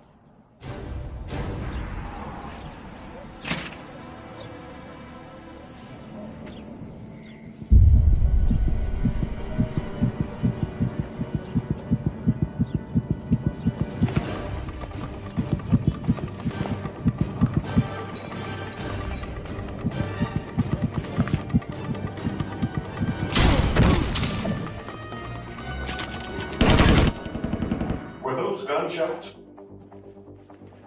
No. I know gunshots. Those most definitely were not gunshots.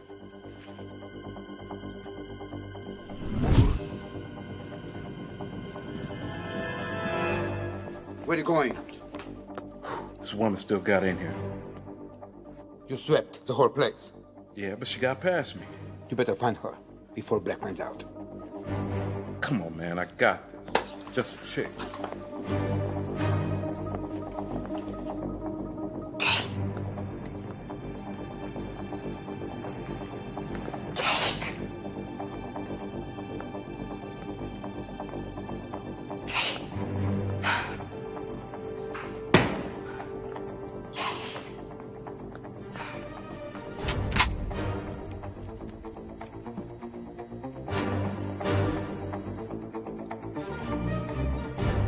This doesn't have anything to do with our new hire. Xander, I've always questioned your intelligence. Thank you for providing the answer. Whoa, whoa, whoa, whoa. Gentlemen, take it easy. Xander, do not jump to conclusions. I can vouch for Laura Clark. We cannot afford to turn on each other now. Just relax, please. Now, we have a system, a protocol, and it's gonna be infallible, right, Xander? It's the best money can buy. Control, come in. Control, where are you? Gentlemen, I know your minds are flooded with questions. Questions that, with patience, will subside, as I do not relish in indecisiveness. I don't know who you are or what you want. I'm Xander Worth. I'm head of security. I know who you are, Mr. Worth, and I know who you are not, so spare me the macho rhetoric and understand you are not in control of anything. Sir, my name is Reverend Mark Shaw. I'm the head of this church. Now, you seem like a reasonable man. Whatever it is you want, just let me know and you and I can work this out. And you, Reverend, my favorite Reverend, from the impoverished streets of Memphis, Tennessee, to the powerful pulpit of Bethel Community Church. Listen, genius. Reciting facts you can find on the online bio about this man doesn't exactly infuse us with a sense of shock and awe that I'm sure you were going for.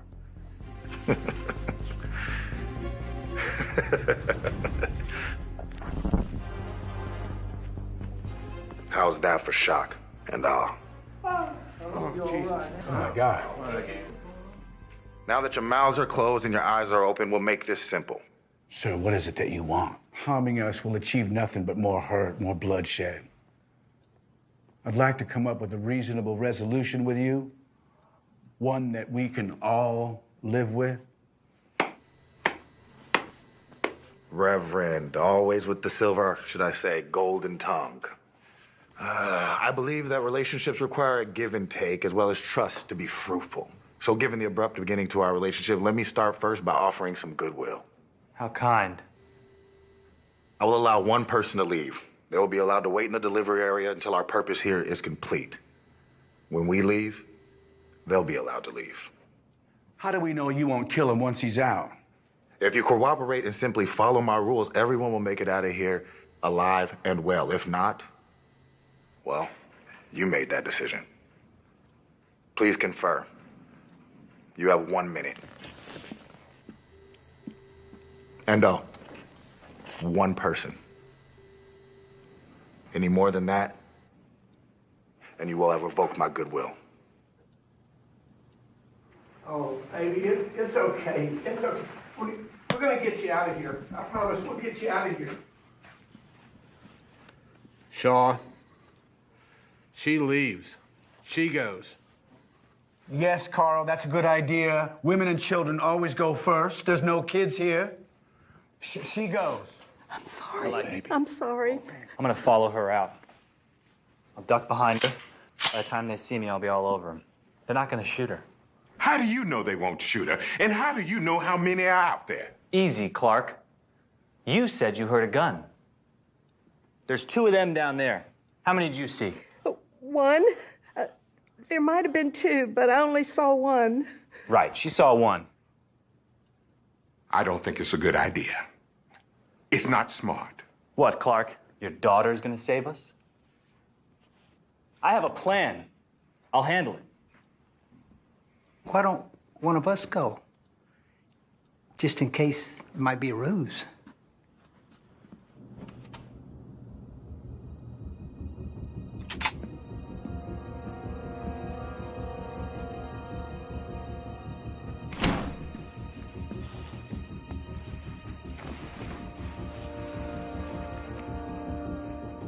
You ready? Be careful. Come on, let's get her out of here. Come on. Jesus. Are you sure? The head of security for a reason. It's gonna be all right. Come on, it's gonna be okay. Just keep your faith.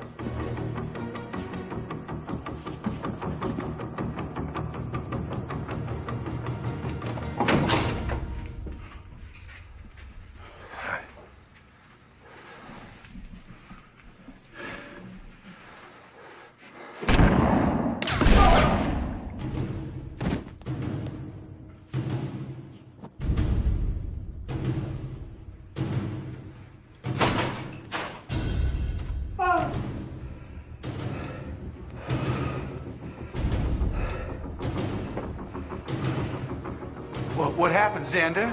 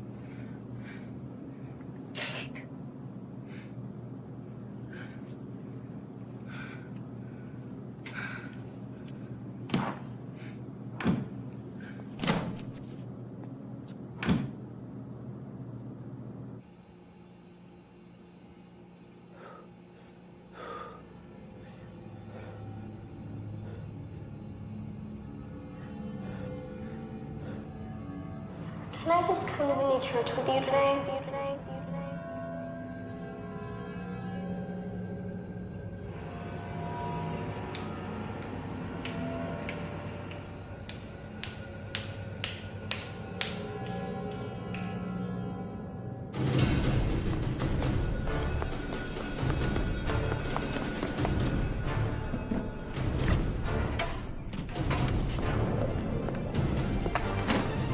Hold it.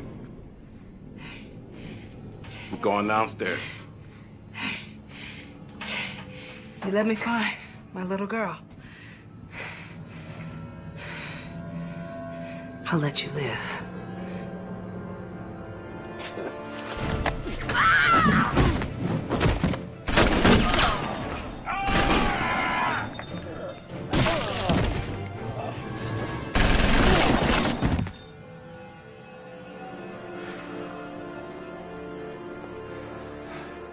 Where's Sarah? No. No. No! No! Calm down, old man. Hey, Xander, get off of him! Relax. Relax, old fella. Rules. Follow rules, Mr. Worth. Or are you one of those do as I say, not as I do type of fellas? You didn't have to kill her. You didn't have to break my rule. She didn't. He did. I find that consequences of one's sins is rarely borne by that person. It's really borne by the people around them. And Mr. Worth's sins of deception was felt by that poor woman. Well, since that was an utter failure, let's proceed to do what we must do to leave here alive, There's a laptop there, under the table. Please open it. Not you. You. Me? You are the treasurer and CFO and have access to all the accounts, so you will transfer all the funds to the bank account that is open on the terminal page.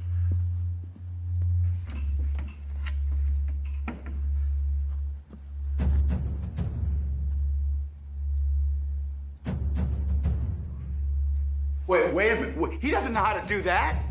Yes, he does. The bank account reads what, gentlemen?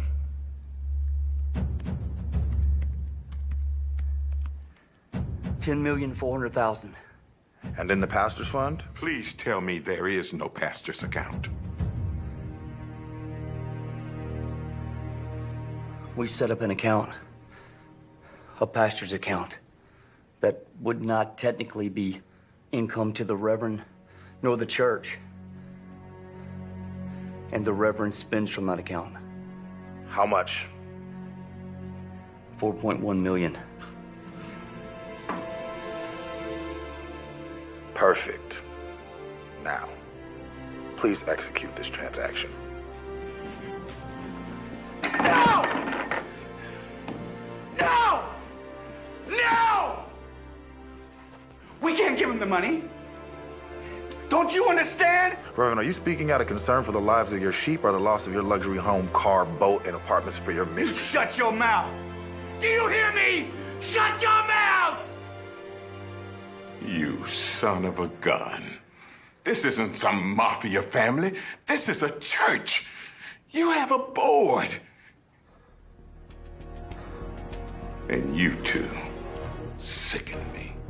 I thought your toys were paid for by your books. Books?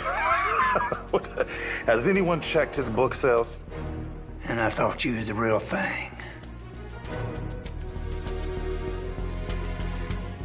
Simply enter the 2 account numbers in the first field. Enter pound total into the second and press enter.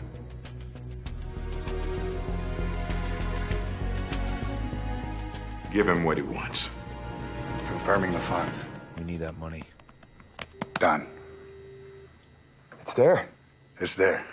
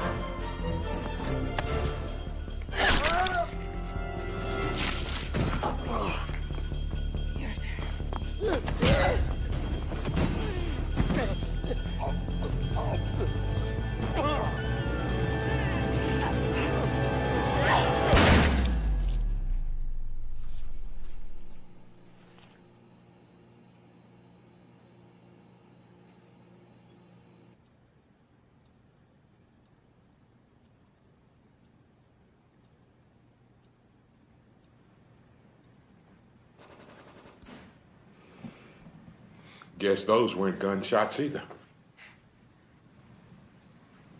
Let's get our boys on bail. Not yet.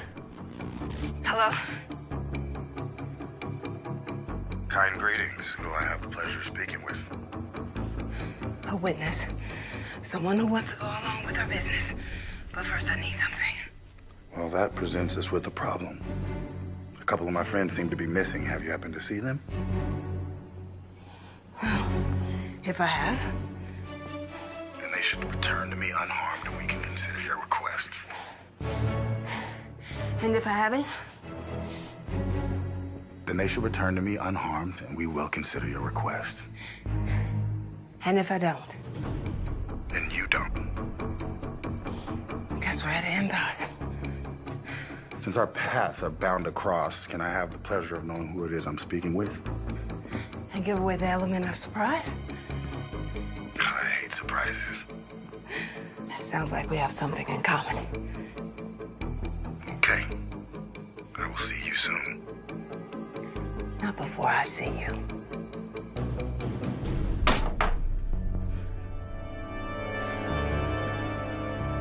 Find her. Bro, she's not worth it. Find her!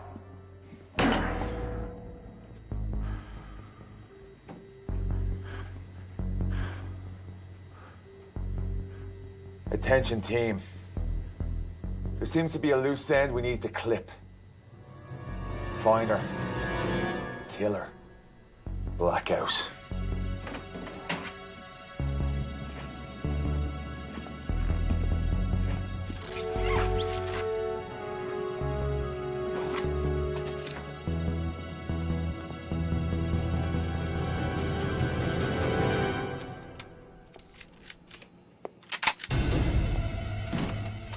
Who are you? Shannon? HR? I heard the shots, so I hid. Where's Cindy? You mean Sarah? They took her. You let him? I'm not good with guns. You never told me your name. Bishop. Laura Bishop. Clark's kid? What a welcome back, huh? I don't remember you. Laura Bishop. Wow. So I guess it's true what they said? Former secret operations soldier or something. Settled down to be a mom. You know, I want to be here. Oh, God. The little girl. Where is she?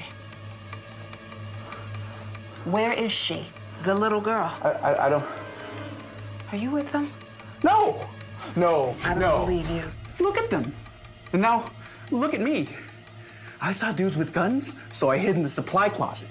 Why'd you come out? I'm afraid of the dark.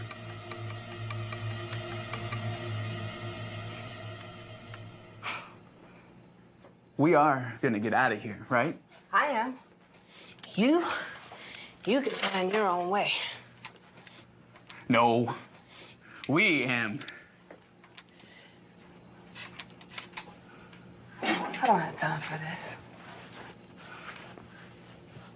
Do not follow me.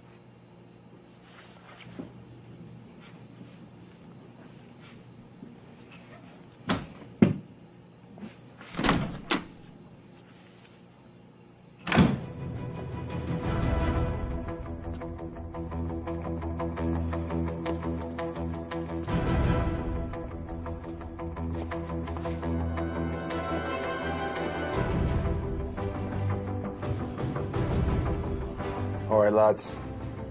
Eyes on third floor. Third room on the left. Check it out. That didn't take long. Time for phase 3.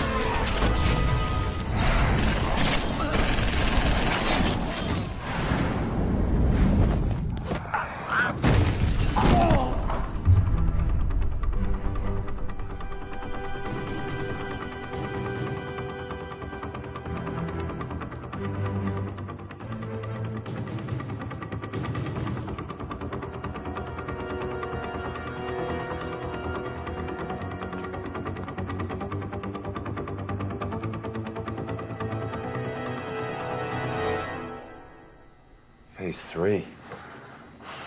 There's only 2 phases. No, there's always been 3. But I couldn't share until I secured the first 2.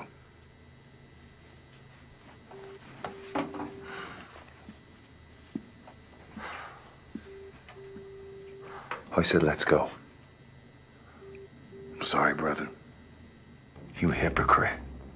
You wouldn't have helped me if I told you the truth. You liar. You think I'm gonna go to jail because of you? Huh?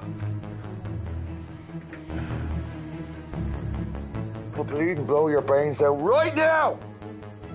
Put the gun down, friend. You've been a strong soldier since our days over in Baghdad. But for the greater good requires a greater sacrifice. Or kill me. Because I'm not leaving.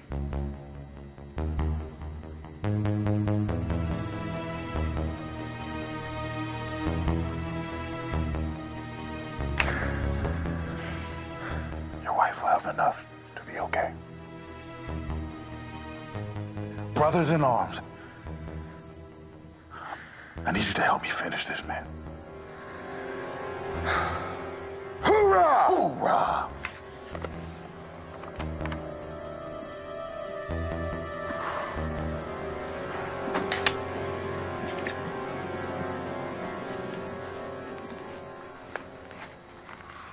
It's like people with guns and like, I'm really scared.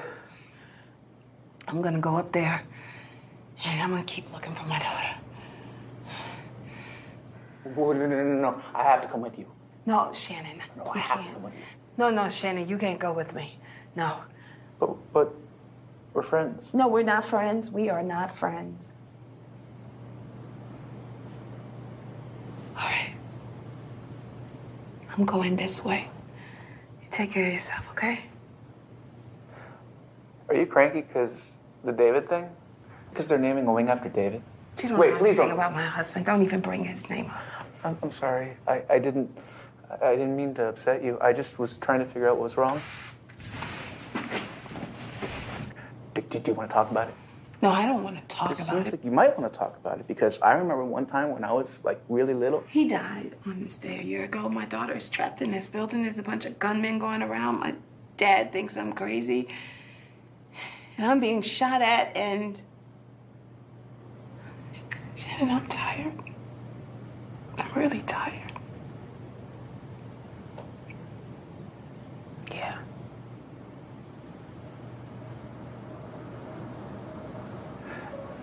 I gotta go. Wait.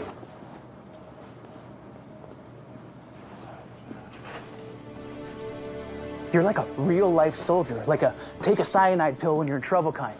Shannon.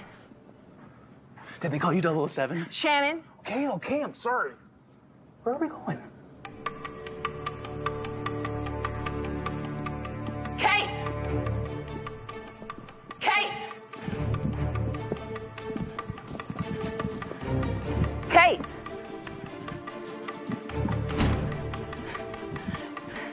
Kate!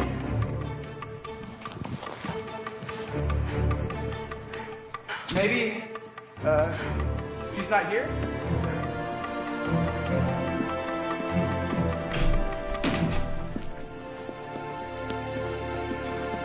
Mommy!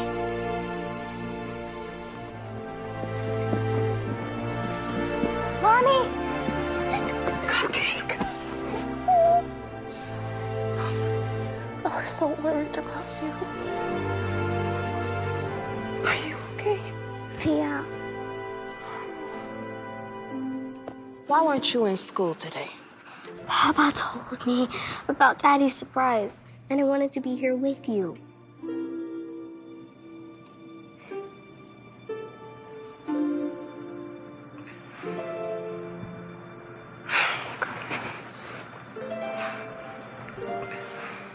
A little too tight, Mommy.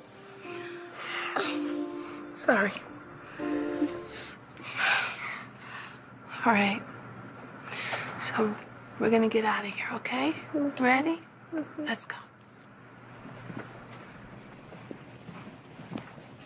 We can't leave Xander and Shaw. Papa? Maybe you didn't notice the gun-toting bad guys? I did. Well, we'll get the police and let them handle it. What if it's too late? It's not. Your grandpa is strong and he can handle himself. He's gonna be fine. Police are gonna be here before you know it. Come on. Laura. Look, we're leaving, and you can do whatever you want to do.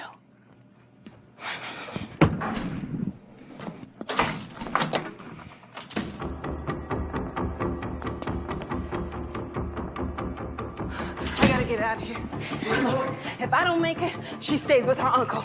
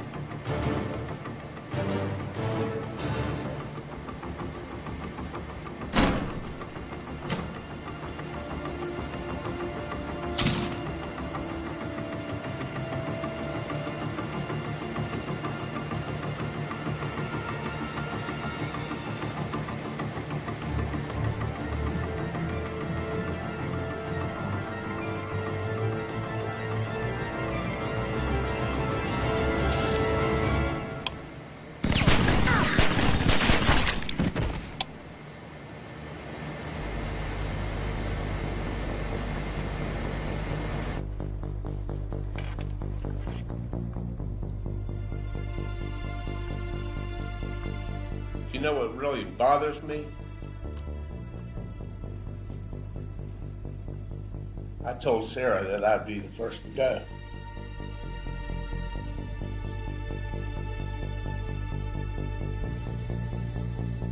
You have all we got. Why not just let us go? Oh, there's plenty left. I have all you have. Do you mean money?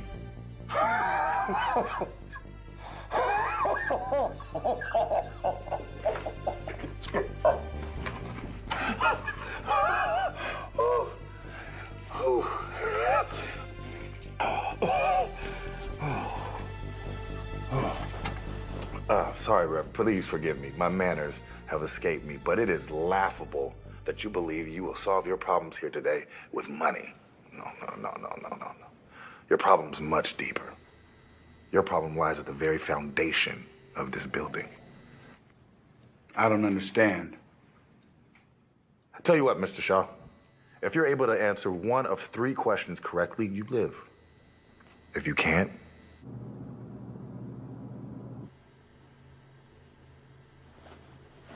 he dies. please tell me, who is Jonathan Waters? You're asking me about one person of about 250 million people. I don't think that's a fair request. Mr. Shaw, I'll be generous. Every person I will ask about is a member of this church. So again, I ask, who is Jonathan Waters? We have over 10,000 members of our church, young man. Very well. Mr. Waters is a member here who lost his job 2 years ago at an aircraft company. They say he's too qualified. In other words, too old. He lost his home. And has reached out to this church every day for the past 3 months, and he has been unable to secure an appointment with you. A homeless member that has paid tithes in this church for 20 years can't even get time with his pastor? That, Mr. Shaw, is who Mr. Waters is. Don't let that soak in quite yet. Tell me who Francis McAdams is. I don't know. Francis McAdams is a member that attended this church for 5 years. Her son was snarled by the horrible beast known as heroin. And when the youth pastor tried to get you to help, you told him next week. Next week turned into next year, and now there's no tomorrow. You don't know what it's like to run a church of this size. And you have no idea what it's like to walk a mile in my shoes. You're right. I don't know what it's like to drive a Bentley while being supported by someone who can't afford gas. I don't know what it's like to live in a 10,000 square foot home with my wife and one child. No. I grew up in an 1,800 square foot home shared by 5 people. And no, I do not know what it's like to wear suits that cost more than my members' full wardrobes. I don't know what it's like to use my members' money to house your mistresses. You're right. Do you think this is easy? Huh? What, am I not supposed to live well after working my whole life and sacrificing to build this church and its ministry? So you can sit there all pompous and judge me for what? Being successful? Let me ask you something. Where are you when I tend to the burdens of my herd flock?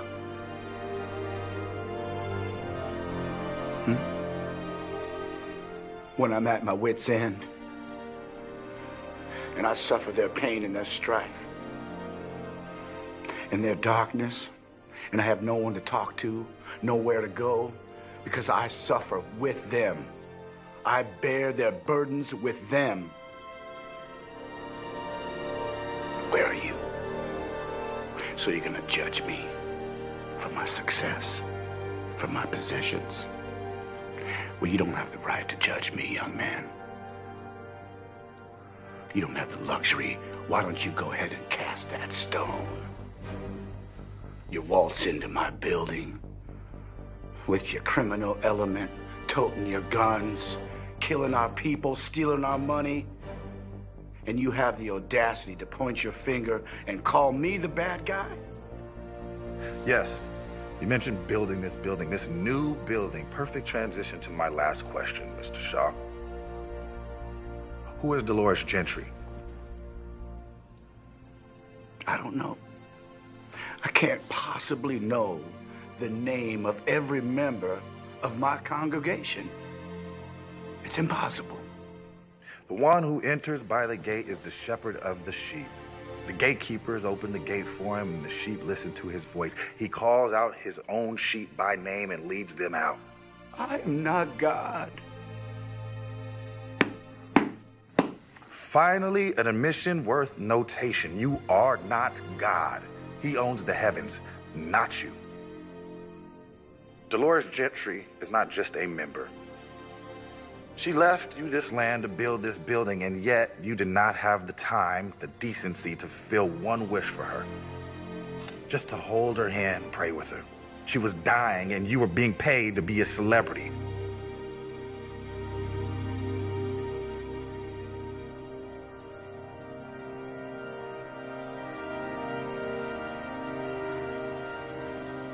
Dolores Gentry was my mother.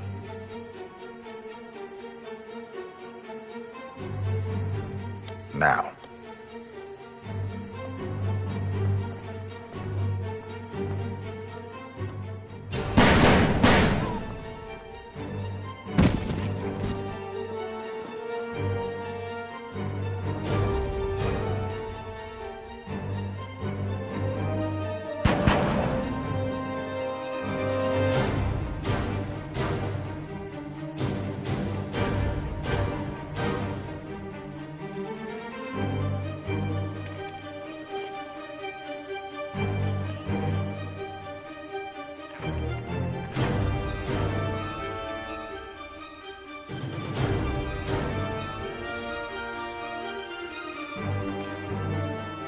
you know what, Mr. Shaw? I think it's time we finish this discussion face to face.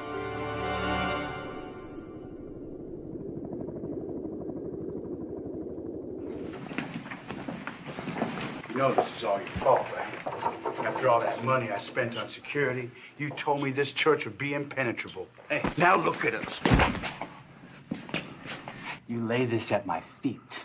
Who do you think you're grabbing, huh? I gave you a push, a nudge in the right direction. You're the one that called attention to this. You're the one with all the bling and the cars. Yeah, you're the one that's supposed to keep us safe. Delusional, man. You're delusional. Hard to listen to you. He's delusional. It's now or never.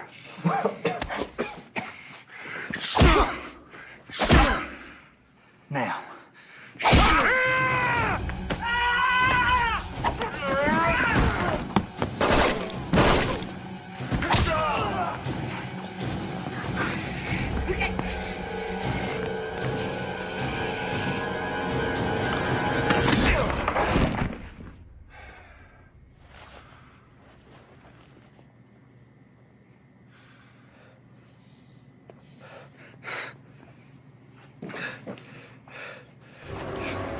Wait.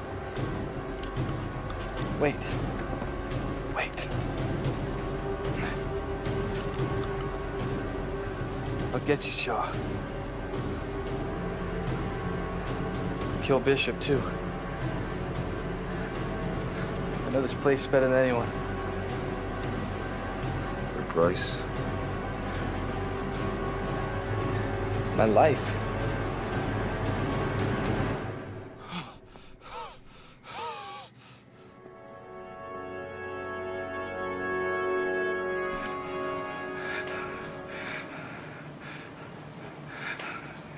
Don't worry. I'll protect you.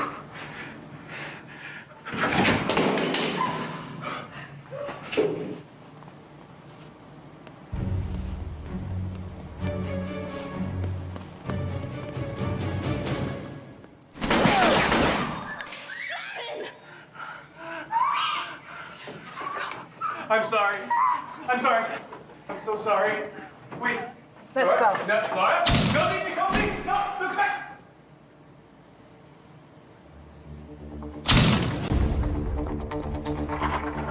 Get you out of here. Let's go. Get bigger. Bigger. Go. Go. Go. Go. Go. Go.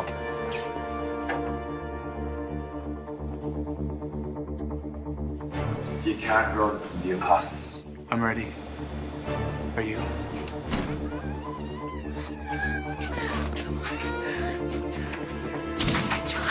What about Papa? You're a quitter. You're quitting on him. You're quitting on me. You're a quitter. To get you out of here. Okay? I just need you to do this big girl thing for me. I promise you. I promise you. And I need you to run till you see, please. And I need you to don't stop. Come on, do this for me. Please, come on. Come on, baby, come on. I love you so much.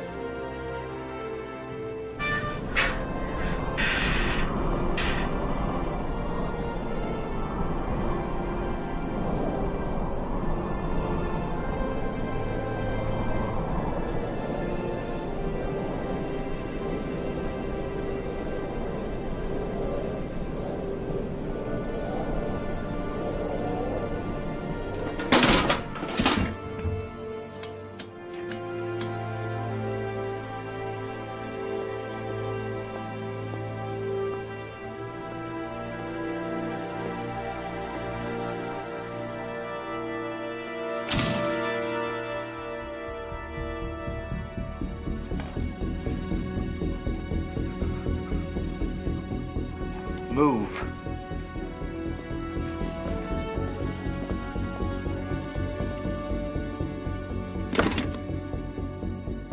Stand down. I'm bringing in Shaw. I'll bring you Bishop, too. I just need your word I leave here alive.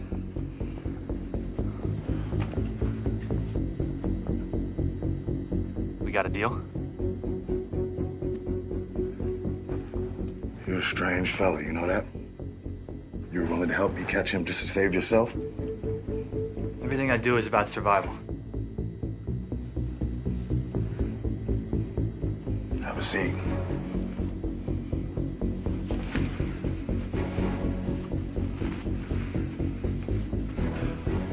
Yo, Mark. You're fired.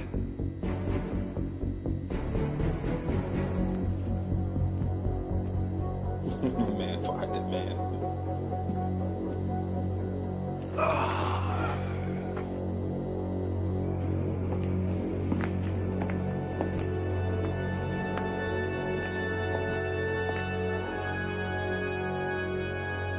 So the question about what it is I want has been lingering in the air. I think it's time now I provide you with an answer. You will never profit off another person, betray another person, and I will make sure no one will ever mistake you to be a god. How you planning on doing that? By confessing our sins, Reverend. He is faithful and just. He is the atoning sacrifice for our sins, but not just ours, Reverend, but the sins of the whole world. So you want me to atone for my sins? So you actually do know the scriptures?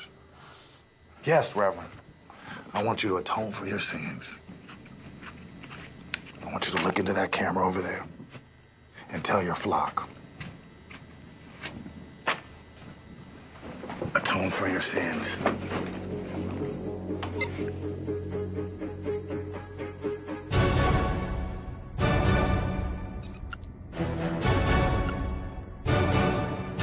Or we all die. You gonna give that choice to me?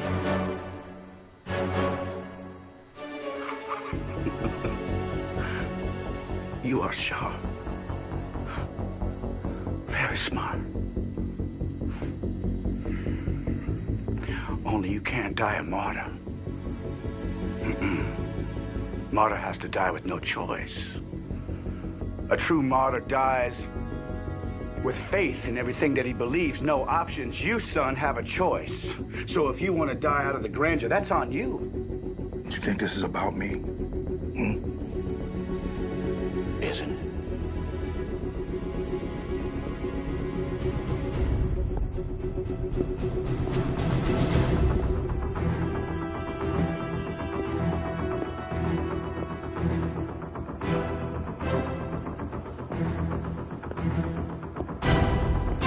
Looks like you have run out of places to hide. I think you took a wrong turn. I know where I am. But more importantly, I know where you die. I hope you know how to use those.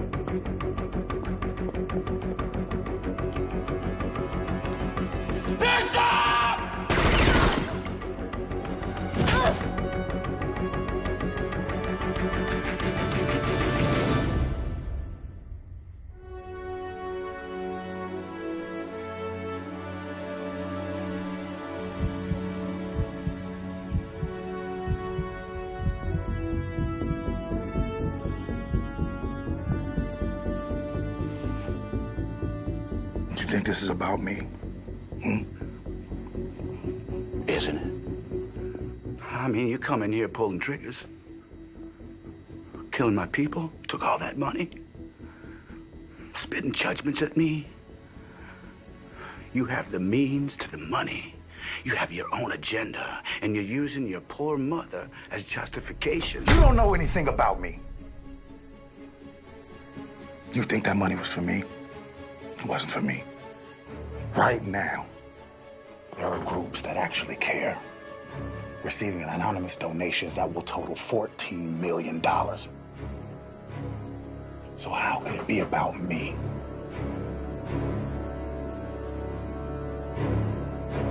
When I never planned on leaving alive.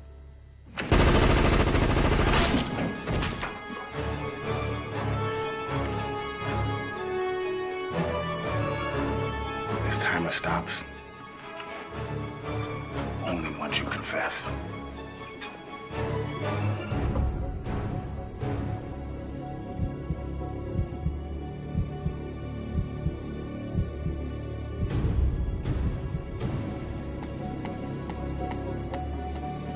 This land belongs to the blood of my ancestors, and this building will not stand as long as you're pastor.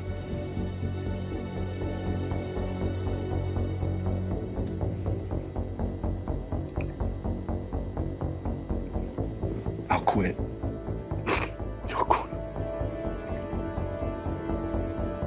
It's too late for that.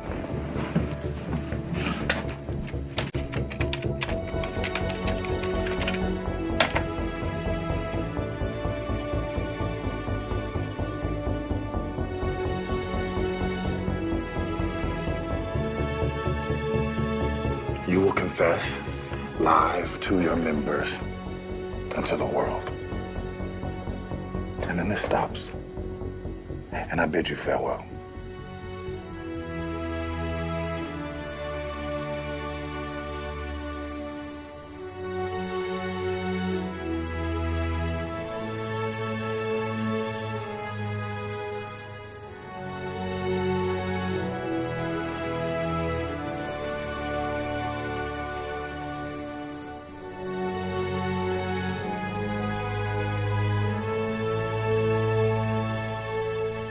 I, Reverend Mark Shaw, confessed to not upholding the standard entrusted in me by the Christian Church, loved ones, and my Creator.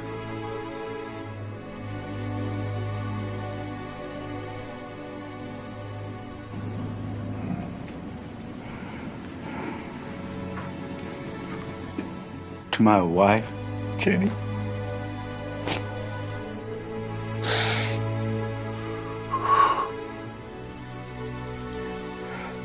I have not been faithful to you. I broke our covenant.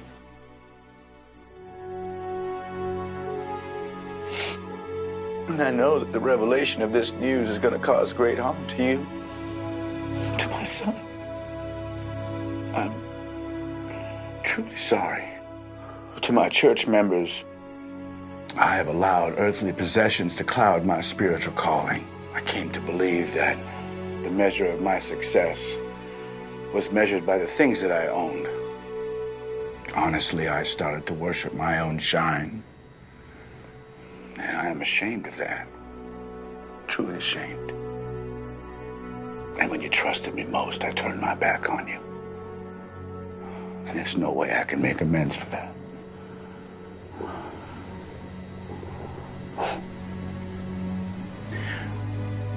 The events that have transpired on this godforsaken Friday have caused much harm.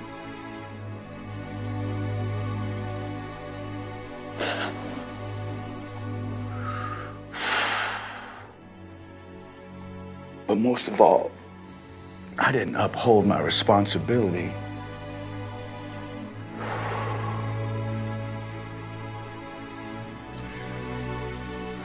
To God. And I got nobody to blame but myself.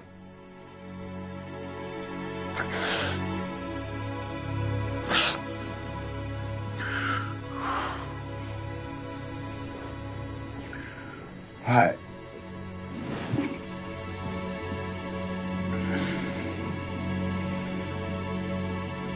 don't deserve the title of Reverend.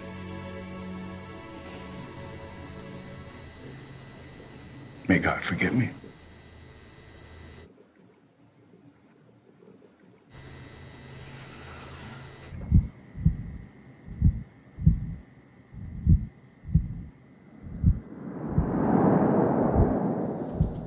Let me go. No, I'm not letting go.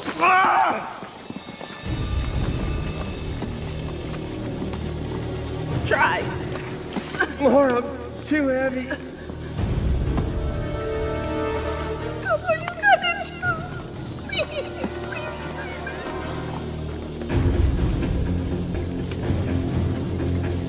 You didn't fail me.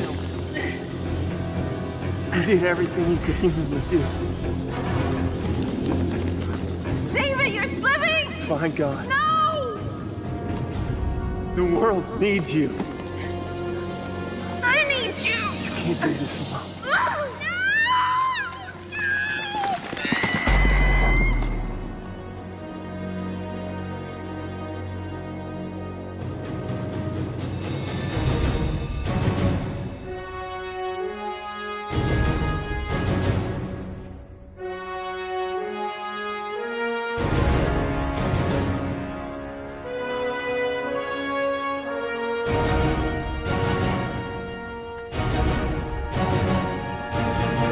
Can you please stop the timer now? Courtney. You remember my name? Lowly janitor.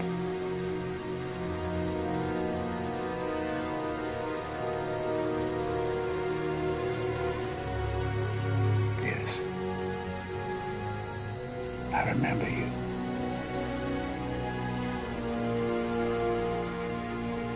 Please turn it off.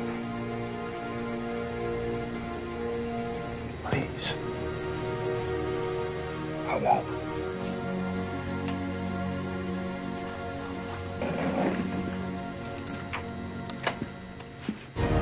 Reverend, I want you to know that all the lives that were destroyed today, yours means the least to me.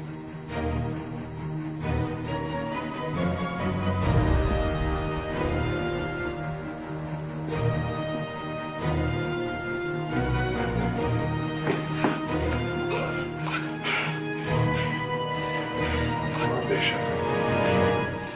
And here I thought you were no longer with us. I told you. I was going to see you.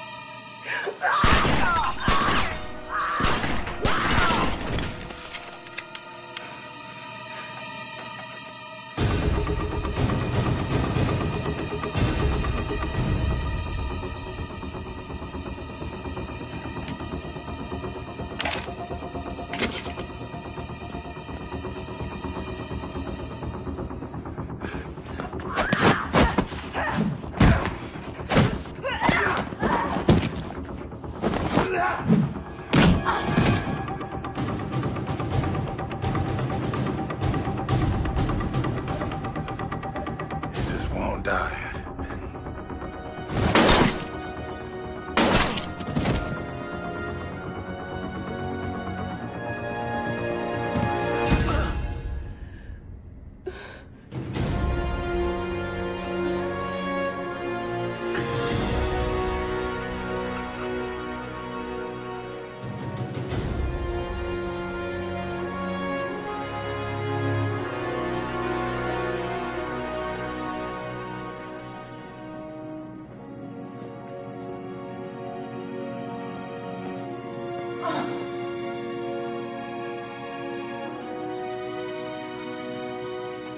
Laura.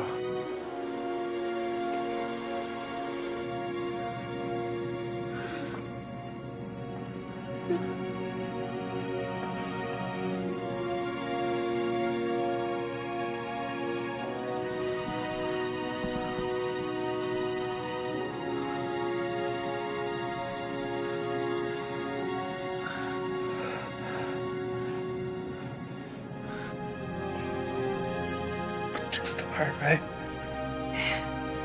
I thought you didn't know how to shoot. Lucky shot. No such thing as luck.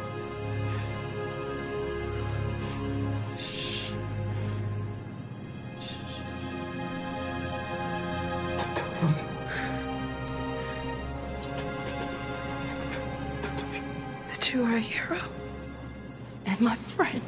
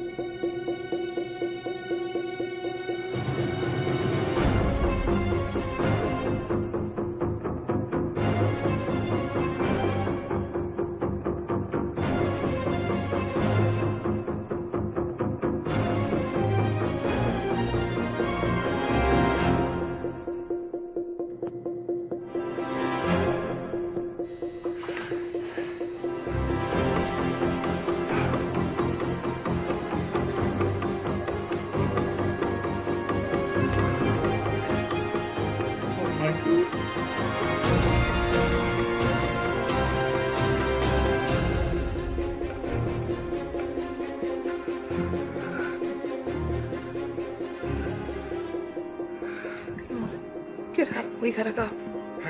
Aren't you? I'm your daughter. Come on. We gotta go. I can't. I'm too heavy. No. I just never could lose these last 10 pounds. Please. Oh. I'm not leaving you. Laura, sometimes you just have to have faith.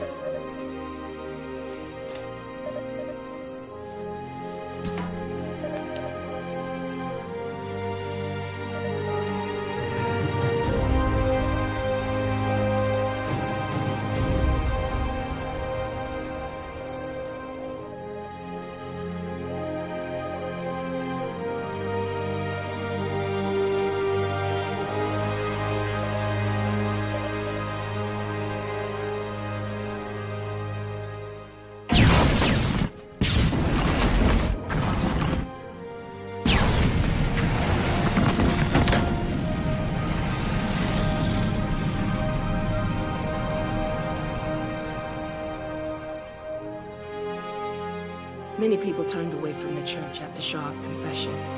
I was angry too. For a while. But in the end, I chose to remember him as he was when I first heard him preach. He was something.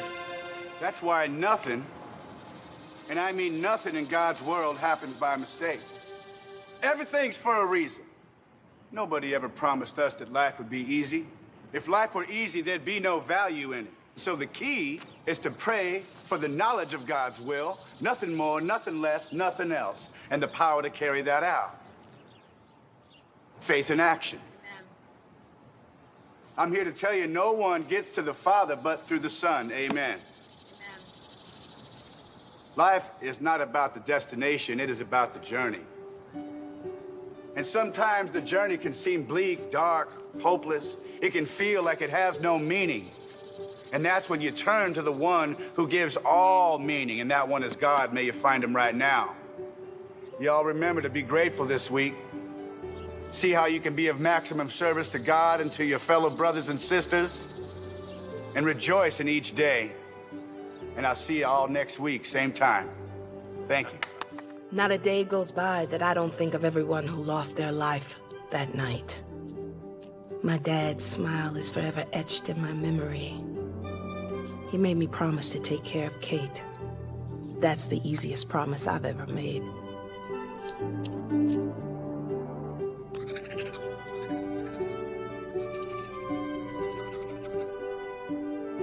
I have lost a lot of people dear to me.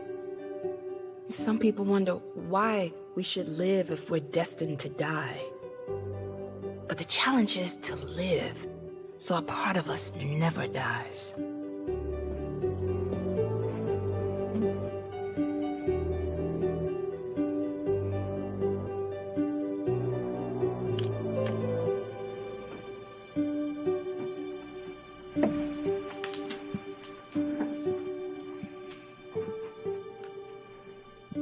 Morning, sunshine cupcake.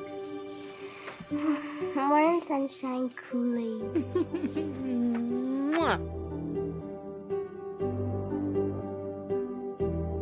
I'm healing physically, mentally, and spiritually. I'm a work in progress, but I'll be ready to take on anything that the world has to throw at me. If you ever find yourself in need of help, I know a good woman.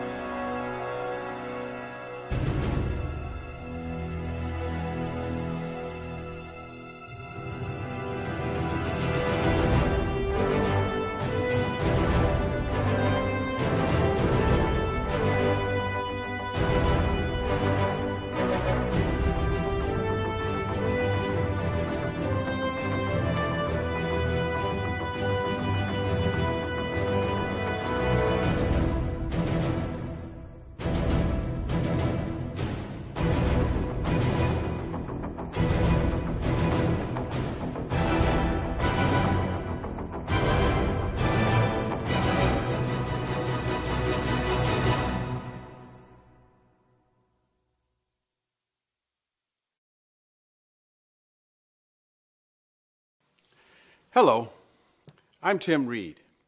For many years, it's been my pleasure to produce a number of documentaries discovering fascinating and provocative tales, the accomplishments, tragedies, and the greatness behind some of the most unique people of color that have ever walked through life.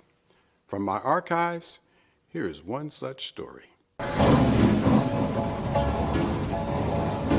If I didn't get paid for it, if I could just race for free, I'd do it for free. You know, that's how I love it. I just love the speed, the exhilaration. It's the thrill of controlling something that's out of control. It's the challenge of making race cars go fast. When they buckle you in and they hit that roof and let you know you're on your own. I don't think when I'm out there, it's just body movement. It's just keep on, be smooth, be smooth. You can drive, just give us the opportunity.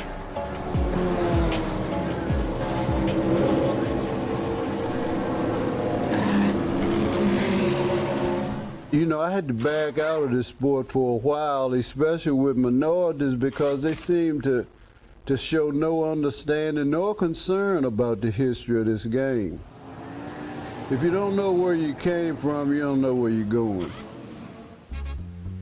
In the mid-20s, the prohibition of alcohol in the United States helped a lucrative underworld of liquor smuggling flourish into a million-dollar racket.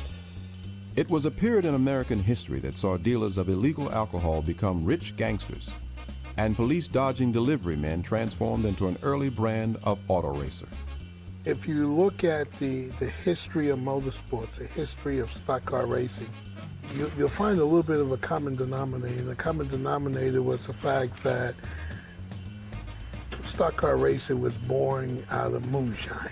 African Americans were not excluded from the smuggling of moonshine, as it was called then. Although we know about many of the racers that may have or have not run moonshine, there's very little history about African Americans that ran moonshine. Nor were they immune to the infectious desire to race cars, nursed in the incubator that was prohibition. I can't say this with any sort of validity or credibility, but I'm sure there were some grandmamas, some mamas that were saying to their sons and their grandsons, I don't want you out there racing those, driving those cars, moving that stuff around. We as a race, we drove cars, we had cars, etc.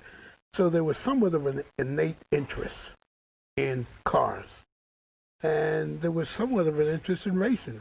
The negative attitudes of this period saw Ku Klux Klan membership reach all-time highs.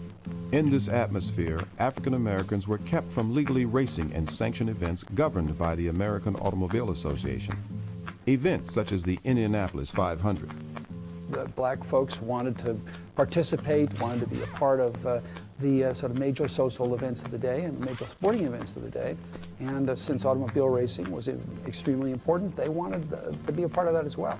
The drivers were more outspoken against them running, and I feel like that's why they had to form their own organization. Historically, the remedy for exclusion from activities limited to white American participation has been for African Americans to create their own versions of these segregated activities. In the sport of auto racing, a group of citizens in Indiana, known then as one of the epicenters of early pro racing, created a new setting for black drivers to race in. It was known as the Gold and Glory Sweepstakes. It was a racing circuit created in 1924 by a flamboyant promoter named William Rucker as part of his newly formed organization, the Colored Speedway Association. The Golden Glory Sweepstakes was the race that belonged to the colored people. It was ours. We owned it. It belonged to us. It was something we could take joy in. We didn't have to explain it away. It was ours. It wasn't done the way that the 500 was done, but we did it our way.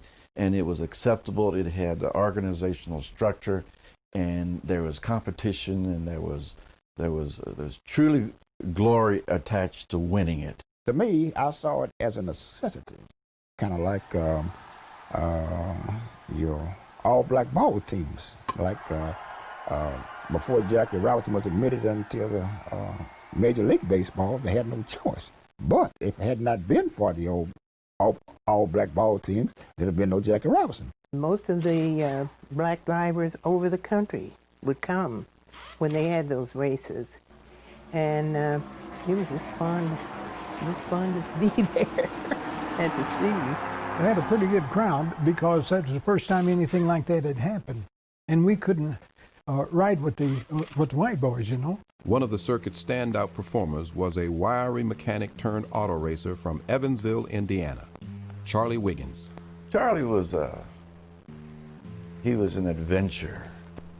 He was an athlete. They call him Wee Charlie.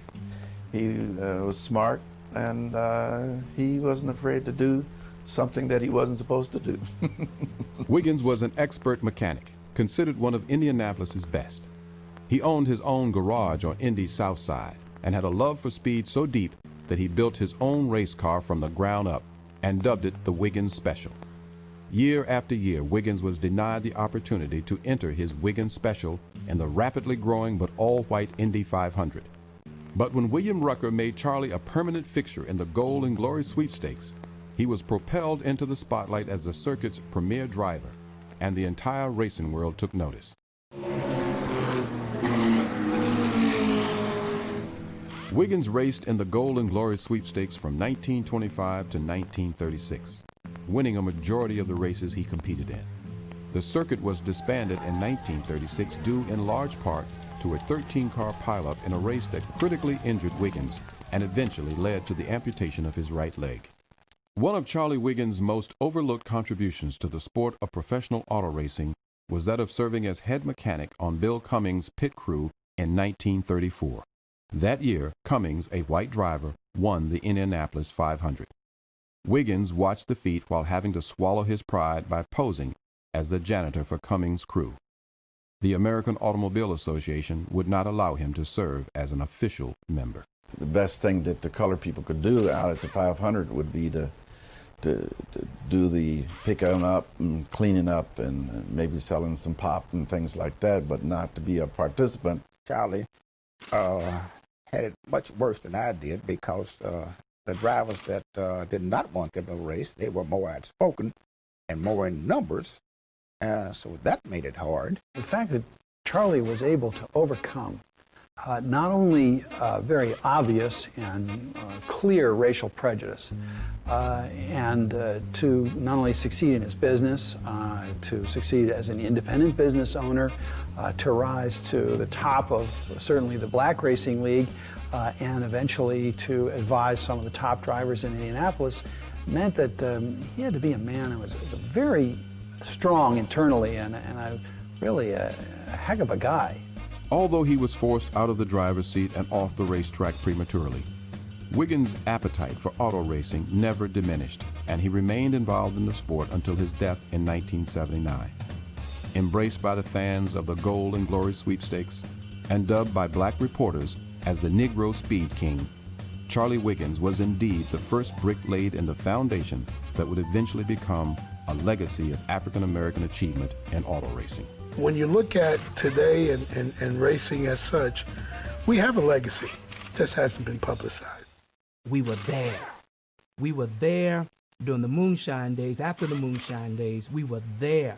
50,000 strong with the Charlie Wiggins back in the 20s. We were there. When people ask me today, have you endured any hardships because of your race? It would be slander for me to say that I really have, compared to the things that Charlie Wiggins had to go through. Guys trashing his car, not letting him race. He went through just an immeasurable amount of hardships, and yet he never gave up. Charlie paved the way for Wendell Scott and myself and what few of us that have made it to the big time to prove that all we needed was a change. 1947 was a milestone year for African Americans, as Jackie Robinson broke the color barrier in Major League Baseball, signing with the Brooklyn Dodgers. That very same year, Joey Ray, a 24-year-old sprint car driver from Louisville, Kentucky, began making history on the racetracks of the Midwest. Inspired by Charlie Wiggins and the drivers of the Gold and Glory fame, Ray made his debut on a track in Mitchell, Indiana, an event he fondly recalls. The race was on Easter Sunday at Mitchell, and Mitchell was a high-banked dirt track, no type of guardrail or fence. And we carried the car over the Sunday before, and Chick Smith shook it down and everything. So here I am the next Sunday ready to race. So I qualified, about next, say 30 cars there, I qualified 28th. Now that meant that I started in the back of the console and sitting in the race car, but before I was towed off, I said, now, hey, I don't know if I like this or not. All these rocks and dirt and everything hit me in the face and all on the arms. I said, I don't know if I like this or not. But after I pulled into the pits, and I said, I think I'll try it again next Sunday. Next Sunday wasn't quite so bad, and just kept going from there. Auto racing was a very dangerous sport at the time, and Joey Ray remembers the perils associated with the sport. Cars were definitely not as safe as they are today. Your body was exposed from chest up. No roll bar or anything. Your helmets were cloth, either some kind of a Well, I forgot I had a football here, but he was first class.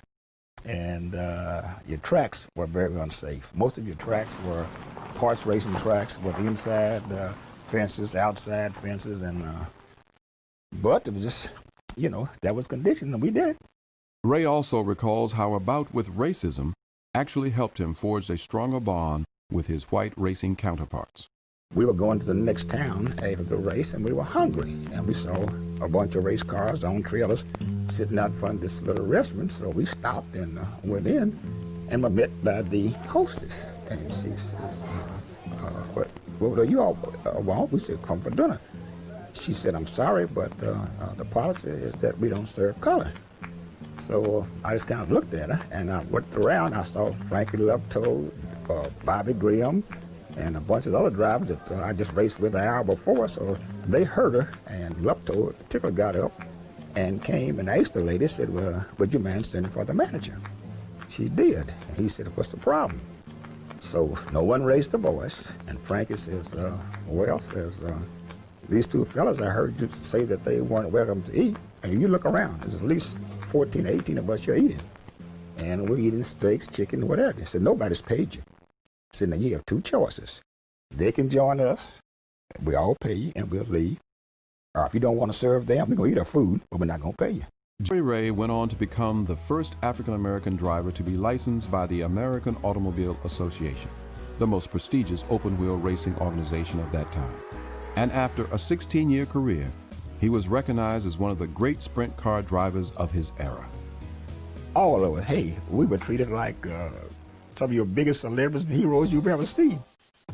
In 1948, Bill France brought in a new era of professional stock car racing when he formed NASCAR. The first black driver to start a NASCAR race was none other than Joey Ray, who raced at the Daytona Beach Highway Course in 1952. 9 years later, a die-hard competitor and devoted family man from Danville, Virginia, would give NASCAR its greatest black driver and leave a legacy for all racers to follow. Born on August 28, 1921, Wendell Oliver Scott drove a taxi and hauled illegal whiskey before setting his sights on professional auto racing. Scott won 120 races and Virginia State Championships before moving up to NASCAR's elite divisions in 1961. Wendell Scott was very witty. Now, he had that slide out and that move. Today we call the break off the wind, come up on the bumper, get you loose and shake out just like Dale Earnhardt. And he could come up and just seem like his car would just floor, lift the wheel, and I mean, he was off. Although he was forced to operate his entire career as an independent, racing against factory-backed cars, Scott racked up an amazing 147 top 10 finishes in nearly 500 races, finished in the top 10 in points 4 straight times, and became the first and only African-American to win a Winston Cup race when he crossed the checkered flag at Jacksonville, Florida in 1963. Even in victory, racism reared its ugly head, as racing officials, fearful of the reaction that would come from fans by announcing that a black man had won the race, awarded the trophy to second-place finisher Buck Baker. Scott would receive his award days later, yet he continued to endure. The most interesting thing is he didn't talk about a lot of things that he went through and still managed to endure the pain and succeed in the meantime. In 1973, Scott was involved in a 21-car pileup at Talladega Speedway that broke his pelvis and effectively ended his racing career. Although his true recognition did not come until after his death in 1990, Wendell Scott's outstanding legacy as a NASCAR driver can never be denied. Wendell Scott, what he did, and not only as a race car driver, but as a father and a husband and a small businessman. I mean, what he accomplished on and off the racetrack, to me, is an inspiration. Nobody ever bought us a gallon of gas in our whole Cup career. Incredible. We finished in the top 10 in point standing, which is the big thing now, 4 years in a row against factory-backed cars. That was unheard of for independent. When my father retired from racing, he was second in miles driven only to Richard Petty. He was second in starts only to Richard Petty. I used to have a little calendar that had the NASCAR points on it. And it used to amaze me to see back in those days when Wendell Scott was top 10 in points. And that's stuff you didn't hear about, you know, but to know that he was able to do that on an independent budget or, you know, just out of his own pocket, I mean, that's, he had to, you know, that lets you know he had to know how to drive a car. Because, I mean, if he doesn't have the equipment that everybody else has, but he's still doing as good as them, that's all driver there. Also not to be denied was Scott's devotion to his family and their place among NASCAR's elite families. It's almost like the family aspect does not exist. You hear about the Pettys, the Allisons, the Gordons, you never heard the Wendell Scotts. My mother is the emeritus of the Women's Auxiliary in NASCAR. Back then, we were racing better than 60 Cup races a year. And my mom would have the food lined up, and it's true, a lot of people ate our food. You know, some of the big stars now, you know, they ate out our cooler. Wendell Scott's success was largely due to the support of his family, including his sons, Frank and Wendell Jr. We were the Scott tandem, Wendell Sr., Wendell Jr., and Frank. And we ended up being Virginia champions, and we had 128 victories on those levels, and it was just as competitive then. And I had a great knowledge of racing. My brother does too.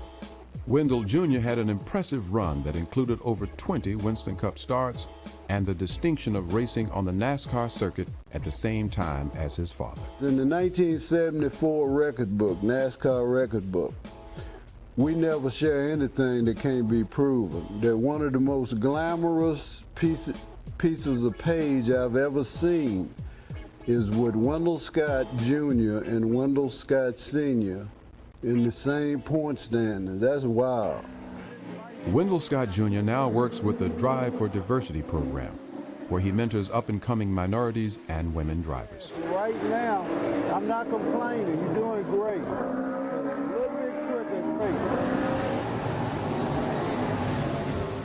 With an auto racing legacy slowly taking shape for African Americans, with credit due to early racing pioneers Charlie Wiggins, Joey Ray, and Wendell Scott, the 70s marked the dawn of a new era of milestone achievements that started in the driver's seat, but would eventually spread to every facet of auto racing. In 1973, Randy Bethea, a black race driver from Newport, Tennessee, bumped a hometown hotshot, Darrell Waltrip, out of pole position at a late model race in Nashville. Bethea's feat marked the first time an African-American driver performed well enough in a NASCAR qualifier to secure the first slot on the race grid. As NASCAR's first black co-team owner, Jim Graham launched himself into auto racing history when in 1978, his Coors-sponsored racing team took to the track with an all-Canadian pit crew. I seeked out myself to be like Wendell Scott, but didn't have the nerve. So since I could not drive the car, I decided to become a mechanic to fix them. That team won the Coors 200 for 3 straight years, from 1980 to 1982. Legendary race team owner Sam Bell-Navis was one of the first African Americans to achieve success in auto racing beyond the track. I got involved in the sport back in 1981 with Bobby Allison and Miller Brewing Company. Back then, the sport was tobacco, oil products, primarily as sponsors, and beer, of course. In 1981, Bell-Navis was heralded for connecting Miller Brewing Company with NASCAR on a sponsorship level. Sam is one of the greatest people I've ever met. Sam does a lot of hard work, especially for African Americans in motorsports. He's done a lot to help drivers' careers, and he's done a lot for motorsports itself. The driver who left the biggest mark on the sport of auto racing from the mid-1980s to the early 90s was Willie T. Ribbs, the son of auto racer William Bunny Ribbs. Willie T. started his career racing Formula One cars in England, winning a series title, before moving on to SSCA cars in his native California. where he was Rookie of the Year and won 17 races over 3 seasons. Willie T was one of the, he would just tear the tracks up. He was driving the SCCA. It seemed like nobody could beat Willie T. Ribbs made racing history when he partnered with acclaimed actor Bill Cosby, becoming the first African-American team to qualify for and compete in the Indianapolis 500. I was involved with Bill Cosby and Willie T. Ribbs, and I was proud to be a part of Willie's legacy when he became the first African-American to qualify and run in the Indianapolis 500. Ribbs later moved on to NASCAR, where he raced on the Winston Cup circuit before becoming the first African-American to race in the NASCAR Craftsman Truck Series. In a post-civil rights America, Ribbs was most outspoken when it came to dealing with overt discrimination on the track. You have to be careful out there on the track, and Willie T was not the man to hold back what he had to say. However, his racing genius cannot be denied. In the late 1990s, Bill Lester, a former software engineer and married father of one, succeeded Ribbs in NASCAR when he followed his standout open-wheel driving career by driving in the NASCAR Craftsman Truck Series. None of my friends were race car drivers. I didn't know anybody. I grew up in, a neighborhood where stick and ball sports were prominent, and that's what myself and my friends played. But really, when I got my driver's license at 16, that was it. As soon as I could drive, I was racing. I was doing things illegally, and I'm not promoting that, but that's kind of what happened as I experimented with the, upper boundaries of car control and sliding around corners and doing all sorts of crazy things. And somebody told me before I kill myself or somebody else, go out there to a racetrack and see if you have what it takes. And I figured that if I got myself an engineering degree, I could probably get myself an occupation that paid enough to buy a race car. So that's what I did. With my first paycheck, I bought myself a race car, and almost like they say, the rest is history. That first year, I was Northern California Road Racing Champion in Sports Car Club of America. The next year, I was the champion for my class, and I just kept on climbing the ladder. Lester is currently the only African-American driver racing in any of NASCAR's 3 main divisions. With Sam Balnavis, Jim Graham, and Bill Cosby making pioneering strides for African Americans in NASCAR, a new generation of black ownership has emerged. In 2002, rapper Nelly formed his own Vocal racing team. Former NBA player Brian Stiff became co-owner of Score Motorsports. And Sam Balnavis, now an executive for Rouse Racing, formed Balnavis Racing, a team that nurtures up-and-coming minority drivers. Anytime that you have an opportunity to open doors for other people, who otherwise probably wouldn't get that chance, you've been a pioneer. And, like I said, you want to be able to take advantage of that. You want to be in a position where you can look back in a few years and say, hey, I was a part of something good, something that was very monumental in the sport.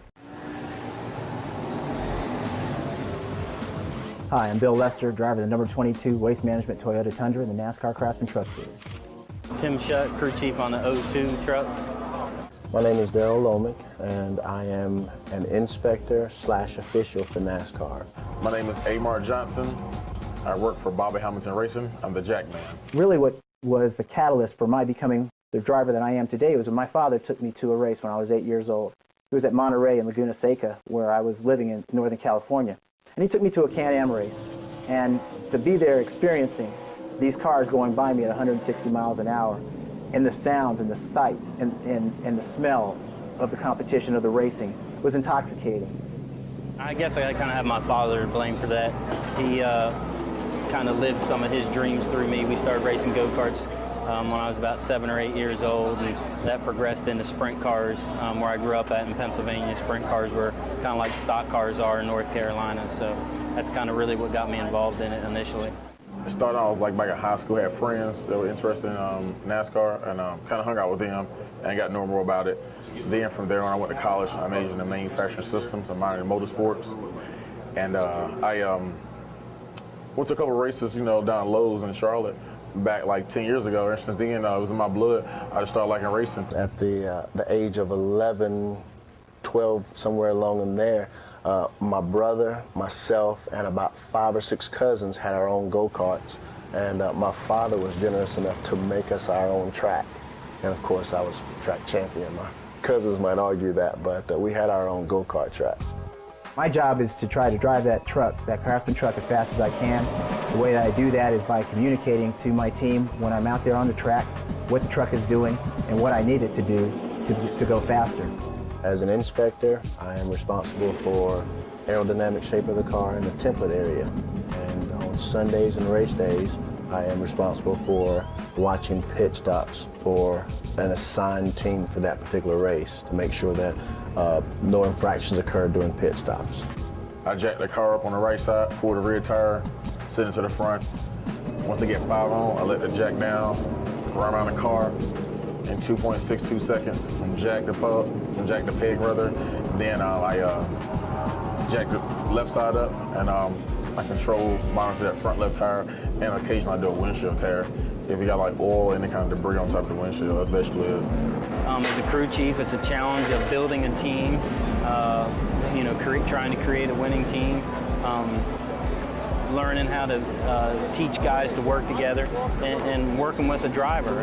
Each driver has their own personality, their own little quirks, things that make them tick, their own language, and it's a pretty big challenge to try to make all that work. I always had a curiosity to know how things work. Going to the Coca-Cola 600, my first race at Lowe's, you know, back in like 1989. When I first saw it, it was like in my blood, you know, I was like, man, that's some pretty neat stuff. I mean, it made me have this desire to want to be a part of that. I'm a perfectionist by nature, which I get from my father. So I work really hard at making things as close to perfect as I can. It's the speed and the competition. It's the adrenaline rush. It's driving at 180, 195 miles an hour in a draft. I mean, being inches apart from that guy and beating him, and just the strategy that comes into play as well in terms of how to use the draft, for example, on a super speedway, or how to set up somebody and position them for a pass on a short track. I think NASCAR is a growing industry, and I'll use the word industry because there are so many avenues within NASCAR that can be accessed, I think. Hopefully this will act as a baseboard or a springboard for me to go further within this company. Before it's all said and done, I want to race competitively in the Nextel Cup Series. I mean, I'm very happy where I am racing in the Craftsman Truck Series, but I want to race on Sundays so that more people can see what it is I'm doing. Currently, I race typically on Fridays and Saturdays, and I race, you know, an audience that's not as vast as Nextel Cup. You know, I want to be on network TV, racing against, you know, the established stars like Dale Jr. and Jeff Gordon and Tony Stewart, and I want to be able to do that proficiently. Because I think I'm a pretty good communicator as far as reaching people, understanding people. I wouldn't mind being somewhere within NASCAR's communications. I like to grow. I like to work in the shop. Like, you know, I really like being engine tuner. I really like the engine. I know they got different parts, the chassis, the body. You know, they got people doing shocks and all this kind of stuff. But, you know, I like to be an engine tuner. I know how to build engines. I'd like to win some more races, and I'd like to build some more good teams. It's a pretty neat feeling when you do walk away from a team and start a new venture, that you have the guys on your old team saying, man, I really appreciate the work that you did for us. You know, it was really fun working with you. You really had things organized. Things really went smooth. I mean, that's a pretty big charge for me. Quite frankly, to tell you the truth, it's been all love. I mean, it's like I've been in a sport. I mean, like, everybody showed me, it's been open arms, a warm welcome. I've had nothing but glory and thanks to give, you know, and good things to say about NASCAR. Today, it's great to hear such comments from African Americans deeply involved in NASCAR like Amar Johnson. But are the days of exclusion and bigotry gone from the world of NASCAR? Is race still a factor? It's hard to say because a lot of other people fall on the same grounds as I fall on, you know, as a minority. It's just money. Money's a key issue in racing. What I've noticed is that the big guys, that the big sponsor teams, the $50 million sponsor teams or more, that may have 5, 10, 15 cars, all the big engines that have spare engines, things of that nature, of course they get the preferential treatment. The smaller, underfunded sponsor teams, minority teams like us as Bear Racing, and other small minority teams, I think they get a sort of bad rap sometimes. They don't get the help they should get. They don't get maybe the support they should get, and some of the breaks they should get. There again, NASCAR is a money sport. It takes money to really be in NASCAR. You better have really rich parents, really rich friends, or you better be hooked up with somebody that knows, that can market you and get you in the right position to get you the money. The sport is really a family, all right? And so when you talk about opportunities within the sport, I'm going to go to my uncle, I'm going to go to my cousin, I'm going to go to my daddy, I'm going to go to my sister, my brother, and say, hey, there's an opening over there. But you have to be willing to go through all the resistance that you encounter to get there. You can't just have it handed to you. You have to be willing to put up with everything along the way, and with dignity. We have like a couple of problems, like you get in a wreck and the first thing that comes to mind is it's because he's black. But that's just second nature, what comes out of their mouth. It's very important for people to understand that, this isn't just a walk in the park, that this just happened yesterday. This has been going on for, as we know, for many years. Daddy's thing when we went to the track, first of all, here's what he convinced our family of. Okay, there are 100,000 people up there, and we the only blacks here, or us and the janitors, and ain't nobody gonna bother y'all. And guess what? We believed it. So I walked around now like, ain't nobody gonna bother me. My daddy said it. I personally have never felt any negativity because of who I am. I felt some negativity on occasion because of what I do. But that's to be expected, because sometimes I have to be the police or I have to be the bad guy. But even when they're upset with me, I don't think any of it's ever been directed towards me in a negative based on me being African American. It's just, that's my job and that's their job. There's constant issues, and everybody has them. Sometimes race is part of it. This deal is a performance-driven deal. In a lot of ways, once you get in a lot of ways, it's a matter of performing or not performing. Yeah, maybe I got overlooked for some jobs or for some positions that maybe if my skin color was different, I wouldn't have gotten overlooked for. But the bottom line is it's a performance-driven deal, and God kind of directs me and puts me where he wants me to be anyway. Most of the fans, most of the NASCAR fans want diversity, right? And I say that, and you say, how can I say that? Because I talk to a lot of fans, right? And there are a lot of fans that come up to me and thank me for what I'm doing. I think there is a difference being made. Very slow, but there is somewhat of a difference being made. I think NASCAR is being as careful as they can not to, quotation marks, offend those customers that have been loyal to the sport and have built it and brought it to this point.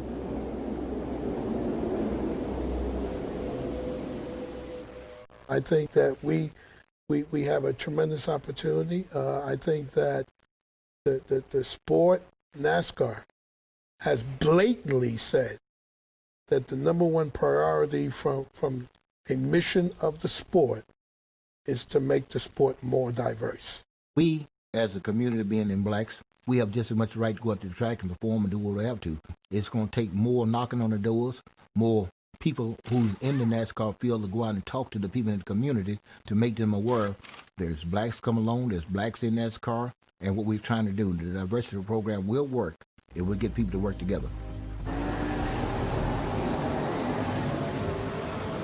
In early 2004, NASCAR CEO Brian France announced to the world that diversity would be their number one priority in the coming year. As NASCAR slowly increased the number of minorities and women in their ranks, they urged their corporate partners to follow suit by supporting diversity initiatives. Among the most prominent of these initiatives is the Drive for Diversity program. Created by Access Marketing with support from NASCAR, the Drive for Diversity program provides opportunities for minorities and women to learn the skills necessary to become future NASCAR drivers and pit crew members.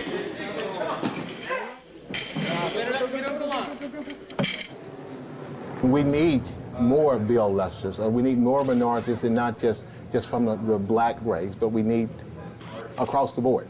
We need more female drivers. We need Hispanics. We need the RIOs. That's the only way that NASCAR will become diversified. Through a series of combines that tests the skill levels of each participant, Drive for Diversity strives to provide NASCAR with the best possible candidates to create a more diverse racing circuit. Give me a deep end on your white flag lap. It gives drivers who wouldn't have a chance to sit in a first-rate ride, a chance to do that, to be seen, a lot of exposure. Well, it opens up just opportunities. And, you know, everybody always wants an opportunity.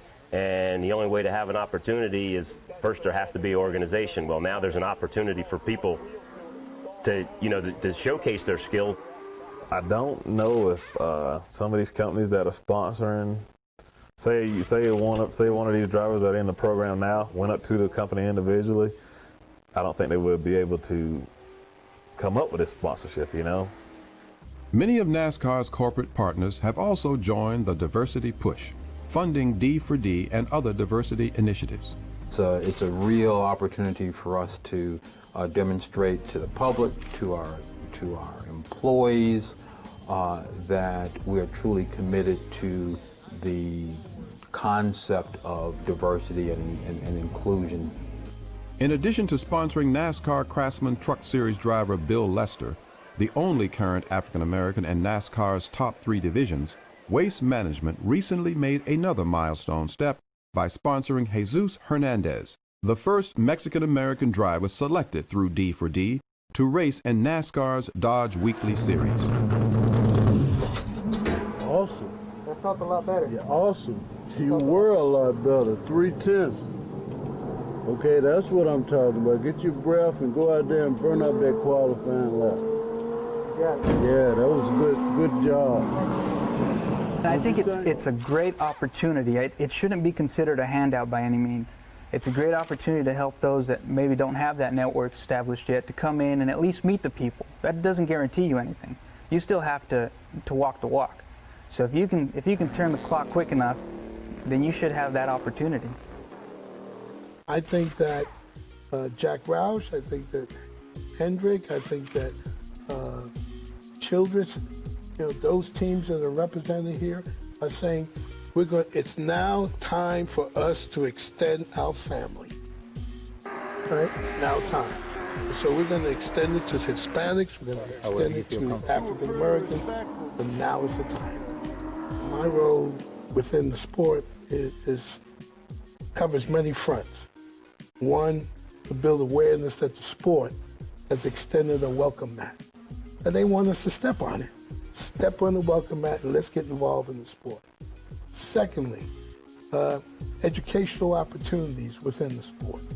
All right, how we can leverage what we're studying in school, whether it be in trade schools, whether it be in college, how does that translate into the sport? And then more importantly, the economic opportunities that exist in the sport.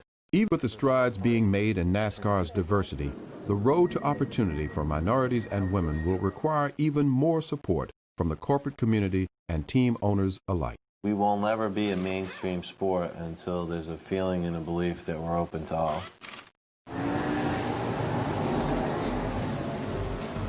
So what is the future for minorities and women in auto racing? Will they ever really get the chance to appear in NASCAR's elite Nextel Cup Series? NASCAR needs to deal with that issue, deal with the team owners in that area to make sure that these guys have true access and be fair in their development. While NASCAR's true commitment to diversity will be judged most by the presence of an African American in the Nextel Cup Series, the development of minority drivers and crew members continues. On the youth front, the Urban Youth Racing School in Philadelphia offers programs for urban youth ages 8 to 18 to learn about racing and to develop the skills necessary to become future racing stars. Founded in 1998 by Anthony Martin, this unique program has enriched the lives of over 800 inner-city youth and created an exciting new avenue for the development of NASCAR's future drivers and pit crew members. The program is supported not only by NASCAR, but also by some of the circuit's biggest stars, including Dale Earnhardt Jr., Jeff Gordon, and Bill Lester. On the collegiate level, North Carolina A&T University offers one of the most complete motorsports programs for African Americans in the country, providing students with the opportunity to earn a 4-year degree through their School of Technology. The school has produced a number of students now working with NASCAR teams, including Amar Johnson. We can do the job. Amar Johnson, who is the jack man for Joe Gibbs Racing now, the Bush number 18 car. is doing a superb job there. Not because I see it, but from a performance base. Dr. Exum supports NASCAR's diversity efforts, but believes that the crop of capable students outweighs the number of opportunities currently being offered by NASCAR racing teams. It's moving at a much, much faster rate as far as having African Americans involved in motorsports, which is demonstrated by the number of positions which are filled by the African American. But on the other side, when you start looking at a stakeholder or player, which are the teams, they aren't being very aggressive in including African Americans. As the leaders in the industry, they know that the diversity is important to us, and it's going to be good for us, and we're going to get better. We're going to have better people working in the sport, we're going to have better people competing in the sport, and it's going to make us better. The Drive for Diversity program continues to grow and place a number of drivers into NASCAR's Dodge Weekly Series, including Reggie Primus, Allison Duncan, and Tommy Lane. Other D4D drivers with future NASCAR potential include Latino drivers Mike Gallegos, Jesse Salazar, and Darren Martinez Stahl. Women drivers Breanne Cronrath, Allison Quick, and Sondi Eden, and Native American driver Andy Winstead, who prior to auto racing was the first Native American to fly fighter jets for the U.S. Air Force. Among African American drivers, 15-year-old Chase Austin was signed in late 2004 to race with NASCAR team Rick Hendrick Motorsports.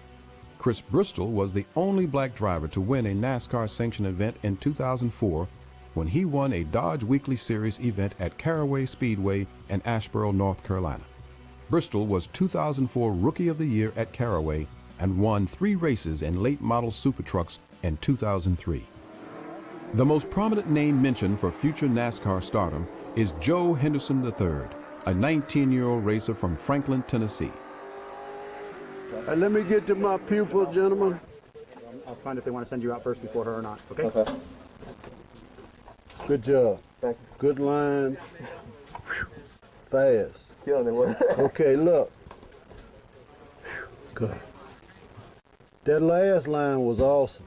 When I got the wheels on it a little bit more. Use that for it turns better when you get that down there, so. Exactly. Use that for your qualifying. Okay. Okay? Knock them dead. Good job.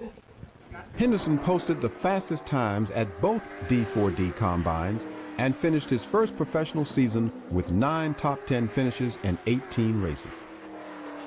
I want to get to the next Cup. I want to win a Daytona 500. I want to win a championship. I just want to go out there and be like everybody else, like Dale Earnhardt Jr., and not think second nature about, oh, he's just black, oh, he's a white guy, oh, he's a Mexican, oh, he's a female.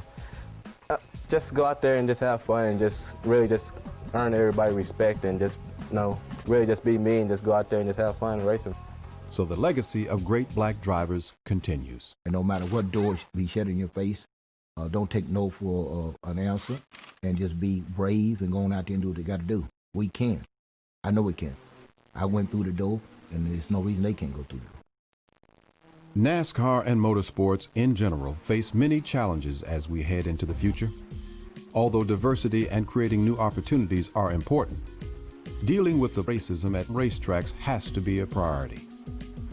People of color should know that the majority of race fans are not racist, and that if we condemn auto racing because of the few people who choose to exercise intolerance, we also fail to support the great contributions of African Americans in auto racing today and over the last 80 years. Let us not fail these trailblazers. Let us honor them.